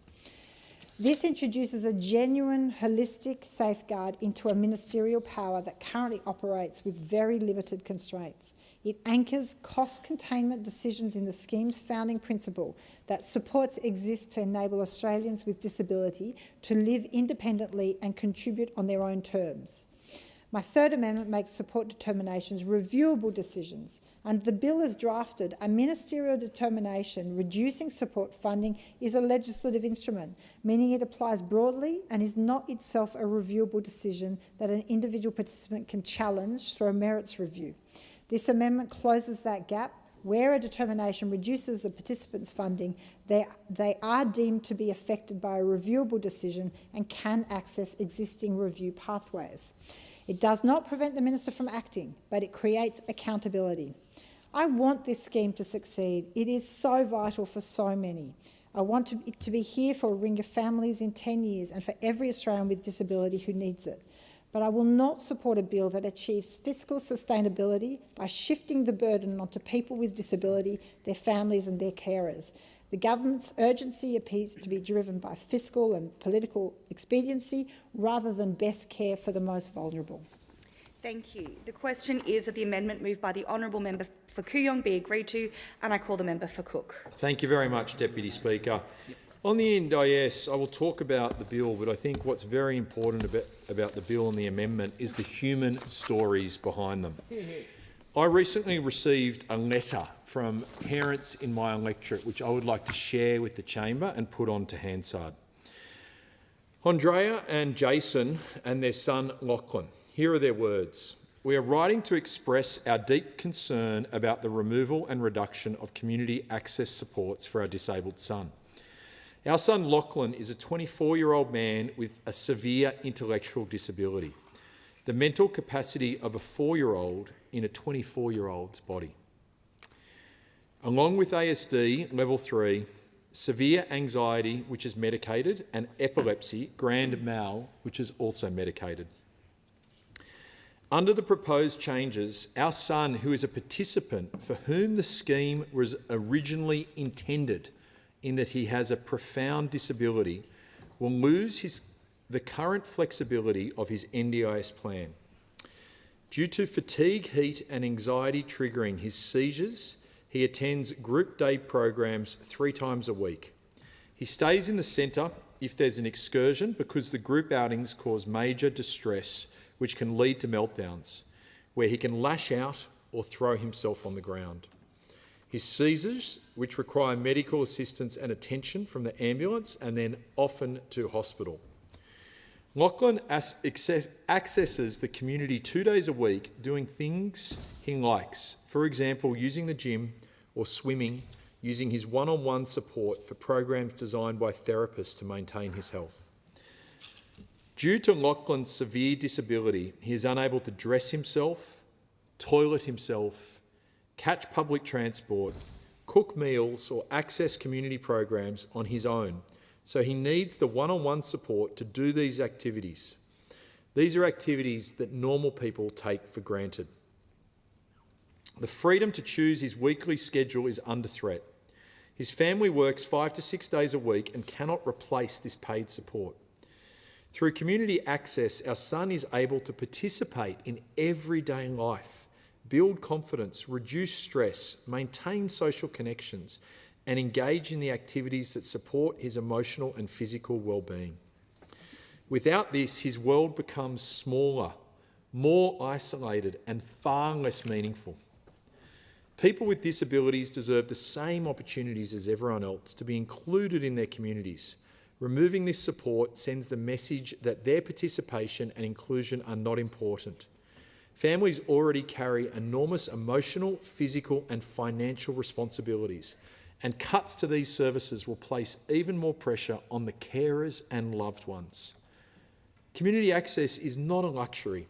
It's an essential part of his well-being, his independence, his mental health and his quality in everyday life. Taking this support away isolates vulnerable people from society. It removes opportunities that many of us take for granted every single day. The look on our son's face when he goes swimming is priceless.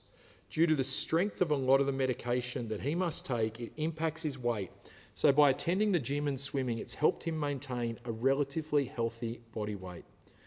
I ask you to strongly advocate against any cuts or restrictions to the community access funding and to support policies that protect the rights, inclusion and well-being of people with these profound disabilities. My son deserves the chance to live a full and connected life, not one limited by isolation. Andrea and Jason. Now, this is the human impact of this debate. It's not a line item in a budget paper. It's not a bureaucratic category. This is not some abstract discussion about scheme design. This is Lachlan's life, his parents' life. A 24-year-old man with a profound disability, one that the scheme was designed for. Severe anxiety, epilepsy, and with the mental ability of a 4-year-old. This family is doing everything they can to give their son the dignity, structure, health, connection and joy. So how can this government look at Lachlan and his family and tell him community access is a luxury? How can the government look at Andrea and Jason, who already carry the physical, emotional and financial burden of care, and tell them the answer is less flexibility and a smaller life for their son? The NDIS was created for Australians and Australian families like Lachlan. It was created for people with permanent and significant disabilities. It was created so that families would not be left alone. It was created so that people with disabilities could live with dignity, safety and inclusion. And this is why the government must get this right. Yes, the NDIS must be sustainable. Yes, the rorting must stop. Yes, bad providers, inflated invoices, fake services and criminal exploitation must be driven out of the scheme. It's taken YouTube influencers, 2 guys with an iPhone, to expose this when we have tens of thousands of bureaucrats working in and around the scheme who are not doing their job properly. Every dollar lost to fraud is a dollar not going to someone like Lachlan and his parents. Every dodgy provider who drains this system makes it harder for genuine participants and honest families. But the answer to provider rorting cannot be to make life harder for profoundly disabled people. The answer to fraud can't be to strip flexibility from families doing everything right and suffer from the largest, biggest disabilities. The answer to waste cannot be to isolate people like Lachlan from their community. This community access is not a luxury. For Lachlan, swimming is not just swimming. It's health, it's routine, it's confidence, it's joy. It keeps his physical weight up. It's part of maintaining his physical well-being. One-on-one support isn't an optional extra. It allows him to do basic things safely that most Australians take for granted. Without that support, Lachlan's world becomes smaller. His parents know that. They see it every day. They live it, and they're asking Parliament to understand it. Now, yes, the government says it wants to return the NDIS to its original intent, and we couldn't do more but agree. But Lachlan is the original intent. People with profound disability are the original intent. Families who cannot replace paid support because they're already working, caring, carrying the weight every day are the original intent of this scheme. So if this government is serious about reform, and we will support them in serious reform, let's start where the problem actually is. Let's go after the rorters. Let's go after providers billing for services they never deliver. Let's go after the criminals exploiting vulnerable participants, or sometimes even with phantom participants. Let's strengthen the enforcement, improve detection, register providers properly, make sure public money goes where it's meant to go. But let's not take away the support that keeps Lachlan and Australians like Lachlan healthy, safe and connected. Do not call inclusion a saving, and do not call isolation a reform. Do not pretend that removing flexibility from the most profoundly disabled Australians is the same as stopping the rorts or attacking people who the scheme was never meant for. The NDIS has grown into one of the largest areas of Commonwealth spending, growing 8 to 12% a year. The government's now booked major savings from this reform, but Australians are entitled to ask where those savings will come from. Stopping fraud, provider exploitation, or targeting participants who the scheme was never meant for. We hear statistics of 1 in 5, 1 in 6 5-year-olds and 6-year-old boys on the scheme. Is this who this was targeted for learning disabilities, and then with no sunset period for some of these children to be on? But then we have someone who has the mental capacity of a 4-year-old, can't work, his family working, who are now panicked with anxiety that it's going to be taken away. The government needs to be looking in the right areas. The government must stop the fraud, provider exploitation, and from making families like the Rowneys fight harder for basic supports. Yes, there's bipartisan support for these NDIS reforms. We strongly support those bipartisan reforms. But let's focus where the rorting is.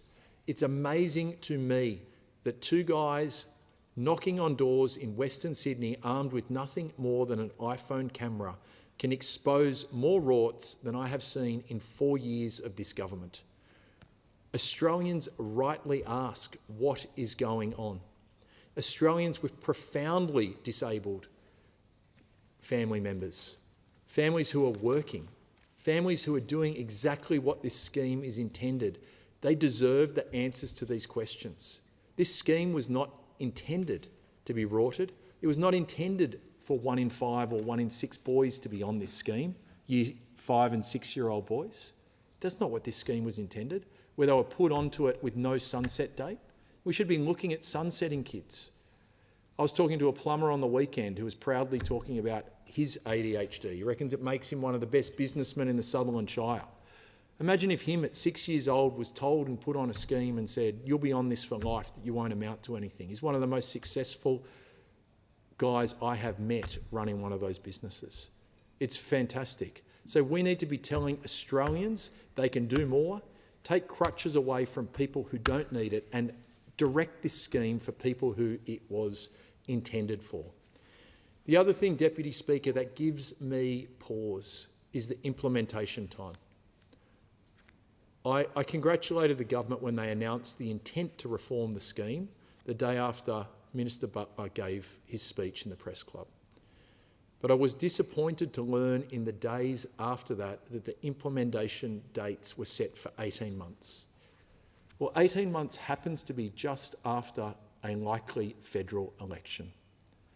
I also saw the timing of the announcement a mere weeks away from the federal budget. And in that budget, suddenly in the forward estimates, the spending is revised down. And that's led people in my electorate to ask me questions. Was this done just to improve the budget papers?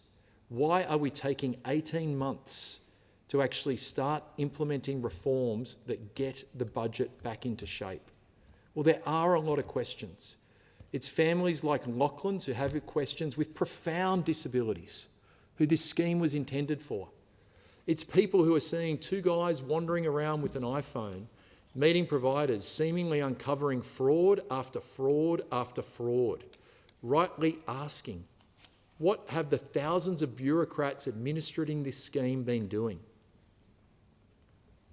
You almost don't need the bureaucrats. You could be armed with an AI program and get some AI agents to go through and actually look at these unusual expenses. The cleaners who are going there and pretending to clean, booking for hours, staying 30 minutes. The fraud seems so endemic it must stop. But instead I'm getting, and this is one of many emails, I thank Lachlan's family for allowing me to use their case and their names. There was a number of other emails we received, similar in tone, but where the families did not want to have their name or their personal circumstances put on the record. Those people similarly deserve to be heard. They deserve a chance. Now, eligibility has primarily until now been based on a person's diagnosis. The bill will change that to be based on a person's reduced functional capacity as a result of the diagnosis. So there are a lot of people, just like Lachlan, who are exceptionally worried about themselves, their child, their family members. So we need to get these answers clear. And what we hear is the Albanese government hasn't developed it yet. And what worries me even more is we hear they won't develop it for 18 months. Well, on the other side of the election, who will be in those portfolios? Can we guarantee we'll have the same NDIS ministers? We'll have the same people in the health portfolios. What worries me about this is, are we kicking the can down the road for political convenience? Did we announce these reforms mere weeks before a budget to lower the budget estimates? And who will be implementing these reforms, and why do we have to wait for the answers to these questions? The unscheduled plan reassessments. This bill will restrict a person's ability to ask for unscheduled reassessments of their plans. Now, the Albanese government has said around 12,000 unscheduled plan reassessments are taking place each month, most resulting in additional funding variations of 20%. Right now, a participant or their support team, including the plan managers, can ask for a plan reassessment if they believe the person's needs have changed. Unfortunately, we're seeing this power misused by some bad actors who are just out to skim additional funds from participants, often for services never provided. The changes in this bill will restrict who can ask for plan reassessments to a person's plan nominee or their guardian. This is sensible. And these will only be considered where there has been a significant or ongoing change in a participant's functional capacity. This will ensure a participant of their trusted nominees or guardians remain in control of their needs. This is that part of the reform Lachlan and his family will welcome, but we must not forget who the plan was intended for. Thank you. Thank you. The question is that the amendment moved by the honourable member for Kooyong be agreed to, and I call the member for Wentworth. Deputy Speaker, the National Disability Insurance Scheme is one of the most important social programs in Australia's history. Across this country, it has changed lives in ways that go well beyond funding packages and support plans. It has given people with disability genuine agency and delivers on the promise that it was built on, that Australians with a permanent and significant disability would have access to the supports they need when they need them on terms that respect their own choices. We must ensure that we keep that promise. In my electorate of Wentworth, I hear about these impacts directly. Many participants and their family members share with me how the NDIS programs have helped them participate in and contribute to the community in ways they previously didn't think possible. I met a family just the other day in my electorate office, a family who have a non-verbal autistic son of the age of around 13. I talked to them about the NDIS, the challenges that they found with the NDIS, and we were working through some of the problems, and I said, you know, what did you do before the NDIS? And they said they could barely cope. For all its faults, the NDIS has had a transformational impact on the lives of their child and on their own lives, and this is why it is so important. But we cannot ignore the trajectory of the scheme and the problems with it. The NDIS is now supporting almost 760,000 Australians, and annual expenditure is growing at a rate that, if left unaddressed, will threaten the long-term sustainability of the scheme itself. This is not just a problem, for the budget. This is a problem for every person, every family member, every friend of someone who has a significant disability and is currently receiving support from the NDIS or may in the future. If we don't get this right, those supports I don't believe will be there in the future. The program was originally modelled to cost $13.6 billion a year, or $20 billion in today's dollars, supporting over just 500,000 people. The Productivity Commission modelling from 2011 estimated that annual cost growth would sit between 3% and 6%. Instead, in between 2020 and 2024, costs grew on an average of 24% per year. The program is now projected to cost around $58 billion a year by 2028, with an estimated 900,000 participants expected to be on the scheme by 2030 if no other changes are made. I want to be honest about this because I think the disability community deserves honesty more than it deserves platitudes. We have an enormous challenge here with this program. And I think one of the most profound aspects of this challenge is when this program was introduced, it became, and other people have used this expression, the only lifeboat on the ocean, because many other services that others relied on were withdrawn, and so the only option to get real support was from the NDIS. That is the world that we're in now, and that world is not sustainable nor suitable. So we need significant reform. And that is why I approach this bill in good faith. Alongside that, with that good faith, however, I hold significant concerns about how some of the measures that have been designed and how they will be implemented. Because my greatest fear of what the government is putting forward is that they're just not going to be able to provide the services on the timeline that they have outlined in these bills, and that people who really rely on these services are going to be left waiting. This bill contains 5 schedules covering access and planning measures, fraud and integrity, governance, new framework planning, operationalisation and transitional provisions. I'm genuinely pleased to see that some of the reforms draw on the 2023 NDIS Review and Royal Commission into Violence, Abuse, Neglect and Exploitation of People with Disability, among other reviews. These were hard-won findings from processes that listen deeply to the disability community, and it matters that they have informed this legislation. I do note, however, that not all recommendations from these reviews have been incorporated, and I will return to some of those gaps.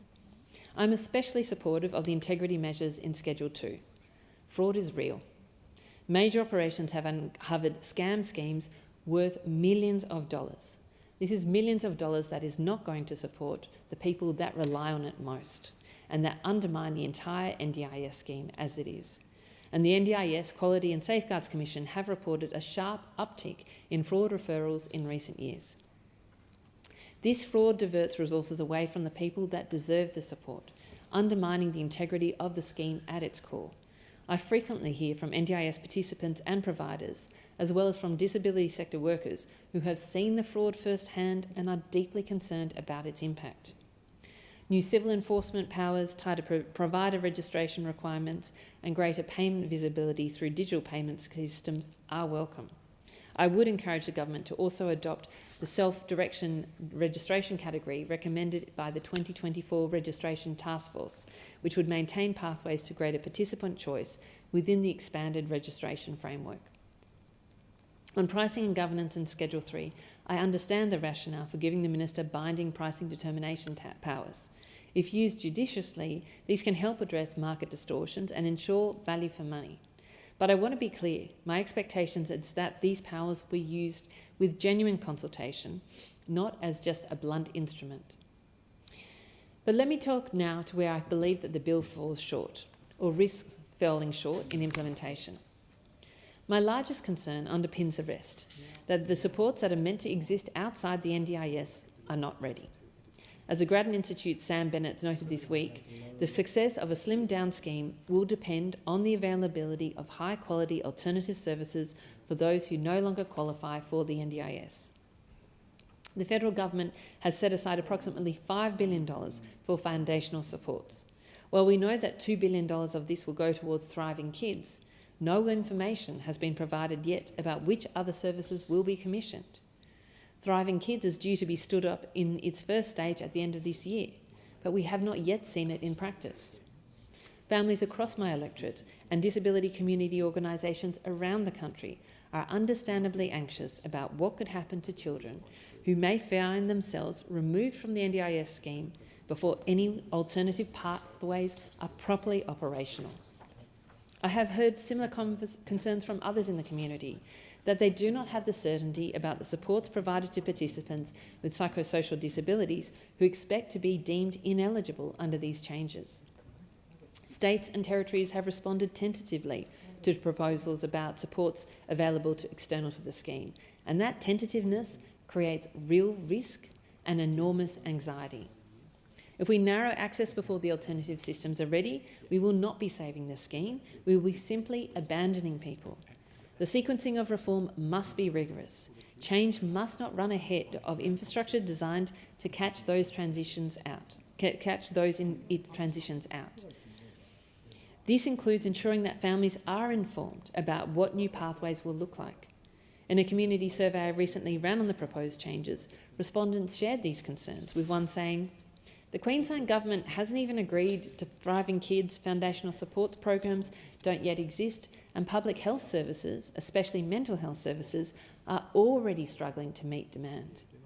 And another shared, "More information on the Thriving Kids initiative needs to be shared, and sooner. Any changes to publicly funded community health services need to be announced, and I hope that there are some. There's this anxiety and that people just don't know what will be there." My second significant concern is about the automated decision-making in Schedule 3. I understand it is important to be efficient in these services, and honestly that's feedback I get consistently, that the battle of working within the NDIS and dealing with the NDIS, it's a bureaucratic maze and it should be more efficient. But we do not yet know if automated systems alone can adequately address the complexity and individuality of disability. The bill authorises automated decision-making with safeguards, but those safeguards need to be legislated clearly, not left to administrative practice. There need to be clear frameworks and guidelines about how such decision-making will be completed, such that the government and decisions can be held accountable. Many constituents have shared with me their real concerns about this element of the legislation, that it could be a repeat of robo-debt, that machine decision-making could ultimately lead to negative outcomes for NDIS participants. And so I'm supportive of the member for Curtin's amendment, which raises these concerns. Third, my community have shared their anxieties with me about various new eligibility and assessment requirements, including the requirements that participants undergo all relevant treatments technically available before accessing the scheme. While I understand that exceptions are made within reasonable terms, such as someone who's had hearing loss not being required to have a cochlear implant if they don't wish to, I hold concerns that not all the treatments are accessible to individuals, whether they be prohibitive by price, by location, or whether they're appropriate at all. Fourth, I want to raise the planned reductions to social and community participation and capacity building supports. I understand that the expenditure within these programs has risen significantly, and that standardising average cuts is one of the easiest ways to reduce costs. However, applying an average reduction to this category of support across the board may not be the best solution. We know that some participants, especially those with intellectual disabilities, heavily rely on capacity building supports to ensure that they can leave the house and participate in society. approaching these reductions in more individualised ways should be considered. We must be cautious to ensure that these cuts do not undermine the key objective of the scheme, for people with a disability to participate in normal life. And finally, as many of my crossbench colleagues have shared, the consultation timeline.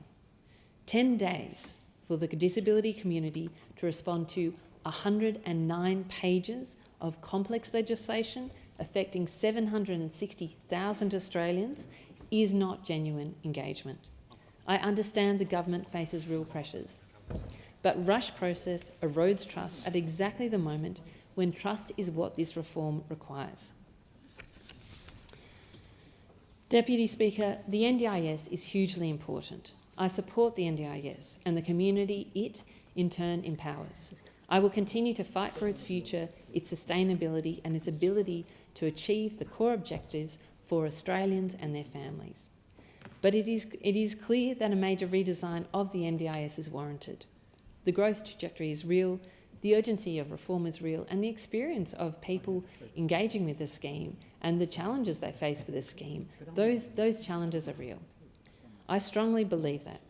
The design challenges the government is seeking to address in abuse of the NDIS, in fraud, in eligibility, in planning, in market stewardship, foundational supports, I do believe on balance are mostly the right ones.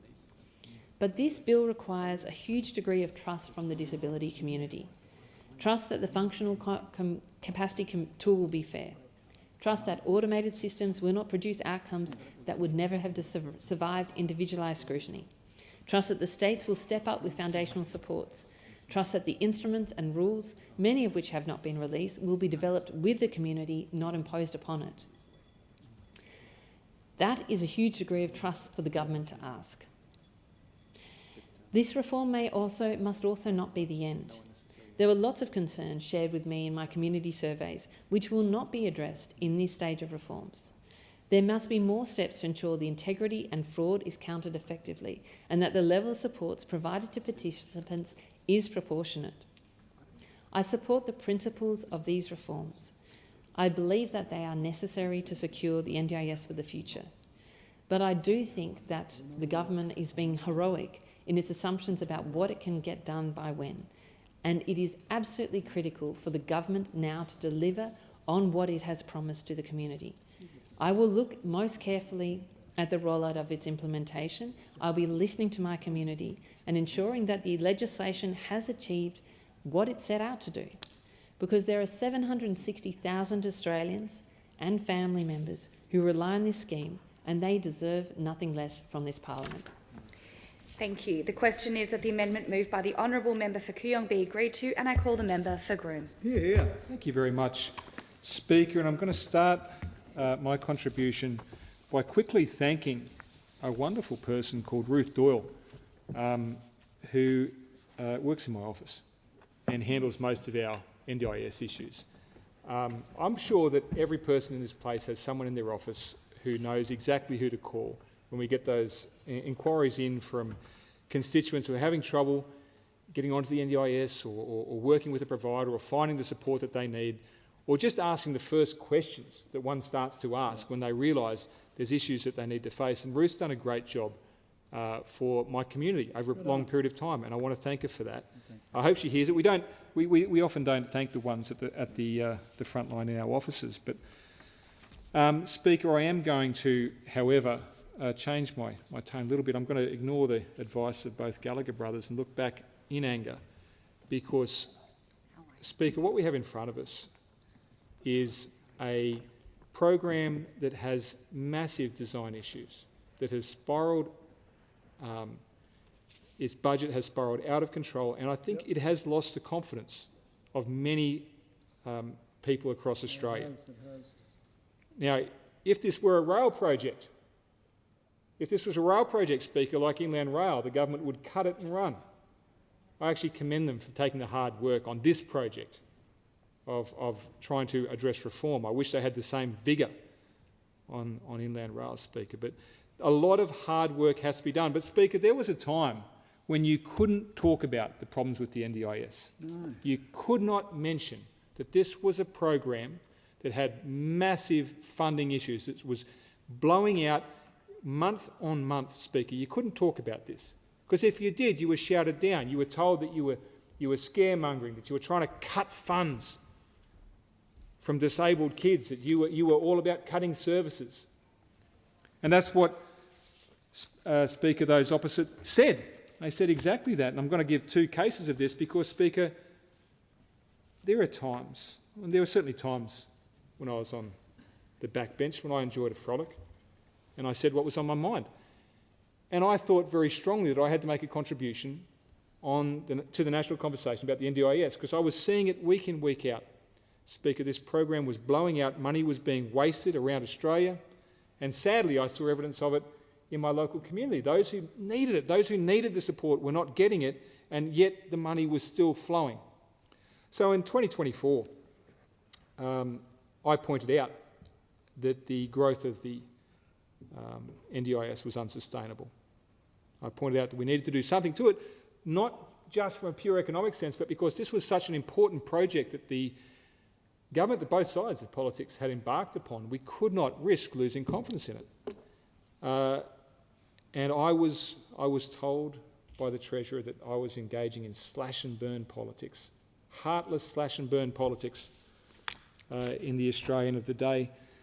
A year later, I rejoined my criticisms in 2025, and I pointed out that there's two things. One, that the program at that stage was growing at somewhere between 12, 16, maybe 18%, and that this was an extraordinary rate of growth, and that both sides of politics should come together and find a way to limit its growth to somewhere around 4%, around inflation levels, just above inflation. If the growth was just above inflation, Speaker, we'd know that no one would be left behind, and then we could go through broader reform structure. I also pointed out at that time, and this was in July of 2025, that at that point in time, 15% of 6-year-old boys across Australia were on the NDIS. 15%. And I made the point, Speaker, that clearly 15% of young boys are not disabled. And for daring to say that, the Minister of the day slammed me as being reckless and heartless, for daring to talk about reforming the NDIS. And, you know, Speaker, why I'm raising these is not just to flatter myself. I do that far too often anyway, and I have a member for Page to help me on occasion. Why I want to do it is because this is an important program, and what we're dealing with at the moment, unfortunately, is a battle. And actually, I'm going to acknowledge the member for New England who joined me in my criticisms of the NDIS in July of 2025 in that particular article. But what we have now, sadly, appallingly in Australia, is a battle for funding between NDIS, health, aged care, and even veteran support. And when I talk to people in health, aged care, and veteran support, they have the very strong feeling that in that battle, NDIS is winning and they are losing. I sat with a gentleman, Scott May, in my office, Speaker, and he said, watch this, I'm going to show you the most heartbreaking trick ever. He called up an occupational therapist and he says, I'm a veteran. I need to see you. I sat listening in on the conversation, Speaker. The occupational therapist said, I've got a 6-month waiting list. You're on veterans coverage? I've got a 6-month waiting list. Call me in 6 months. He then went outside and bought me a coffee, and we sat and had a coffee for 5-10 minutes. You should have bought the coffee. I should have bought the coffee, you're right. Member for Page is right. He scores me appropriately. Had a coffee, came back in, calls the same occupational therapist. I'm on NDIS, and I'd like to talk to you. Come in next week. True story. Wow. True story. Gentleman's name's Scott May. We did it, and that was heartbreaking to watch. It's interesting. That we have created a scheme that has lost the confidence of Australians, and I could sit there looking a veteran in the eye, someone who'd served this nation, someone who'd come back with injuries, and in his eyes, he was being neglected, and that funding was being, the battle for funding was being lost. And what a terrible thing to do, to lose confidence in a project so important as this. Because, Speaker, there is no one I talk to who doesn't agree with the point that part of the tax that we pay should go towards helping Australians with significant disabilities, with significant vulnerabilities. We're proud to do that. That's what makes us a good nation. We like doing that. And it's something that we should always continue to do. And the NDIS was set up as a conduit for achieving that. But sadly, because we've been too timid to talk about reforming the NDIS, we've got to a point where that scheme no longer holds the esteem of the nation. I've talked about the eligibility concerns we've seen, and clearly at that point in time, 15% of young boys being on a disability scheme. I can't imagine the impact on a young boy's life who's going through maybe learning difficulties, Speaker, being told that he has a disability. I think that would have a profound impact on someone. But Speaker, we've seen so many unfortunate stories about where the money that has been poured into NDIS has gone. We've heard stories about it being used for holidays. We've heard about it previously being used for sex work, Speaker. We've heard about fraud and organised crime. I saw the figure of somewhere around 10% of claims raising concern for fraud. Speaker, it's important now that I don't do what those opposite did when we engage in a conversation on reform. It's important that I say quite clearly, I want to be part of this. I'm open to a conversation about reforming the NDIS, and I'm willing to work with the government on this. It's important that we do it. It's going to be very difficult work because we've got ourselves into a very bad way. And this scheme that should be about doing some of the best things that we can do as a nation, sadly, has been designed in one of the worst possible ways. Yep. And I hate to think, Speaker, what happens if we aren't able to do this, if we find ourselves to have created a situation where we don't have confidence and we stop funding something like this. A future where the NDIS loses out is where Australia loses out.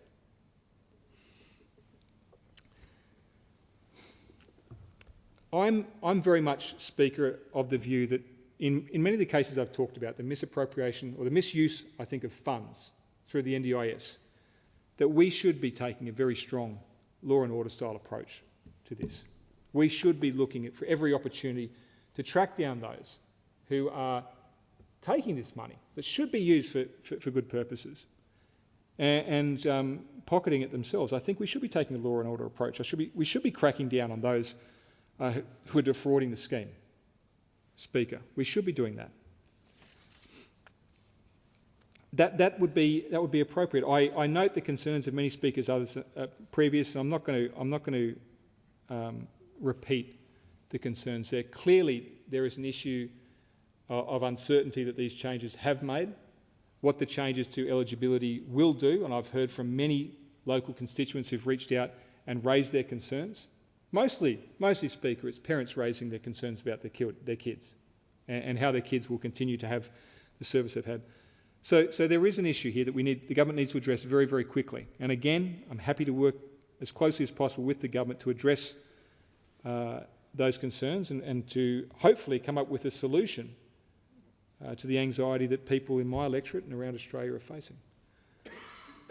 But I'll finish on this, Speaker. You know, one of the problems I think in this place is that we get to a point in a debate where we refuse to acknowledge the truth that's in front of us.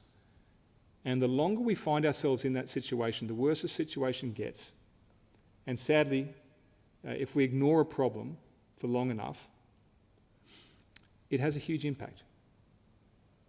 At over $50 billion a year now on NDIS, we are seeing a huge weight on the Australian economy, and we are not seeing an equal and opposite benefit being given to those who most need it, Speaker. That's the sad truth. If I could stand hand on heart here and say that $50 billion was making the lives of people with disabilities better, that'd be a different conversation, but that's not where we are. We can't ignore these things, Speaker. We should be able to talk out about them. I think that's an important part of being in this place.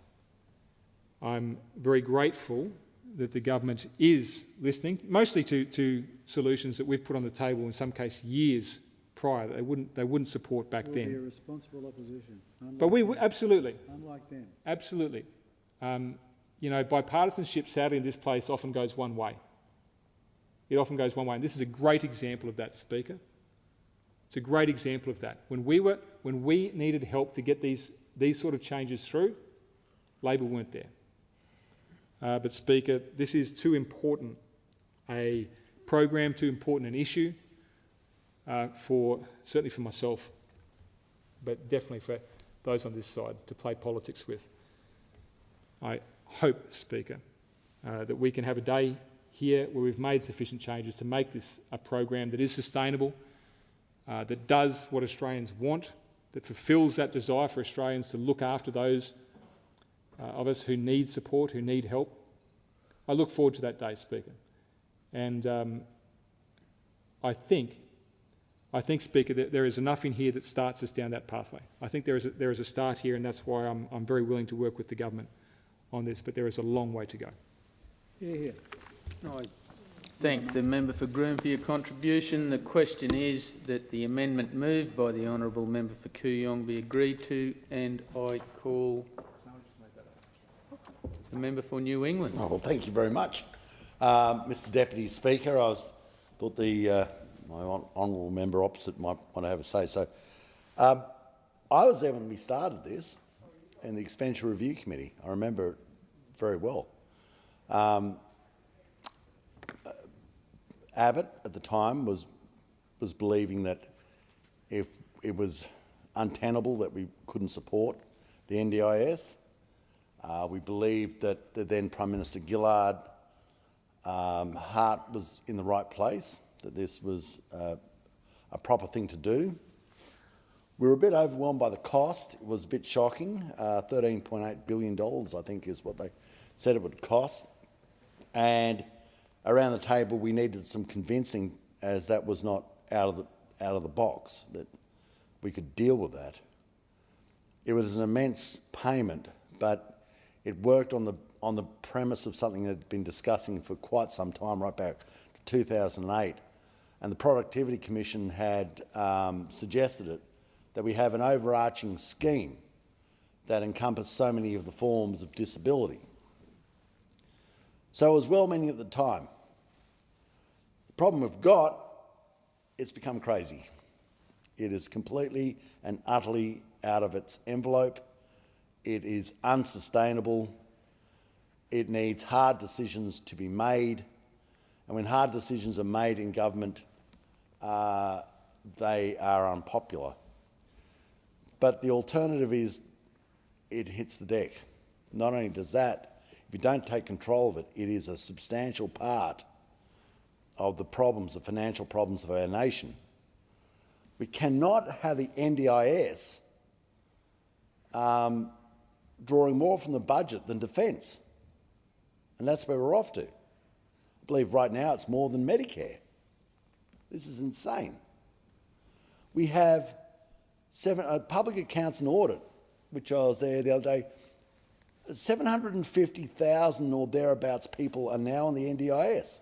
It was never, ever designed for 750,000 people to be on it. And it's heading towards 1 million people being on it. I don't think there's that many walking sticks to sell in Australia. 1 million people on the NDIS? It wasn't designed for that. In my belief, it was catastrophic disabilities. We saw quadriplegia, paraplegia, schizophrenia, these sort of issues, motor neuron disease, these sort of issues is what we had in mind. We can't cover all these issues. It's unsustainable. And what people have to ask on the NDIS, I know how it works, I know how politics works. People come to your office and they give it an example of someone who quite obviously should be on the NDIS, but they don't bring in all the people who you'd say, well, I don't know about that. Don't know about that person. A person on the NDIS has to have the capacity to look at a person who's not, who pays the taxes for the other person not to have to go to work, and be able to look at them and say, I feel completely comfortable, Mr. Deputy Speaker, asking this person to go to work for me. And if that person feels uncomfortable about saying to that other person, I think you should go to work for me, then I suggest you should not be on the NDIS. Now, it won't matter what side of the political fence you're on. If we continue down this path, this will hit the deck. I remember I suggested to a bloke by the name of Bill Shorten, when I knew we were going to lose government, I said, yeah, we're gone, we're cactus. And I said to Bill, as politics does work, we should move some amendments on the NDIS to try and trim this right up. But if we do that, Bill, you can't make them controversial. You just, let's do this for the Australian people. Let's get some amendments up, trim it up, and let it through. And try, because we're going to lose government, and no matter how much parochial you think we are, we have to put Australia in a better economic position, get some financial stringency in here, try and bring this thing under control. And Bill's a good bloke. I get along very well with him. And he couldn't come to it. He said, nah, he wanted to fight us. I think we still tried it, and he still fought us. And I suppose he got a few points out there with people who believed that he was supporting them. But the rejoinder of that is I remember exactly where I was in the car. I was driving from Tamworth down to Sydney. I'd just gone past Gunnaganoo station, turned off to my left. I was near the truck stop that always has the bins in there, and these are the bins that are not filled up with other people's rubbish. And I got a call on the phone. And we'd lost government, and it was one Bill Shorten. And he said, Barnaby, about that deal you were talking to me about, can we still do it? He was wanting to do exactly what we were going to do and didn't want us to kick up a stink about his amendments. And I said, well, you should have done this in the first instance. We're actually trying to help the Australian people, the Australian taxpayer, and straighten this rubbish out. I said, look, I'll give it my best shot. And I went and saw, the Minister then was Michael Sukkar. And I said, Sukes, we've got to, this is going to be hard, but I think on behalf of the Australian people, we've got to trim this right up. We've got to trim this right up. Bill is going to bring forward some amendments. I believe we should be supporting them. And Sukes is pretty good. He said, look, he gave us a fair touch-up when we tried to do this. He really did. He talked to us in the papers and dragged us through the prickles. But Sukes said, well, look, I don't know what it was, 5 of them. He said, we'll give them 4 and we're going to touch them up on the 5th, let them know that. And that was it. What is the point of that story? On both sides of this chamber, you better realise that if we don't straighten this out, it is over. We will have to close down the NDIS. It is completely and utterly unsustainable. There has to be a bipartisan view, and there'll always be the few who scream from the edges because they never actually have to run the Treasury benches. They can say what they like, they don't have to pay the bills. To bring this back under control, it needs a cap on it. It needs to be said, this is what you've got. You know, we're supposed to cost 13.8. Say, well, look, let's double it and add a bit. And say, well, $30 billion, that's it. There is no more money beyond that. That is it. So find your most profound disabilities, and they have to fit within the budget, and that is it. If you don't do that, you have to say where you think the money will come from. You can't just believe in this magic, you know, it'll just fall out of the sky. You have to be responsible to the taxpayer and say, I'm really putting you on the hook for some massive expenses. You have to say to the taxpayer, see these people, it is right and just that you go to work and work 5 days out of 7, 7.5 hours a day to pay your taxes, to pay for them. That is morally justified. And the Australian people are very generous. If they see a person with Down syndrome, with a severe disability, they will do that. But the Australian people have every right to kick up a massive stink when they see someone who's gone to a prostitute and put it on the NDIS, who's gone for trips overseas and put it on the NDIS, who's gone for pony rides and put it on the NDIS, who's had Reiki therapy and put it on the NDIS. Or the classic one, when one person is an unregistered provider and in a suburb in Brisbane or Sydney, they divine that one of them, their friends, has a child, might be a bit on the spectrum, a bit autistic. Remember, Tim Fischer was on the spectrum for autism and he was the Deputy Prime Minister of Australia. And so they get that person's child on the NDIS and they get paid to look after that child. Then a surprising thing happens. That other family look at one of the unregistered provider's children and say, well, I'll be damned. Your child also looks like they might be a little bit on the spectrum.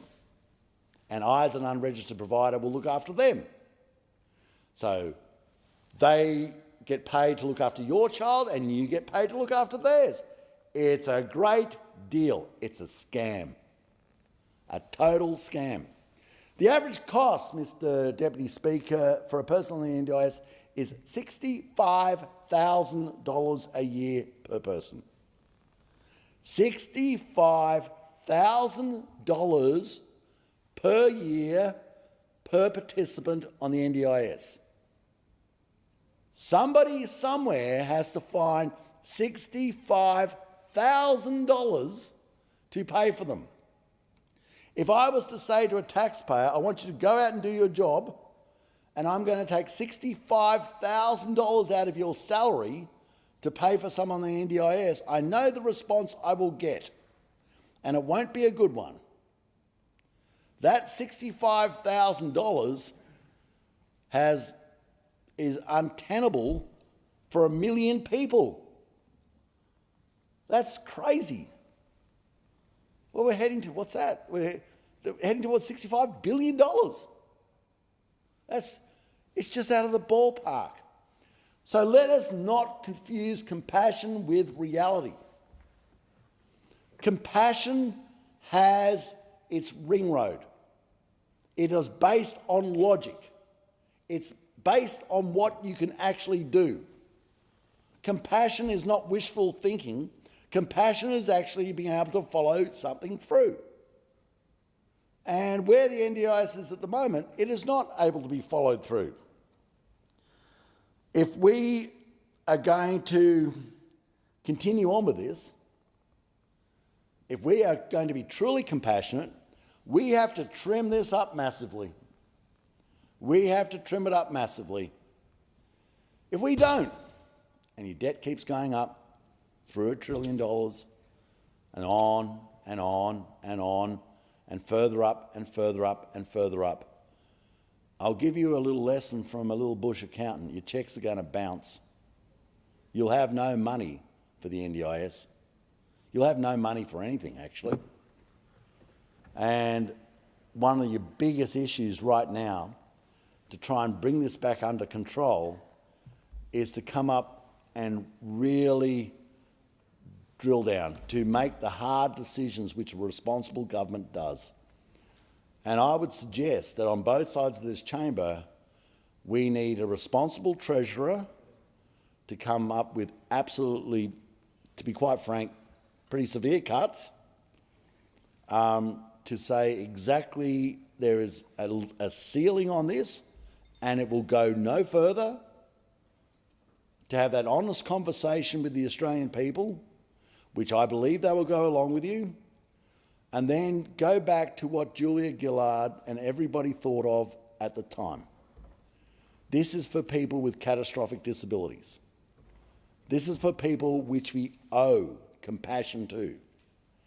This is incredibly expensive, but with a prudent economy that opens up its coal mines, runs its iron ore, runs its gas, has dams, has cattle, digs up the gold, processes the bauxite, has coal-fired power stations, has an economy that's humming, and can produce money off the assets off its balance sheet rather than borrowing it from overseas, because this NDIS money, a lot of it's just borrowed. It's on the credit card. When you build up an economy that can actually hum, when you work the assets on the national balance sheet, you will make the money that pays for things such as the NDIS. And in conclusion, that is the call that you have to make.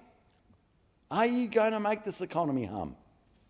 Are you going to remove the ridiculous ideas of climate change policy, climate change departments, so that you can put in their place things that make money, so that from that money you can pay for that compassion, and that your compassion can be authentic, and that your compassion can be paid for? Or are you just a foolish, wonderful spirit? I thank the member for New England for your contribution. The question is that the amendment be moved by the honourable member for Kooyong be agreed to, and I call the member for Barara. Thanks, Deputy Speaker. I want to start my contribution on this debate today by acknowledging the extraordinary disability organisations in my electorate. These are organisations I've worked alongside, people I've advocated for, people I've seen serve our community well and transform people's lives. I think of places like Warra School at Dural, like Inala in Cherrybrook, Studio Arts, which is an organisation in my view of national significance, CNS Precision Engineering at Hornsby, and Northcott, which specialises in disability and employment, and whose participants I've seen firsthand bring skill and dedication to the real workplace. And I had the privilege of having Kane Noble Davies, who came to me from Northcott, in my office. And I also think of the wonderful Clark Road Special School, which transforms the lives of so many young people and families in our community, families that trust the school with their most precious people every single day. These organisations don't just provide services, they provide dignity and community, they provide the daily proof that people with disability are human beings with gifts to offer and lives worth living fully. And speaking of lives worth living fully, I want to note that I've been proud to stand up for the recognition of Australians with disability who are extraordinary achievers. It is my honour to be running a campaign in the Barara electorate at the moment to rename Hornsby Pool after not only our most capped female Paralympian, but our most capped female swimmer ever, Ellie Cole. 17 Paralympic medals. No female swimmer, Paralympic or non-Paralympic, has ever won so many medals, and no female Australian Paralympian has ever won so many medals either. So she deserves the recognition of our community. She's a proud resident of the Barara electorate. She's a wonderful Australian, and I look forward to seeing Hornsby Council eventually listen to the Australian people, listen to the people of Barara, and to rename the pool in honour of a great Australian, and a great Australian who's been such a wonderful advocate for people with disability. In turning to the bill, Deputy Speaker, I want to talk about the story of a constituent of mine, a child called Max. If the NDIS is about anyone, it's about a child like Max. Max is 4 years old. He lives in Barara. He has multiple severe and lifelong disabilities, 2 rare genetic conditions and epilepsy. He's non-verbal. He can't walk and he can't stand independently. He requires high-level support for virtually every activity of daily living. He's a bright, curious, determined, wonderful little boy, and he's exactly the kind of child that this scheme was created to support. Now, Max came with his mother, Gemma, to my office. Gemma was in the depths of one of the hardest periods of her life. She hadn't been sleeping, she was managing Max's complex needs largely on her own, and she had sustained serious chronic injuries to her arms and wrists from the physical demands of caring for him. And then the NDIS, the system that was supposed to be there for her son, had cut his therapy hours by approximately 40%, down from 396 hours a year to 234. Around 4.5 hours a week for non-verbal, non-walking 4-year-old with 2 rare genetic conditions and epilepsy. Just was not enough. The NDIA had suggested that childcare educators could deliver physiotherapy and speech therapy strategies for Max in a 1:3 ratio environment. For a 21-kilo hypnotonic child with high support needs, and I want to be direct about this, that is not a solution. That is a risk. And it reflects the kind of decision-making that happens when people making choices about a child's plan have never met the child, never read his 30-plus clinical reports, and are working under pressure to cut costs rather than apply clinical judgment. I took up Max's case, and I particularly want to acknowledge Senator Jenny McAllister, who I went to see, who handled this matter with particular care and genuine human decency across party lines. Together we were able to ensure that a much more experienced team at the NDIA was put in charge of Max's plan review. The difference was immediate and profound. When the new plan came through, Gemma told me she cried with relief. More support worker hours to help with his care, improved allied health therapy hours, critical pieces of equipment approved. And what happened next? Max pulled himself up the stairs using just the handrail. He guffawed with laughter at the top. He started moving around the kitchen, exploring what's accessible to him.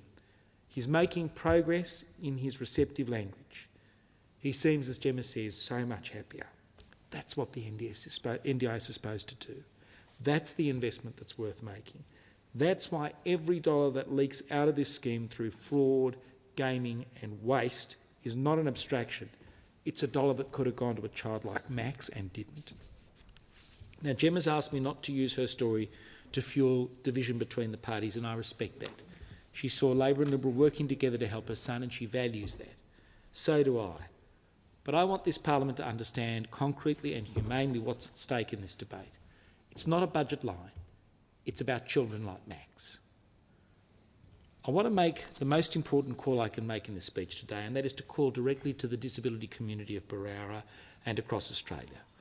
There's a Senate inquiry into this bill, and if you're an NDIS participant, a family member, a carer, a support worker or a disability organisation, this is your chance to shape the scheme's future.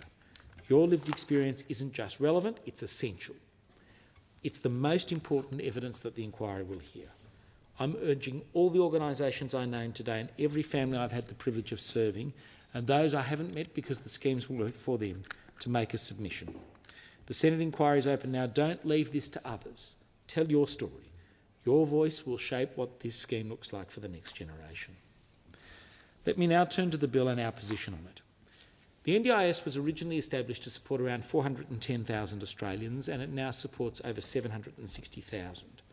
It was estimated to cost $13.6 billion, and now it costs around $50 billion. By the end of this decade, on the current trajectory, it will reach $70 billion. On that trajectory, the scheme is unsustainable. Now, sustainability isn't the enemy of compassion, it is its prerequisite. On the Coalition, we reaffirm our bipartisan support for the NDIS. And to the extent that this government is genuinely pursuing sustainability and integrity, we are broadly supportive. We'll support this bill through the House, but we will also hold the government to account, because this is the Albanese government's third attempt to slow the growth of the scheme, and their track record of broken promises in this space doesn't inspire confidence. In April 2023, the government committed to reducing annual growth to 8%, and they failed. The Minister then announced a target of 5 to 6%. They failed again. Growth is currently sitting at 10.3%. The government's now proposing a 2% growth target. That's an enormous reduction, and without a clear, detailed, properly consulted implementation plan, it won't be a savings target, it will be a harm target. The bill establishes a new framework for determining access to the NDIS, shifting from a diagnosis-based model to an assessment of functional capacity. In principle, a more consistent and objective assessment process is quite sensible. The current systems produce real inconsistencies, and participants with similar needs have received vastly different support packages depending on who's assessed them and when. But here's the problem. This bill creates the legislative mechanism for the new assessment without actually telling us what the assessment will look like. The government hasn't developed it yet. The details will come through the rules and regulations. Disallowable Category A rules requiring unanimous agreement from states and territories. That's a significant amount of policy still to be written, and a significant amount of anxiety being created right now in communities like mine. Right now, thousands of parents across Australia who don't know whether their child will still be eligible for the NDIS under the new rules. These are adults with lifelong disabilities who don't know if their plans will survive reassessment. That uncertainty is cruel and it's unnecessary. The government owes people answers, not just a promise that the details will come later. Now, I should note that all existing participants will be progressively reassessed between 1 January 2028 and 31 December 2030. That's more than 760,000 reassessments. Our health system is already stretched to breaking point. People are being turned away from emergency departments. Wait times for specialists are months long. And if people are exited from the NDIS and pushed into a health system that can't absorb them, we will have solved a budget problem while creating a human catastrophe. The government must be clear about where these people will go. I'm also deeply concerned about the burden being placed on participants to prove and reprove their disability. Costly new medical reports, new assessments, new processes for people who have in many cases spent decades navigating this system already. The government must apply genuine common sense and genuine compassion to this process. And then there's thriving kids. As the Shadow Education Minister, I want to say to Minister Butler and Minister Clare, families need to be able to trust a system, but how can they trust a system whose eligibility rules haven't been written yet? And you've made an announcement that a group of people with disability will be moved from the NDIS and will end up being part of the education system. What will this mean for the education system? There's so many questions to answer. What's the expectation on schools? What's the impact on schools? The ministers need to explain this. They have left families and school communities worried, and as the Shadow Education Minister, I share their concerns. Of all the changes in the bill, the ones causing the greatest anxiety in the disability community are the support determinations. The changes that will enable the Minister to reset budgets and existing plans for social, civic and community participation supports and capacity building activities supports from 1 October 26. The government says critical supports, daily living assistance, personal care, mobility equipment, home modifications will be protected, and we will hold them to that commitment, and we will be watching closely to ensure that that commitment is honoured. But I want the government to be honest with the community about what these changes will mean in practice. Vague reassurances are not enough. People deserve specifics. Let me be direct about something that I believe is at the heart of this debate and it hasn't received enough attention, and that's the question of fraud and waste in the NDIS. This isn't a minor administrative problem. This is a systemic failure that is stealing money from our taxpayers and our most deserving people. Around 94% of NDIS providers are currently unregistered. The ANAO has reported that the NDIA's own assessment is that between 6 and 10% of claim outlays may not be compliant. They might be fraudulent, they might be incorrect.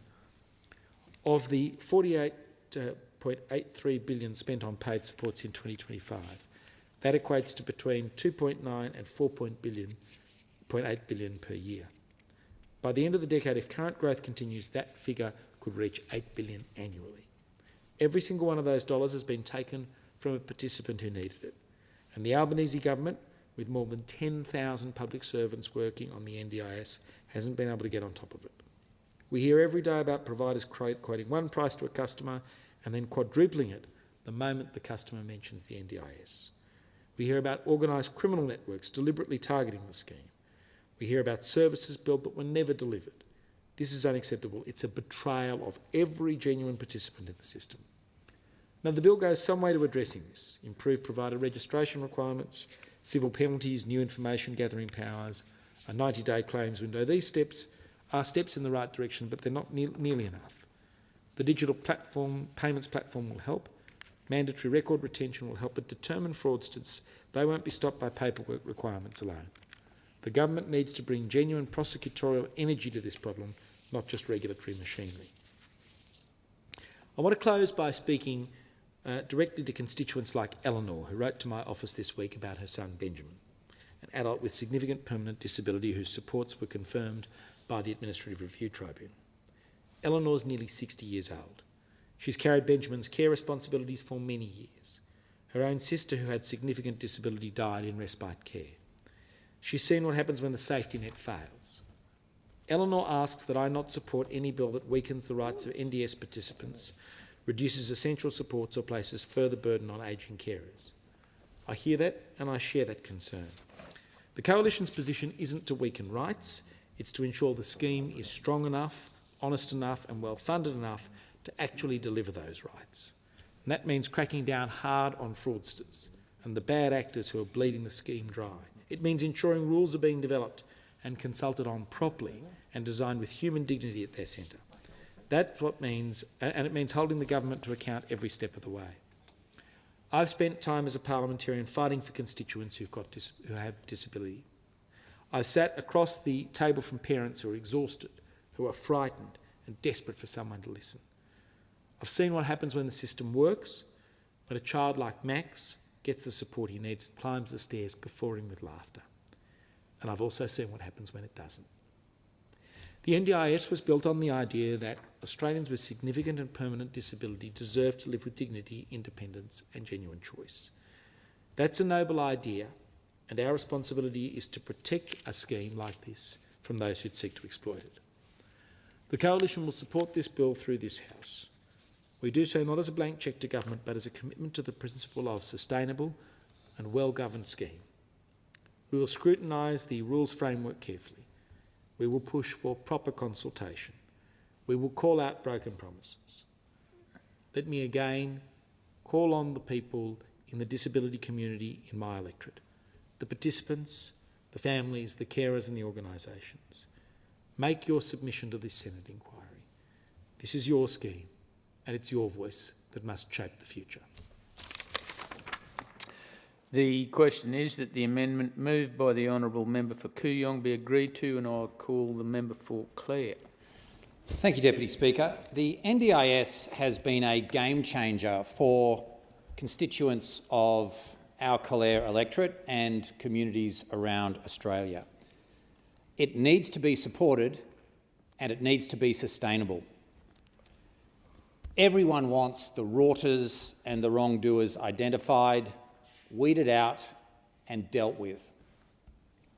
In fact, I am concerned that there is not enough focus on that in this bill. This is taxpayer funding we're talking about, and every dollar that is dishonestly taken by the unscrupulous is a dollar that doesn't go to those in need and undermines public confidence and faith in the whole scheme. The proposed changes have, however, raised serious concerns amongst many local participants, and these are great local community members and they deserve to be heard. And they don't feel that they are being sufficiently listened to at the moment. And I want to take some time to give voice to my constituents who've raised these concerns. Sky is a constituent in the Calare electorate, and I have known her for many years. She has written to me and said, "I live with spina bifida and a lower limb amputation. These are lifelong conditions that already require ongoing management, adaptation and support to maintain my independence and safety." Sky says, "I understand the need for the NDIS to be sustainable, but sustainability cannot be achieved by reducing support for the people who rely on it to function. Because when support is reduced, the need doesn't disappear, it shifts into other parts of the system and the impact becomes bigger, not smaller. Right now, I am already experiencing what it looks like when capacity is reduced and support becomes critical. Under one of the changes, using capacity, not diagnosis, to determine support will be disastrous for someone like me because the NDIS considers me independent and able to function. This is not the case because what you and everyone sees outside my house is me putting a face on. Because you know what? Disability is hard. What your capacity will be like day to day is hard enough to deal with without having to prove that life sucks. I would honestly give back the membership card if it meant being accepted in society as not the bad guy or having to prove every single day that I have a disability. This is not hypothetical, this is my reality. I ask that you take into account when considering these changes and that you bring the lived experience of people with disability into the centre of these decisions. Victoria writes, "I am a 16-year-old wheelchair-bound constituent writing to express my concern about the proposed NDIS reform. specifically the shift towards strict functional impairment assessments and away from flexibility and personalisation. In 2020, I developed myalgic encephalomyelitis after contracting COVID-19. I live with many other multiple complex and debilitating conditions, including but not limited to functional neurological disorder, postural orthostatic tachycardia, fibromyalgia, and autism spectrum disorder. To say that I live in a constant state of pain would be an understatement. The NDIS has saved my life. The funding that I receive is how I'm able to get out of bed and do something meaningful with my life. The proposed changes to the NDIS risk that. ME, CFS, as well as many other conditions, are dynamic disabilities. This means that while a disabled person can seem functional and capable one day, they can be severely impaired and unable to complete basic tasks the next day. What do you think would happen if an assessor deemed someone with a dynamic disability functional one week and the next they aren't able to use the bathroom on their own? That cycle may repeat for years, if not decades, and they will be denied help. Victoria goes on to state, a standardised assessor may see that and tell me that I am functional and do not need NDIS funding, but what they fail to see is that the next day I am in so much physical pain that I cannot move, breathe or swallow. They do not see that the following night I am at risk of falling onto the hot stovetop while preparing food as my body cannot properly circulate blood. They do not see that I have had to quit mainstream school despite my exceptional academic performance because the mere environment induced violent seizures and extreme fatigue where I could not even lift my head without excruciating pain. She goes on to write, if access to NDIS support is restricted, people like me who suffer from poorly understood but very real dynamic disabilities will be failed. We will not be able to manage daily life, let alone participate in the community, build capacity and advocate for others. I'm already financially struggling with the NDIS chunk funding. I cannot afford the support work that I need. The new changes will only make my situation and thousands more dire. I am pleading that you advocate for recognition of people with dynamic and invisible disabilities in assessment processes, safeguards to ensure people are not excluded due to inconsistent capacity and complex medical conditions, and broader NDIS eligibility. I am afraid for my future and afraid for the vulnerable people like me. Cheryl lives in Kelso and she says, I'm writing to you as one of your constituents and a person living with disability to express my deep concern about the proposed changes to the National Disability Insurance Scheme. She says, I rely on my NDIS supports for the most fundamental aspects of daily life, personal care routines, eating meals safely, moving around my home, mobilising in the community, going shopping and attending medical and other appointments. These are not luxuries. They are the supports that allow me to exist with dignity and safety in the way that you and other Australians do. But they have also made something remarkable possible. I have been able to re-enter the paid workforce and contribute through volunteering. She says the proposed changes risk causing serious, even irreversible harm, particularly in regional and rural areas such as ours. I am fortunate, she says, to have the capacity to advocate for myself, but I think constantly of those who cannot. People with cognitive disabilities, people in supported accommodation and people without family or friends to fight for them. For these Australians, the withdrawal of NDIS support is not an inconvenience. It's a threat to their safety, their health and in some cases their lives. Catherine says, I am a young adult autistic NDIS participant with high support needs. With NDIS supports, I have been able to start attending board game groups to meet new people and access therapies that have greatly improved my quality of life. I have learned more about my disabilities and been able to start engaging with the disabled community. I have no friends and no healthy family supports, so my only supports are NDIS funded, my therapists and support workers. Without NDIS, I would have no support. The current proposed NDIS cuts would impact me significantly, reducing my quality of life and negatively impacting my mental health. Nicole, who is a director of HealthWorks New South Wales, which is a long-standing regional allied health organisation, has said of these proposed changes, the greatest impact will ultimately fall on children and families. Children may lose long-standing therapeutic relationships with clinicians who understand their communication styles, sensory needs, behavioural presentation, developmental history and family context. Families who have spent years navigating fragmented systems may once again find themselves without clear pathways to support. In regional communities, the impacts may be even more pronounced. There are already significant workforce shortages across allied health, disability and paediatric services. Smaller regional providers often operate with narrow financial margins while carrying substantial travel, workforce and operational costs. Procurement models that favour large-scale metropolitan structures or unrealistic delivery expectations risk unintentionally destabilising the very providers currently holding regional service systems together. She says, I'm deeply concerned about the practical implementation risks associated with the current reform and procurement environment, particularly if experienced private paediatric providers are excluded or significantly reduced within the broader ecosystem supports.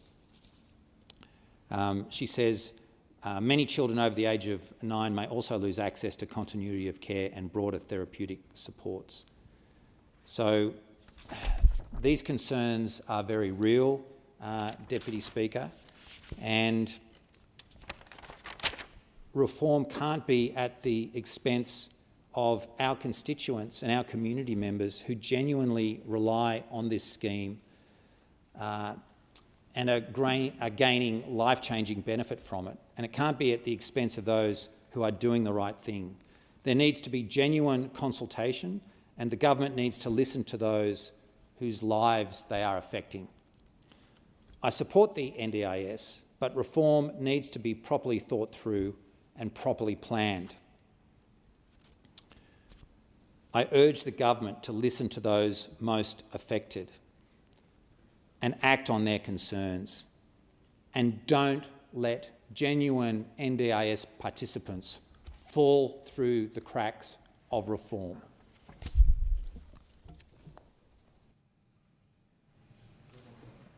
The question is that the amendment moved by the honourable member for Kooyong be agreed to, and I call the member for Goldstein. Thank you, Deputy Speaker. And Deputy Speaker, this legislation in the remaining 8 minutes before adjournment is of immense importance to the Parliament and immense importance to have a conversation about how we are going to take the nation forward together. Because, Deputy Speaker, there will be no one you will find who will be more critical of the National Disability Insurance Scheme and its corruption and fraud than myself. What we have allowed, what the Labor government, I should say more correctly, has allowed is to become a honeypot where so many people engaged in fraud and corruption have taken advantage of the honeypot and tipped their hand into the resources of the Commonwealth and the taxpayers of Australia, only then to use it to dishonest ends. We have honest Australians paying honest taxes on honest work, and it's ending up in the hands of dishonest means. And of course, the government is now coming around finally and acknowledging that despite the constant efforts of the period of the previous government, that they have let it rip for organised crime, corruption and fraud.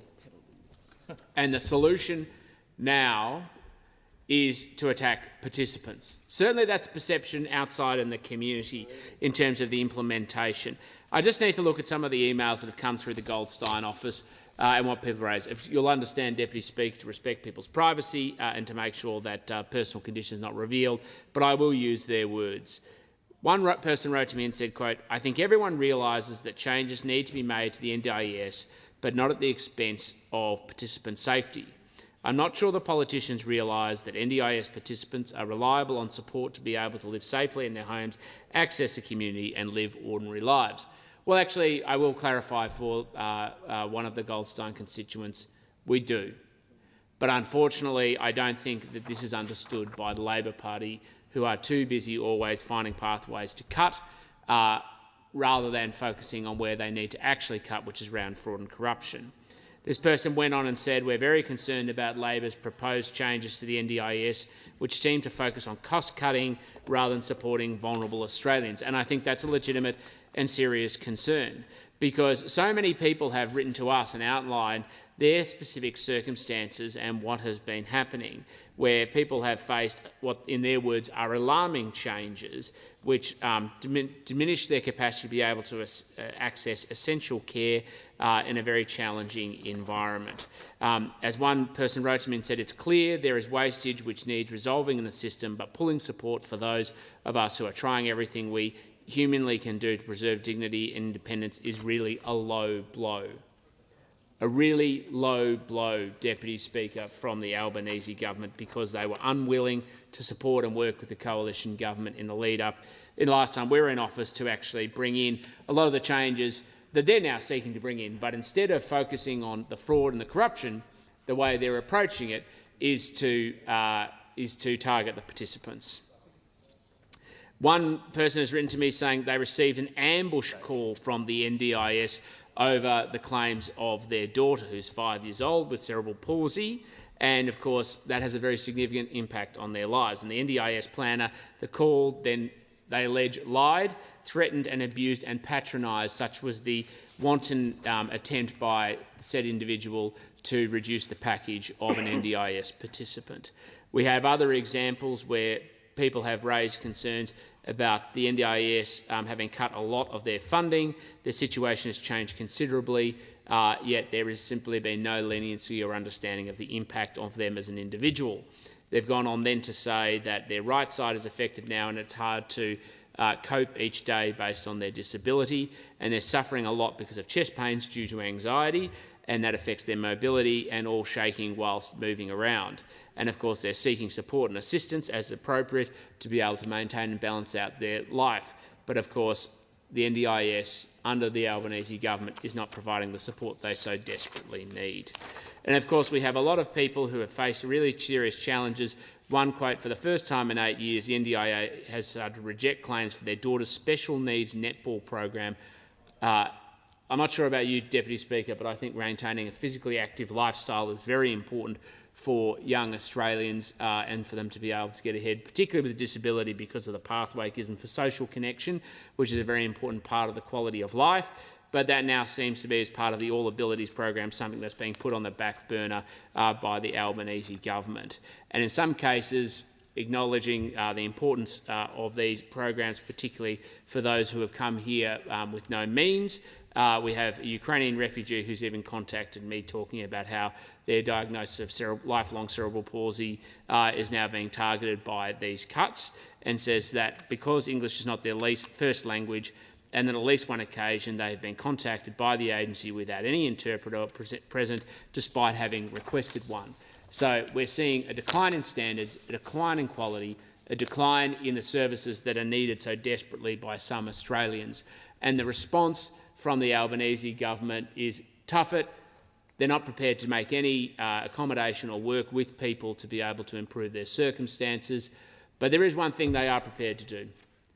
They are prepared to allow organised crime, fraud and corruption continue to attack at every step of the way the NDIS and profiteer from it without any regard or without any serious attempt to respond. I saw on Budget Day there was a final acknowledgement after the government was dragged kicking and screaming to the scale of addressing corruption and fraud in the NDIS. They were dragged kicking and screaming to able to effect change and to actually address the fraud and corruption, but since then they've gone silent. It's quite clear that the government's approach to the NDIS is to target clients first and worry about the organised fraud corruption later. And of course, the problem is that it's just ordinary Australians who just want to live a dignified life that are left on the chopping block of the Albanese government's approach. And this is where the government has got its priorities fundamentally wrong. I just can't fathom, Deputy Speaker, the scale of what is being done and why it is being done. This government has such a terrible record of allowing programs to become honeypots for organised crime and corruption, from the NDIS, from home aged care packages, from childcare packages, all the way through, of course, to handing $15 billion of public money to organised crime through the CFMEU Labor cartel. And who do they choose to punch down on? People with a disability.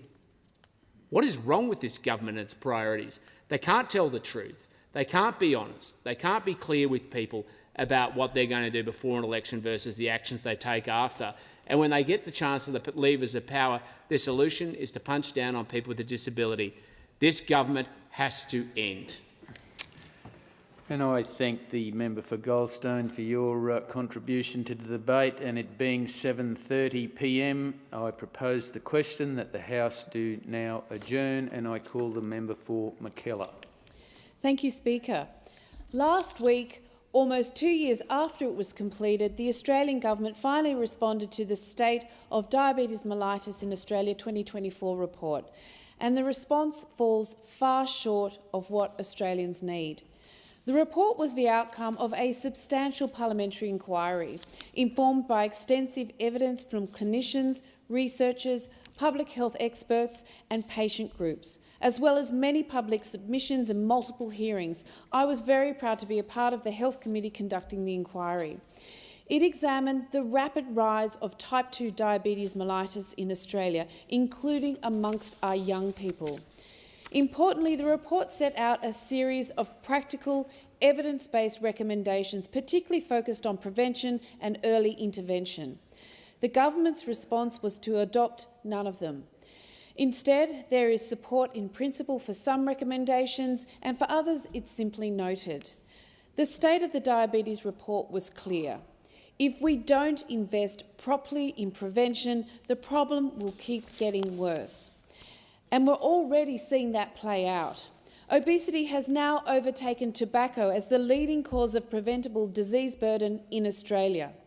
Around 6.5 million people are living with obesity, and projections for children are heading in the wrong direction. Already 1 in 4 children across Australia are above the healthy weight range, and in regional and rural areas it's even more. So I want to focus on 2 of the recommendations specifically in that report that are based on prevention and that are evidence-based. Firstly, the inquiry recommended that the government regulate the marketing of unhealthy food to children. A government-funded feasibility study released just this month looked at this exact issue, and it found very strong support for time-based restrictions of unhealthy food advertising on broadcast media from morning to night, and for it ending altogether online and on digital platforms. It also found strong support for restricting things like on-pack marketing aimed at children and junk food sponsorship of sporting and community events. Importantly, it confirmed that self-regulation is simply not working. Kids are exposed to a constant stream of advertising across TV, radio, social media and gaming. It's sophisticated, it's targeted, and it's backed by large companies with vested interests. I've already put forward a bill, the Healthy Kids Advertising Bill 2023, that would regulate the marketing of unhealthy foods to children on all these platforms, just as was recommended by the inquiry. It's a practical way to reduce that constant exposure and is supported by a broad coalition of major health organisations. It's also supported by 66% of Australians that want to see an end to junk food advertising during children's hours on TV.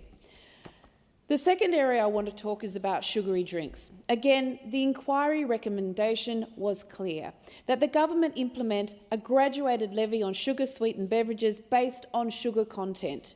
Sugary drinks are the largest source of added sugar in the Australian diet, about 1/4 of total intake, and they are clearly linked to diabetes and other chronic conditions. A graduated levy on sugar drinks would encourage companies to reduce sugar in their products. And where that doesn't happen, the revenue can be used to support healthier choices such as making fresh food more affordable or funding prevention programs. More than 35 health organisations across Australia back a levy on sugary drinks. And this is already in action in over 100 countries across the world. The UK did it in 2018, and when they did, the sugar in affected drinks fell by nearly 45% over 4 years. Stepping back, all of our national health strategies already recognise that prevention is where we should be focusing. There's even a clear target that 5% of the health budget go to prevention by 2030. Right now we're at about 2%, far below comparable countries like the UK and Canada. Tomorrow I'll be holding a roundtable discussion with health experts to progress these two measures. The regulation of unhealthy food marketing to children and introducing a levy on sugary drinks. There's a clear path forward for the government to make a real difference to the health of Australians for generations to come. Time has expired. We'll give the call to a member for Banks. Thank you, Mr Speaker. A little more than a fortnight ago, the Treasurer stood at the dispatch box and delivered the federal budget. While there has been plenty of commentary about the big-ticket items in the budget, delivering more tax cuts, strengthening Medicare and giving first home buyers a fair go in the market, I want to use this opportunity to recognise some of the programs funded in the budget that haven't got a lot of recognition, but will make a big difference for communities like mine in the great electorate of Banks. Mr Speaker, in a previous budget, the Labor government committed $350 million over 3 years for the Thriving Suburbs program to deliver community infrastructure projects across Australia's urban, suburban and peri-urban communities that support livability, local amenity and social cohesion. This is a program that has been delivering for my community, with $9.5 million in federal funding, making 9 projects across the Canterbury-Bankstown local government area possible, including the new and upgraded Lambeth Reserve Pirate Ship Playground in Picnic Point and the Great Whale Playground at Deep Water Park in Milperra. The budget handed down 2 weeks ago by this government provided another $781.5 million for further rounds of both the Thriving Suburbs and the Growing Regions program, enabling us to continue to deliver vital community infrastructure all across the country. Mr Speaker, another great initiative that has been continued is the Stronger Communities program. It has supported projects that strengthen and benefit our local communities, and Round 9 was funded as part of the Labor government's 2024-25 budget. The funding provided to organisations in my community made some great projects possible. For example, the Oatley Bay Sea Scouts received $10,000 for renovations of their boat shed to improve safety and accessibility at their facility. The Picnic Point Primary School, PNC, received $2,500 to fund the installation of a war memorial on the school's ground, which was part of the school's Anzac Day commemorations just a few weeks ago. And the Chinese Australian Social Services Group received $8,000 to replace and renew flooring at their Peakus Activity Centre, providing a better space for their community support initiatives, mainly focused on older Australians. Altogether, that's $110,000 of funding was provided to organisations across my electorate, benefiting a total of 16 great organisations. The latest budget, Mr Speaker, delivered by this government has provided $30.1 million over the next 3 years for Round 10 of the Stronger Communities program, and I look forward to seeing how that funding benefits organisations in my community and again across the country. Lastly, Mr Speaker, this government is investing in our regional security and trading relationships. We are making a considered effort to build a more diversified range of relationships with international partners so that we can face global challenges with more resilience and more choice.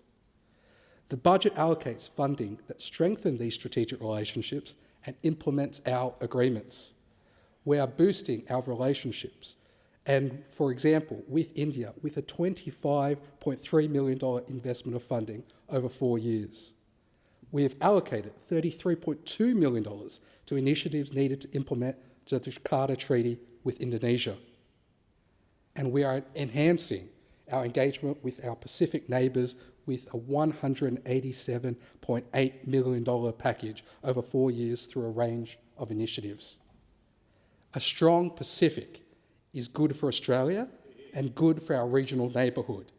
And as global development landscape is shaken by major global aid cuts, trade disruptions and energy insecurity, Australia's role becomes ever more important. Mr. Speaker, this government's budget is focused on making the lives of everyday Australians better, and there is plenty more beyond the big headlines that is working towards this goal and deserves recognition, and I look forward to implementing them and ensuring these implementations help many more Australians, including in my electorate. The House to now adjourn and give the call to the honourable member for Riverina. Thank you, Speaker. Neil Francis Danaher was a son of the Riverina. He was a proud son of Ungary, and he was a much-loved son of the late Jim and Edna Danaher. You don't get a better family than the Danaher family. They are quintessentially country Australian. And Edna Danaher is one of the most beautiful people I have ever known. She, in recent years, has buried her husband Jim, who passed away after a farm accident, tragic farm accident in 2019.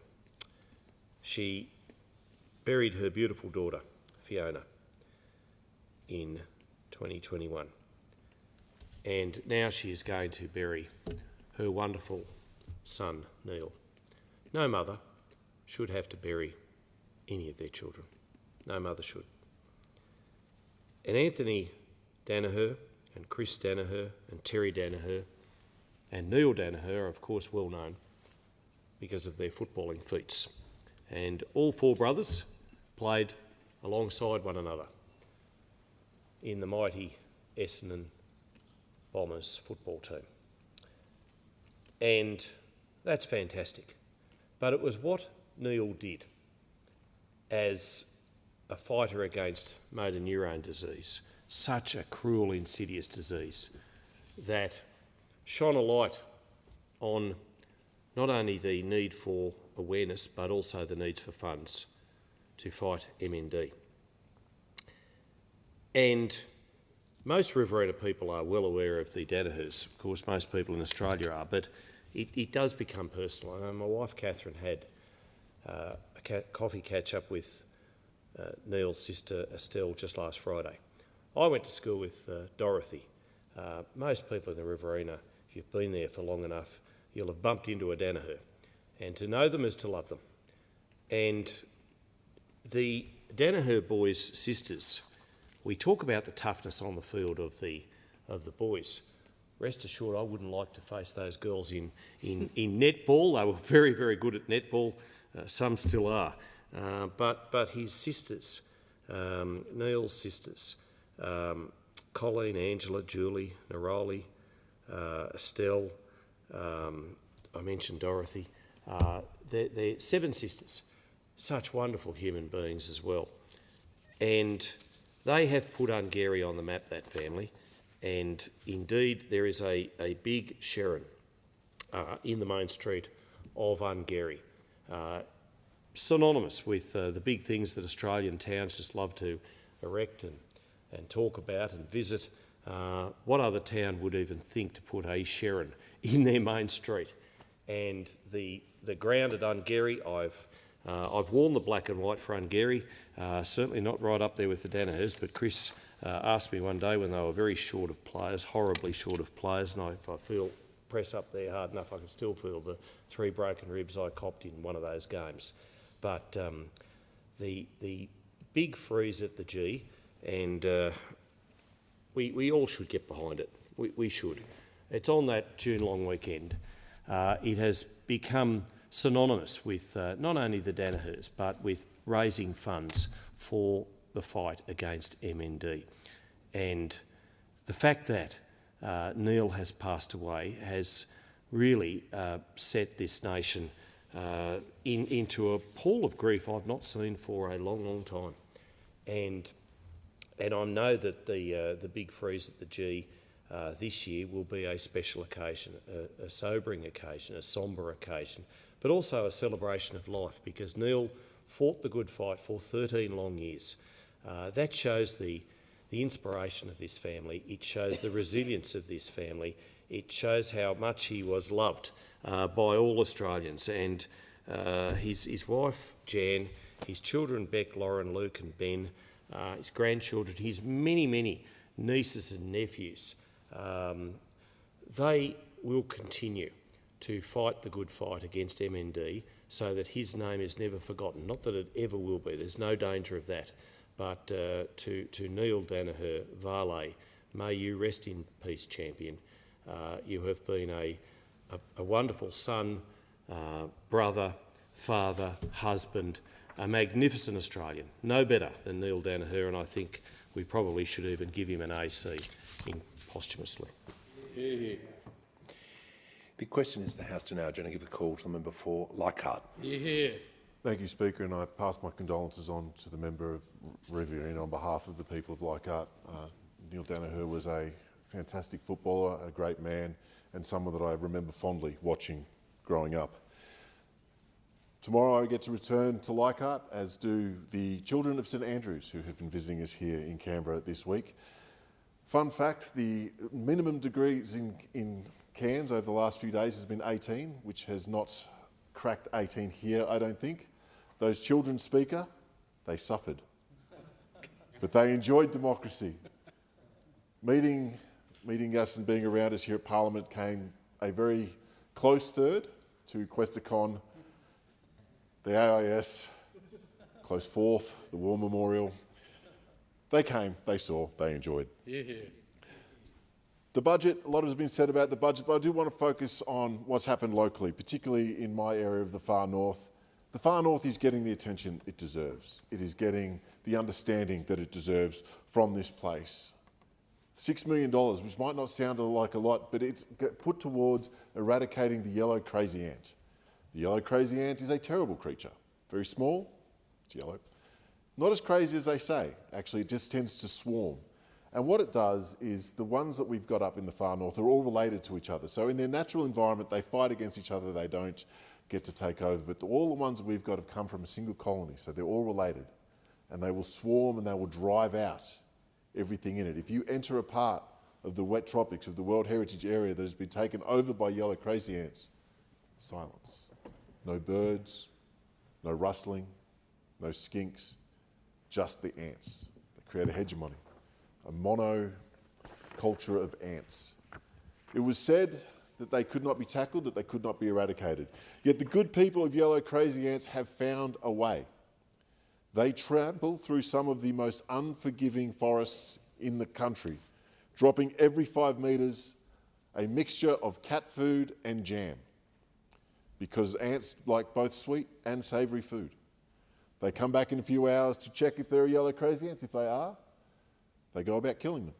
They have eradicated around 120,000 hectares of yellow crazy ants. Gone. They go, and they cannot claim eradication until there's been no sign of these ants for 5 years. They go back and they check, they take the dogs out, they've got all manner of UV, infrared, science, it's great. But what is really important is the boots on the ground. The people who are walking up and down through Wait a While, Stinging Tree, which if it gets you, you'll know about for the next 6 months. Leeches, thankfully no crocodiles in those parts of the world, but they're doing a fantastic job. They've done something that is very, very difficult to do, and we see them out there every day. A couple of other things that are worth mentioning, of course, $70.3 million up to ABF to handle Operation Broadstaff. The waters of the Torres Strait belong to the people of the Torres Strait. They are not there to be fished or plundered by any other nation. Broadstaff ensures that we have presence on the ground and on water to ensure that the food, the culture remains that of the Torres Strait. I was very proud to take up Minister Hill to visit that part of the world, to understand it, to see it, to be a part of the day there, the part of the culture, and for the response accordingly. A lot of other good things. Trippy, $5 million, which supports our tourism industry and eradicates crown of thorns, starfish and trapella snails to ensure the health of our Great Barrier Reef. Great. Would like to thank Gareth and AMTO, Mark Olsen at TT&Q for advocating for that. But all of these things matter. They matter a lot. The greatest honour in being here, and I was reminded of this today, is when we help people. I had something come across our office that was unusual, life-changing for the people involved, traumatically life-changing. And we've been able to wrap our arms around that person. And ultimately, the budgets matter, the programs matter.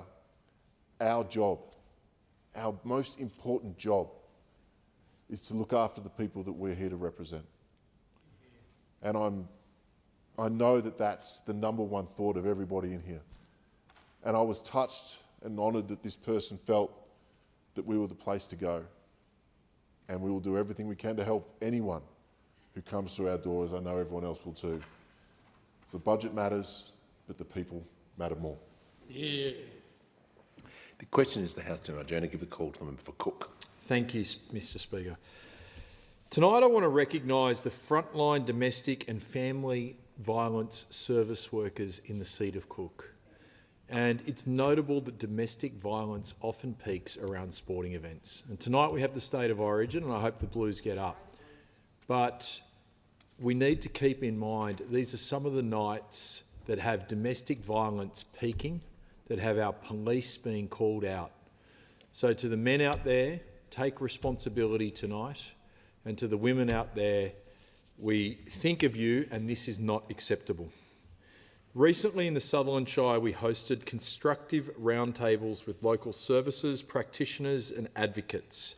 It was co-hosted by the Family Co, the CEO Ashley Daines, the acting CEOs Michelle Fairweather and Michelle Long, and also Belinda Harrison. In these discussions, we prioritised 4 areas we want to work on improving in the Sutherland Shire: housing for domestic violence victims, prevention among school students and also troubled men, gaps in local services, and also needing to create a one-stop shop. I want to acknowledge Vicky Sherry and the team at Hopefield for the care they provide to local families facing hardship and crisis, and particularly domestic violence victims and survivors. It's long been part of a fabric of community offering compassionate support. I want to thank Mark Soper from the Salvation Army. The Salvos are often there when people have nowhere else to go, providing emergency relief and connection and helping numbers of domestic violence survivors. I want to thank Sheldon Cornlook and all the other local practitioners who support victim survivors through difficult legal pathways, which they do a very important job. For many people leaving violence, legal support can be critical, particularly when safety, parenting, housing and financial pressures all collide. I recognise Lisa Barlow from the St Vincent's de Paul Society. Vinnie's has a proud tradition of meeting people with dignity, not judgment, and helping with practical pressures, but especially domestic violence victims in the Sutherland Shire. I acknowledge Bernadette Hoy and Elizabeth O'Neill from Arana. Arana's work recognises that safety is not only about leaving a violent situation, it's about recovery, housing, confidence, financial security and children's well-being. I want to thank Tina Dimitriou from ACOS and the broader advocacy that helps connect local experience with policy changes, and Tina for the work you're doing on prevention. I recognise Graham O'Connor and Interrelate for their work with families in the Sutherland Shire. I'd also like to acknowledge the Sutherland Shire Police Command who've participated in these roundtables, as well as the member for Miranda, Eleni Petanos, who brought great perspectives on how we can help from the state government. I want to recognise 2 local councillors, Jen Armstrong, who has done a great job on council in helping raise this, and Joe Nichols, who's also doing a great job trying to find council assets so we can have a one-stop shop in the Sutherland Shire. I want to recognise Steph Allen from Kingsway Care and the contribution being made locally, particularly around housing, but also her passion to support men and work on prevention. These organisations do difficult work. They deal with trauma, fear and crisis. They hear stories that most people never hear. They deal with people when they are at their most vulnerable. They carry the weight of helping others through danger and uncertainty. And together, we're going to work together at all 3 levels of government, local, state and federal, to do what we can do in our little patch in the Sutherland Shire to improve domestic violence services. I want to recognise Simo Braun, a dedicated father of 3 and committed blood donor and wellness advocate. I recently donated blood with Simo at the Shire Donor Centre. He's truly a wonderful bloke and he's doing some incredible things.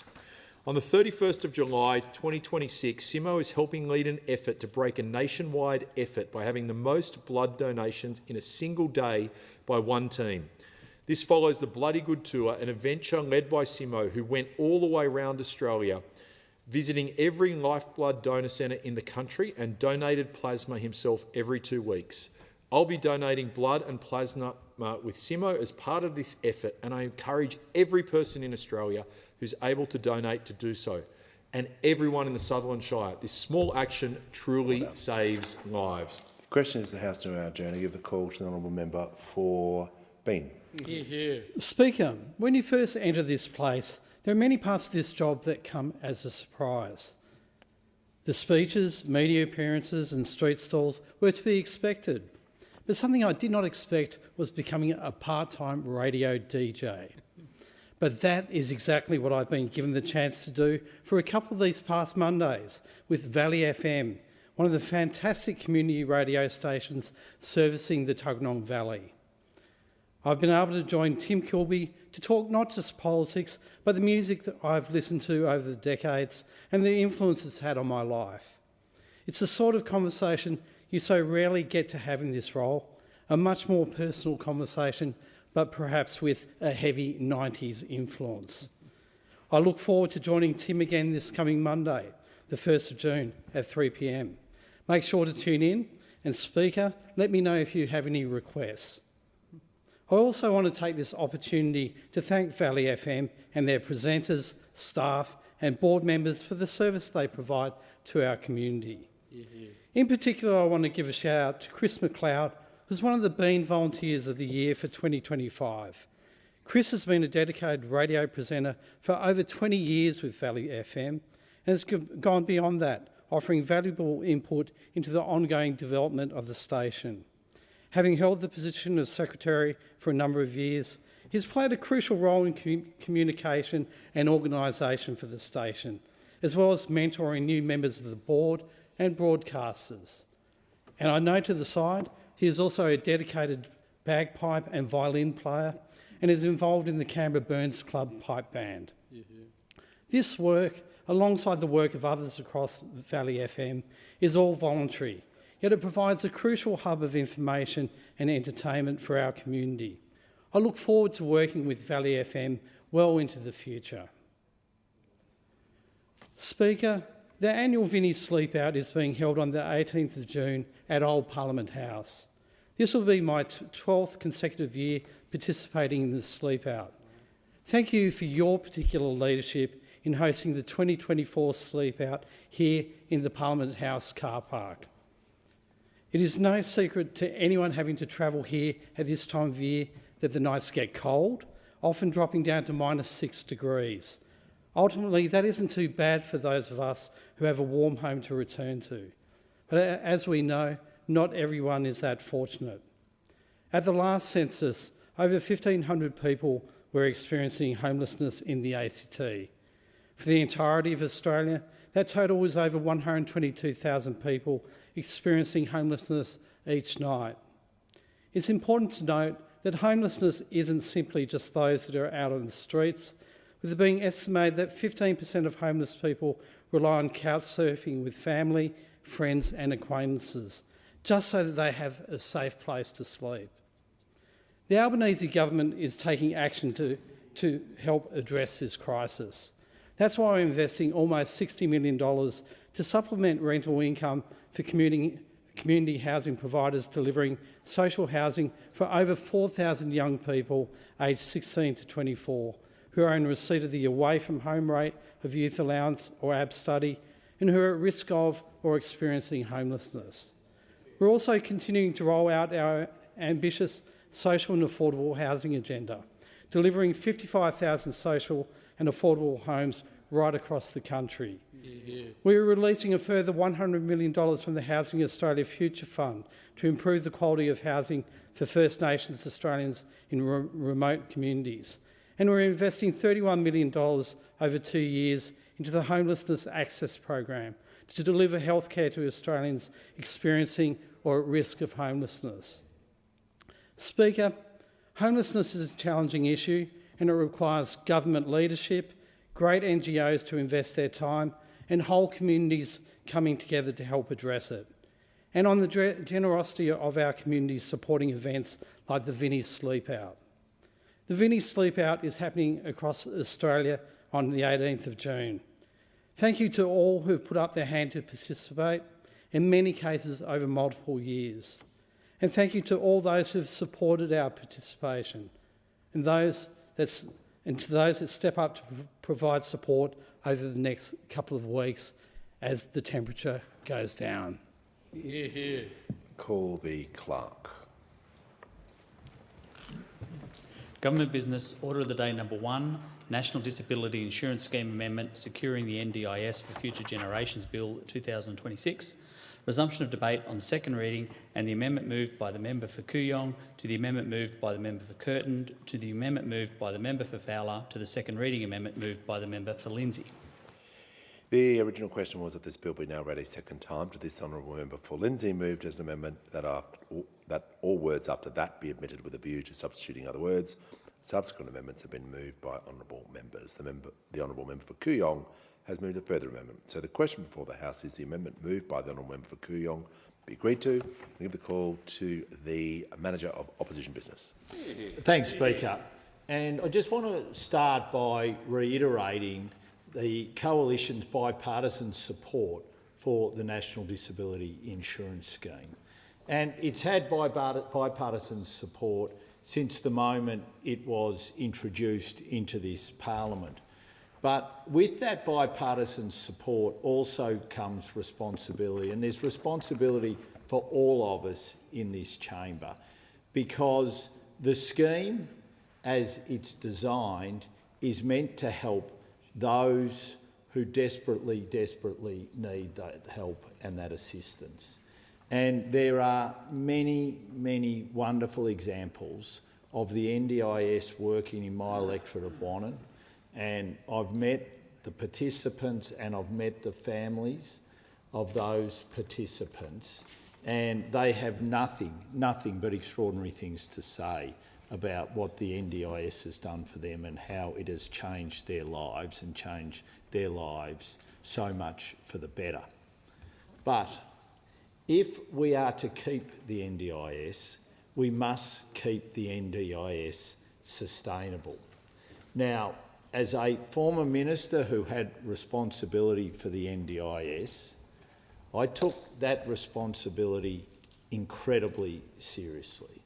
As a matter of fact, as the First Minister, to really bolster the fraud mechanisms within the NDIS, one of the first things that I wanted to do was to make sure that we wouldn't see the exploitation of the scheme like we had under other schemes, and I particularly reference the childcare scheme, where we saw organised crime in particular move into aspects of that and a major clampdown required.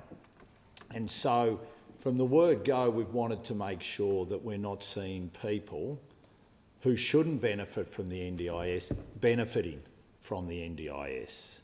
And the sad reality is more and more, we are starting to see and hear examples of people benefiting from the NDIS who shouldn't be.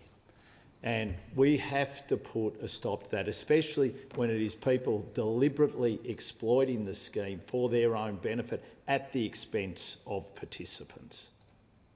Now, the calculations that we're seeing for what is going to happen to expenditure in the NDIS is something that none of us can accept, because that expenditure ultimately in the end is going to pile so much pressure on the scheme itself that the majority of Australians will lose faith in the scheme.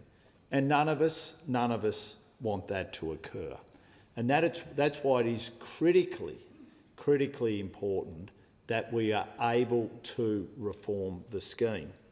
Now, and the minister's here in the chamber with us this evening, and I'm glad he is, so he can listen to these wise words.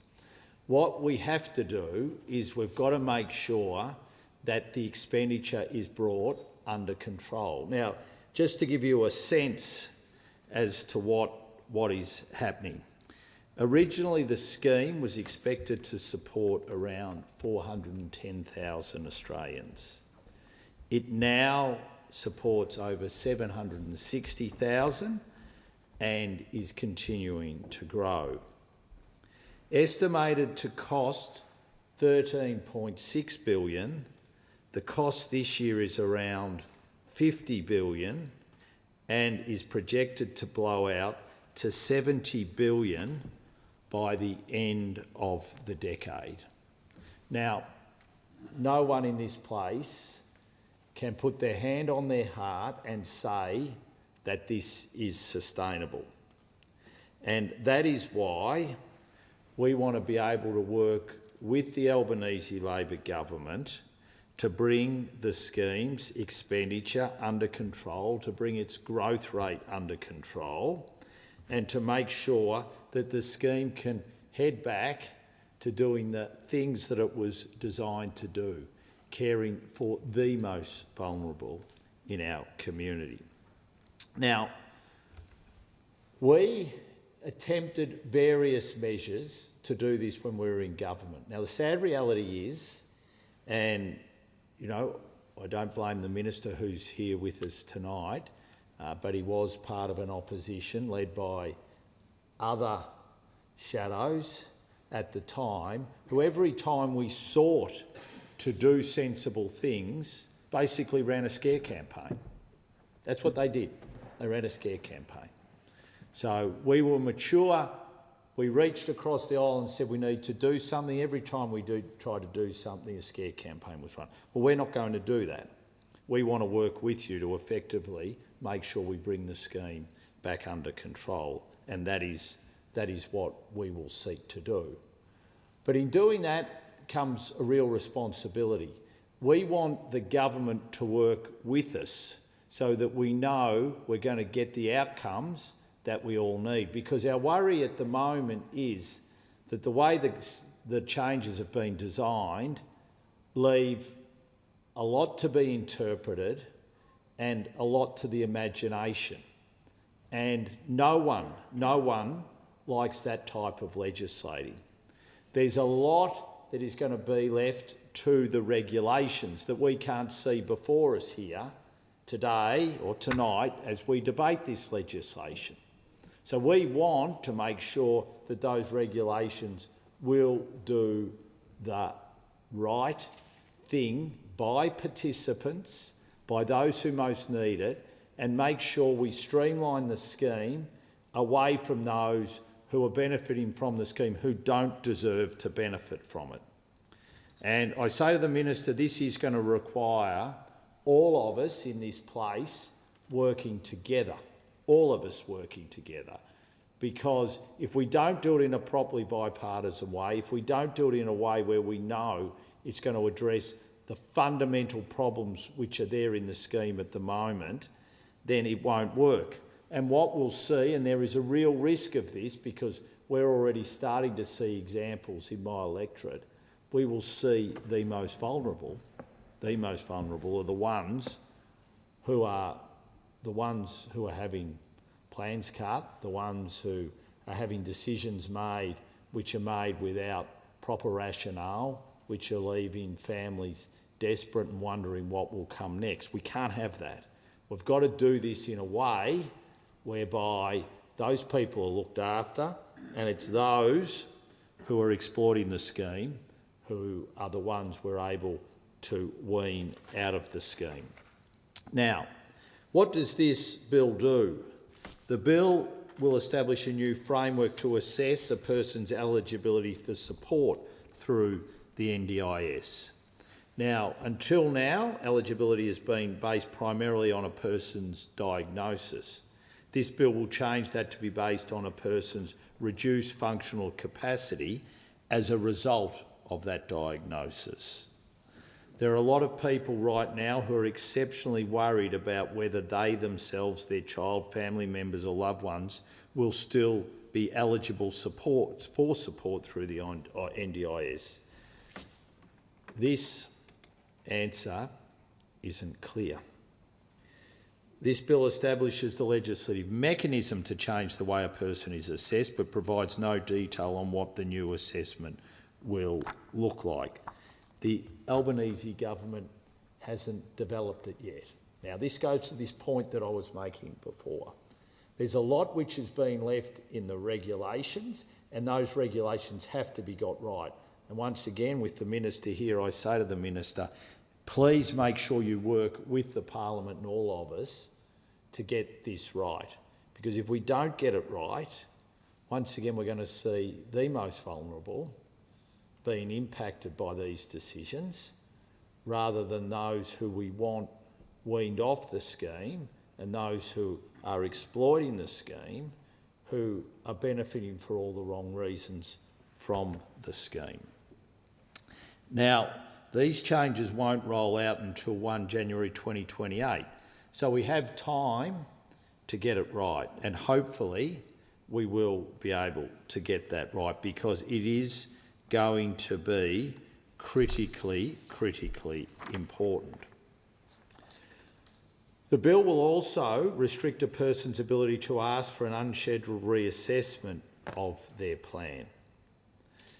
Now, the government, the Minister has said there are around 12,000 unscheduled plan reassessments are taking place each month, with most reassessments resulting in additional funding variations of 20%.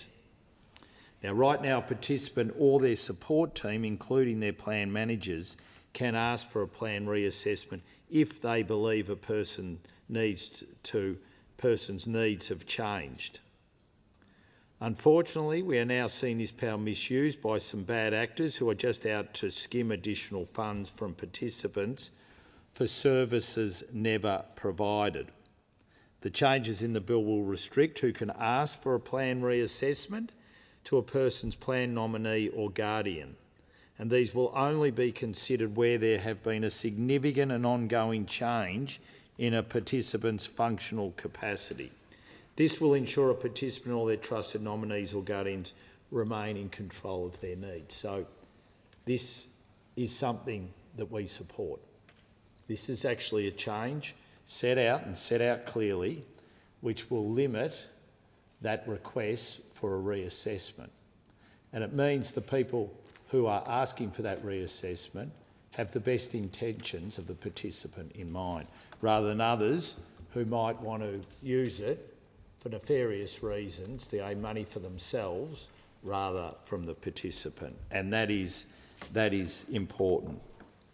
Impairment and need for support. The bill clarifies that a person will only receive funding and supports for the impairment for which they are accessing the NDIS.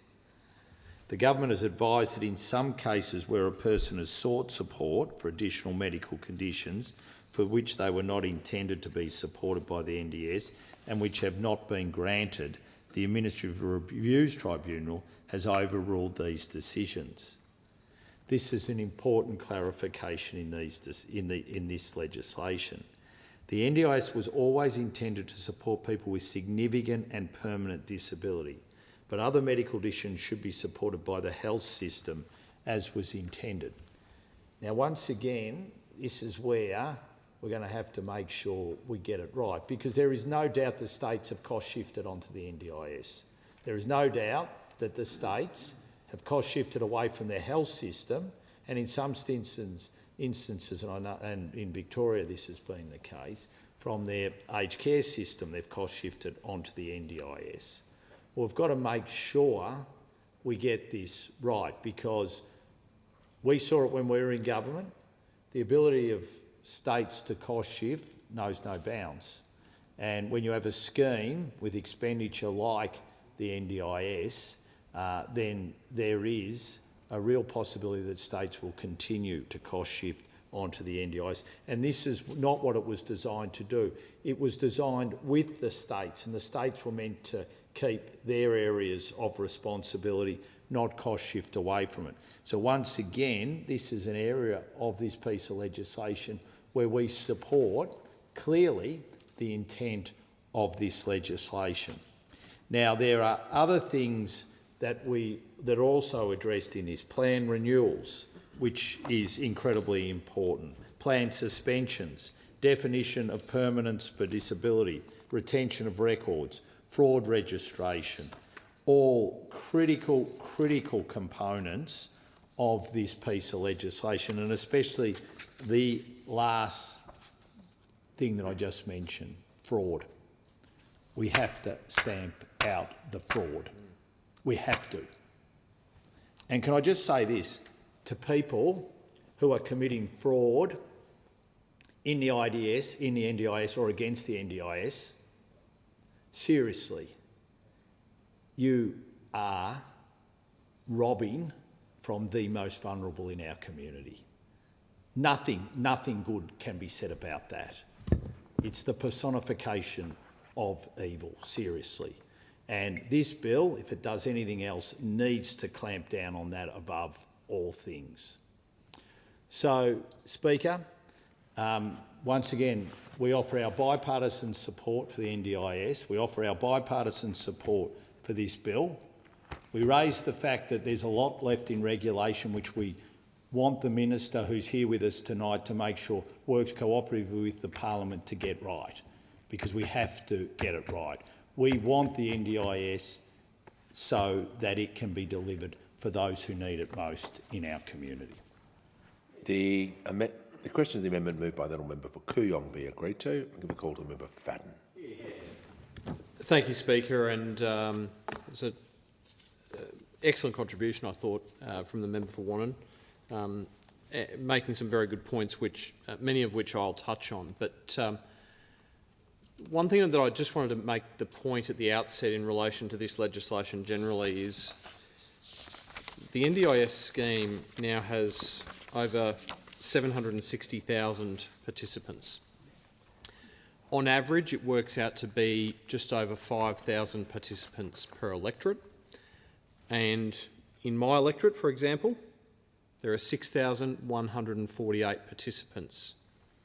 And tonight, I stand here because it is absolutely critical that this legislation does the right thing by you and does the right thing for every future participant on the scheme to make sure that it is sustainable and it is structured in a way that will mean there is less fraud, less bad actors, and we can genuinely see this scheme held up to what it was meant to be. The concerning thing I've got to say as an observation is that there are 94 members of the Labor Party holding seats in this place.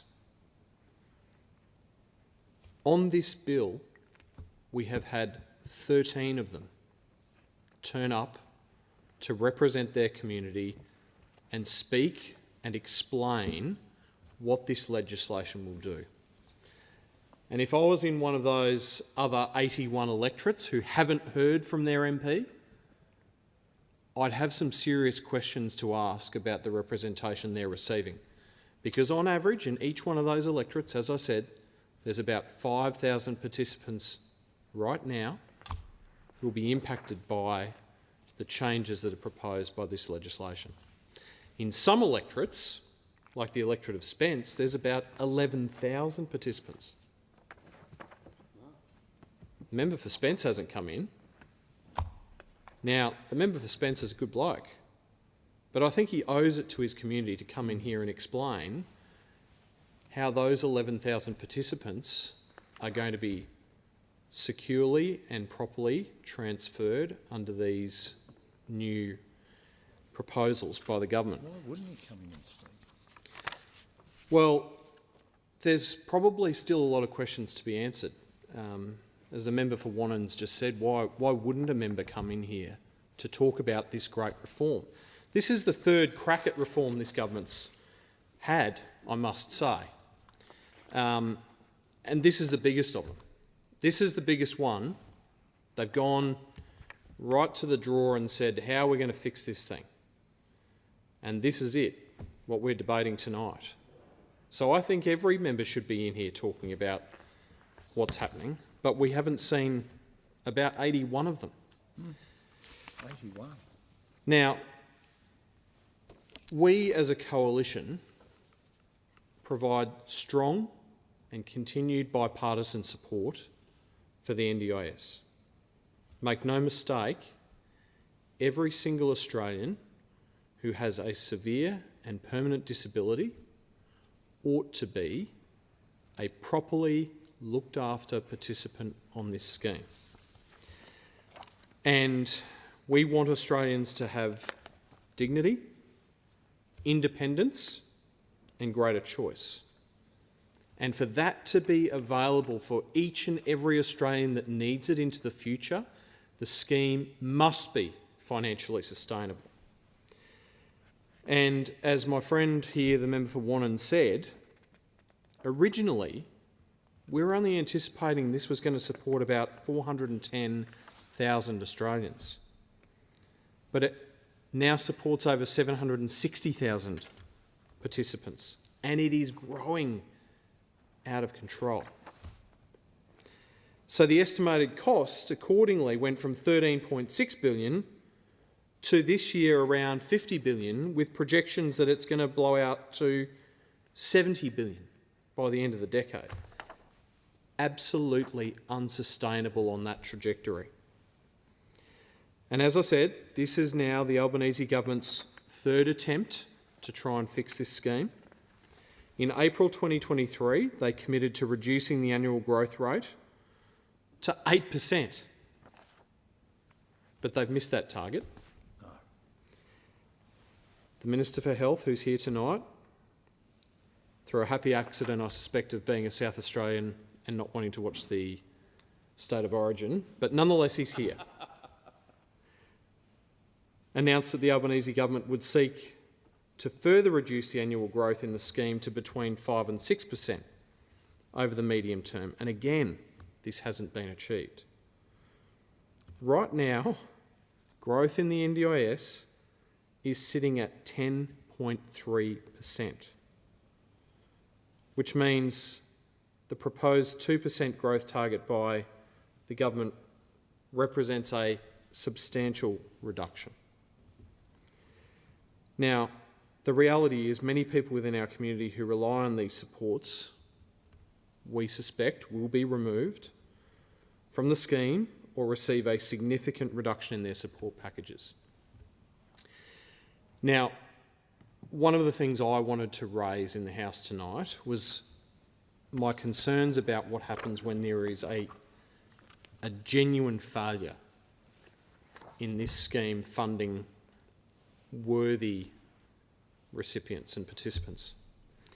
Now, the Minister may or may not recall this, but on the 19th of June last year, I wrote to him about the AEIOU facility in my electorate in the Gold Coast.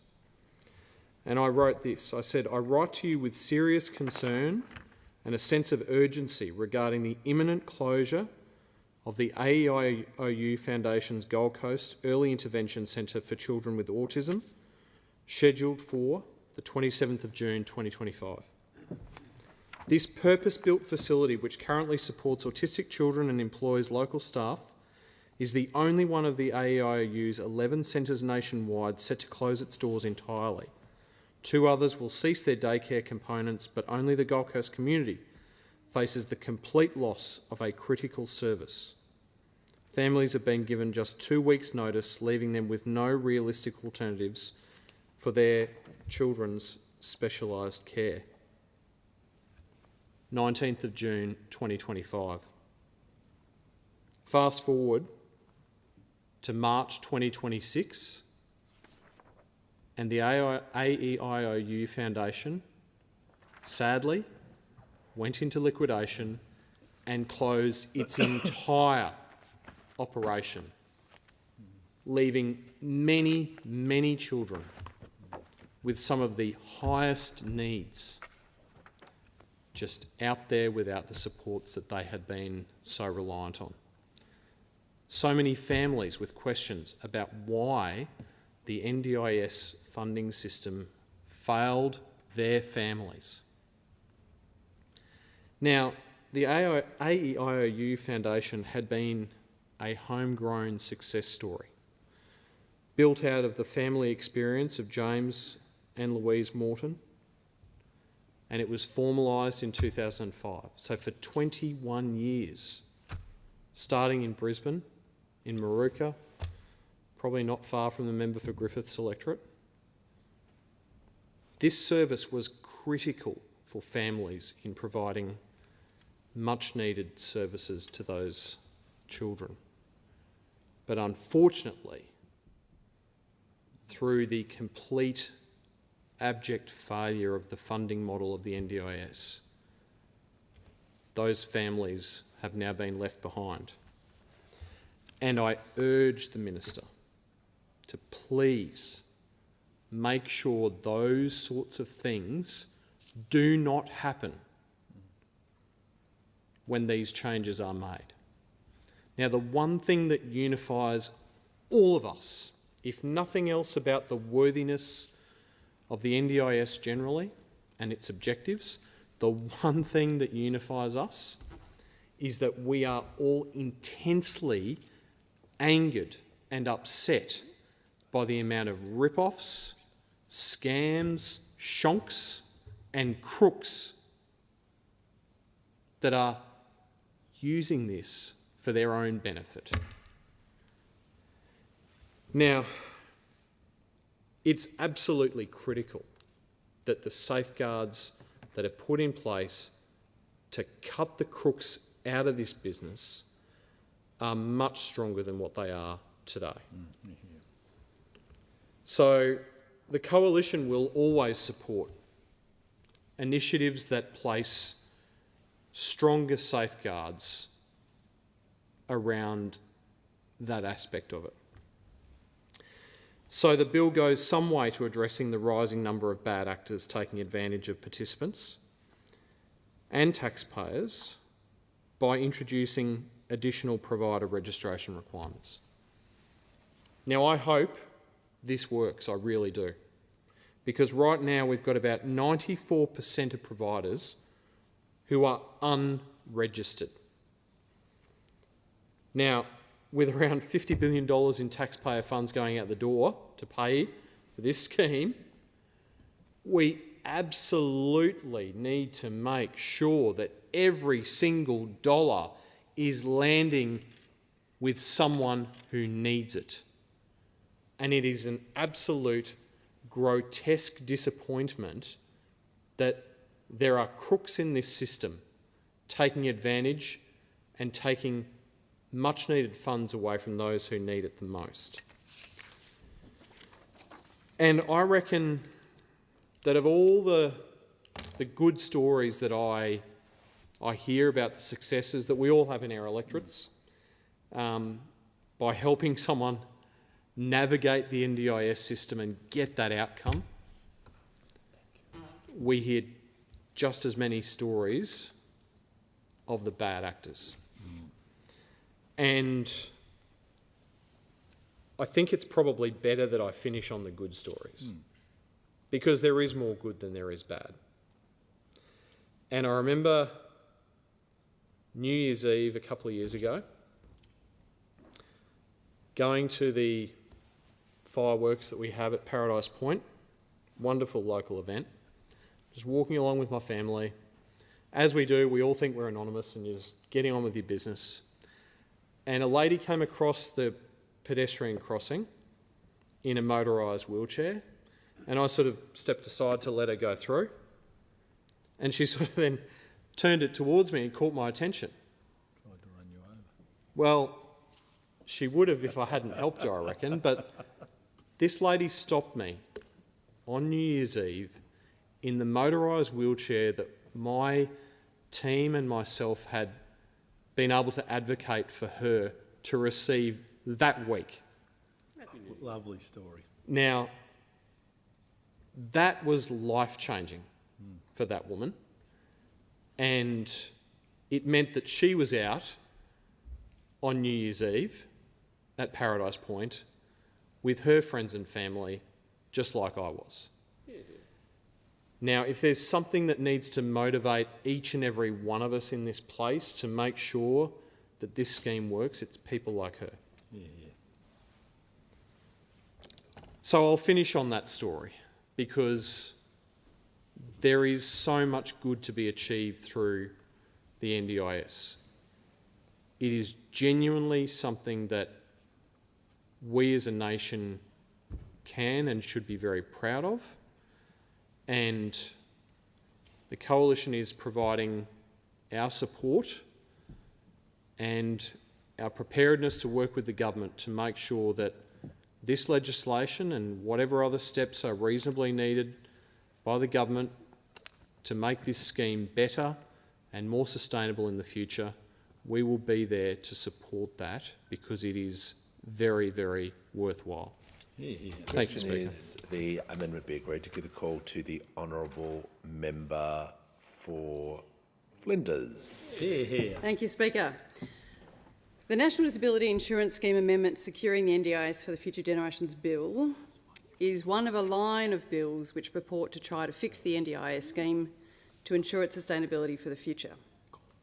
It is worth remembering the history of the NDIS. Indeed, one might say that the scheme we are trying to fix via this bill was the crowning glory of the former member for Maribyrnong, Bill Shorten, who has never been so successful in his impact in Australian policy as he has been over the last 2 weeks, albeit to the nation's detriment. The NDIS was, of course, Bill's baby in this place, his launchpad to greater things. Between 2007 and 2010, he served as Parliamentary Secretary for Disabilities and Children's Services. And tomorrow, his 2019 platform of new taxes and the abolition of negative gearing and CGT discounts for investments will be introduced in this place. But tonight we're giving structure, rigour and one might say discipline to the runaway train version of the NDIS which this Parliament passed in 2013. The bill makes substantive changes to the operation of the NDIS in an effort to substantially reduce the scheme's expenditure, savings which have already been baked into the budget.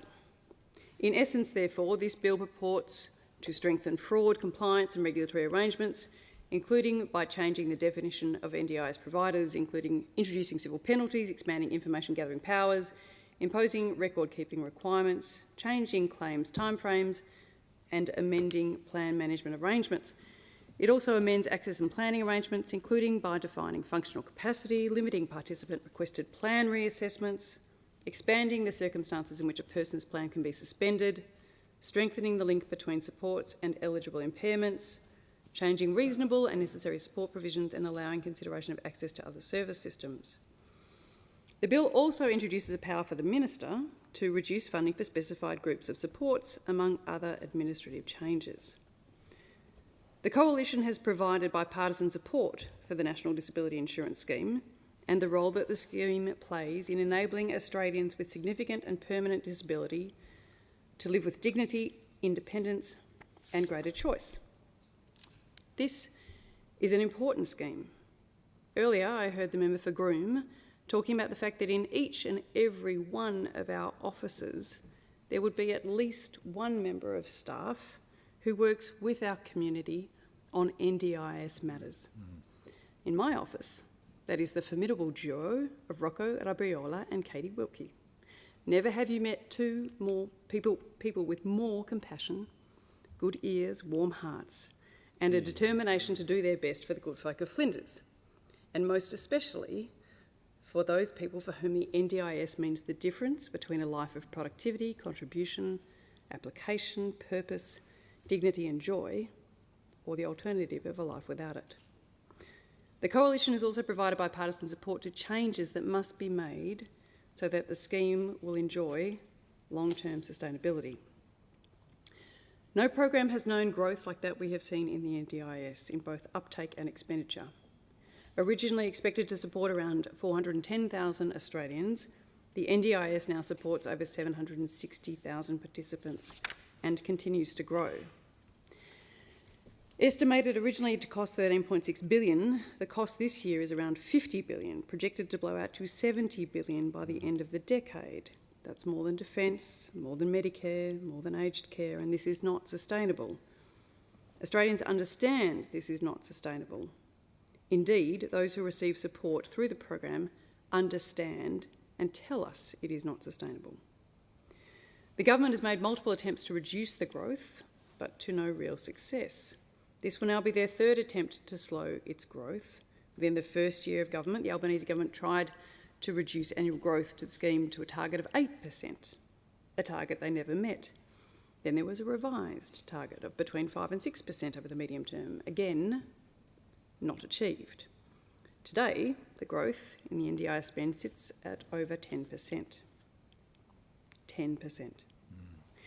The proposed 2% growth target that the government now proposes is indeed a substantial reduction. It will be a vast reduction as experienced by the participants and providers alike, who now fear for the services on which their families and their communities depend.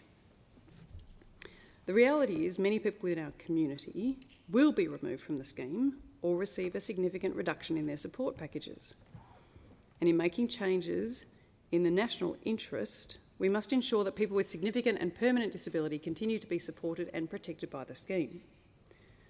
I want to talk about some of the people in my electorate to whom that scheme means so much. People who come to my office in frustration, increasingly in relation to what appears to be being given the runaround by that system. They come to us in desperation, and we do everything we can to help.